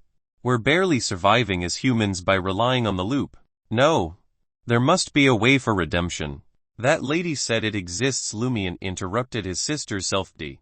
Aurora exhaled slowly and stated, "Can't you let your sister be vulnerable for a few minutes?" She continued, "Based on this line of thought, we can only rely on ourselves. Breaking the cycle with external forces is equivalent to killing us." Lumian sighed. "Unfortunately, there's no way to verify this speculation at the moment. We can only confirm it on the 12th night. We can verify it, but it'll waste a lot of our time. Besides, I can't do it," Aurora replied. "That's true." Lumian roughly grasped his sister's meaning and plan. Kill a villager not currently on the Padres team to see if it would trigger a reboot. If it did, they could find a way to lure one of the 3 foreigners into a death trap and see if it triggered the cycle. If not, it would validate Aurora and Lumian's guesses. Most people in Cordu village had been corrupted and were part of the loop. Those who came later were only affected by the loop and had a chance to escape it with the help of loopholes or external forces. However, that would squander many of the past few days. And Aurora wasn't the type to kill innocents, especially those they had a good partnership with. Lumian had no moral qualms in this regard. From his perspective, dying in the loop was true death. There was a high chance of only residual problems. That was much better than being trapped in the loop. Of course, if he really wanted to do so, he wouldn't try to murder Lee and the others. Instead, he would reason with the 3 foreigners. With Valentine's fanaticism and piety, he was confident he could persuade him to commit suicide. The siblings exchanged glances and fell silent, unsure of what to say. After a while, Lumian changed the subject. "Grand Sower, what do you think is the key to ending the loop from the inside?" Aurora had been pondering this question. As she thought, she said, "We can't just end the loop from the inside. We have to use this situation to remove the corruption in everyone's bodies. Otherwise, what's the difference between this and suicide?" Yes. According to my previous guess, something happened to the ritual, causing the entire village to enter a loop. And the reason an accident occurred was that you bear the mark of that great entity. It was activated and sealed the heavy corruption in your heart. Aurora assessed her brother as she spoke. Lumian instantly grasped her meaning. "You mean the key to ending the cycle?" Aurora nodded. "The source of the accident lies with you. So naturally, the key to ending the cycle is with you." "Of course. This is only a guess. Perhaps the key to the loop is the vessel that will bear the power of the hidden entity's descent during the 12th night's ritual. For example, the Padre or someone else." Aurora suddenly fell silent and looked at her brother for a few seconds. Could these 2 speculations be equivalent? You were the vessel otherwise. As an auxiliary sacrifice and contaminant, even if something unexpected happened, the ritual wouldn't have failed disastrously and its power dissipated uncontrollably. The more Lumian thought about it, the more he felt that his sister's guess made sense. He muttered to himself, "That blackthorn mark on my chest is darker than the Padre's was. So when the priest tried to deal with me, he showed signs of losing control, allowing me to kill him. Therefore, that mysterious lady never said how to end this loop. She just told me to explore the dream ruins and figure out their secrets." Aurora got a little pumped. "Yeah, that's probably a clue. Maybe the dream ruins stem from the corruption in your body or are closely linked to it. So you can rely on the blackthorn mark to take down every monster you run into there. Once you unlock the secrets, you can rein in or safely tap into the power in your body to some extent and siphon off the corruption from everyone in Cordu. The loop will break on its own. Yeah, maybe this can only be done at certain times. Like at the ritual on the 12th night." Lumian leapt to his feet. "I'm heading back to dream now. No rush." Aurora slowly sat up. "Aren't you hurt? Aren't you going to rest?" Lumian patted his chest. "The liquid Madame Pualis sprinkled healed all my wounds and restored my spirituality." "Oh, was that Pamilo Sego child diving?" Guanine Aurora muttered. Lumian didn't get it at all. His sister was speaking a totally foreign language. Auror smiled with her eyes closed. What I mean is, go home, fill your belly, take a nap, and explore your dreams. Chapter 82 Dream Divination. 82 Dream Divination. In the semi-subterranean two-story building, Lumian and Auror quietly consumed their belated lunch. The mutton, which should have been succulent and tender, tasted utterly bland on their palates. Barely satiated, Lumian was about to clear the table when tinkling sounds reached his ears. Lee and the others he glanced towards the door. Auror, too, sensed something. She set down her cutlery and fixed her gaze upon the entrance. Moments later, the doorbell chimed. Without hesitation, Lumian abandoned his seat and strode towards the door, peering at the visitors through the peephole. It was indeed Lee, accompanied by the other two foreigners. Valentine had finally changed his attire, previously engulfed in flames due to the sufferer's aura. Madame Pualis had tended to his wounds, but his scorched clothing was beyond repair. Lumian swung the door open and greeted them with a warm smile. My cabbages. You already missed me. Oh, you actually can change clothes. Valentine had swapped his white vest, blue tweed jacket, and black trousers for a yellow vest, black formal jacket, and dark pants. White fabric flowers adorned Lee's white cashmere dress on large and two small concealing signs of damage with impressive sewing skills. As for Ryan, Lumian couldn't detect any difference in his outfit or evidence of his previous injuries. Lumian suspected the man had packed at least two identical sets of clothing. We've gathered information on those two matters, Ryan replied coolly, his eyes hinting that details would follow once they were inside. Lumian sought Auror's approval before fully opening the door and ushering the three investigators in. This was the first time Ryan and his colleagues had met Auror, and they exchanged polite introductions about the impending horoscope shift and the villagers' supposed good fortune. It's tentatively confirmed that the Padre orchestrated the rumors, Ryan revealed, wasting no time as they settled around the dining table. But I don't think it's that simple. The methods and rhetoric resemble those of a village witch. Under normal circumstances, the Padre wouldn't devise such a scheme. Village witches were part-time fortune tellers who frequented small towns and villages. Auror nodded thoughtfully. Could it be the influence of the deceased warlock, a way to lure villagers into secretly worshipping the evil god? And they believed it so easily. Valentine ceased. His expression conveyed utter disbelief at the gullibility of Cordus inhabitants. It's all because believing in the eternal blazing sun doesn't alleviate their poverty. And they're still oppressed by the Padre, and the administrator. Auror held her tongue, fearing a confrontation with Valentine. She could envision villagers experiencing tangible benefits from the Padre and his followers after turning to the evil god, such as reduced contributions to the eternal blazing sun or protection from Pons Benet's harassment. They could even scare their irritating neighbors using the thug's name. In short, their lives would genuinely improve, giving them hope and fueling their devotion. Nevertheless, Auror didn't condone their actions. While the government and church primarily sought money, the cults demanded lives. Ignoring Valentine's question, Lumian helpfully suggested, you should ask the villagers yourself and thoroughly investigate the cause of their wavering faith. If you uncover the truth, I believe the papacy will hold you in high regard. The papacy referred to the eternal blazing sun's pope, a title shared by many church leaders. Lumian had recently learned this after perusing the materials Auror had procured. Valentine fell silent, evidently intrigued. Auror shifted the focus to Ryan. Did you locate Sybil's husband, Jean Maury?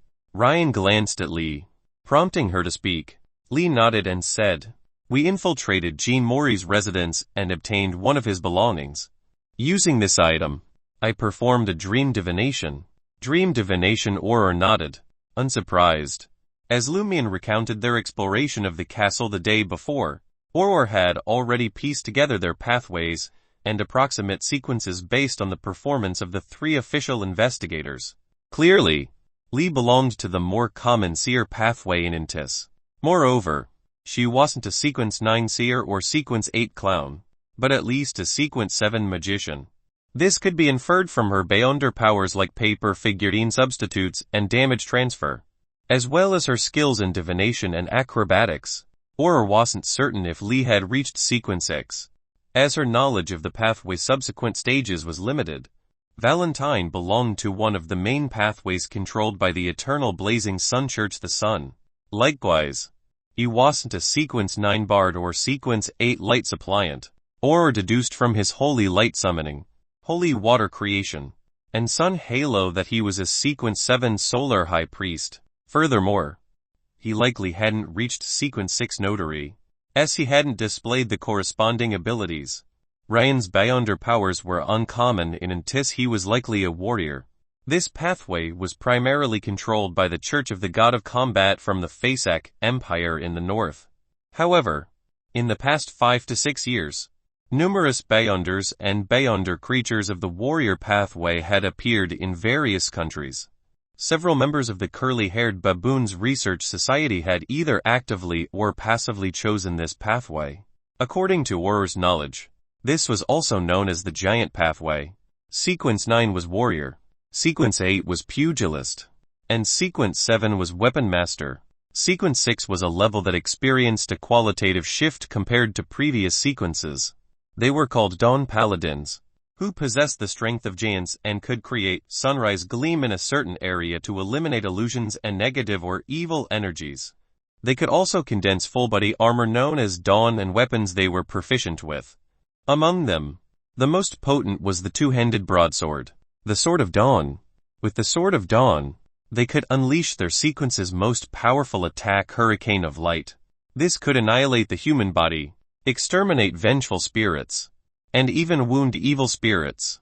Considering Ryan's performance, Aurora believed he was a Sequence 6 Dawn Paladin, though he probably hadn't become a Sequence 5 Guardian yet. Aurora had always felt that these 3 official investigators were on par with her. Now, she realized that each of them was stronger than the last. If she wasn't prepared, she wouldn't stand a chance in a one-on-one battle. It was well known that in the official categorization, Sequence 9 and Sequence 8 were considered low Sequence Beyonders. They had some unique abilities compared to ordinary people, but their flaws were apparent. Sequence 7 to Sequence 5 were mid-sequence, where they began to possess extraordinary powers. Sequence 4 and above belonged to the demigod domain, making them worthy of the title High Sequence Beyonders. According to some members of the curly-haired baboons research society who had infiltrated official organizations, when dealing with ordinary Beyonder matters, a team of 1 mid-sequence and 2 low-sequence Beyonders would be assembled to carry out the first round of investigations. They would then deploy more high-level forces depending on the situation. This time, facing the anomalies in Cordu, the Intis officials had sent 3 mid-sequence Beyonders. They weren't taking the situation lightly. However, even this joint investigation team didn't seem to be enough for Cordu. Aurora had shared all this information with Lumian, and the siblings listened intently as Lee continued. In the dream divination, I saw Shepherd Pierre Barry. He emerged with a few nails wrapped in hair and stuffed them into the hay. Lee described the scene in the simplest terms. Haystacks, nails, and hair. Lumian instantly recalled his discovery under the guidance of the 3 sheep. He had also found some nails wrapped in hair in the haystack of the Barry sheep pen. He frowned and said, "Are those Jean Maury's nails and hair? Was he killed by Shepherd Pierre Barry at the Barry's place?" Originally, the custom of hiding one's nails and hair outside the house was to prevent it from affecting one's family horoscope and luck. It was limited to family members with a bad reputation or who committed suicide, as well as those who were murdered by their relatives. But because Jean Maury was killed at the shepherd's house, Pierre Barry still carefully cut off the other party's nails and took some hair to hide in the haystack outside the house. No wonder it was there before. That must be from their previous victim. How many people have they killed in secret? Lumian scoffed under his breath. At this point, he's still worried about messing up his horoscope and luck. Imbecile, Valentine cursed aloud. They had been briefed by Lumian earlier and knew about the 3 sheep, the haystack, and the old folk customs they represented. After discussing for a while and confirming they wouldn't try anything else for now, Lee and the others bid Lumian and Aurora farewell and returned to All Tavern. The siblings didn't mention their speculations at noon. afraid it might deter the official investigators from cracking this case open from the inside. After all, they could only be affected and might escape with outside help. After clearing the table and helping wipe it down, Lumian returned to his room and lay on the bed, with conflicting thoughts and many unanswered questions. Sleep eluded him for a long time. He relied on some meditation techniques to slowly calm his mind and finally drifted off. In the room shrouded in faint gray fog, Lumian opened his eyes and sat up straight. He lowered his gaze and looked at his chest. His vision seemed to cut through the thin cotton shirt and flesh, allowing him to see the blackthorn tattoo and the bluish-black pattern underneath. Is this the root cause of this endless loop? Lumian thought. The blackthorn symbol was at the heart of the issue, and the bluish-black pattern brought protection from that ominous force, allowing Cordu to be salvaged. All of this could be traced back nearly 6 years. Lumian remembered clearly that he had still been a street rat at the time. He had barely survived by relying on seeming unthreatening due to his young age and extreme ruthlessness. Then, one day, he met a dying old man. Maybe it was because he had picked up some street smarts, or maybe because the old man reminded him of his only family, PP, who had raised him until his early teens but sadly passed on. Lumian chose to lend a hand. Though he ultimately failed to save the old man's life, Lumian still sent him to the crematorium and buried him in a public grave. He had found the bluish-black symbol on the old man's corpse during this. From then on, he often dreamed of the vast expanse of gray fog. His luck also turned sour, and he began struggling to scavenge enough food. Thankfully, he met Aurora not long after. Chapter 83 A Sudden Encounter. 83 A Sudden Encounter. Lumian exhaled steadily and reined in his racing thoughts. He slung his shotgun over his shoulder and clipped on his axe. Leaving the semi-subterranean 2-story building perched on the edge of the wild, he strode into the dream ruins. Tracking a familiar route through the dense forest, he crept deeper into the tangle of collapsed houses towards the hulking peak of crumbling red stone. Thick fog clung to the summer sky. Weeds rasped at his feet. The whole world was darkened. Bleak. Soon Lumian left familiar ground behind, plunging into the heart of the ruins. He scanned the ruins constantly, cataloging every trace, theorizing how each might be useful in a fight. Caution slowed his progress, but hunting taught caution and carefulness above all. Finally, a clue. Fresh footprints, seemingly human, tucked behind a jumble of rubble at the road's edge. Cunningly concealed. This one knows how to move unseen, capable of eliminating traces to a certain extent. Lumian observed for a while and made a preliminary judgment. He suspected that it was something similar to the shotgun monster, perhaps bearing clues to sequence 8 of the hunter's pathway.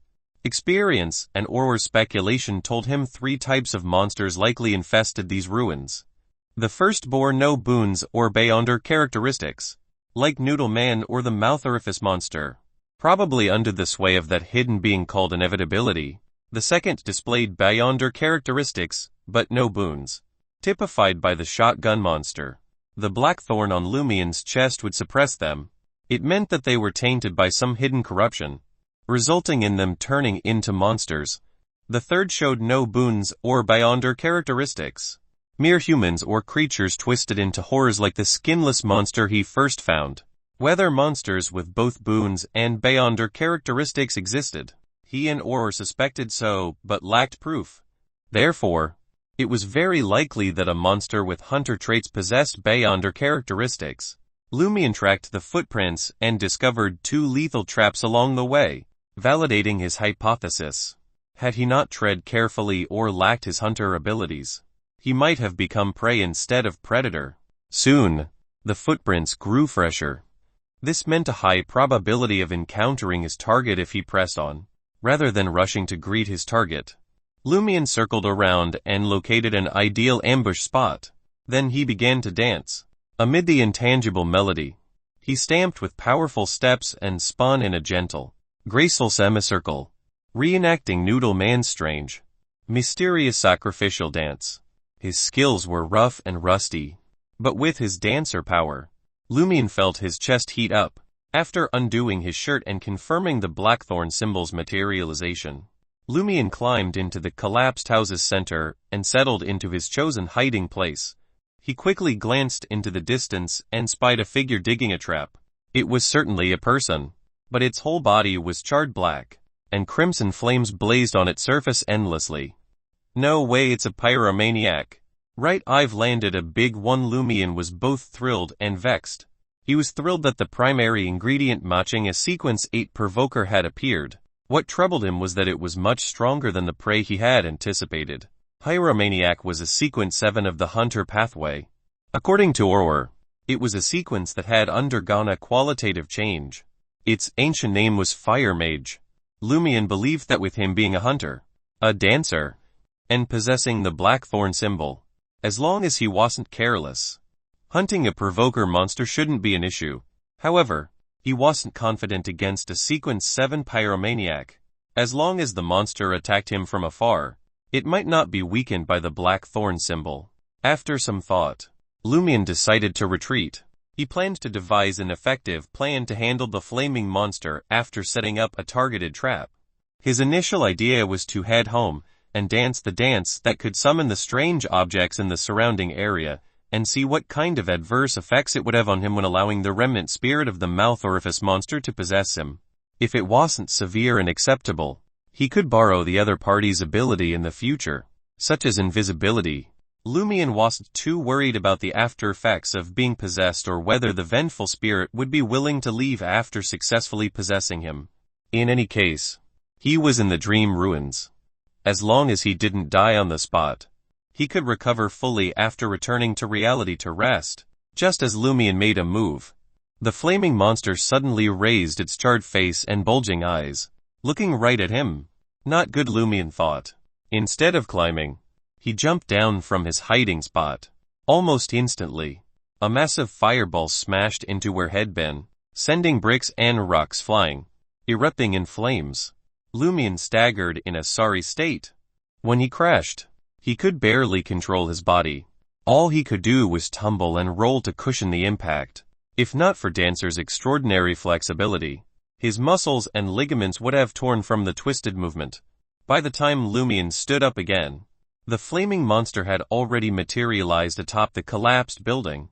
Phantasmal fire ravens coalesced from flames around it. Upon seeing this, Lumian felt as if surrounded by soldiers with guns trained on him. Without hesitation, he bolted towards the collapsed building where the flaming monster stood. Faced with such a scene, he felt the only way to turn defeat into victory was by using the Blackthorn symbol on his chest, and this seemed to require closing the distance. As Lumian ran, half the fire ravens descended from the sky and detonated behind him, causing heat waves to surge and explosions to reverberate. The remaining illusory fire ravens banked and locked onto their running target. At that moment, Lumian arrived at the bottom of the collapsed building, no more than 5 meters from the flaming monster. In the next second, the charred monster enveloped in crimson flames froze. The remaining fire ravens around it were instantly snuffed out. It's working, just as joy flooded Lumian's heart.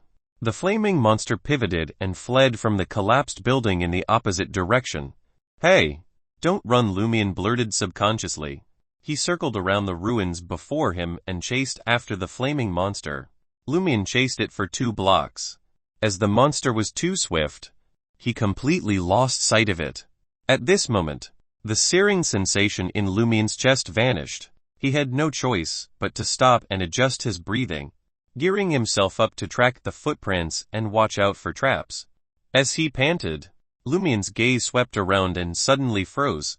Not far away, a figure loomed in the doorway of a half-collapsed building. The figure wore a black robe with a hood. Aside from that, it seemed ordinary enough, except it had 3 faces on its head. The front face was an old man's. Milky eyes, scraggly brows, wrinkled as a prune. The left was in its prime, chiseled and stubbled, icy blue eyes gleaming. The right was a child son less than 5 years old, smooth and round, blue eyes wide with innocence and ignorance. The 3-faced monster. That 3-faced monster. Lumian was truly frightened. As he was chasing after the flaming monster, head wandered deep into the ruins and stumbled on the 3-faced monster. Despite mastering the mysterious sacrificial dance and activating the blackthorn symbol, Lumian had no intention of using the three-faced monster as target practice. His instincts screamed that this foe was lethal. According to the mysterious lady's words, even weakened by the blackthorn symbol, the monster could easily slay a weak hunter. Lumian's plan was to steer clear of the three-faced monster's territory and practice on other monsters. He wanted to test the blackthorn mark's power against enemies of varying might before deciding whether to hunt the three-faced monster. Unexpectedly, the monster left its domain and stumbled upon Lumian. Would a little dance of contrition perhaps appease you, Lumian thought, taking an involuntary step back. At the entrance of the crumbling building, the three-faced monster in a black robe and hood retreated a step. Lumian spun around. The three-faced monster mirrored him. Lumian bolted. The three-faced monster fled as well. Lumian, who had meant to flee and try dancing, ran a few paces before sensing something amiss. He halted and glanced back. By chance, he saw the three-faced monster retreating. Lumian stared, stunned. After a moment, Lumian vaguely grasped the situation. He touched his face and muttered, "Am I that scary?" The three-faced monster's actions reminded him of their first encounter. Back then, Lumian stole a glance at the three-faced monster and cowered in terror, praying to the eternal blazing sun to conceal him. Though the three-faced monster clearly peered toward his hiding spot, it didn't seem to notice anything. Instead, it took the initiative to retreat further away. So it wasn't the eternal blazing sun that shielded me. Nor was I very fortunate. Did the three-faced monster sense my specialness and flee? Lumian nodded thoughtfully, hazarding a guess. In the dream ruins, can monsters of a certain level directly perceive my specialness without me activating the blackthorn symbol? Chapter 84 Dirk. 84 Dirk. Lumian broke the monsters in the dream ruins into 3 levels based on how the flaming monster and the three-faced monster reacted when they encountered him. The lowest level ones acted on instinct alone. As soon as they saw him, they would attack. When he activated or partially activated the blackthorn symbol on his chest, they would immediately give up and submit fully to his mercy. The higher level ones would hunt him down before he partially activated the blackthorn symbol. After he finished the sacrificial dance, they would cunningly opt to escape, but they couldn't sense the existence of the blackthorn symbol beyond 5 meters. The flaming monster likely only remained in fear and associated the corrupting aura from the seal with Lumian. At a certain level, Lumian didn't even need to activate or partially activate the blackthorn symbol on his chest, nor did they need to be within 5 meters of Lumian for them to obviously feel his specialness and show conspicuous dread. Were there any other levels above these 3? Lumian felt there should be at least one, at most 3. For instance, the kind that wouldn't fear the partially activated blackthorn symbol so much that they immediately fled. They would persist in attacking despite significant weakening. Or for example, the kind that were so high in level that they wouldn't react to the blackthorn symbol at all. Therefore, while Lumian was delighted that he could scare off the three-faced monster and seemed capable of doing whatever he wanted in the dream ruins, he didn't dare to be careless, disregarding terrifying beings that might be higher in level than the three-faced monster. Just the flaming monster could incinerate him to ashes without being impacted by the partially activated blackthorn symbol with its powerful long-range attack. With this in mind, Lumian hesitated for a moment before stealthily delving deeper into the dream ruins along the three-faced monster's escape route. He planned to scout the blood-colored peak and surrounding area today to gather information for the subsequent unlocking of the dream's secret. Along the way, he proceeded to a relatively concealed area less easily discovered, on guard against any monsters that might suddenly burst out, perhaps because the three-faced monster had just passed by, frightening off the other monsters. Lumian didn't see a single person. He successfully passed collapsed buildings and gray gravel everywhere and arrived at the base of the blood-colored peak. There was still a circle of ruins, but unlike the outer layers, the buildings here hadn't collapsed, but seemed to have completed a warped reassembly as if they had a life of their own. They were interconnected, as if a strange thorny city wall had been built. The wall was dyed a faint grayish black. The windows and doors of the original buildings were embedded messily on its surface. Some were open, permitting one to see the shattered tables and chairs inside. Some were tightly shut, as if they couldn't be pulled open. Lumian scanned the area and gazed up at the blood-colored mountain behind the city wall. At this range, even with the heavy fog blanketing the sky and the dim light filtering into this realm, Lumian could see every detail of the mountain peak clearly.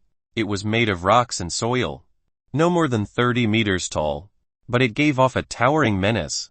The color on its surface was unnatural, neither the brownish of the rocks nor the reddish-brown of the soil. They seemed dyed at a later time, making it look sinister. According to Auror's novels and paranormal magazines, this might be dyed red by human blood, Lumian thought. He raised his gaze higher and higher, glancing at the peak shrouded in thick fog. Suddenly, an unseen wind blew away some of the fog. The peak came into view. Sitting cross-legged was a giant 4 to 5 meters tall with 3 heads. He was naked and had 3 heads growing from his neck. One faced left, revealing anger, greed, and hatred. Extremely evil. One faced forward with a warped expression of pain and regret. The other faced right, holy, with pity in its eyes.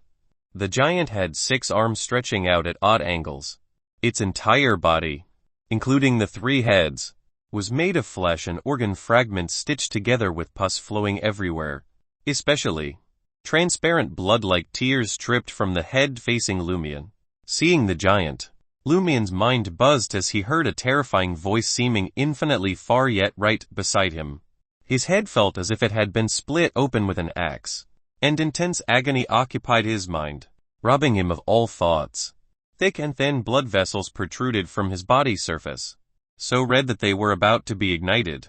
When Lumian woke up from his near-death state, he realized that he was curled up on the ground, rolling back and forth. As if this wasn't enough to resolve the pain in his body, his vision was blurry, stained with blood, and everything he saw was misty.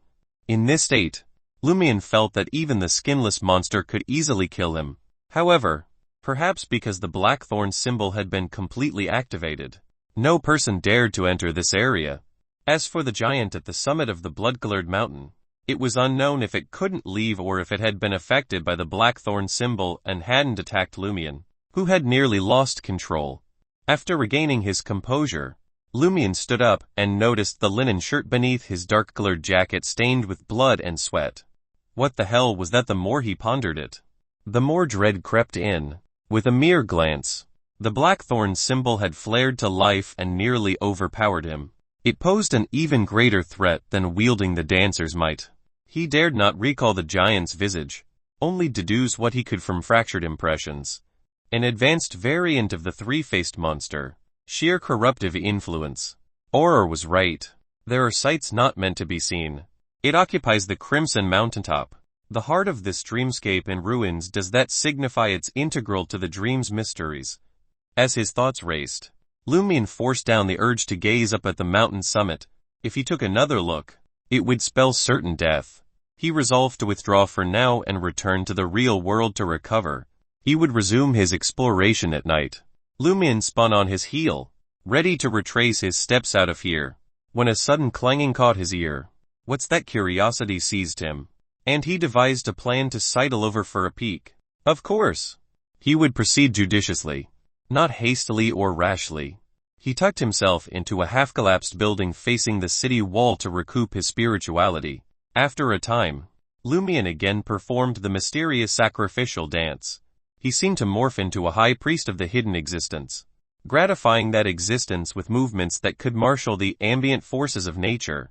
When a burning sensation flared in his chest, Lumian halted and honed in on the intermittent clanging, skirting the blood-hued mountain crest and dilapidated city wall. Dancing anew, he spied an orange glimmer through a half-open brownish wooden door in the wall. A flickering orange flame shone behind a half-open wooden door. Clang, clang, clang. The figure in the room was reflected in a grimy, diagonal glass window above. It looked humanoid, but too spindly in the dim light. In that moment, the figure raised a hammer-like object and smashed it down with formidable might. Another metallic clash rang out, crisp and ominous.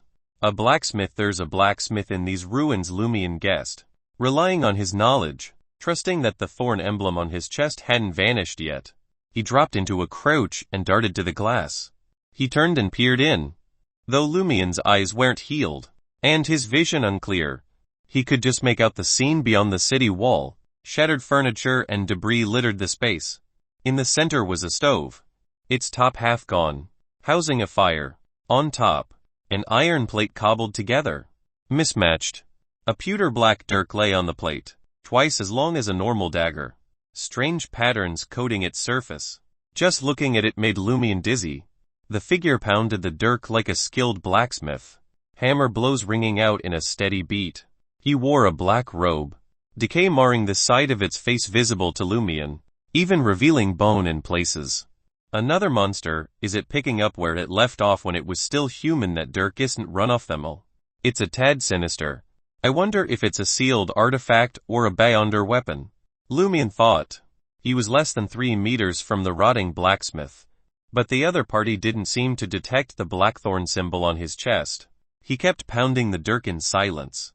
Given that the blackthorn symbol was about to vanish, Lumian recoiled and tiptoed away from the window. He had only taken a few steps when the searing sensation in his chest disappeared. The next moment, a creaking sound came from behind him. Lumian whipped around and saw the mahogany door swing open. The black-robed blacksmith emerged. There were 4 or 5 putrid gashes on his face that bared its bones. Half of his left eyeball dangled from its eye socket. It looked like a corpse that had been dead for some time. He clutched the hammer in his right hand and the pewter black dirk in his left. Lumian's reflection glinted in his lifeless eyes. FCK. Lumian couldn't help cursing. He instantly grasped the situation.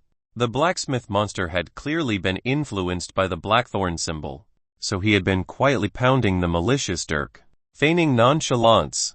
When the blackthorn symbol disappeared, he immediately seized his weapon and emerged to hunt him. How cunning! Chapter 85 Appropriating.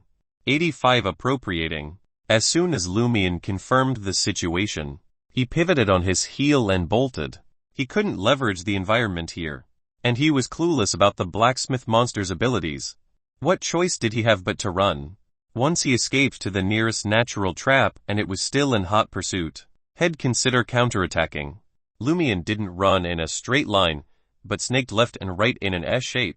He worried it might predict his trajectory and hurl a fireball or long-range weapon. The old Lumian could run on a curve, but he'd have to throttle back at points. Otherwise, his body couldn't take it and he'd eat dirt. Things were different now. He was extremely limber, far beyond ordinary humans. His muscles and tendons easily let him arch his body in a smooth semicircle. With this move, he felt that unless the blacksmith monster had special abilities, he should reach the ruins 7 to 8 meters away. Suddenly, dread gripped his heart with premonition. Without thinking, Lumian plunged forward, riding his momentum. Sizzling, sharp pain seared his back. The evil pewter black dirk had sliced him, spurting bright red blood. The blacksmith monster had caught up in a single bound and swung its weapon. It seemed to have shortened over a dozen steps to one. Lumian endured the pain and rolled twice before finally touching a half-collapsed building. He vaulted in with a whoosh, slithering through the walls and furnishings as cover. He bolted out the back entrance. Being back in this area was like a tiger returning to the deep mountains or a trout in a river. He adeptly wove through the ruins and buildings, at times circling around, other times going straight. Within 10 seconds, he arrived at a natural snare he had spotted earlier. He ducked behind the roof that had slid to the ground and held on for the blacksmith monster to turn up. He didn't try the sacrificial dance because he felt there wasn't enough time. The other side clearly had some distinctive tracking prowess. As time passed, Lumian didn't spot the blacksmith monster, nor did he catch any sound approaching. He didn't note any indistinct footprints around him. It didn't chase after me. Lumian couldn't help but frown. He was glad, but he also felt this situation was a bit odd. After some thought, he guessed the blacksmith monster couldn't leave the city wall, so the moment he went into the building ruins, it gave up chasing him. Considering he had already suffered 2 injuries and was drained, Lumian decided not to explore further. Leveraging his terrifying flexibility, He treated the wound on his back and headed toward the edge of the ruins. After walking a long time, he looked at the familiar collapsed buildings and suddenly felt something was off. It has already been more than enough time to finish a meal. The dream ruins aren't especially large. I should be able to walk out in a straight line. Why haven't I escaped yet? The more Lumian contemplated it, the more he sensed that something was amiss. His thoughts were becoming foggy and disjointed, as if severe exhaustion was overtaking him or he was about to drift off to sleep. He forced himself to focus, relying on his hunter abilities to locate the path, hoping to get out of these ruins immediately. However, as he walked, he couldn't help periodically slipping into a daze. Eventually, he didn't even know what he was doing. After an indeterminate amount of time, Lumian's eyes abruptly reflected the flickering orange glow of a fire. He found himself back by the city wall and the chamber where the blacksmith monster was. Not good. I'm under its influence. No wonder it didn't chase me. It seems I can't force my way out. I can only think of a solution starting with that monster. Lumian's thoughts slowed and fogged. As he approached the chamber involuntarily, he struggled to perform the mysterious sacrificial dance. Since he had to confront the blacksmith monster, his greatest reliance was the blackthorn symbol on his chest. He had to activate it immediately. Amid the sonorous but intermittent noises from within, Lumian saw the door emitting orange flames open. The monster in a black robe holding a pewter black dirk and hammer appeared in the doorway. Unlike before, much of the rotting marks on its face had vanished, and fresh flesh had grown over the wounds that exposed its bones. Its eyes lit up as it gazed at Lumian with undisguised greed and amusement. This made it appear more human than zombie.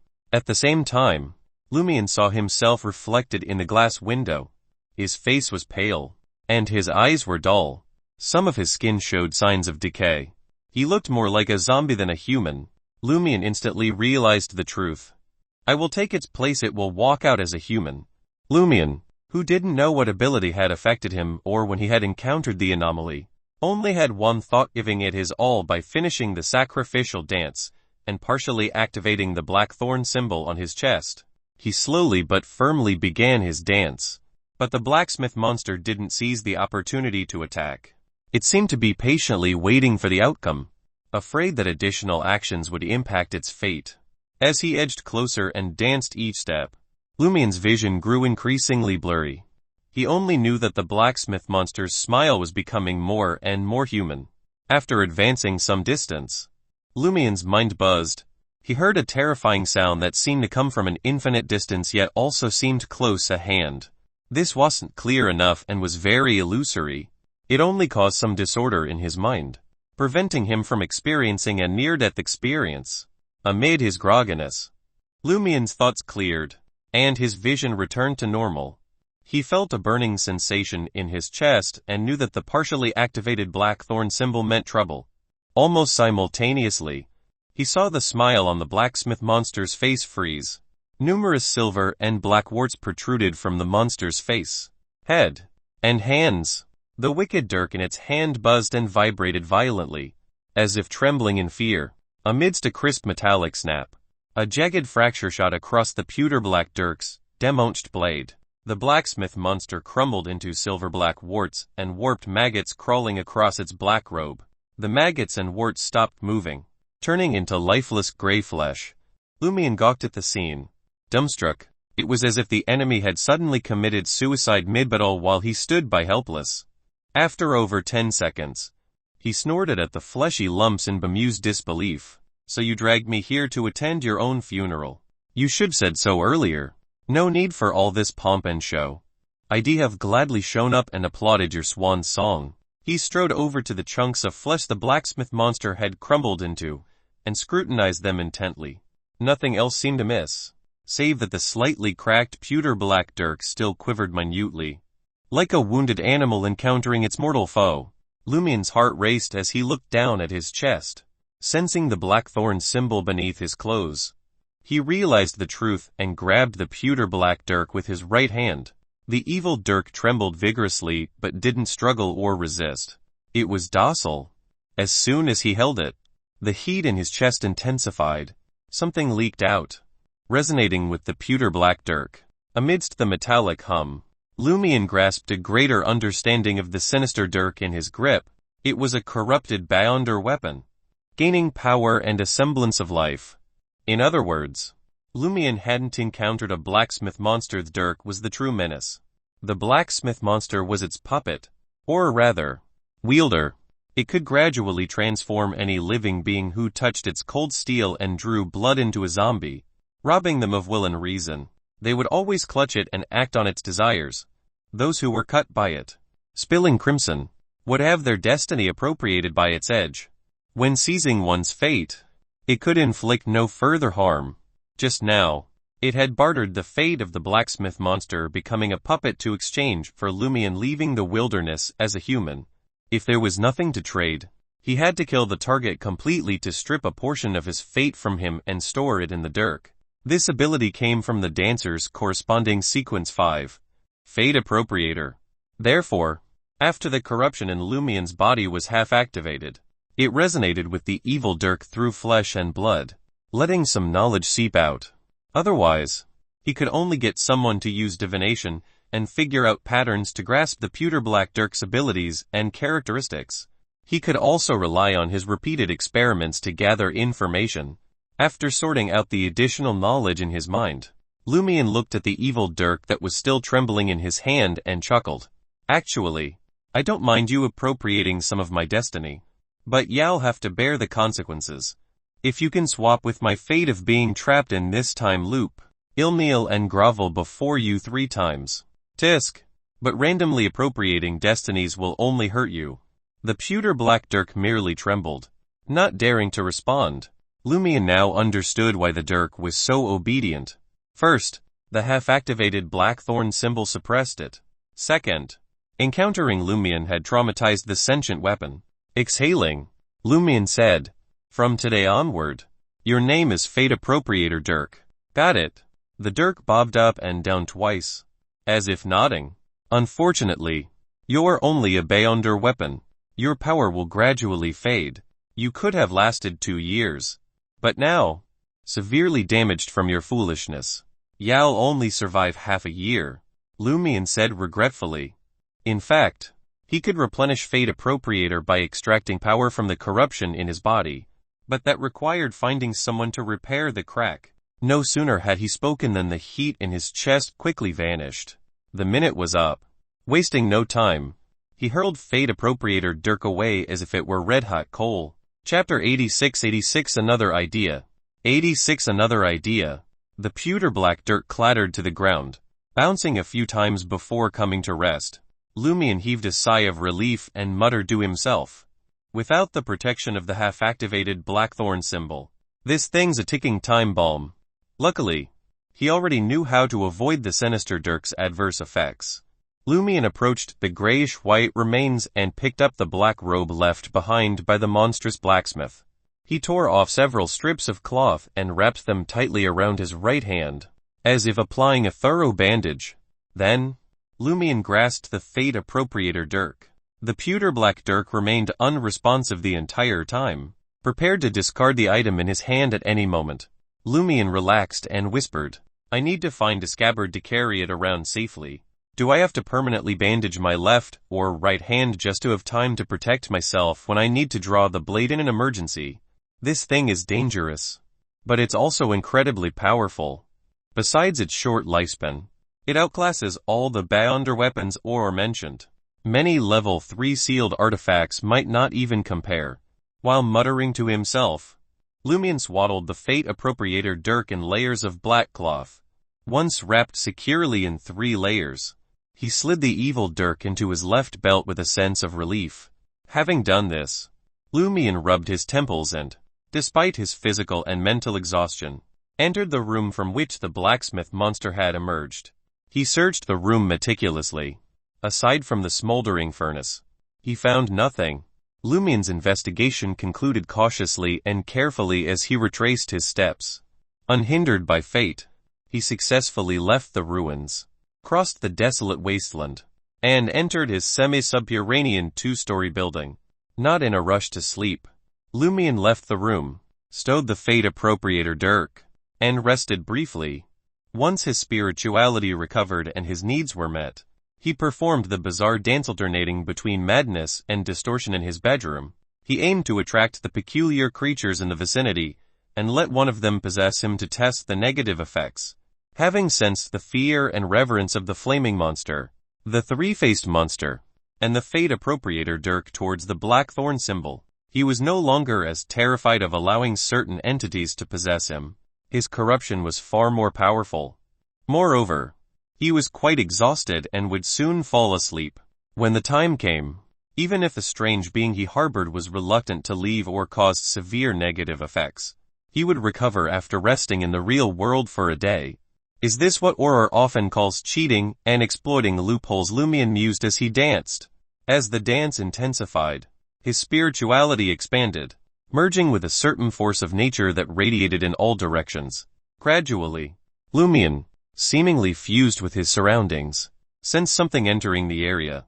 He lifted his leg, took a step, and spun around. Without activating his spirit vision, he saw three translucent figures materialize at the bedroom's glass window. They were the familiar skinless monster, shotgun monster, and mouth orifice monster. Seems like my spiritual perception isn't strong enough. Or my level is too low. I can only summon them. Lumian didn't mind. He drew the ritual silver dagger Auror had given him and sliced a wound on the back of his left hand. A drop of crimson blood quickly welled up, but didn't spread. On the spot, it congealed and took on a demonic hue. The three ghostly figures outside the window instantly stirred. Lumian deftly used the ritual silver dagger to pick up the congealed drop of blood. With a final flourish of his dance moves, he pointed the blade towards the mouth orifice monster. He was inviting the entity to latch onto him. The monster, bearing three black marks on its upper body, opened its vortex-shaped mouth as if responding to Lumian's call, but it hesitated to take further action. That's right. The window is still closed, and the monsters in the dream ruins don't dare enter my house. Lumian swiftly grasped the situation. In sync with his dance rhythm, he leapt, landing gracefully on the desk before the window. With his left hand, he slid the tightly shut glass window open. Then, he extended the ritual silver dagger, bloodied tip first, outside the house. Instead of devouring the drop of blood and entering Lumian's body through the ritual silver dagger, the maw-like creature retreated 7 or 8 meters, floating amidst the howling wind, still mesmerized by the dance.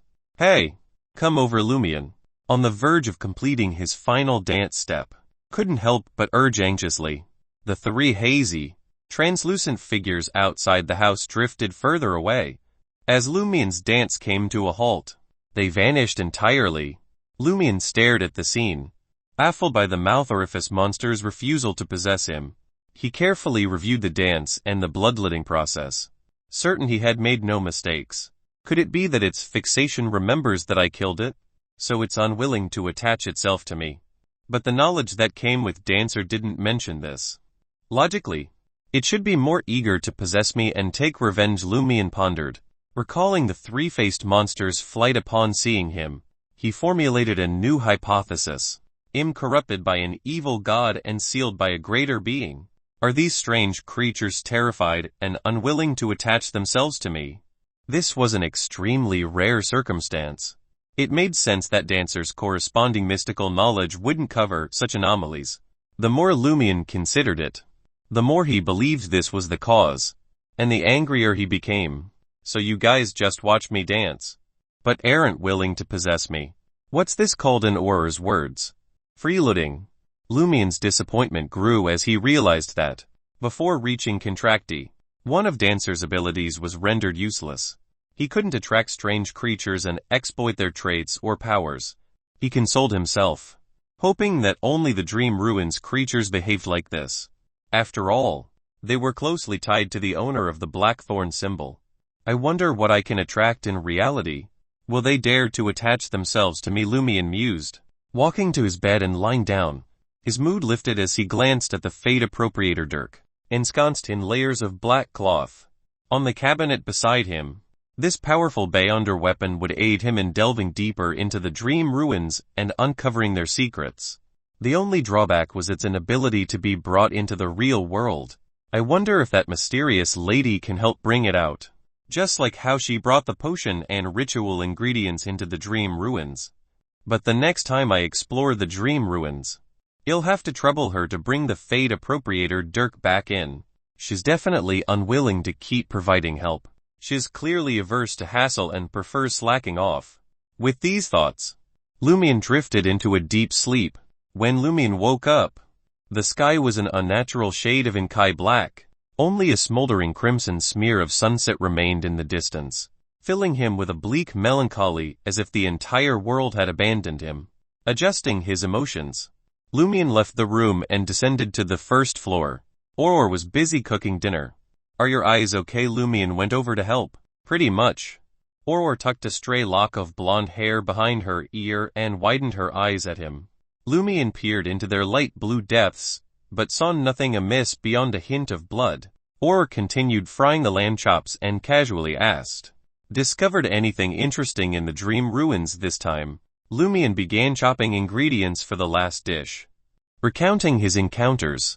"That blade is powerful indeed." Seeing her brother was unharmed, Aurora stifled her concern with a laugh. "If it were me, I'd never call it fate appropriator Dirk. Too straightforward, lacking charm." Lumian asked curiously, "What would you name it then?" Aurora smiled and said, "Fallen Mercury." "Fallen Mercury it is." Lumian nodded immediately. He had to use the name his sister gave. Aurora burst out laughing. "Actually, it's not the best name, but that's all I could think of on short notice." The monster's behavior confirms our theory. The blackthorn symbol on your chest. Or rather, the corruption in your body isn't simple. It can suppress something powerful to an extent and relates closely to that hidden existence. Perhaps the key to the loop lies with you. "Yes." Lumian nodded. "Let's see what secrets the dream ruins hold. Then we'll wait patiently for the 12th night." So far, they had investigated almost all abnormalities. Only the tomb where the owl was had not been explored. It was far too dangerous. Aurora didn't believe she, Lumian and the three foreigners could face it. Her only hope was asking Madame Pualis for help, but she clearly didn't intend to interfere, merely waiting for the opportune moment. Lumian didn't hold much hope, recounting how the strange creatures his dance attracted were hindered by the two symbols on his body, preventing success. Grand Sower, any ideas to circumvent this restriction? Aurora scooped up the lamb chops, pondering a moment. Since it's impossible to invite a god to possess you, why not try giving an order? Order. Lumian's eyes lit up. Since those strange creatures fear the corruption in your body, and the seal of that great existence, use their fear like a fox assuming the authority of a tiger. Order them to attach themselves to you. Right. Use ancient Hermes when you try. That's an idea. Lumian understood what his sister meant by a fox assuming the authority of a tiger. Chapter 87 Catharsis. 87 Catharsis. Aurora carried the plate of lamb chops to the table and said, "I'm not sure if ordering them under those circumstances will work. After all, I'm not a dancer, and I don't have any relevant mysticism knowledge. However, you won't lose anything by trying." "That's true." Lumian took over at the stove and said with a grin, "It'll just be another wound while I bleed a little. I'll recover after a nap." "What do you think the three-headed giant at the top of the mountain is?" "What does it have to do with the hidden existence and the corruption in my body?" Aurora set the plates down and turned around. "Don't you think you're overestimating me? I've never encountered or heard of such strange things." Without waiting for Lumian's response, she added thoughtfully, "However, there are many similar concepts in the myths and legends of my hometown. They have 3 heads and 6 arms. Gods or demons," she continued, "and according to our guesses, the dream ruins are closely related to the corruption in your body. There's a high chance that the giant's image reflects some aspects of the hidden existence. You said that the honorific name or description of that person is different from the usual ones. Every segment contains 3 aspects and 3 forms that symbolize a certain authority. Therefore, it's very normal to correspond to 3 heads, just like how the 3-faced monster has faces that represent the 3 stages of humanity. As for why it has 6 arms and why it sits atop the blood-colored mountain, there's too little information. I can't guess." Focus on the circle of walls for the time being. I feel that we can find many useful clues. Alright. Lumian followed his sister's instructions and placed the sliced shredded potatoes into the pot, stir-frying them with oil. Auror ended the topic regarding the dream ruins and said to Lumian, "When you went to bed in the afternoon, I thought about it seriously and decided to invite the 3 foreigners to stay with us." Why Lumian was puzzled. Auror watched her brother bustling around and sighed. "We assumed the Padre would react like a normal person. But we can't forget that some of his followers have already accepted a boon. In a way, they are corrupted. According to the mysterious lady, the boon's effects concentrate on the body and mind. So, besides gaining abilities, one's personality will shift. The more boons a person takes, the more severe the change will be, especially if they can't handle it." Right. Lumian recalled the mysterious lady's words.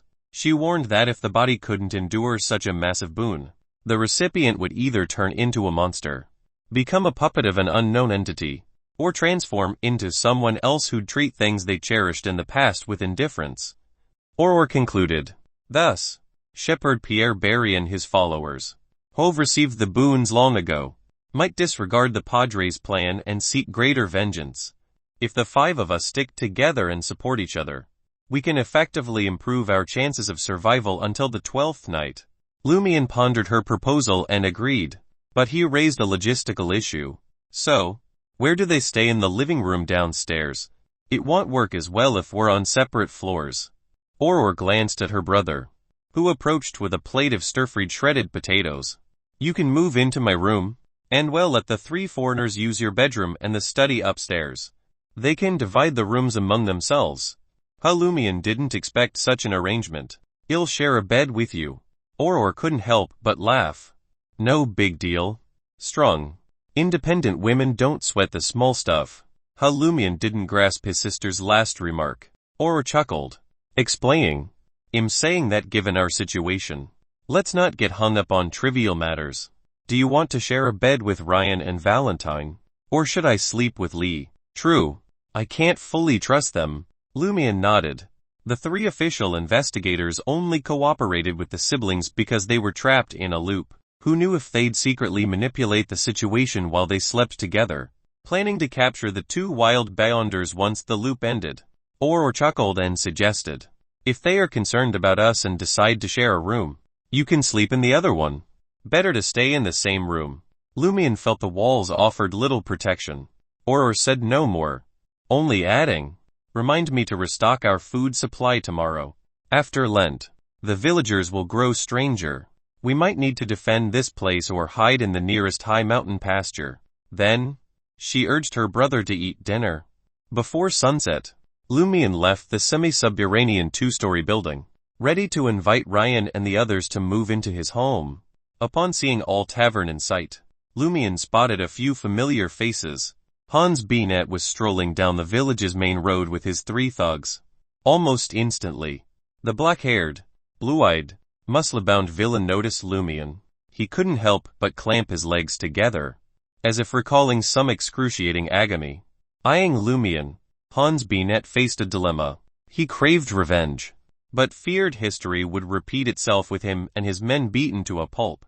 As Hans Beanet wavered, Lumian flashed a brilliant grin. "Hey! Isn't this my rebellious son?" He strode towards the villain and his 3 thugs who had drowned Riamund, poised to pummel them. Hans Beanet saw this and didn't hesitate. With his eyes, he signaled to the 3 brutes beside him, ordering them to charge. The 3 thugs immediately rushed at Lumian and pulled out short sticks, iron rods, and other weapons. Lumian sped up too. Just as he was about to collide with the 3 thugs, he abruptly leapt at one of the enemies. This unorthodox move caused the 3 thugs' attacks to miss. Lumian grabbed the target's shoulder and did a somersault. His back seemed to flex like a spring, helping him grab the enemy and build up enough force for the roll. In an agile, exaggerated forward somersault, Lumian hurled the enemy and smashed him into the ground. Bang! The thug's vision darkened. His whole body ached, and he couldn't rise for a moment. At that instant, Lumian landed behind the other 2, only 7 or 8 steps from Hans Beanet. He crouched slightly and charged at the villain. As Pons Binet frantically dodged, he shouted, "Quick! Quick, stop him!"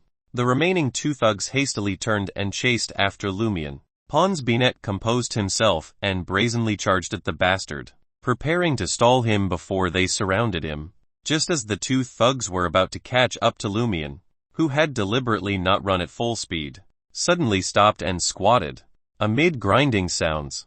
Not only did the thugs fail to hit their target's back, but because they couldn't halt in time, they lost their balance and collided with Pons Binet.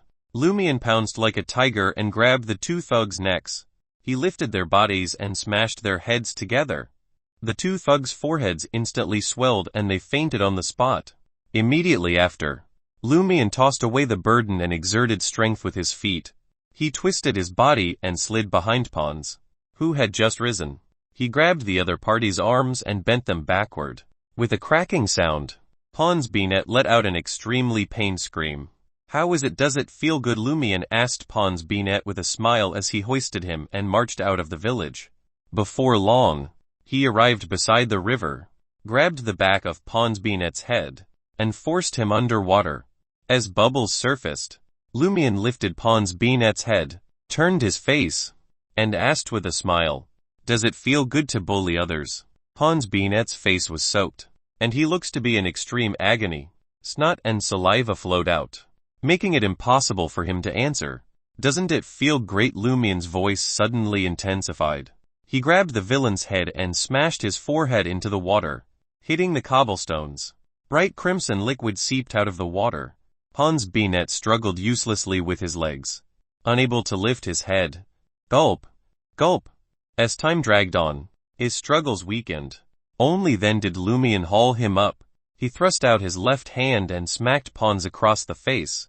"I'm asking you, does it feel good to bully others?" Pure terror filled Pons' eyes. He didn't know how to respond. Just then, a figure ambled over to the riverside. It was the hooded shepherd Pierre Barry. He glanced at the pathetic Pons and gently told Lumian, "We're all from the same village." "Enough. You want to kill him." Lumian immediately released Pons' head and stood up. He grinned at Pierre Barry, replying, "He'll listen to you. Make sure this jerk doesn't bully others again." Without waiting for Pierre's response, Lumian strode past the shepherd into the village. On the second floor of All Tavern, in Ryan's room, Lumian relayed his sister's thoughts to the three official investigators. Ryan exchanged a look with Lee and Valentine and nodded. "Smart thinking. In a situation like this, spreading ourselves too thin just makes us an easy target. We can move into your house now." As they headed to Lumian and Auror's house with her luggage, Lee asked Lumian amidst her tinkling sounds, "So what's the plan for the tomb?" "The plan?" Lumian snorted. "You think we can just waltz in there?" Lee smiled, relieved. "Good. You're still being cautious." Ryan chimed in. "What we mean is if whatever's in that tomb really leads to the cycle's key, it'll show up during the 12th night ritual. And if it's got nothing to do with the source of the cycle, why take the risk going in?" "In short," Lumian said, catching on, "we just wait patiently for the 12th night." Chapter 88 EQ 88 EC. Ryan nodded at Lumian's confirmation. "You can interpret it that way. But if there are any other abnormalities worth investigating, we can't ignore them." "All right." Lumian actually shared the same thought. He hadn't even planned on participating in Lent, just in case he couldn't resist attacking when he saw the performance at the celebration. The four of them rapidly reached Lumian's residence, where Auror led them to the second floor. Now dressed in a pure white cotton dress that accentuated her down-to-earth charm, Auror pointed to Lumian's bedroom and study, offering the three official investigators a choice. "You can choose either room." Ryan glanced at Lee, seeking her opinion. After pondering for a few seconds, Lee raised her right hand, pointed at the study with a smile, and said, "That recliner looks pretty good. I could sleep there." "Ryan, bunk in that room with Valentine." While Auror had the same question in mind, Lumian asked, "You trust us that much?" He assumed the three foreigners would opt to sleep in the same room on the floor, fearing an attack if they were separated. Lee grinned and answered Lumian's half-mocking, half-doubtful query. "My divination tells me the two of you can be trusted." As she spoke, she walked into the study, accompanied by tinkling sounds. She lay on the recliner with a contented expression. Aurora found Lee intriguing and approachable. She smiled and advised, "A friend once told me that you can believe in divination, but not blindly.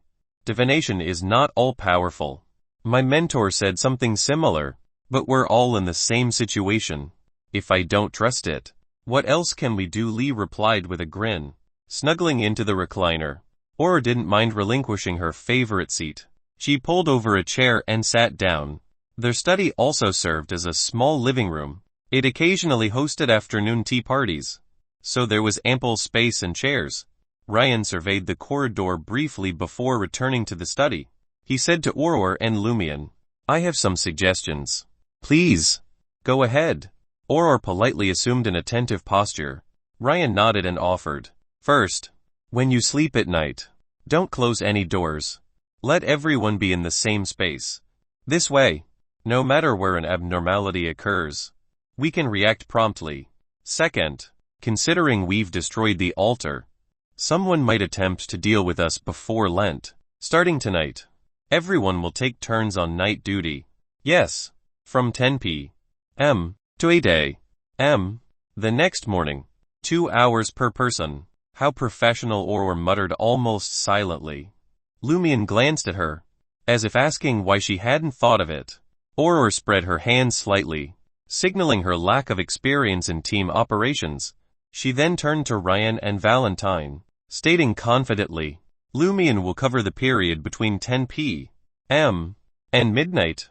Lee and the others didn't object to this arrangement. From their perspective, it made sense. Among the 5 present, Lumian had the lowest sequence and least experience. He was most prone to mistakes on night duty, but from 10 p.m. to midnight, others would still be awake to cover for him. Lumian knew his sister's intentions extended beyond this. He had to explore the dream ruins undisturbed after falling asleep. After finalizing the first schedule, Valentine volunteered.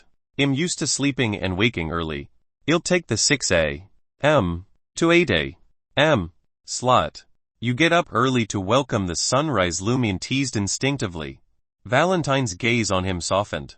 "Yes, I want to greet the rising sun and praise the light." His eyes seemed to say as expected, "Only a devout believer of the eternal blazing sun understands me."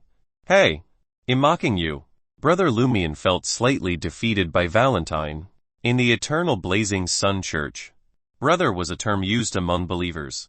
The 2 mainstream organizations within it, the Order of Preachers and the Brotherhood Minor, employed the term. "I'm not used to being woken up mid-sleep." Lee chimed in, "I'll take the midnight to 2 a.m. slot. I like to wake up late. I can take 2 a.m. to 4 a.m. and don't wake me for breakfast tomorrow. I'll get up around noon. Leave the rest to me." Ryan claimed the worst period with satisfaction. He also entered the study and found a chair to sit on. A conversation flowed effortlessly. Aurora, though seldom venturing out, possessed a wealth of knowledge spanning from astronomy to geography. She had her finger on the pulse of the latest trends, scandals, and supernatural events in metropolises like Trier and Backland. This left Lee, Ryan, and the others secretly in awe of her, as expected of the renowned author. Aurora Lee couldn't help but exclaim, "No wonder you can tackle any theme." Aurora inquired with genuine curiosity, "Have you read my novels?" Lee's eyes sparkled as she replied with a smile, "I've been reading your first novel since I was a young girl. By the way, I'd love your autograph." As she searched for papers and fountain pens, the silver bells on her veil and boots jingled. "Are those sealed artifacts?" Having heard Lumian mention Lee's performance with the 4 bells, Aurora couldn't resist asking. Lee produced a stack of post-it notes and a fountain pen, casually responding, "Yes. They can proactively warn me and enhance my divination abilities. The downside is they are rather noisy and not exactly discreet. Plus, the wearer must dress fashionably. With a dress being mandatory, it has to look good, or it'll be not only useless, but also potentially misleading or even dangerous." Aurora chuckled. "I can't decide if these bells were originally a man or a woman." Lumian agreed. If they were from a woman, it was a remnant of her vanity.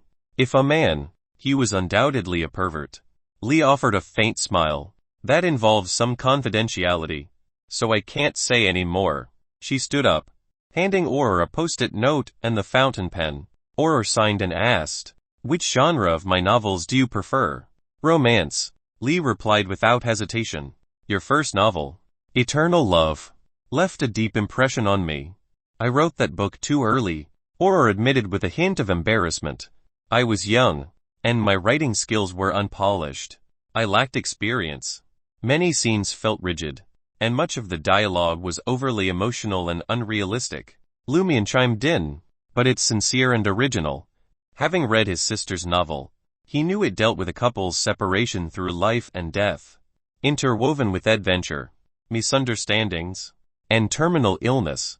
It was a trailblazing piece in the intense literary world. Naturally, this drew criticism from conservative authors and critics.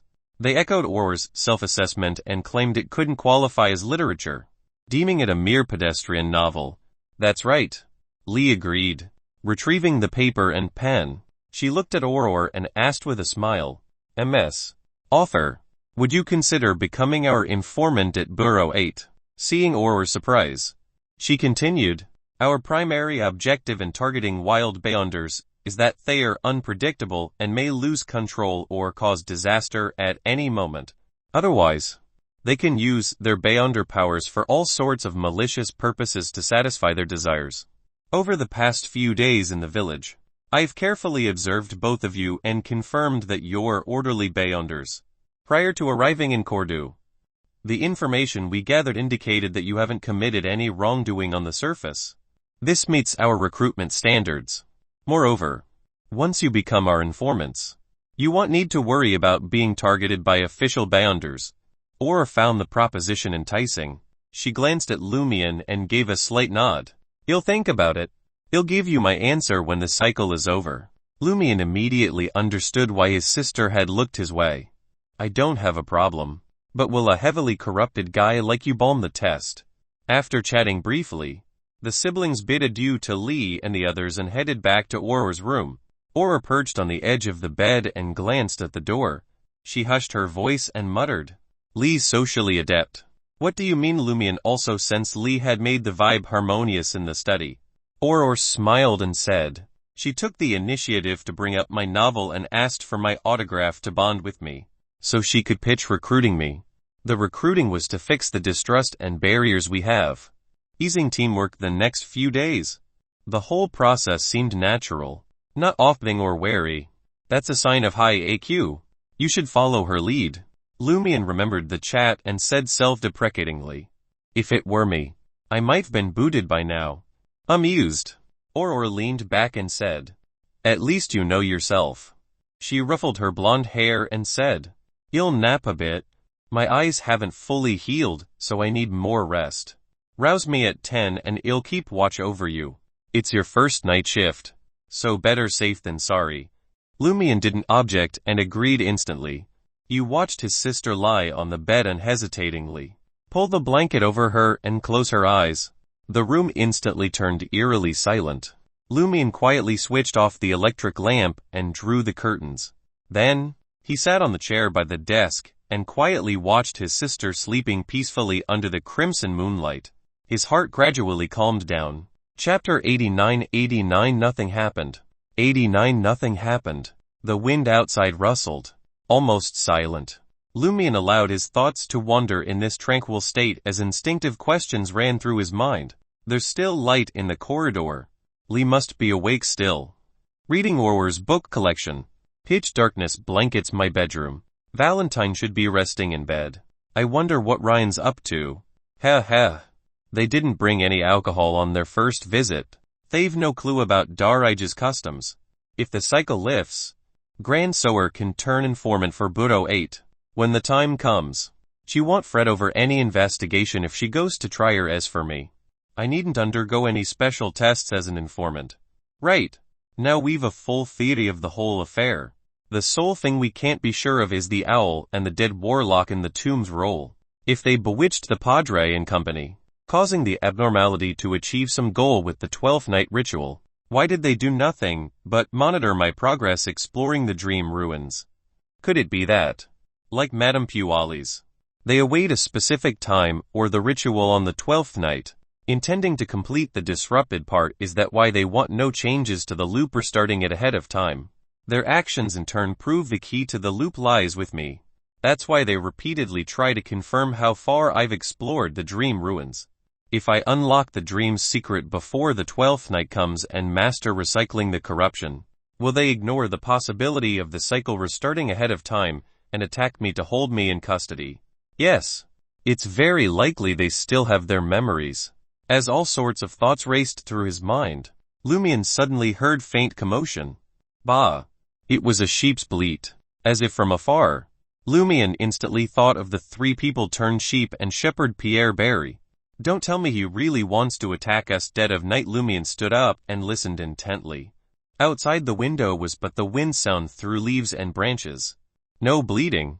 It seemed Lumian, so engrossed in his thoughts, was hallucinating. But he didn't think so because he felt slight heat in his left chest. The blackthorn symbol seemed to have appeared again.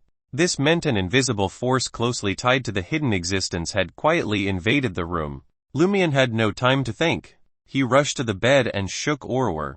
Wake up, he shouted in a hushed voice.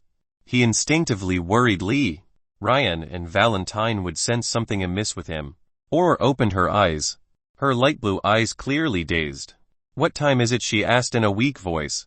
Obviously she was still not fully awake. There's a situation, Lumian said decisively before continuing. 9:30. They were one of the few families in the village with wall clocks. Auror's eyes snapped open. She bolted upright, threw out her right hand, and massaged her temples. She had no time to consider what she might see that she shouldn't. If she couldn't pinpoint the anomaly and confirm the problem as soon as possible, she might not have to worry about seeing anything again. The dead had no need for eyes. Auror scanned the room, her gaze darkening as if reflecting strange, indescribable lights and shadows. Lumian seized the chance to tell his sister about the sheep's bleat head heard in the distance, and the triggered heat in the blackthorn symbol on his chest. Auror frowned. But I didn't detect anything. The burning in my chest remains. Lumian rumbled. He felt inexplicably terrified. The darkness around him was not simple. An indescribable danger lurked. Auror scrutinized every corner of the room, trying to find the unknown. Silently, Lumian broke into a cold sweat, a stark contrast to the searing heat in his left chest. He deliberated for a moment and said, "Why not tell Ryan and the others? Maybe they can find something." Auror pondered, then nodded. "Use your sudden sense of impending danger as an excuse." "Right." Lumian opened his mouth, about to yell outside, then froze. "What is it?" Auror asked. Alarmed, Lumian frowned. "The heat in my chest is dimming fast." Meaning the blackthorn symbol was fading rapidly. "The danger invading our room has left," Auror mused. "Because we prepared. It did nothing, perhaps." Lumian turned to the corridor and bellowed, "Something's wrong." Ryan appeared in the doorway in the blink of an eye, followed by Lee, then Valentine, who looked jolted from sleep. Without waiting to be asked, Lumian recounted what had happened, using his sense of danger in place of the burning in his chest. Ryan listened intently, not doubting this was Lumian's hallucination. He sighed. "It's useful indeed to take turns on night watch. Mostly it's boredom. But if it saves everyone, it's almost life and death." As he spoke, he conjured pure sunrise gleam around him, circling every room on the second floor. Though he couldn't find the sinister power, he could at least sanctify the environment. Lee paced around, muttering under her breath. Her veil and boots jangled ominously, then fell silent just as abruptly. Finally, she said to Auror and Lumian, "It was dicey just now. On top of that, whatever it was could block my sealed artifact from giving me any warning. I'm afraid these stupid bells will only go off once that thing really starts targeting someone. But now, it has left." "Well, that's reassuring." Auror sighed in relief. "Maybe it wasn't a single creature." Lumian relaxed and grinned. "Could've been more than one." Ryan and the others were silent. "That's even worse." Auror lashed out at Lumian and told the investigators, Now that the alarm's off, let's get back to our schedule. She didn't mention who might snuck in to attack them. There were too many possibilities: Shepherd Pierre Barry, the unknown corpse in the tomb, or the shady deputy padre. Without solid clues, speculating would just waste time. Better to wait until daylight. For now, they just had to remember that nighttime held real danger. Someone was out to get them, so they'd need to stay on high alert. Once Lee and the others had gone to their rooms, Lumian glanced at the wall clock and asked Auror, "Want to sleep in a bit more?" "No way. Waking up and crashing this late sucks." Auror stretched her arms overhead. "Ugh, just to handle emergencies. I got this dress with pockets for spell components and useful stuff. I didn't even dare roll over. Scared I might stab myself. I slept like a board." As she spoke, she hopped off the bed and strode to the window. She yanked back the curtains and peered outside. Cordu was silent. Many houses were still lit up. "I thought that Al would come after us for sure, but there's no sign of it out there." Auror surveyed the area and explained to Lumian, "That was my guess too." He then leaned in and whispered everything he had figured out to his sister. "Not bad," Auror said with a smile. "You're getting better at analyzing situations." "I've got nothing to add." She paused. "But we can't take matters into our own hands. That tomb is too dangerous." At this point, she exclaimed, "At dawn. Well, pay Madame Pualis a visit and tell her your theory. Let her know the warlocks and Owl's motives might affect her escape from this time loop at that precise moment." "I'll go myself," Lumian said. He didn't want Auror anywhere near Madame Pualis, who had designs on her. Auror didn't argue. She only reminded him, "Watch your back. Don't piss her off. Or else." She eyed his abdomen meaningfully. Auror sighed and said, "Truth is, that mysterious lady at All Tavern is clearly stronger. But she wants nothing to do with this time loop. No way she'll help us investigate that tomb." "Yeah," Lumian agreed. He then said, "Still, I'll drop by All Tavern tomorrow to see if I can run into her. What if she changes her mind?" "Fair enough." Auror didn't object. They chatted in hushed tones until midnight. After Lumian relieving his post with Lee in the study, he returned to Auror's room. He lay beside his sister, inhaling her familiar scent and sinking into the soft mattress. Sleep eluded him. "What's wrong?" Auror asked, noticing his tenseness. "Just not used to this," Lumian said carefully. "What happened to the bold Lumian I know?" Lumian didn't reply. Auror exhaled slowly and smiled. "Remember when you first started tailing me, you were scared I'd slip away and refused to sleep at night. You were super vigilant." "Yeah, I do." Lumian drifted into the past. "Back then, you'd hum me a lullaby and let me doze off to the sound of your voice." As soon as the words left his lips, a familiar melody reached his ears. Light and soothing, it calmed his body and mind. Leaning against the bed, Auror gazed into the deep crimson dark before her. She hummed the lullaby from her hometown. Soft and wistful, it was a song their mother had crooned when Auror was just a kid, coaxing her to sleep. Go to sleep. Go to sleep.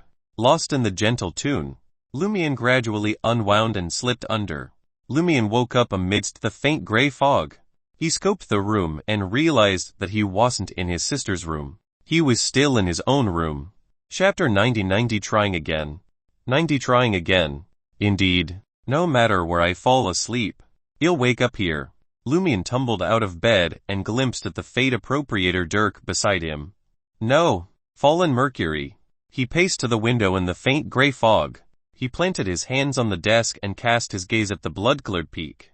At the summit of the mountain, the fog was dense and stratified, utterly masking the three-headed, six-armed colossus. "I nearly lost control with just a glance the last time. I really have no idea what to do if I have to face it in the future," Lumian sighed in frustration. He didn't sink into such emotions for long and quickly broke free because he still had numerous things to do. Lumian contorted himself into a deranged dance within his bedroom, emitting a distorted spiritual pulse. Combined with the stirred forces of nature, he broadcasted himself in an unspecific direction. Before long, he sensed approaching entities and saw the translucent forms of the mouth orifice monster, the shotgun monster, and the skinless monster reflected in his glass window. Lumian was in no hurry. Following his dance, he withdrew a ritual silver dagger and stabbed the back of his left hand. A droplet of crimson swiftly surfaced and congealed into a bead atop his skin. Guided by his spirituality and the forces of nature, the trio of creatures shifted, but did not dare enter Lumian's abode or attach themselves to him. Lumian spun around, elevated his left hand and bellowed, "I!" shouting in the ancient tongue of Hermes. It caused the room to rock faintly. Employing his ritual dagger, Lumian collected the droplet of blood and aimed it at the mouth orifice beast. "I command you onto me." Again in ancient Hermes. An imperceptible gust blew. The translucent form of the mouth orifice monster trembled visibly, as if seized and vigorously shaken by an invisible entity. Just as Lumian completed his dance, believing it would have no effect, the mouth orifice monster hurtled into the house and landed upon the ritual silver dagger, devouring the droplet of crimson. It then convulsed violently as it tunneled into Lumian's body through the silver dagger. Lumian could not help but gasp. His mind flooded with thoughts of so hungry, starving. He hastily turned and stared at the full-length mirror on his wardrobe. He saw his visage was pallid and tinged cerulean. His maw gaped wildly, resembling a cadaver more than a living being. Success! Lumian exulted, gazing at his reflection as if regarding a stranger. It felt somewhat alien. He resisted his intense hunger and attempted to sense the mouth orifice monster possessing him. It was like acquiring an additional brain. Much of it brimmed with hunger, bloodlust, madness and more. Instinctively, he had a proclivity to harness its characteristics. Lumian could utilize his will and spirituality to magnify one of those instincts. It equated to employing the mouth orifice monster's traits or abilities.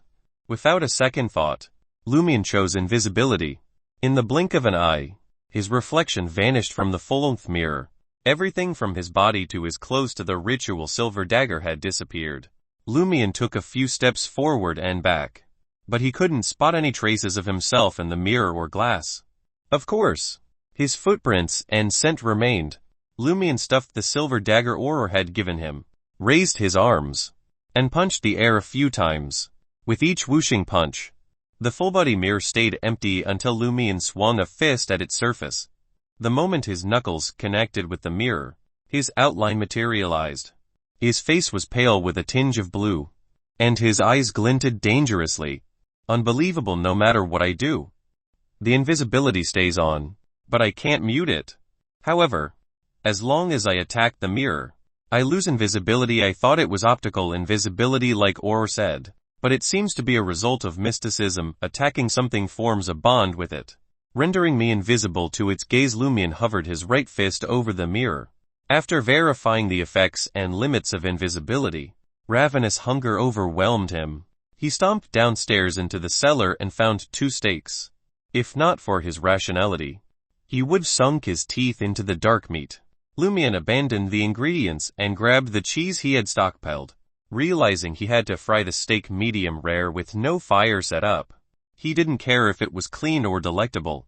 Like a ghost starved to death, he shoved food into his mouth. After eating a few cheese slices, Lumian finally satiated his intense hunger. Looks like this is the downside of the mouth orifice monster, he evaluated seriously. Luckily, I can still control my body and haven't lost my mind. That thing is obsessed with revenge, but overpowered by even greater fear. If I utterly leave in ancient Hermes now, it'll bolt faster than anything.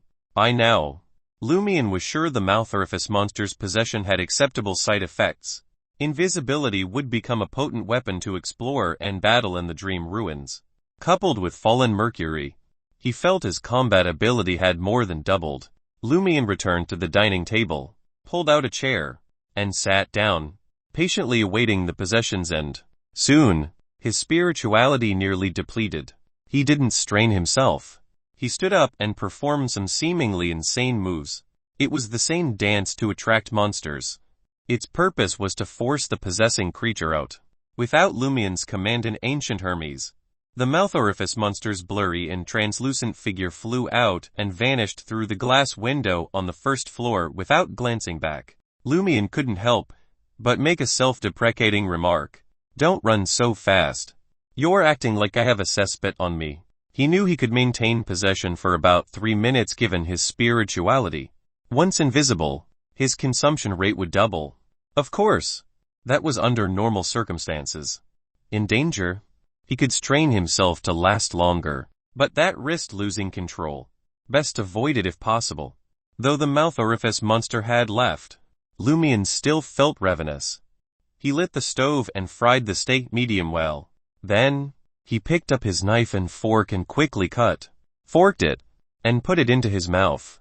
He felt that the juice locked in the meat was delicious. Lumian devoured 2 steaks in under 10 minutes, sating his hunger. Looking at the empty plate, he sighed. 3 minutes of possession needs at least 2 hours to recover. This didn't only mean eradicating hunger, but a recovery of spirituality too. Lumian knew his current state wasn't fit for exploring.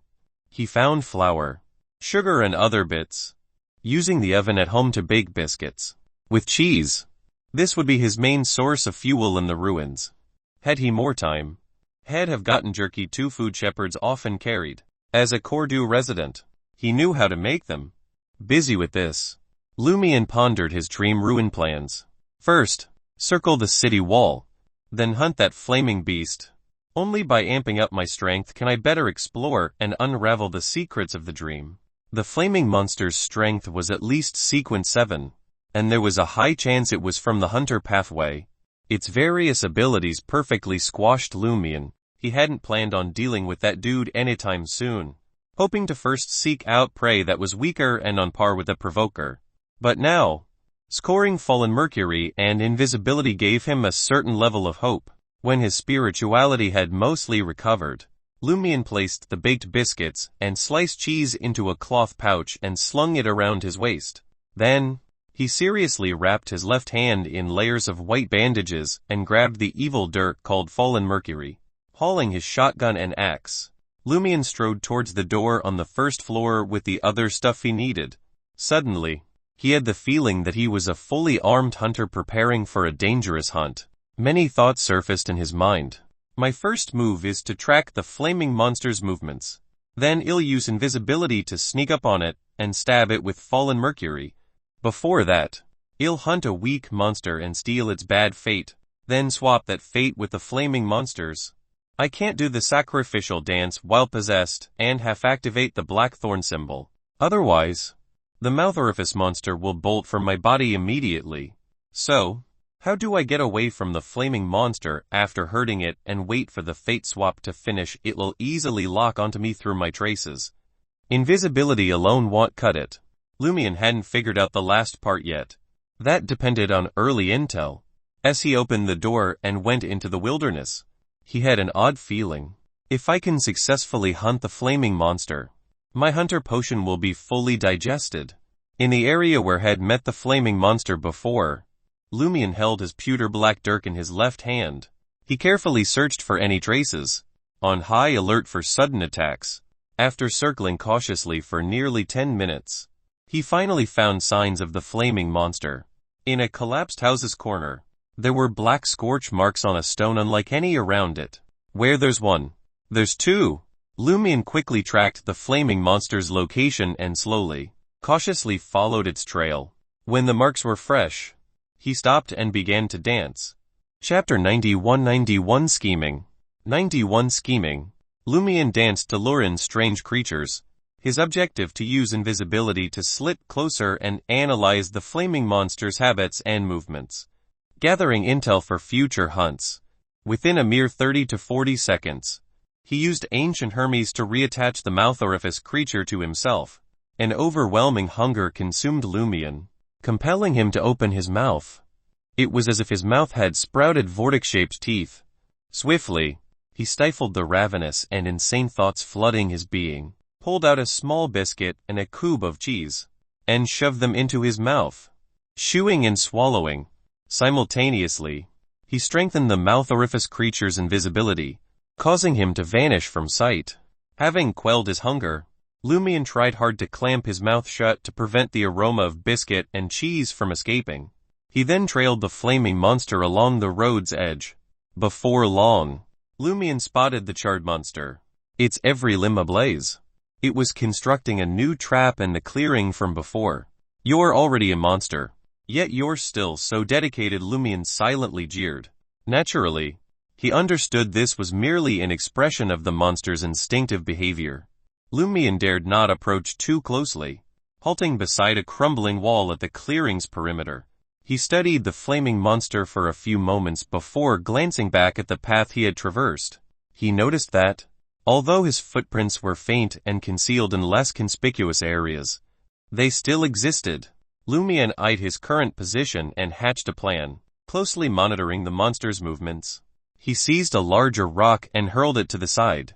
As it flew, he pressed his right hand against the decaying wall and vaulted up, landing securely atop the wall.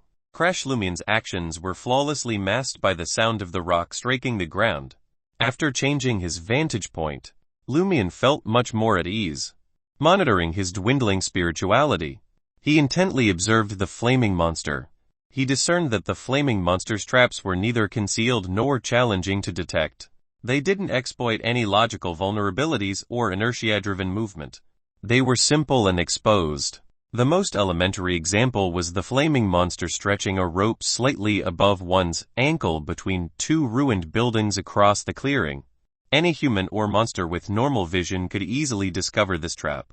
At first, Lumian didn't grasp its purpose, but after placing himself in the monster's position, he gradually discerned its potential significance. The intent of such traps was not to directly harm or ensnare enemies, but to forge an environment that enabled hunters to exhibit their full potential. In the heat of battle, one struggled to observe the environment and maintain situational awareness. Constantly distracted by these limitations, they occasionally had to slow down or alter their stance to evade traps.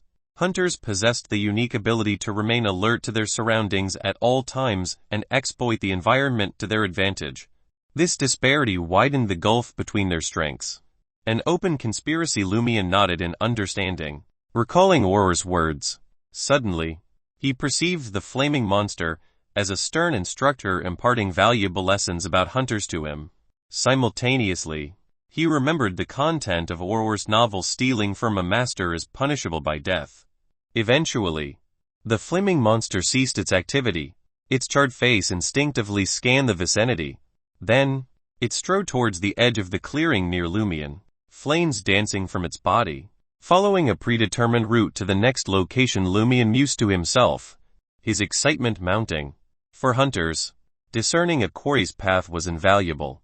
Most traps lay hidden along such routes.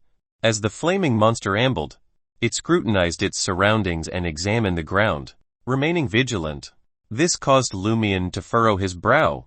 He realized that a higher sequence hunter wouldn't be easily handled. The most effective counter to beyonders was often individuals or objects of a higher sequence from the same pathway. Even if the gap was only 1 or 2 sequences, I'm better at your strengths than you are. You may lack what I possess. If not for his dancer-related abilities and the fallen Mercury dirk, Lumian wouldn't have dared to entertain any designs on the flaming monster. 7 to 8 seconds later, the flaming monster reached the edge of the clearing, approximately 5 to 6 meters from the crumbling wall. As before, the flaming monster's gaze instinctively roved. It paused, as if observing footprints near the wall's edge that appeared to have been left by someone. Thump, thump. Lumian's heart pounded involuntarily. He wasn't prepared to hunt the flaming monster just yet. Despite the 5 to 6 meters between them, Lumian hesitated to kill the enemy with fallen Mercury, knowing the latter hadn't stored an exchangeable fate. If a fight erupted, he'd be hunted before he could activate the Blackthorn symbol. Lumian struggled to control his heartbeat and breathing. His right hand hovered over the black cloth covering fallen Mercury's blade, ready to tear it away at any moment. If he leaped with full force from his current position, he might reach the flaming monster and avoid a long-range battle that favored his opponent. 2 or 3 seconds ticked by. The flaming monster averted its gaze and moved on. It didn't seem to have noticed Lumian's footprints. After covering another 10 meters, the flaming monster suddenly spun around. Flames erupted from its body, condensing into a massive, searing white fireball. The fireball rocketed like a cannonball toward the spot where Lumian had been perched at the edge of the crumbling wall. Following his instincts, Lumian, who was crouching on the wall, leaped down to the other side, where the flaming monster had laid its trap. Boom! A fiery blast erupted, causing the already unstable wall to collapse. Upon landing, Lumian rolled twice to avoid falling debris and the shockwave laced with flames. He immediately sprang back up, maintaining his invisibility as he sped through the traps left by the flaming monster and headed toward another exit in the clearing. The flaming monster couldn't detect its enemy right away, so it focused on searching for clues. Finally, it spotted a series of faint footprints. By then, Lumian had reached the rope stretched between two collapsed buildings. Easily jumping over it and fleeing the clearing, he dashed to a natural trap and shook off his pursuer. Having deactivated his invisibility, Lumian cursed in pain. Too treacherous. Too treacherous. One of these monsters' heads is worth 2 of Ponce. After finding my footprints, it pretended not to see them and deliberately increased the distance between us. Fearing it might be defeated, as Lumian cursed, he felt like he had learned something new.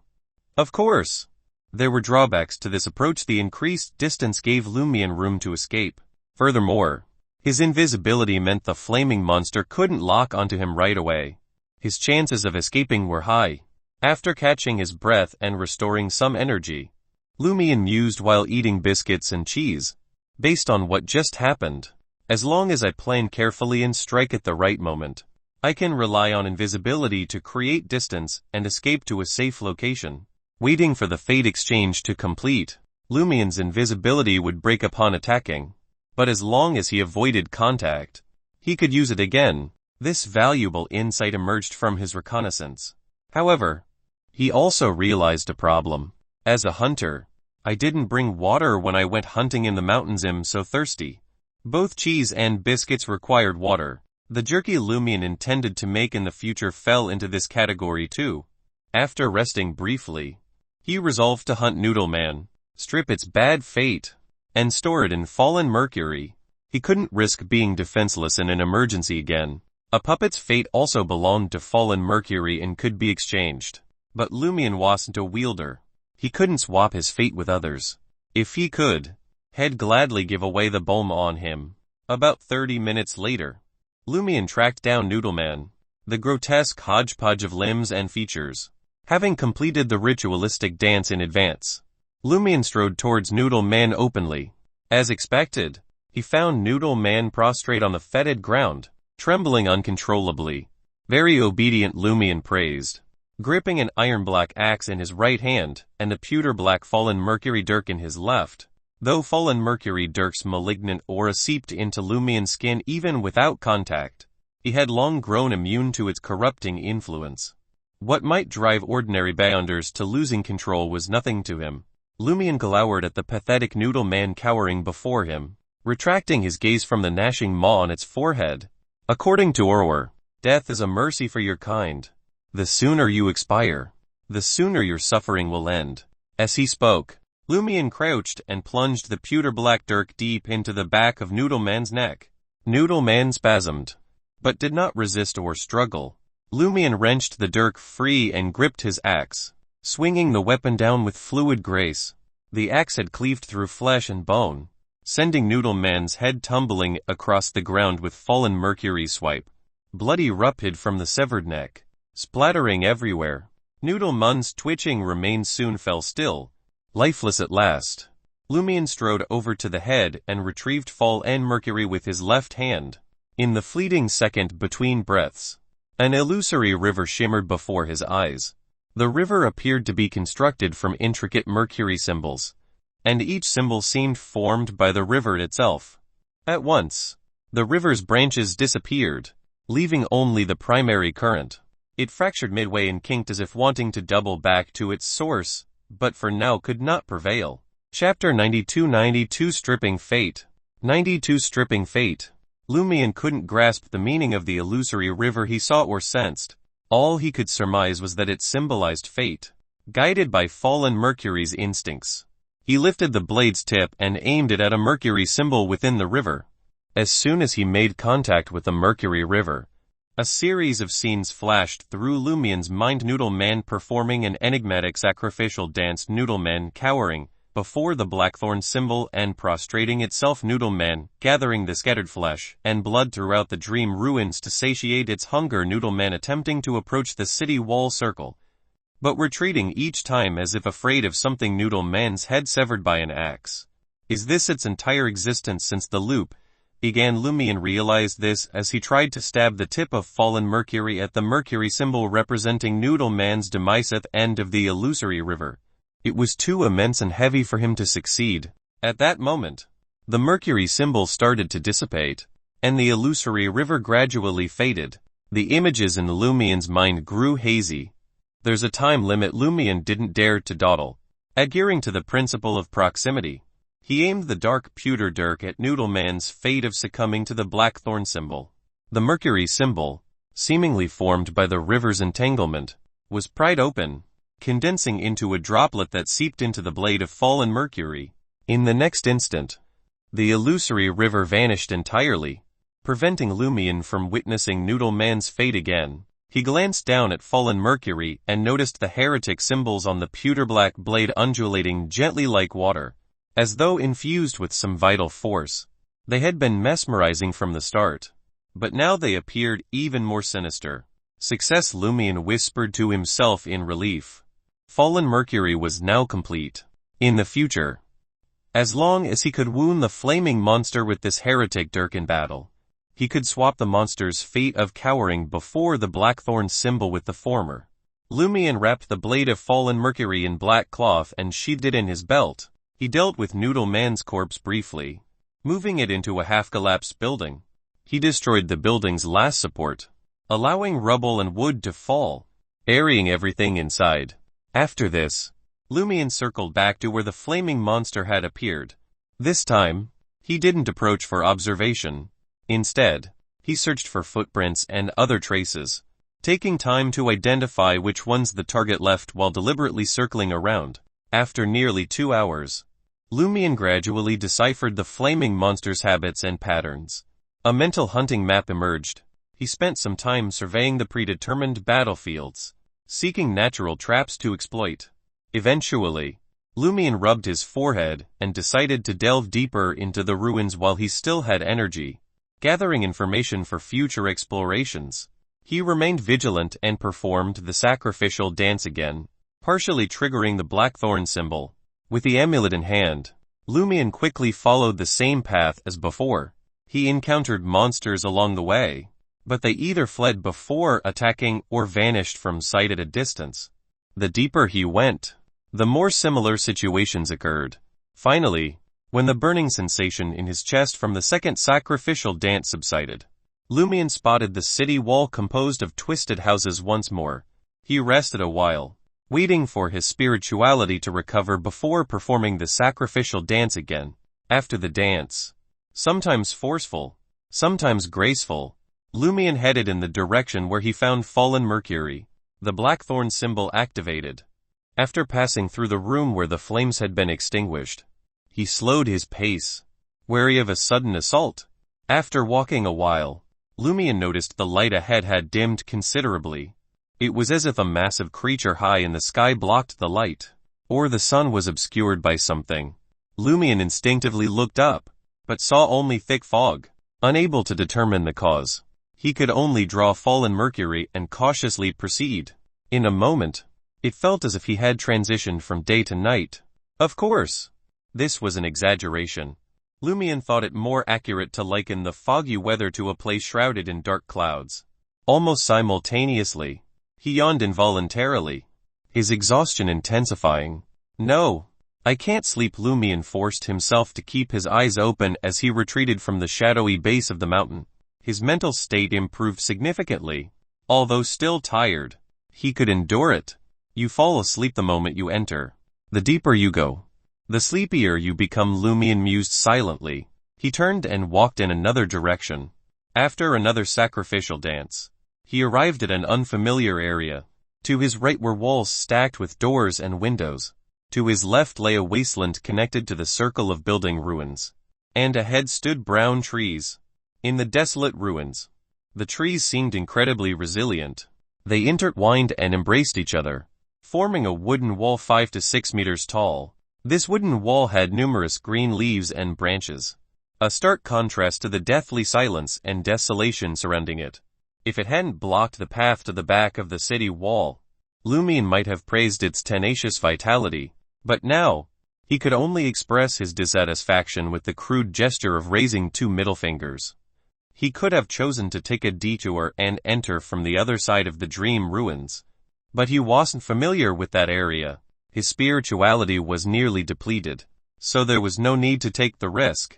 Lumian yawned unabashedly, his chest still burning as he retraced his steps. As Lumian awoke, the first light of dawn had already crept through the thick curtains, casting an outline of the desk, chair, wardrobe, and other furnishings within the room. Still early, he thought, glancing over at Aurora beside him. Aurora's blonde hair lay strewn across the white pillow, her eyes closed in peaceful slumber. Her right hand gripped the edge of the blanket, occasionally attempting to turn over but stopping instinctively, her brow furrowed before gradually smoothing out. Lumian had a good idea why his sister reacted this way.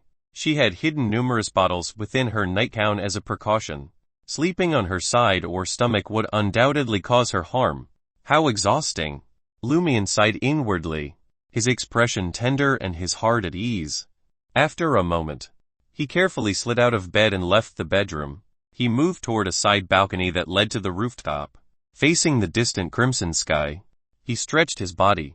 Within a minute, Valentine emerged from his room and stood in the corridor. "Are you also greeting the sun?" he asked, his usual cold demeanor replaced with warmth and approval. "Can I say no?" Lumian smiled. "That's right." Satisfied, Valentine stepped onto the balcony and stood tall, facing the rising sun. He spread his arms wide, lifted his face toward the sky, and whispered, "Praise the sun," with no other choice. Lumian mimicked the gesture. "Praise the sun." Valentine lowered his arms and crossed them over his chest. After a moment of silent prayer, he opened his eyes and said to Lumian, "If the loop is successfully resolved, I'll introduce you to the Bishop of Daraj. Or would you prefer Bigora?" "I prefer Trier," Lumian answered, smiling, "but where I go isn't up to me. It's up to my sister." Valentine nodded and dropped the subject. He turned back toward the corridor and began patrolling. Nothing happened until 8 o'clock. The pair then went downstairs and prepared breakfast together. Soon after, Ryan joined them to help. Lee woke up just before 9. Leaving Aurora still asleep, Ryan bit into his toast and asked Lumian, "Do you have any plans for today?" Lumian hesitated before responding, "We should leave someone at home. Aurora can't be left to face a potential attack alone. The remaining 2 will accompany me to stock up on food and fetch some water. We must hold out until the 12th night." Cordu lacked a proper water supply. Aurora had installed a water tank on the roof during her renovations. As long as it was regularly filled and disinfected, it was as good as having running water. "Yes, we need to do all this before Lent," Ryan agreed. Lumian smiled brightly. "By the way, we should visit Madame Puali's and ask if she can help us investigate the dead warlock and the owl in the tomb." As expected, Valentine frowned, and Ryan's smile stiffened. Lee sipped her water and offered a smile. "I'll stay with Aurora." "No problem," Lumian agreed on behalf of Ryan and Valentine. With no other choice, the 2 men acquiesced to visit the administrator's residence that morning. Following breakfast, the trio exited the semi-subterranean 2-story building and made their way toward All Tavern. They passed Shepherd Pierre Barry's home along the way. Lumian's heart raced as he suggested to Ryan and Valentine, "Let's check on the 3 sheep." He recalled the bleating he had heard the night before. Understanding his meaning, Ryan and Valentine offered no objection. They circled around to the rear of the Barry's home, only to find an empty sheep pen. The 3 sheep were gone. Chapter 93 An Early Sacrifice. 93 An Early Sacrifice. Gazing at the empty sheep pen littered with hay and dung, Ryan furrowed his brow and said, "Did they really fix the underground altars so quickly?" He suspected the 3 missing sheep had been taken for sacrifice. "Maybe these heretics have some special powers," Valentine replied with disdain. As Lumian listened to their conversation, he suddenly remembered the faint sound of a sheep's bleating he heard the night before. Could it have been one of the sheep being sacrificed? Puzzled, he shared his suspicion with Ryan and Valentine. That seems unlikely, Ryan dismissed, shaking his head. The cathedral is hundreds of meters from your house, and the altar is underground. What he meant was that even with a hunter's enhanced hearing, it would be impossible to hear anything from the cathedral's underground. Lumian shared that doubt, but couldn't explain why he heard the bleeding. Simultaneously, a distinct burning sensation appeared in his chest as the blackthorn symbol partially activated. There was no way to fake this burning sensation. Lumian's heart raced, recalling something the mysterious woman had said. Pray to yourself, the principle of proximity. Thinking back to the ritual that invoked Dancer's power and the blackthorn symbol, he formed a new hypothesis. He heard the sheep bleating during the sacrifice because of mysticism.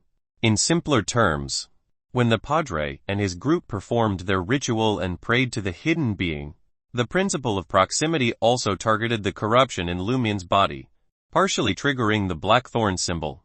As a result, Lumian could faintly hear the sheep's cries from afar. Him being unable to respond or knowing how, with the corruption now sealed by the owner of the bluish-black patterned Padre's ritual, ultimately contacted the hidden entity. After the ritual, the burning sensation in Lumian's chest faded. It seems no invisible, strange power had invaded Auror's room last night. The anomaly in my body was just half activated by the Padre's ritual. Lumian roughly understood how events had unfolded. At that moment, Ryan warned his companions. It appears our investigation of the cathedral's underground has alarmed the Padre and his people. They've found a way to repair the altar and pray for strength ahead of time. From now on, we need to be extra vigilant. Don't assume things will only turn dangerous as Lent approaches. If I weren't worried about restarting the loop, I'd have dealt with them already. Valentine spat hatefully.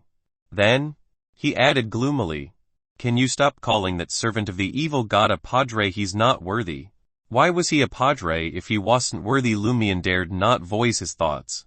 He wasn't afraid to voice his thoughts, but wanting to maintain his image in Valentine's eyes, he kept silent.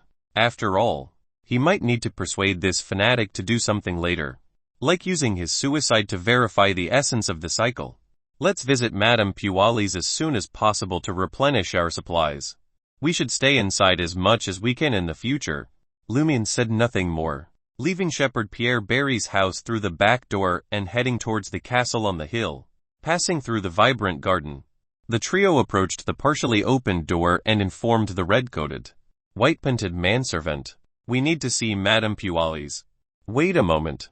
The valet glanced at Ryan and Valentine before swiftly turning and vanishing through the door. Soon after, the pale-faced midwife in a grayish-white dress emerged. Compared to last time, her face was even paler, and her eyes were so blank that it made one's heart turn cold. Had Lumian not informed Ryan and Valentine beforehand that the midwife wasn't dead, they would have been shocked. They had seen plenty of dead people turn into zombies. The Solar High Priest specialized in such matters. Valentine had purified dozens of similar cases, but it was beyond their understanding how a person diced into pieces could revert to their original appearance and seem more alive than dead. The midwife spoke in a monotone. Madame doesn't want to see you. Please leave. We have urgent matters. Lumian insisted. Isn't Madame Puali's concerned that the person underground will disrupt her plans? The midwife maintained her tone. Madame says it won't affect her. Hearing this, a chill ran down Lumian's spine. It meant they would have a hard time getting Madame Puali's help again. Lumian smiled without displaying frustration or disappointment. Looking at the midwife, he said, but we might explore the tomb. He implied that during the exploration, either side could encounter trouble, triggering the loop to restart prematurely. Unfazed, the midwife remained stiff and blank. You can try, but you'll only be disappointed. What does she mean? Lumian couldn't grasp Madame Puali's message. Does she mean they could explore all they wanted, and she would offer some help at crucial moments, but they wouldn't find any valuable clues? The more Lumian pondered, the more he doubted that was her intended meaning. Otherwise, she wouldn't have refused their meeting request through the midwife. Before Lumian could consider other possibilities, Ryan thoughtfully asked, "Is Madame Pualis trying to tell us that the person in the tomb can easily control us and prevent our investigation without triggering the loop?" "Yes." The midwife nodded slowly, turned, and retreated deeper into the castle. Lumian, Valentine, and Ryan exchanged glances and left, feeling helpless. Their next stop was All Tavern, where they could purchase plenty of provisions and barrels of cheap wine. Compared to potable water that spoiled easily, wine was more stable. As long as its alcohol content wasn't too high, it could substitute for water. Entering All Tavern, Lumian scanned the room but didn't spot the mysterious woman. Disappointed, he focused on the bar counter, telling tavern owner Morris Beanette what they needed. After Ryan and Valentine hauled out wine barrels, Lumian lowered his voice and inquired, "Where's the other lady?" Morris Beanette shook his head. "I don't know. Maybe she's in her room, somewhere else in the village, or even in Lige. She rented the room until the 9th. She's free to do as she pleases." The 9th, the 12th night. Lumian nodded thoughtfully. April 9th was the so-called 12th night that he and Aurora had deduced. This also confirmed that March 29th was indeed the loop's first day. If Ryan and the two other foreigners hadn't happened to enter Cordu on a particular cycle's first day, the loop would immediately restart and commence on March 29th whenever outsiders invaded the area. "Damn." Lumian slapped his forehead and told the tavern owner, "Morris Beanette, my stomach's acting up. I need the restroom. Tell them to wait for me." Morris Beanette's expression seemed to say, "What are you up to now? Don't mess with me." The downside of having a bad reputation rears its ugly head once more. Lumian chuckled. "Don't worry. I'm really just using the restroom." As he spoke, he waved and sprinted toward the staircase. He did want to use the restroom, but he was heading for the one upstairs. Morris Beanette glanced at his retreating figure and muttered, "Spring is here, and this scoundrel's hormones are raging." His voice barely reached Lumian's ears. Upon reaching the second floor, Lumian approached the restroom and positioned himself in front of the mysterious lady's room. "Knock, knock, knock." He rapped on the door. No answer. Noticing the absence of a "Do Not Disturb" sign on the handle, Lumian knocked twice more, each time louder than before. Unfortunately, the mysterious lady never showed. Lumian pondered for a moment before producing a slim wire and jiggling it in the keyhole. The door creaked open, revealing an empty room. The bed's blanket lay neatly folded, as though no one had occupied the space recently. Lumian exhaled quietly and closed the door without venturing inside. In the afternoon, the siblings congregated in Aurora's bedroom under the guise of instructing Lumian in the art of Hermes to swiftly enhance his strength. Lumian kept his voice low as he recounted his excursion into the dream ruins the previous night. At last, he inquired, "Anything to add about hunting the flaming monster?" Though he was armed with fallen mercury and invisibility, his confidence in hunting the flaming beast remained low. It was a sequence of the hunter pathway that had experienced a qualitative transformation. "You've covered all the bases. The only thing I can add is," she lifted her hands, formed fists, and shook them gently, "break a leg." Lumian felt defeated by his sister's jest. However, the tension in his chest subsided. Aurora then said, "What remains are some cliched words. Be careful. Be careful. Be very careful." She sighed. "It's a shame the mysterious lady isn't here. Otherwise, I could've crafted some simple, supplementary talismans, along with the integrity brooch, and had them brought into your dream." "That's true." While Lumian felt disappointed, he wasn't disheartened. He had no intention of giving up.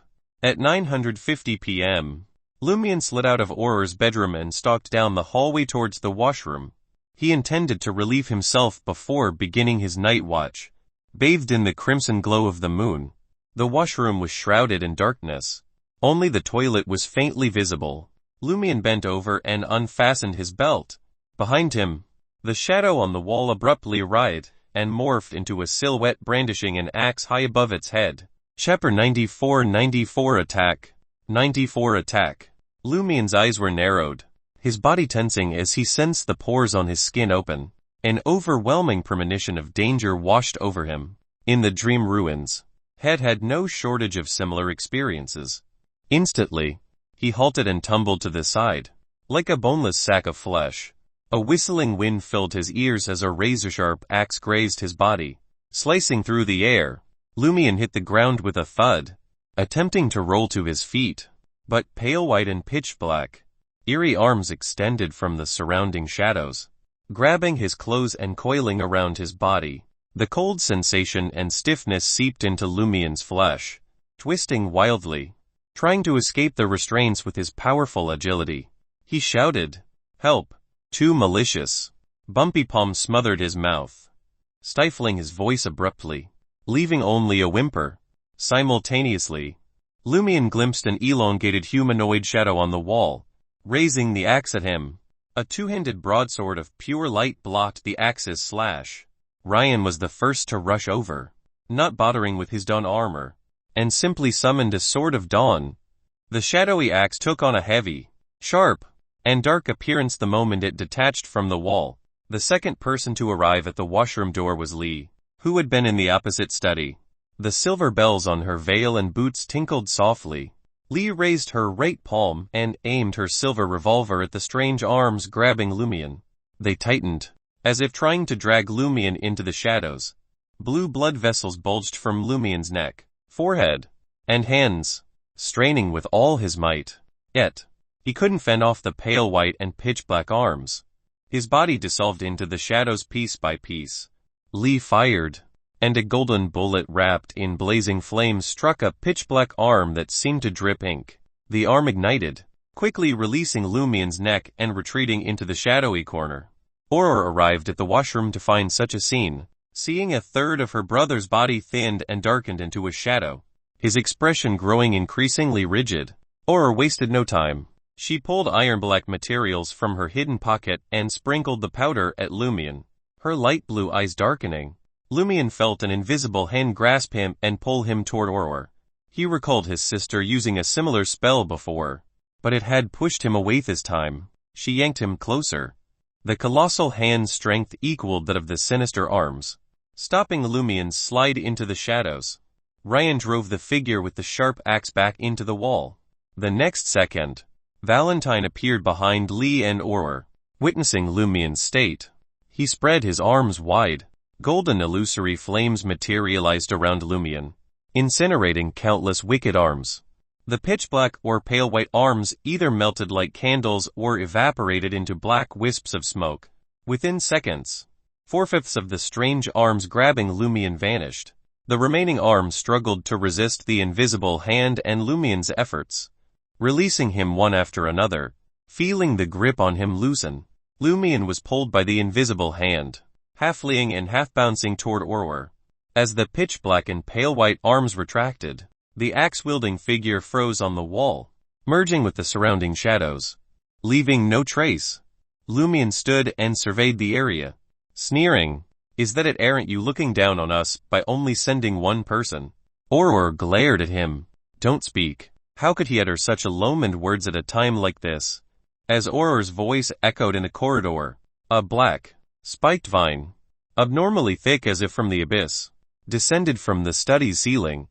At its top bloomed a massive, blood-red flower with a foul odor.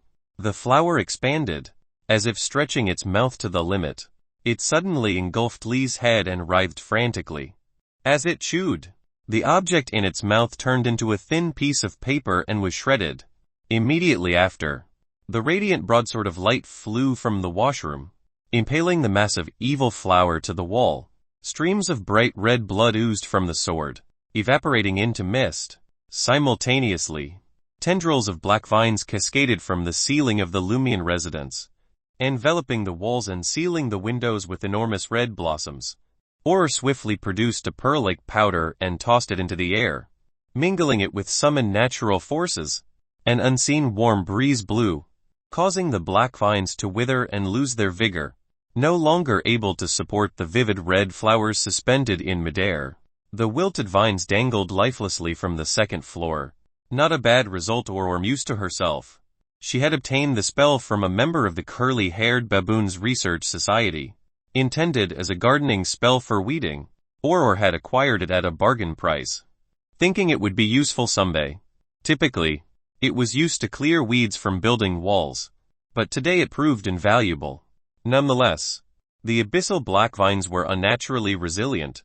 They merely withered and didn't perish instantly. This bought time for Valentine, who summoned the golden and illusory fire of light to incinerate the vile creatures in the corridor and rooms. Ryan then flooded the area with the pure sunrise gleam, banishing all evil and obliterating all illusions. Confronted with this situation he was powerless in, Hunter Lumian stifled his urge to perform the enigmatic dance. He observed his sister and the three outsiders collaborate to eradicate the anomaly that had invaded the second floor. Soon, the black vines and red flowers disintegrated into smoke, but Lee's veil and the silver bells on her boots continued to jingle, signaling that danger still lurked. Lumian swiftly surveyed the scene and sniffed. The air doesn't smell right. A faint, sweet scent lingered. I feel a little dizzy and want to sleep. Lee confessed her unease. The fumes from the burning vines and flowers contain an anesthetic how sinister aura. Possessing extensive mysticism knowledge. Acted promptly. She produced a handful of transparent powder and scattered it forward. A fierce wind materialized from nowhere, gusting through every corner of the second floor. Ryan, Lumian, Valentine, and Lee dashed into separate rooms, throwing open the windows that had been sealed by the black vines. As the innocuous wind subsided, Auror turned to Lumian and inquired, "And now?" Lumian sniffed cautiously. "Don't smell it anymore. I feel better, too," Lee chimed in. At that moment, the silver bells on her veil and boots ceased their movement. The crisis was averted. A probing attack from the Padre and company Auror speculated. Lumian glanced at Valentine, who appeared troubled. Could be Guillaume Binet, who just received a boon, or the already powerful shepherd Pierre Barry. Valentine's expression softened at Lumian's choice of words. Ryan surveyed the area and declared in a deep voice, "Whichever the case, we must heighten our vigilance. From now on, let's split into two groups for shifts. We'll alternate between resting and standing guard, day or night. A single guard risked being ambushed without timely assistance." "No problem." Auror and Lumian exchanged glances before adding, "He'll be in the same group as my brother." Ryan and the others didn't object. Over the next few days, the two groups maintained a watchful eye in 6-hour rotations. Although nothing transpired, as Lent drew near, they all felt the impending danger, anticipating relentless waves of peril. During this period, Lumian continued exploring the dream while resting. He didn't immediately hunt the flaming monster. Instead, he suppressed his impatience and sought to understand the creature's patterns. With his invisibility, long-range tracking, daily observation, and ample patience, Lumian finally gleaned the information he desired. The flaming monster would set traps in the dream clearing each morning, practicing techniques it had mastered for 45 to 90 minutes. It would then follow a fixed route into a flesh-strewn area to replenish its energy. Its afternoon activities were unpredictable, mainly patrolling its territory via different paths. Lumian had yet to discern its criteria for choosing routes. In the evening, it would retrace the fixed route and re-enter the hunting zone.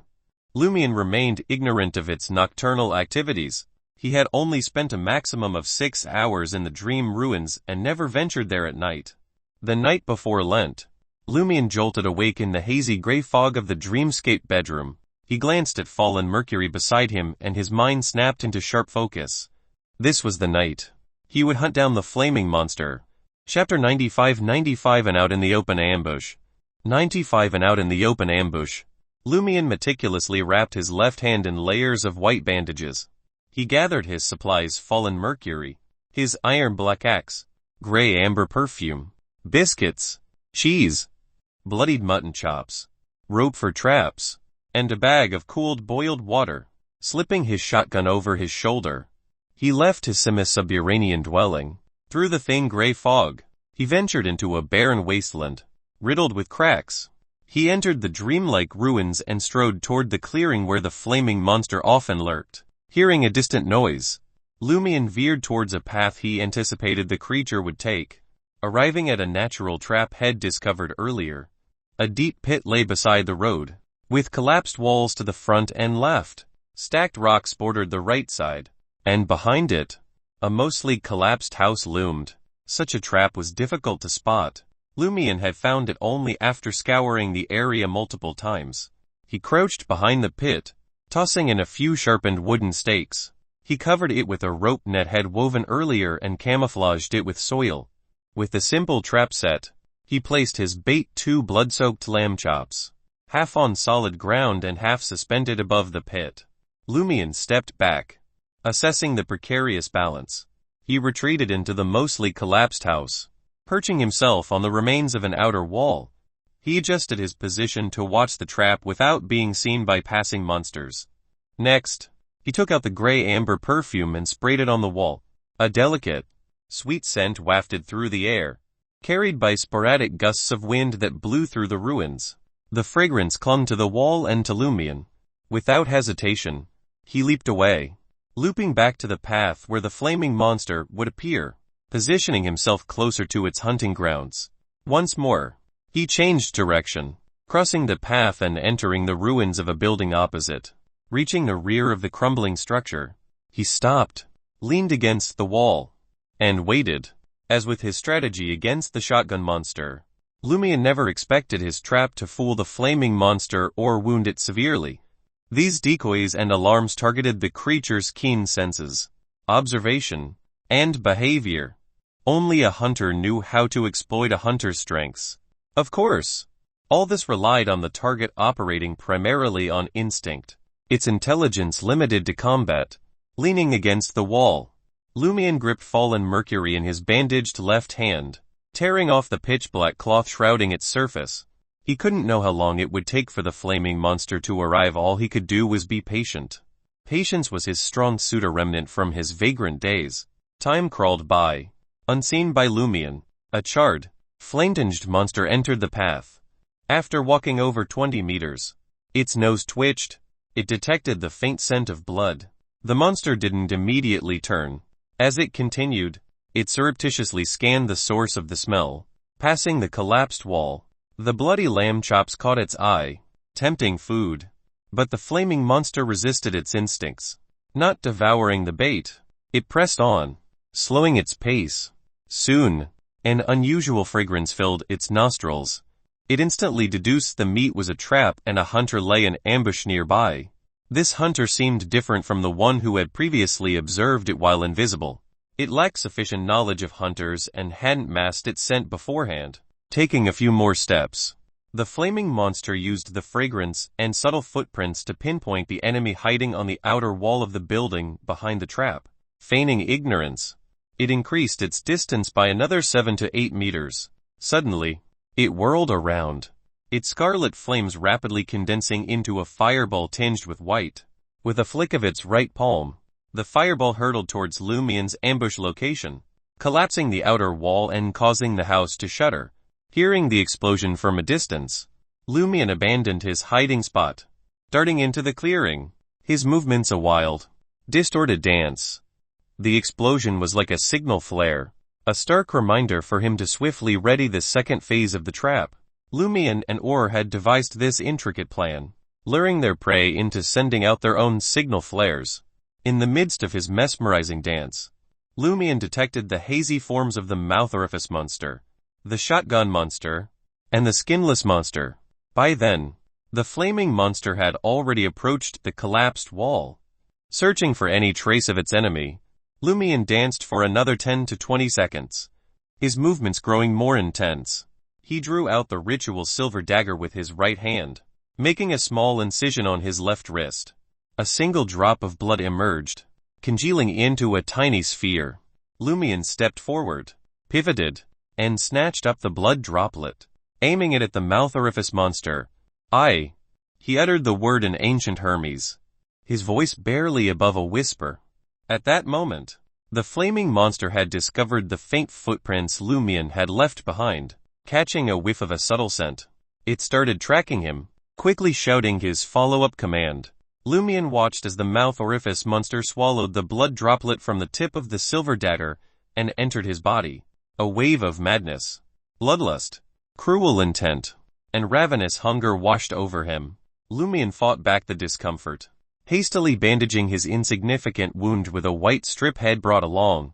Next, he popped a piece of cheese into his mouth, chewing and swallowing to make sure the residual gray amber scent on his body would mask any other mingled odors. Throughout this process, Lumian sprinted to the edge of the road and halted at an inconspicuous spot. He clenched his jaw tight and spun around, carefully retracing his steps along his previous path. Relying on a hunter's observation skills and dancer's exaggerated flexibility, Lumian made sure to leave only faint footprints and no additional marks. It wasn't long before he reached the center of the road and stopped. Maintaining his invisibility, Lumian remained in plain sight on the road. He waited, using shallow cogitation and constant suspension to suppress any thoughts of attacking the flaming monster, a rudimentary way to disrupt its danger premonition. His inspiration came from a hunter's keen self-awareness. Or had once written about the tactic of retracing one's footsteps to lie in ambush mid-road in a novel. After 7 or 8 seconds, the flaming monster's pitch-black form appeared in Lumian's sight. Utilizing his uncanny flexibility, he twisted his body to observe the approaching target. The flaming monster followed the faint footprints and scent left behind by its enemy. Uninterrupted, it continued its pursuit. Once back on the main road, it sniffed the air, unsurprised to detect a mild fragrance. It instinctively lowered its head and found the inconspicuous footprints. But it found no trace of traps in the vicinity. Without hesitation, the flaming monster tracked the footprints to the other side of the road. The charred face and displaced eyeballs loomed larger and clearer in Lumian's sight. Holding his breath, Lumian didn't disrupt his cogitation again, striving to empty his mind. 5 meters. 3 meters. 1 meter. He lunged at the target, raising the fallen Mercury in his left hand for a swift slash. He didn't wait to close the gap further, fearing that it would trigger the prey's danger sense and prompt evasive maneuvers. The flaming monster suddenly felt an overwhelming sense of danger. Without thinking, it leaped to the side. Simultaneously, its vision captured Lumian's figure, attacking with a pewter black dirk in his bandaged left hand. They were so close that despite the flaming monster's reaction, evasion was impossible. Lumian collided with it. With a tearing sound, fallen Mercury's sharp blade sank into the flaming monster's right chest. The fade extracted from Noodle Man infiltrated the target's body as an illusory mercury bead. Meanwhile, a river of countless intricate mercury symbols briefly surfaced. Some of the destinies rapidly converged towards the pewter black blade. Lumian didn't bother selecting the destiny to exchange, letting fallen Mercury do as it wished. The monster's flames erupted. The forceful shockwave hurled Lumian and his fallen Mercury away. Crimson flames ignited his clothes and scorched his facial skin. Lumian bore the searing pain, twisting his waist midair to alter his trajectory. As soon as he landed, he sprang to his feet and fled. However, unable to re-enter the invisibility state until the flames were extinguished, he remained visible. Despite his serpentine sprint, Lumian was still knocked off his feet by the fireball's aftershock. His back throbbed with numbing pain. He struggled to his feet, scrambling away from the path and into the ruins where he had been hiding before. The flaming monster pursued Lumian, who was unable to turn invisible once more. Chapter 96 Prey and Hunter. 96 Prey and Hunter. The flaming monster pursued relentlessly, hurling crimson fireballs that blasted craters in the earth. Lumian was thrown off balance multiple times. Flames licked at the charred logs that littered the desolate landscape, casting flickering red light in every direction. Lumian barely spared a thought for the fire still consuming his clothes. Gritting his teeth against the searing pain, he was sent sprawling by the shockwaves of detonation after detonation. He staggered to his feet and careened wildly towards his destination, veering left, then right, arcing and darting straight ahead. Mercifully, he didn't have far to go based on his plan. Just as he felt the taste of blood in his mouth and his body threatened to give out, a dilapidated building loomed before him. Lumian contorted his body mid-stride, narrowly avoiding a fireball. The scarlet projectile exploded just ahead, unleashing a hellish maelstrom of flames. Seizing the moment, Lumian dropped to the ground and rolled beneath the worst of the conflagration. With a momentum, he tumbled into the partially collapsed structure. The flaming monster halted and hesitated, wary of pursuing its prey into a potential death trap. It watched as Lumian rolled deeper into the building, summoning a swarm of red fire ravens around it. Their screeches filled the air as they took flight. Half of them dove towards the building's support beams, while the others bore down on Lumian from all sides. These avian flames were unerring, constantly adjusting their trajectories to match Lumian's movements. In that instant, the flaming monster could almost see its enemy's charred remains. Fire ravens were far more difficult to dodge than mere fireballs. And then, Lumian disappeared from the monster's view. He had rolled into a well-preserved basement. Lumian slammed the wooden door shut and leaped aside. Using the force of the impact, swoosh swoosh swoosh, the scarlet fire ravens slammed into the door. The heavy door disintegrated into flaming splinters. Rumble, the remaining fire ravens struck their intended targets, bringing down the decaying structure in a torrent of debris. Stone, wood, and dust engulfed the area, entombing the basement. Lumian had already taken refuge in a corner, using the accumulated dirt to smother the flames that clung to him. But he was still badly burned, his internal organs battered by the force of the explosions. Without swift medical attention, he wouldn't last another day. The flaming monster's attack had been devastating, even more potent than Rayan Sans' hurricane of light. Lumian had intended to use invisibility to elude the flaming monster, slipping into the basement to perform his enigmatic sacrificial dance, activating the blackthorn symbol on his chest to terrify his foe. Had planned to bide his time for fallen Mercury to complete the exchange of fate, but the persistent fire had thwarted his invisibility, nearly costing him his life. The one consolation was that he had a backup plan in the event he couldn't escape the monster's pursuit, nor could he perform his sacrificial dance in peace. Had even considered collapsing the building to bury the basement and buy time. But the flaming monster had done the job for him. Exhaling deeply, Lumian sat cross-legged. He retrieved the bottle of grey amber perfume from Auror, unscrewed the cap, and placed it before him. Outside the demolished building, the flaming monster's gaze cut through the swirling dust, searching for any trace of its quarry. It was certain that the cunning intruder wouldn't have been buried alive so easily, given the complexity of the traps Had laid and his intimate knowledge of the ruins. He must have left himself an escape route. The flaming monster wasn't particularly intelligent, but its hunter's instincts led it to circle the collapsed building. In less than 10 seconds, it discovered a hidden cave entrance angling downward. The opening was concealed by debris from the fallen structure, sheltered from the ensuing collapse. It was difficult to spot and tucked away in a discreet location.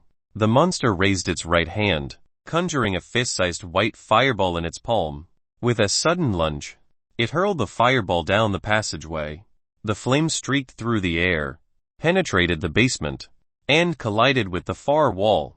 The blast wave didn't affect Lumian, who was deliberately hiding in another corner.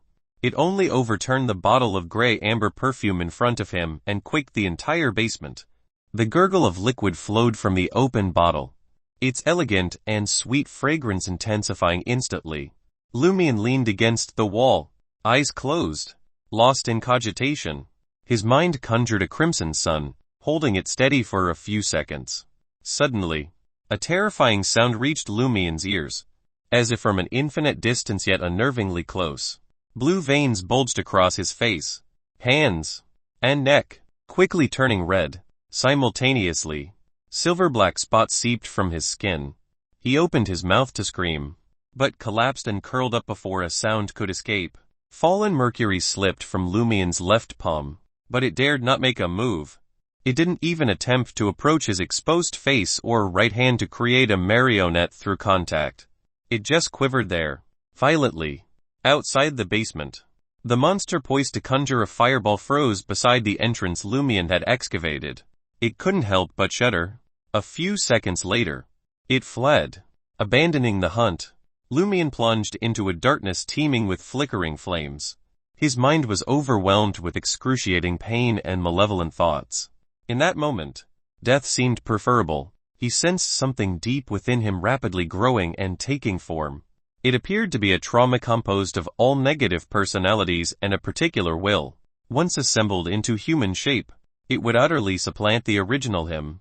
Amid the unending darkness of despair and pain, Lumian caught a whiff of a scent, elegant and sweet. It was Auror's fragrance, a familiar aroma. Auror grand sower. Lumian slowly regained his composure, as if hearing the comforting melody once more. I want to live. The loop hasn't ended yet. A rush of thoughts flooded back to him. Lumian finally vanquished the pitch-black will and the agony-laced darkness within his heart and opened his eyes. The first thing in his sight was the toppled bottle of grey amber perfume on the ground. It toppled. Lumian's heart ached as he reached out his right hand. Initially, had only intended to mimic Auror's use of incense to control his symptoms and rely on the natural perfume as a wake-up call. Unexpectedly, more than half the bottle had spilled. In the next instant, his body quivered. He saw the charred, blood-stained back of his hand and the silver-black circular spots that had yet to fade. Without needing a reminder, Lumian could smell the unfamiliar, harassing scent on himself. If he crossed paths with Valentine now, he'd be purified by his holy light summoning without revealing a thing. Lumian scooped up the remaining half of the grey amber perfume, tightened the cap, and stowed it away. He then picked up Fallen Mercury, still trembling violently, and asked in Hermes, "Is the fate exchange over?" Fallen Mercury swiftly shook left and right, signaling it wasn't.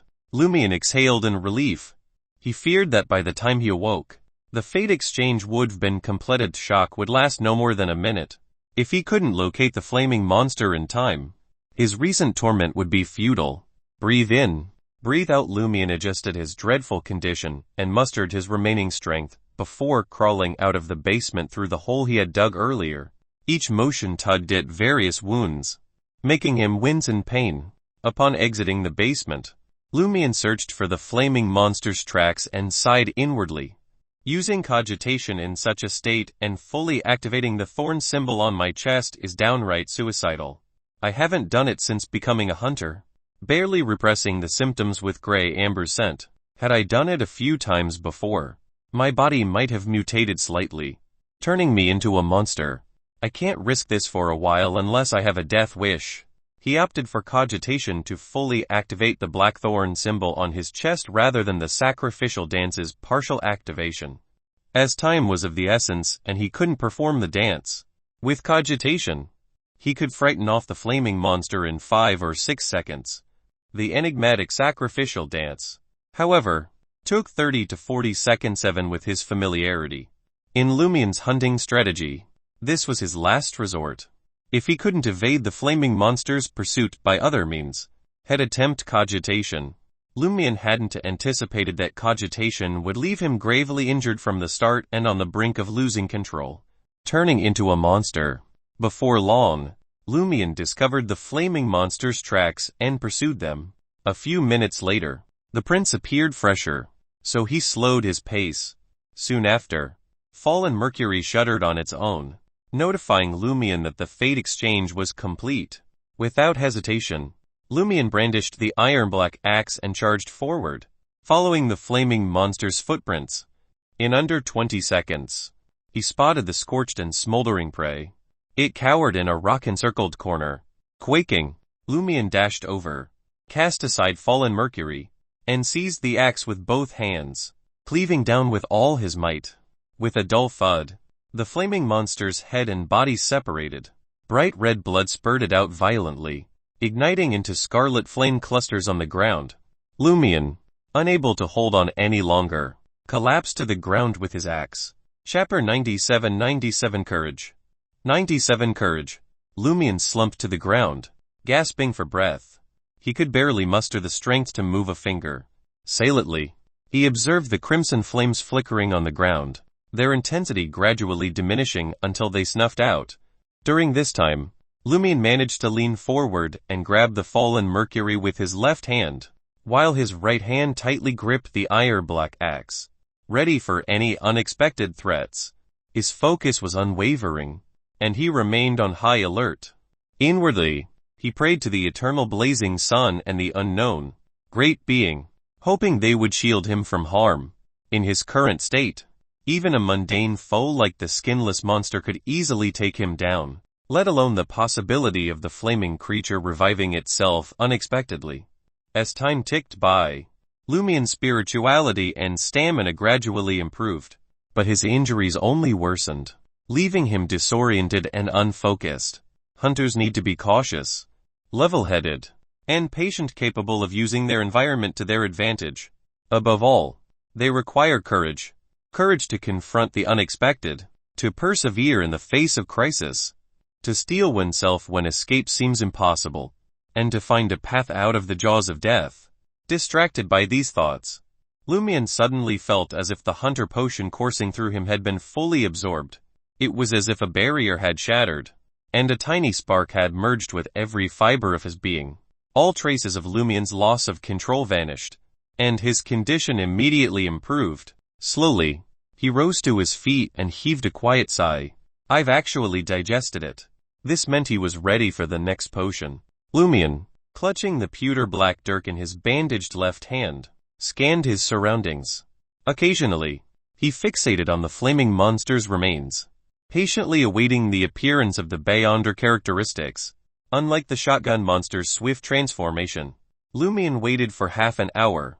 He wondered if the flaming monster still lived and whether he should strike it a few more times. Finally, on the verge of collapsing from his injuries, red sparks burst forth from the monster's body. Like fireflies, they swarmed around the corpse before gradually coalescing into a scarlet object resembling a heart. The heart pulsed, its surface pocked with countless tiny holes, from which indistinct flames seeped. Is this the main ingredient for the pyromaniac potion? Lumian mused, reaching down to pick it up. A searing pain radiated from his palm straight to his mind, making him instinctively want to fling the heart away to escape the agony. Luckily, Lumian's skin had been numbed by the flaming monster's burns, allowing him to barely tolerate the relatively minor pain. He tried wrapping the heart in a strip of cloth, but it instantly incinerated the fabric, reducing it to ashes. After a moment's thought, Lumian set the Beyonder ingredient on the ground, wrapped the fallen mercury in the remaining black cloth, and secured it at his waist. Next, he emptied the contents of the cloth bag containing the lead bullets into his pocket. He then filled the bag halfway with soil from the area before tossing in the flame-wreathed heart. But Lumian didn't stop there. He continued shoveling soil into the bag until the heart was entirely encased in layers of inflammable earth. Exhaling, he carried the bag to the edge of the ruins, pondering a newly discovered problem. Only a sequence 9. And this is the main ingredient for the corresponding sequence 7 pyromaniac. I can't just advance to sequence 7, can I? This will make me lose control. I initially thought the flaming monster would yield a pyromaniac, provoker, and hunter Beyonder characteristic, but it's all mixed together. Uncertain of what to do, Lumian stumbled away. Miraculously, he didn't encounter a single monster on his way back. In his weakened state, any confrontation would have spelled disaster. His only hope was to rely on his keen observation and sharp senses to detect danger early and avoid it. After an indeterminate amount of time, Lumian exited the dream ruins and traversed the barren wilderness, arriving back at his semi-subterranean two-story dwelling. Laboriously, he climbed to the second floor and removed the fallen mercury, the cloth bag with the pyromaniac ingredient, and the iron black axe. He placed them on the bedside table or tossed them to the floor before staggering to the full-length mirror embedded in the wardrobe. In the mirror, Lumian saw his ghostly pale face, marred by flame scars and faint silver-black patches on his skin. His blue eyes flickered with an illusory silvery hue, entwined with darkness. This was a sign that he had sustained severe injuries and nearly lost control. If not for his home field advantage in the dream ruins or the acquisition of fallen mercury and invisibility, Lumian would have had no chance of defeating the flaming monster.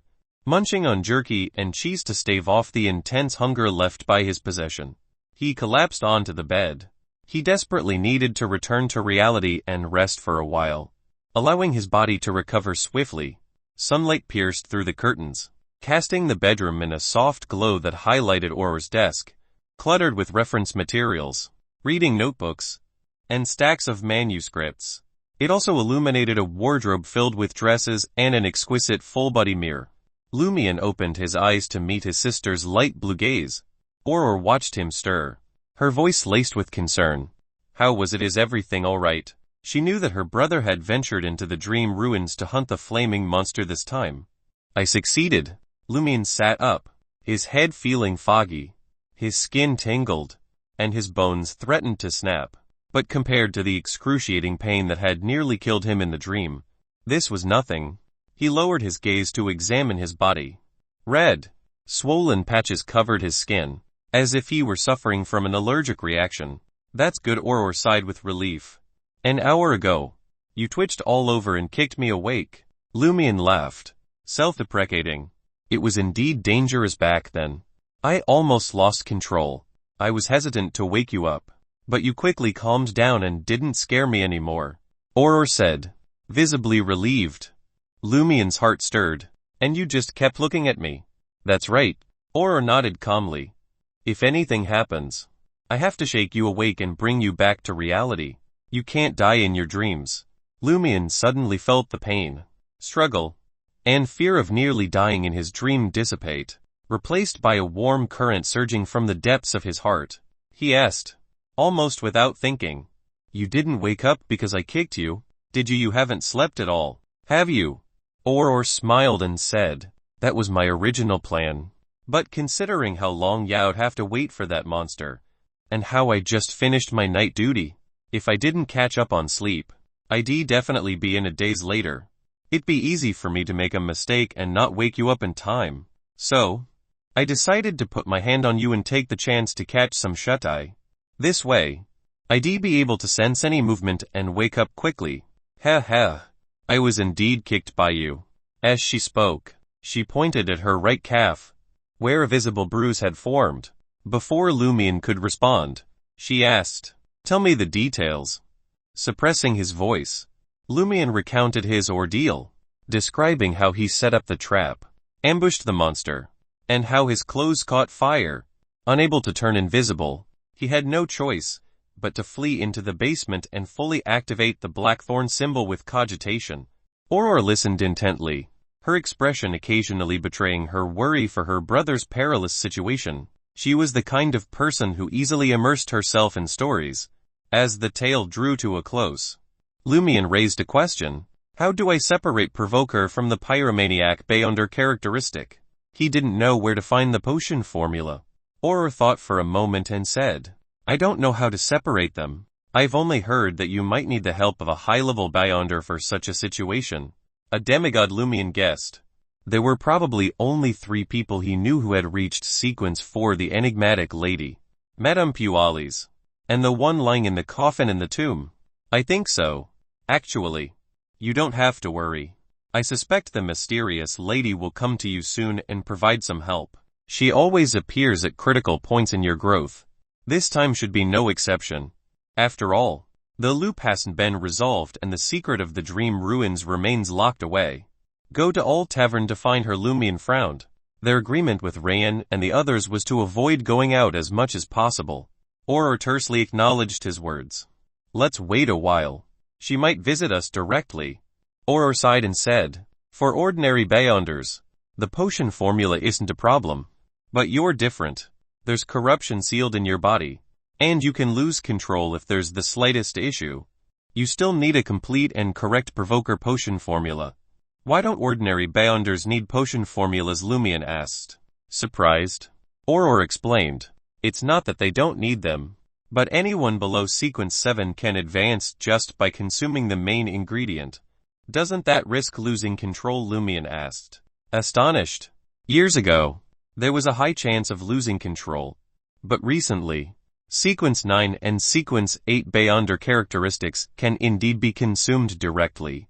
However, it's about 20 to 30 more dangerous than concocting a potion. Right. That's the conclusion reached by our president, Gandalf. Why? Just as Lumian was about to ask, a familiar song echoed from outside the house. The siblings exchanged solemn glances. Lent had begun, and the spring elf entourage had reached them. Chapter 98. 98 after the celebration. 98 after the celebration. A group of young men encircled Ava, singing and dancing as they arrived outside the Lumian residence. Gillimegineer of the Barry family strode to the door and slammed at it.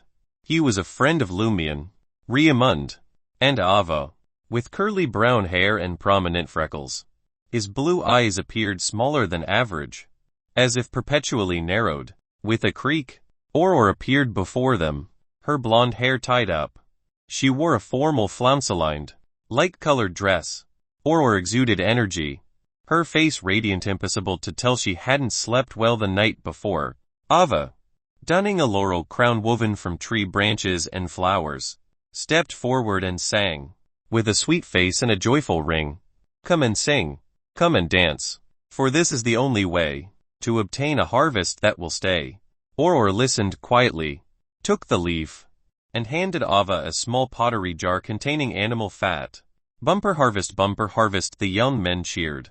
As the spring elf entourage set off for the next location, Gillimegineer deliberately lagged behind and asked Aurora, "Where's Lumian? I haven't seen him in the past 2 days.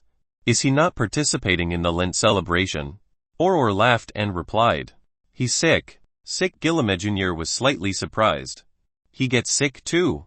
In his mind, Lumian was always brimming with energy. At most, he'd suffer minor injuries from a prank gone awry. "He'll be worried if he never gets sick," Aurora replied jokingly. "All humans fall sick." Gillimegineer hurriedly waved at Aurora as the spring elf entourage moved further away. "Tell Lumian I'll visit him after Lent." Aurora nodded slightly, watching Gillimegineer sprint towards the entourage that had stopped in front of the next building. How was it Lumian stuck his head out beside his sister? Aurora thought for a moment and said, "They are still normal, but I wonder what will happen at the end of the celebration." Lumian recalled the bloody scene of Ava's beheading at the celebration's end and the strange mood that agitated the young people. They had either gone mad sending off the spring elf or succumbed to mental and physical breakdown, collapsing to the ground. No one was spared. Silently, he glanced at Ava singing in front of the neighbor's house and Gillimegineer and company surrounding her. He slowly withdrew his gaze. Ryan, Lee, and Valentine also arrived on the first floor and looked out through the window. "We have to be very careful from now on," Ryan said in a deep voice after the spring elf entourage left the area. Aurora nodded and said, "Yeah." Before the celebration ended, they quickly prepared lunch and filled their stomachs. Clang, clang, clang, the classic wall clock on the first floor chimed, signifying noon. Lumian and the others, having tidied up the dining room, exchanged tense glances. If the Lent celebration had gone smoothly, it would have ended by now. And if the ritual to send the spring elf off was completed, who knew what Cordu would become? In their semi-subterranean building, Lumian needed to raise his head slightly to see the situation outside the window. The sky was a brilliant azure, filled with white clouds. The sun shone brightly, and there were no dark clouds, fog, or dim light as he had imagined. Lee paced around the stove, the small silver bells on her veil and boots tinkling non-stop. It was neither intense nor soothing. Seeing Aurora looking at her, she explained, "We're already in danger. And it's been an extended period of danger, but it's manageable at the moment." Aurora acknowledged and didn't inquire further. Ryan, on the other hand, sighed and said, "By the 12th night, it would be great if it was always at this level." Aurora blinked, embarrassed to tell this Dawn Paladin of the machinery hive mind not to jinx it. Although Lumian's heart was heavy, he still smiled and replied to Ryan, "There's a proverb in our Darige region that says, good and bad are all predestined. Regardless of how worried we are, we can't change what happens next." What he didn't say was the only thing they could do was muster up the courage to face it. In the intermittent conversation that followed, the 5 of them were on guard against any abnormalities. However, be it the weather or the birds, everything was so normal that it only instilled greater fear in them. After almost 30 minutes, they found themselves staring at the door simultaneously. Footsteps drew near. Soon after, Aurora's doorbell rang, the sound reverberating through the first floor. Exchanging a glance with his sister, Lumian cautiously approached the door and peered through the peephole. The man who had rung the doorbell was their neighbor, Louis Bedeau. What's going on? Lumian cracked the door open, smiling. Louis Bedeau had black hair and blue eyes. He was in his 40s and had been injured while harvesting wheat in the fields when he was young. He had only 3 fingers on his left hand, clad in a grayish-blue blazer and dark pants. He said timidly, "I need to borrow your oven. It's Lent. We must bake some fresh bread for the kids." As he spoke, he lifted the flour bag and nudged the bag of inferior coal beside him. Lumian hesitated for a moment before turning to Aurore. Aurore nodded, signaling him to let Louis Bedeau in. She had already discussed it with Ryan and the others in hushed tones, intending to observe the changes in the villagers who had participated in the Lent celebration up close. "Just baking bread. I thought you'd make some bacon for your kids." Lumian stepped aside and teased Louis Bedeau with a grin. Louis Bedeau replied cautiously, "If we have a bumper harvest this year, there should be plenty of bacon." His eyes brimmed with anticipation, as if he was certain of a bountiful harvest. Once inside, Louis Bedeau greeted Aurore and headed to the oven, busying himself. The more Lumian and his companions observed, the stranger they found him. Louis Bedeau didn't even glance at Ryan, Lee, and Valentine, as if they were invisible. It was like a person who had already turned into a monster trying their best to pretend to be normal. However, as long as they encountered something that exceeded their original memories, they would display obvious abnormalities or ignore it. Lumian instantly thought of the deputy padre, Mitchell Garrigue. Initially, he appeared fine, but recently, all that remained were his daily activities of eating, sleeping, and urging others to pray. He ignored everything else. Under the watchful eyes of the 3 foreigners, Louis Bedeau baked his bread mechanically, occasionally conversing with Lumian and Aurore. It was very normal, yet very abnormal. After Louis Bedeau left with the baked bread, Aurore looked at Ryan and the others, smiling wryly. Everyone who participated in the Lent celebration must have become like this. "It's like being replaced by a monster bit by bit," Lee exclaimed sincerely. She no longer forced a smile on her face. Lumian had already regained his composure and posed a question. "How can we save someone like this if we want to?" "The only thing I can think of is purification," Valentine replied with a sigh. "But if the abnormality is already closely integrated with humans, the final outcome might be purification together." At that moment, 2 more villagers passed by the window. One of them was a regular customer of Old Tavern and Pierre Guillaume, who had scrounged Ryan's absinthe in a previous cycle. He was happily chatting with his companion, seemingly discussing the excitement of the Lent celebration. As they passed Lumian's door, they simultaneously turned their heads to look inside the house, their expressions eerily grim. After an instant, they withdrew their gazes and resumed their conversation, smiles plastered on their faces. If Lumian and his companions hadn't been watching the outside whenever someone passed by, they wouldn't have noticed the fleeting change in their expressions. The louder the laughter outside, the more suffocated they felt. Silence took over the conversation. Eventually, the 2 villagers left, and Aurore sighed, saying, "This isn't just being replaced by monsters bit by bit. I suspect that the entire village is filled with monsters wearing human skin. Except for us. Is this the complete Lent celebration?" Lumian couldn't help but mutter to himself. Ryan sternly warned, "It's going to get tougher every day. Everyone, hang in there." From noon to night, they kept vigil against mutated villagers attacking the house. But apart from the occasional passerby who gazed inside with a sullen or cold expression, nothing happened. The situation weighed heavily on Aurore and the others. Ryan surveyed the room and said gently, "There are still a few days until the 12th night. Don't be so tense. After dinner, we'll split into 2 groups and take turns resting. We must maintain a good mental state." With such an experienced beyonder with a calm demeanor, both Aurore and Lumian felt more at ease. At midnight, Aurore and Lumian woke Lee and the others, then retreated to their bedroom. Lumian glanced at the door and lowered his voice. "That mysterious woman hasn't appeared. Should I find an opportunity to go out tomorrow and take a look at Old Tavern?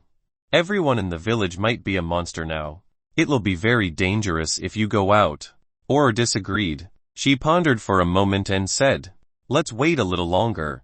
If the mysterious woman doesn't appear tomorrow morning, He'll accompany you to All Tavern in the afternoon. Lumian hesitated for a moment before nodding. He planned to discuss with his sister tomorrow morning if they should ask Ryan and the others for help. The 5 of them could act together. In the bedroom filled with a faint gray fog, Lumian opened his eyes. He sat up and checked his body, realizing that his severe injuries had completely healed. Just as he was about to marvel at the fact, he suddenly heard the sound of a doorbell ringing. Someone's ringing the doorbell. The thought instinctively flashed through Lumian's mind. He habitually prepared to go down to the first floor to see who was visiting. He had just taken a step when his entire body froze. This was the dream ruins. How could anyone visit? Chapter 99 Guest. 99 Guest. Instantly, Lumian tensed up. He spun around and returned to the bed, scooping up fallen mercury with his bandaged left hand. Grabbing his shotgun, he strode to the bedroom window while the doorbell continued to ring. He scrutinized the entrance. There was no one there. In that moment, Lumian's heart felt like it was about to seize. He intended to activate his spirit vision for a better look, since he would hear the maddening and terrifying sound and show signs of losing control after entering cogitation for a few seconds in the dream ruins. He couldn't use this ability smoothly. It took him a while to complete the corresponding operation. However, even with his spirit vision activated, he still didn't notice anyone at the door. Yet, the doorbell rang incessantly.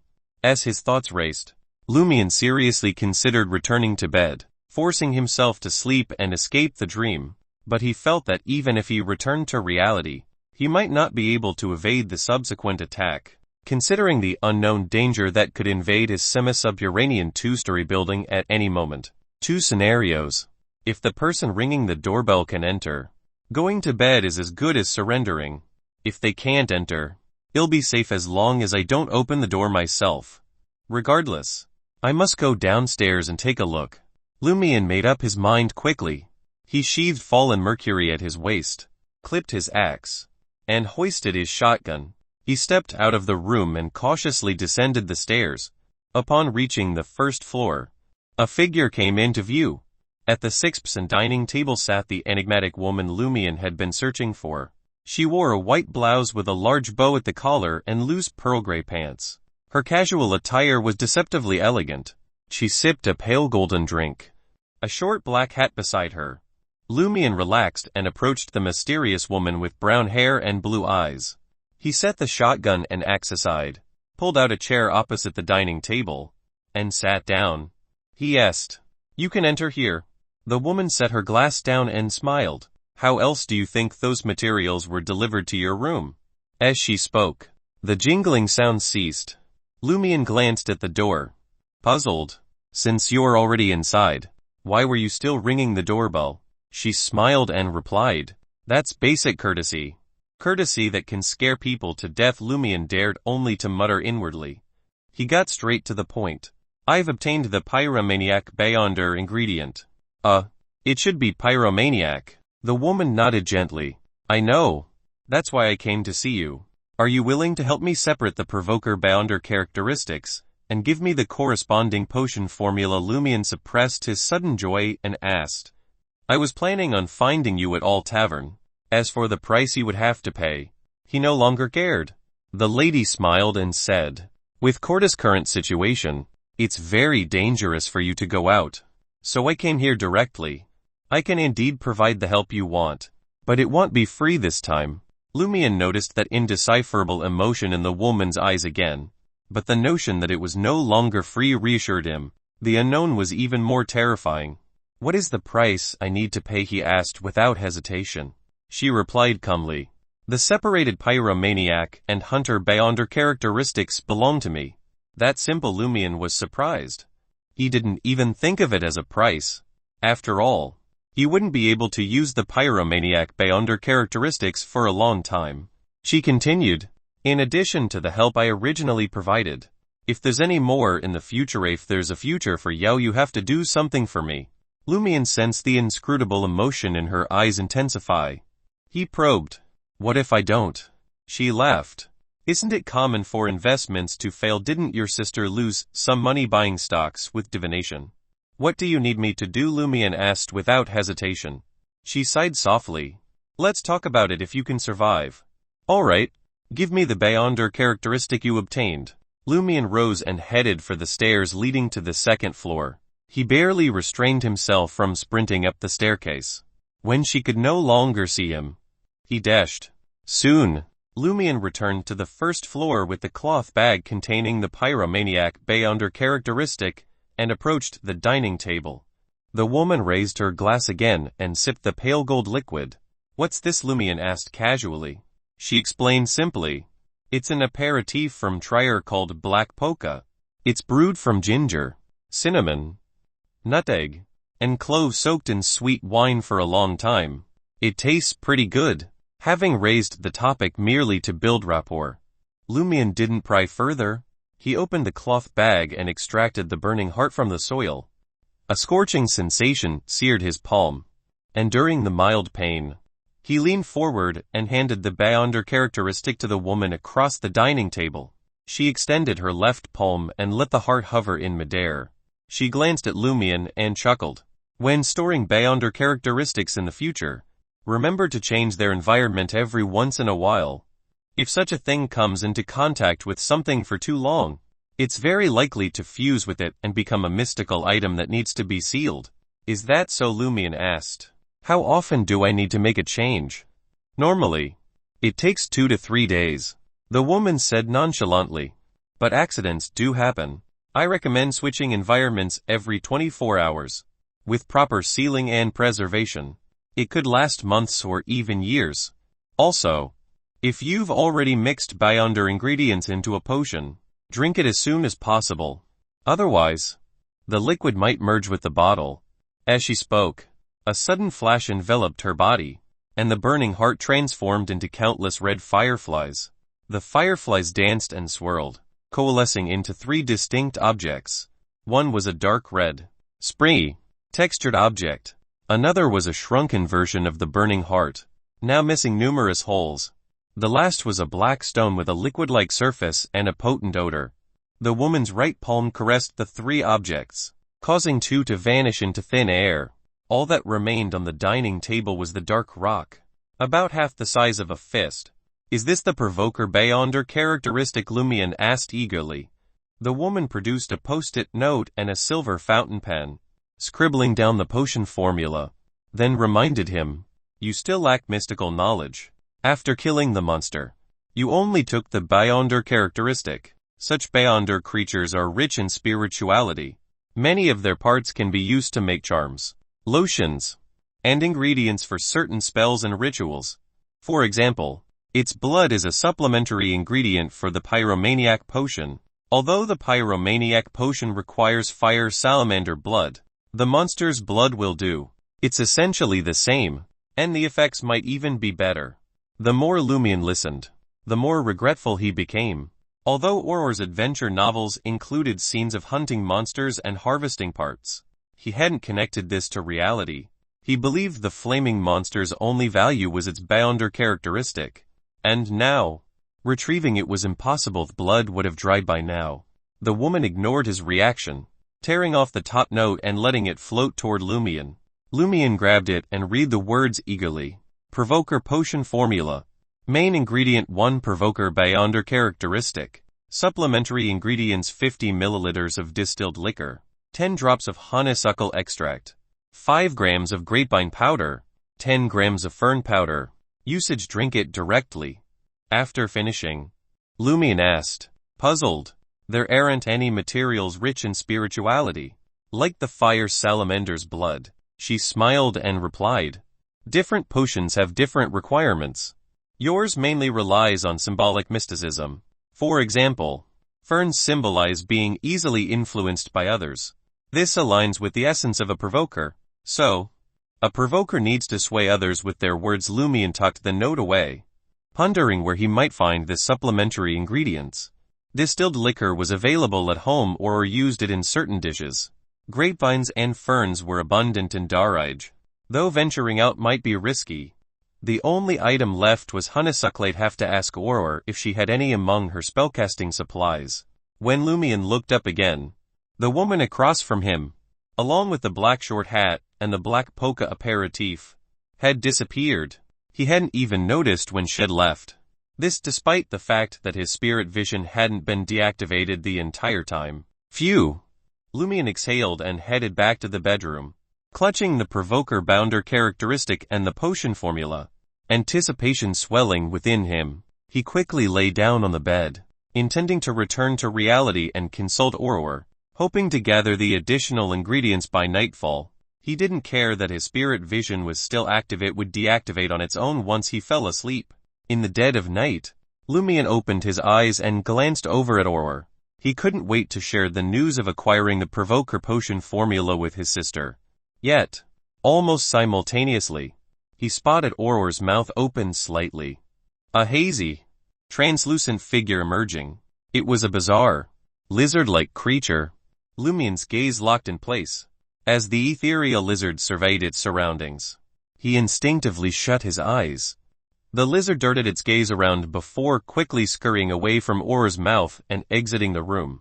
Lumian reopened his eyes, staring at his sister in bewilderment. Auror's face was shrouded in darkness. Her mouth hung slightly open as she slumbered peacefully. Lumian observed her, motionless, as if had become a statue. In the thick of night, his heart sank further into despair. T2 of the series ends here. Thank you for watching and listening. If you find it interesting, please give us a like, a comment and a subscription so that we have the motivation to make the next videos.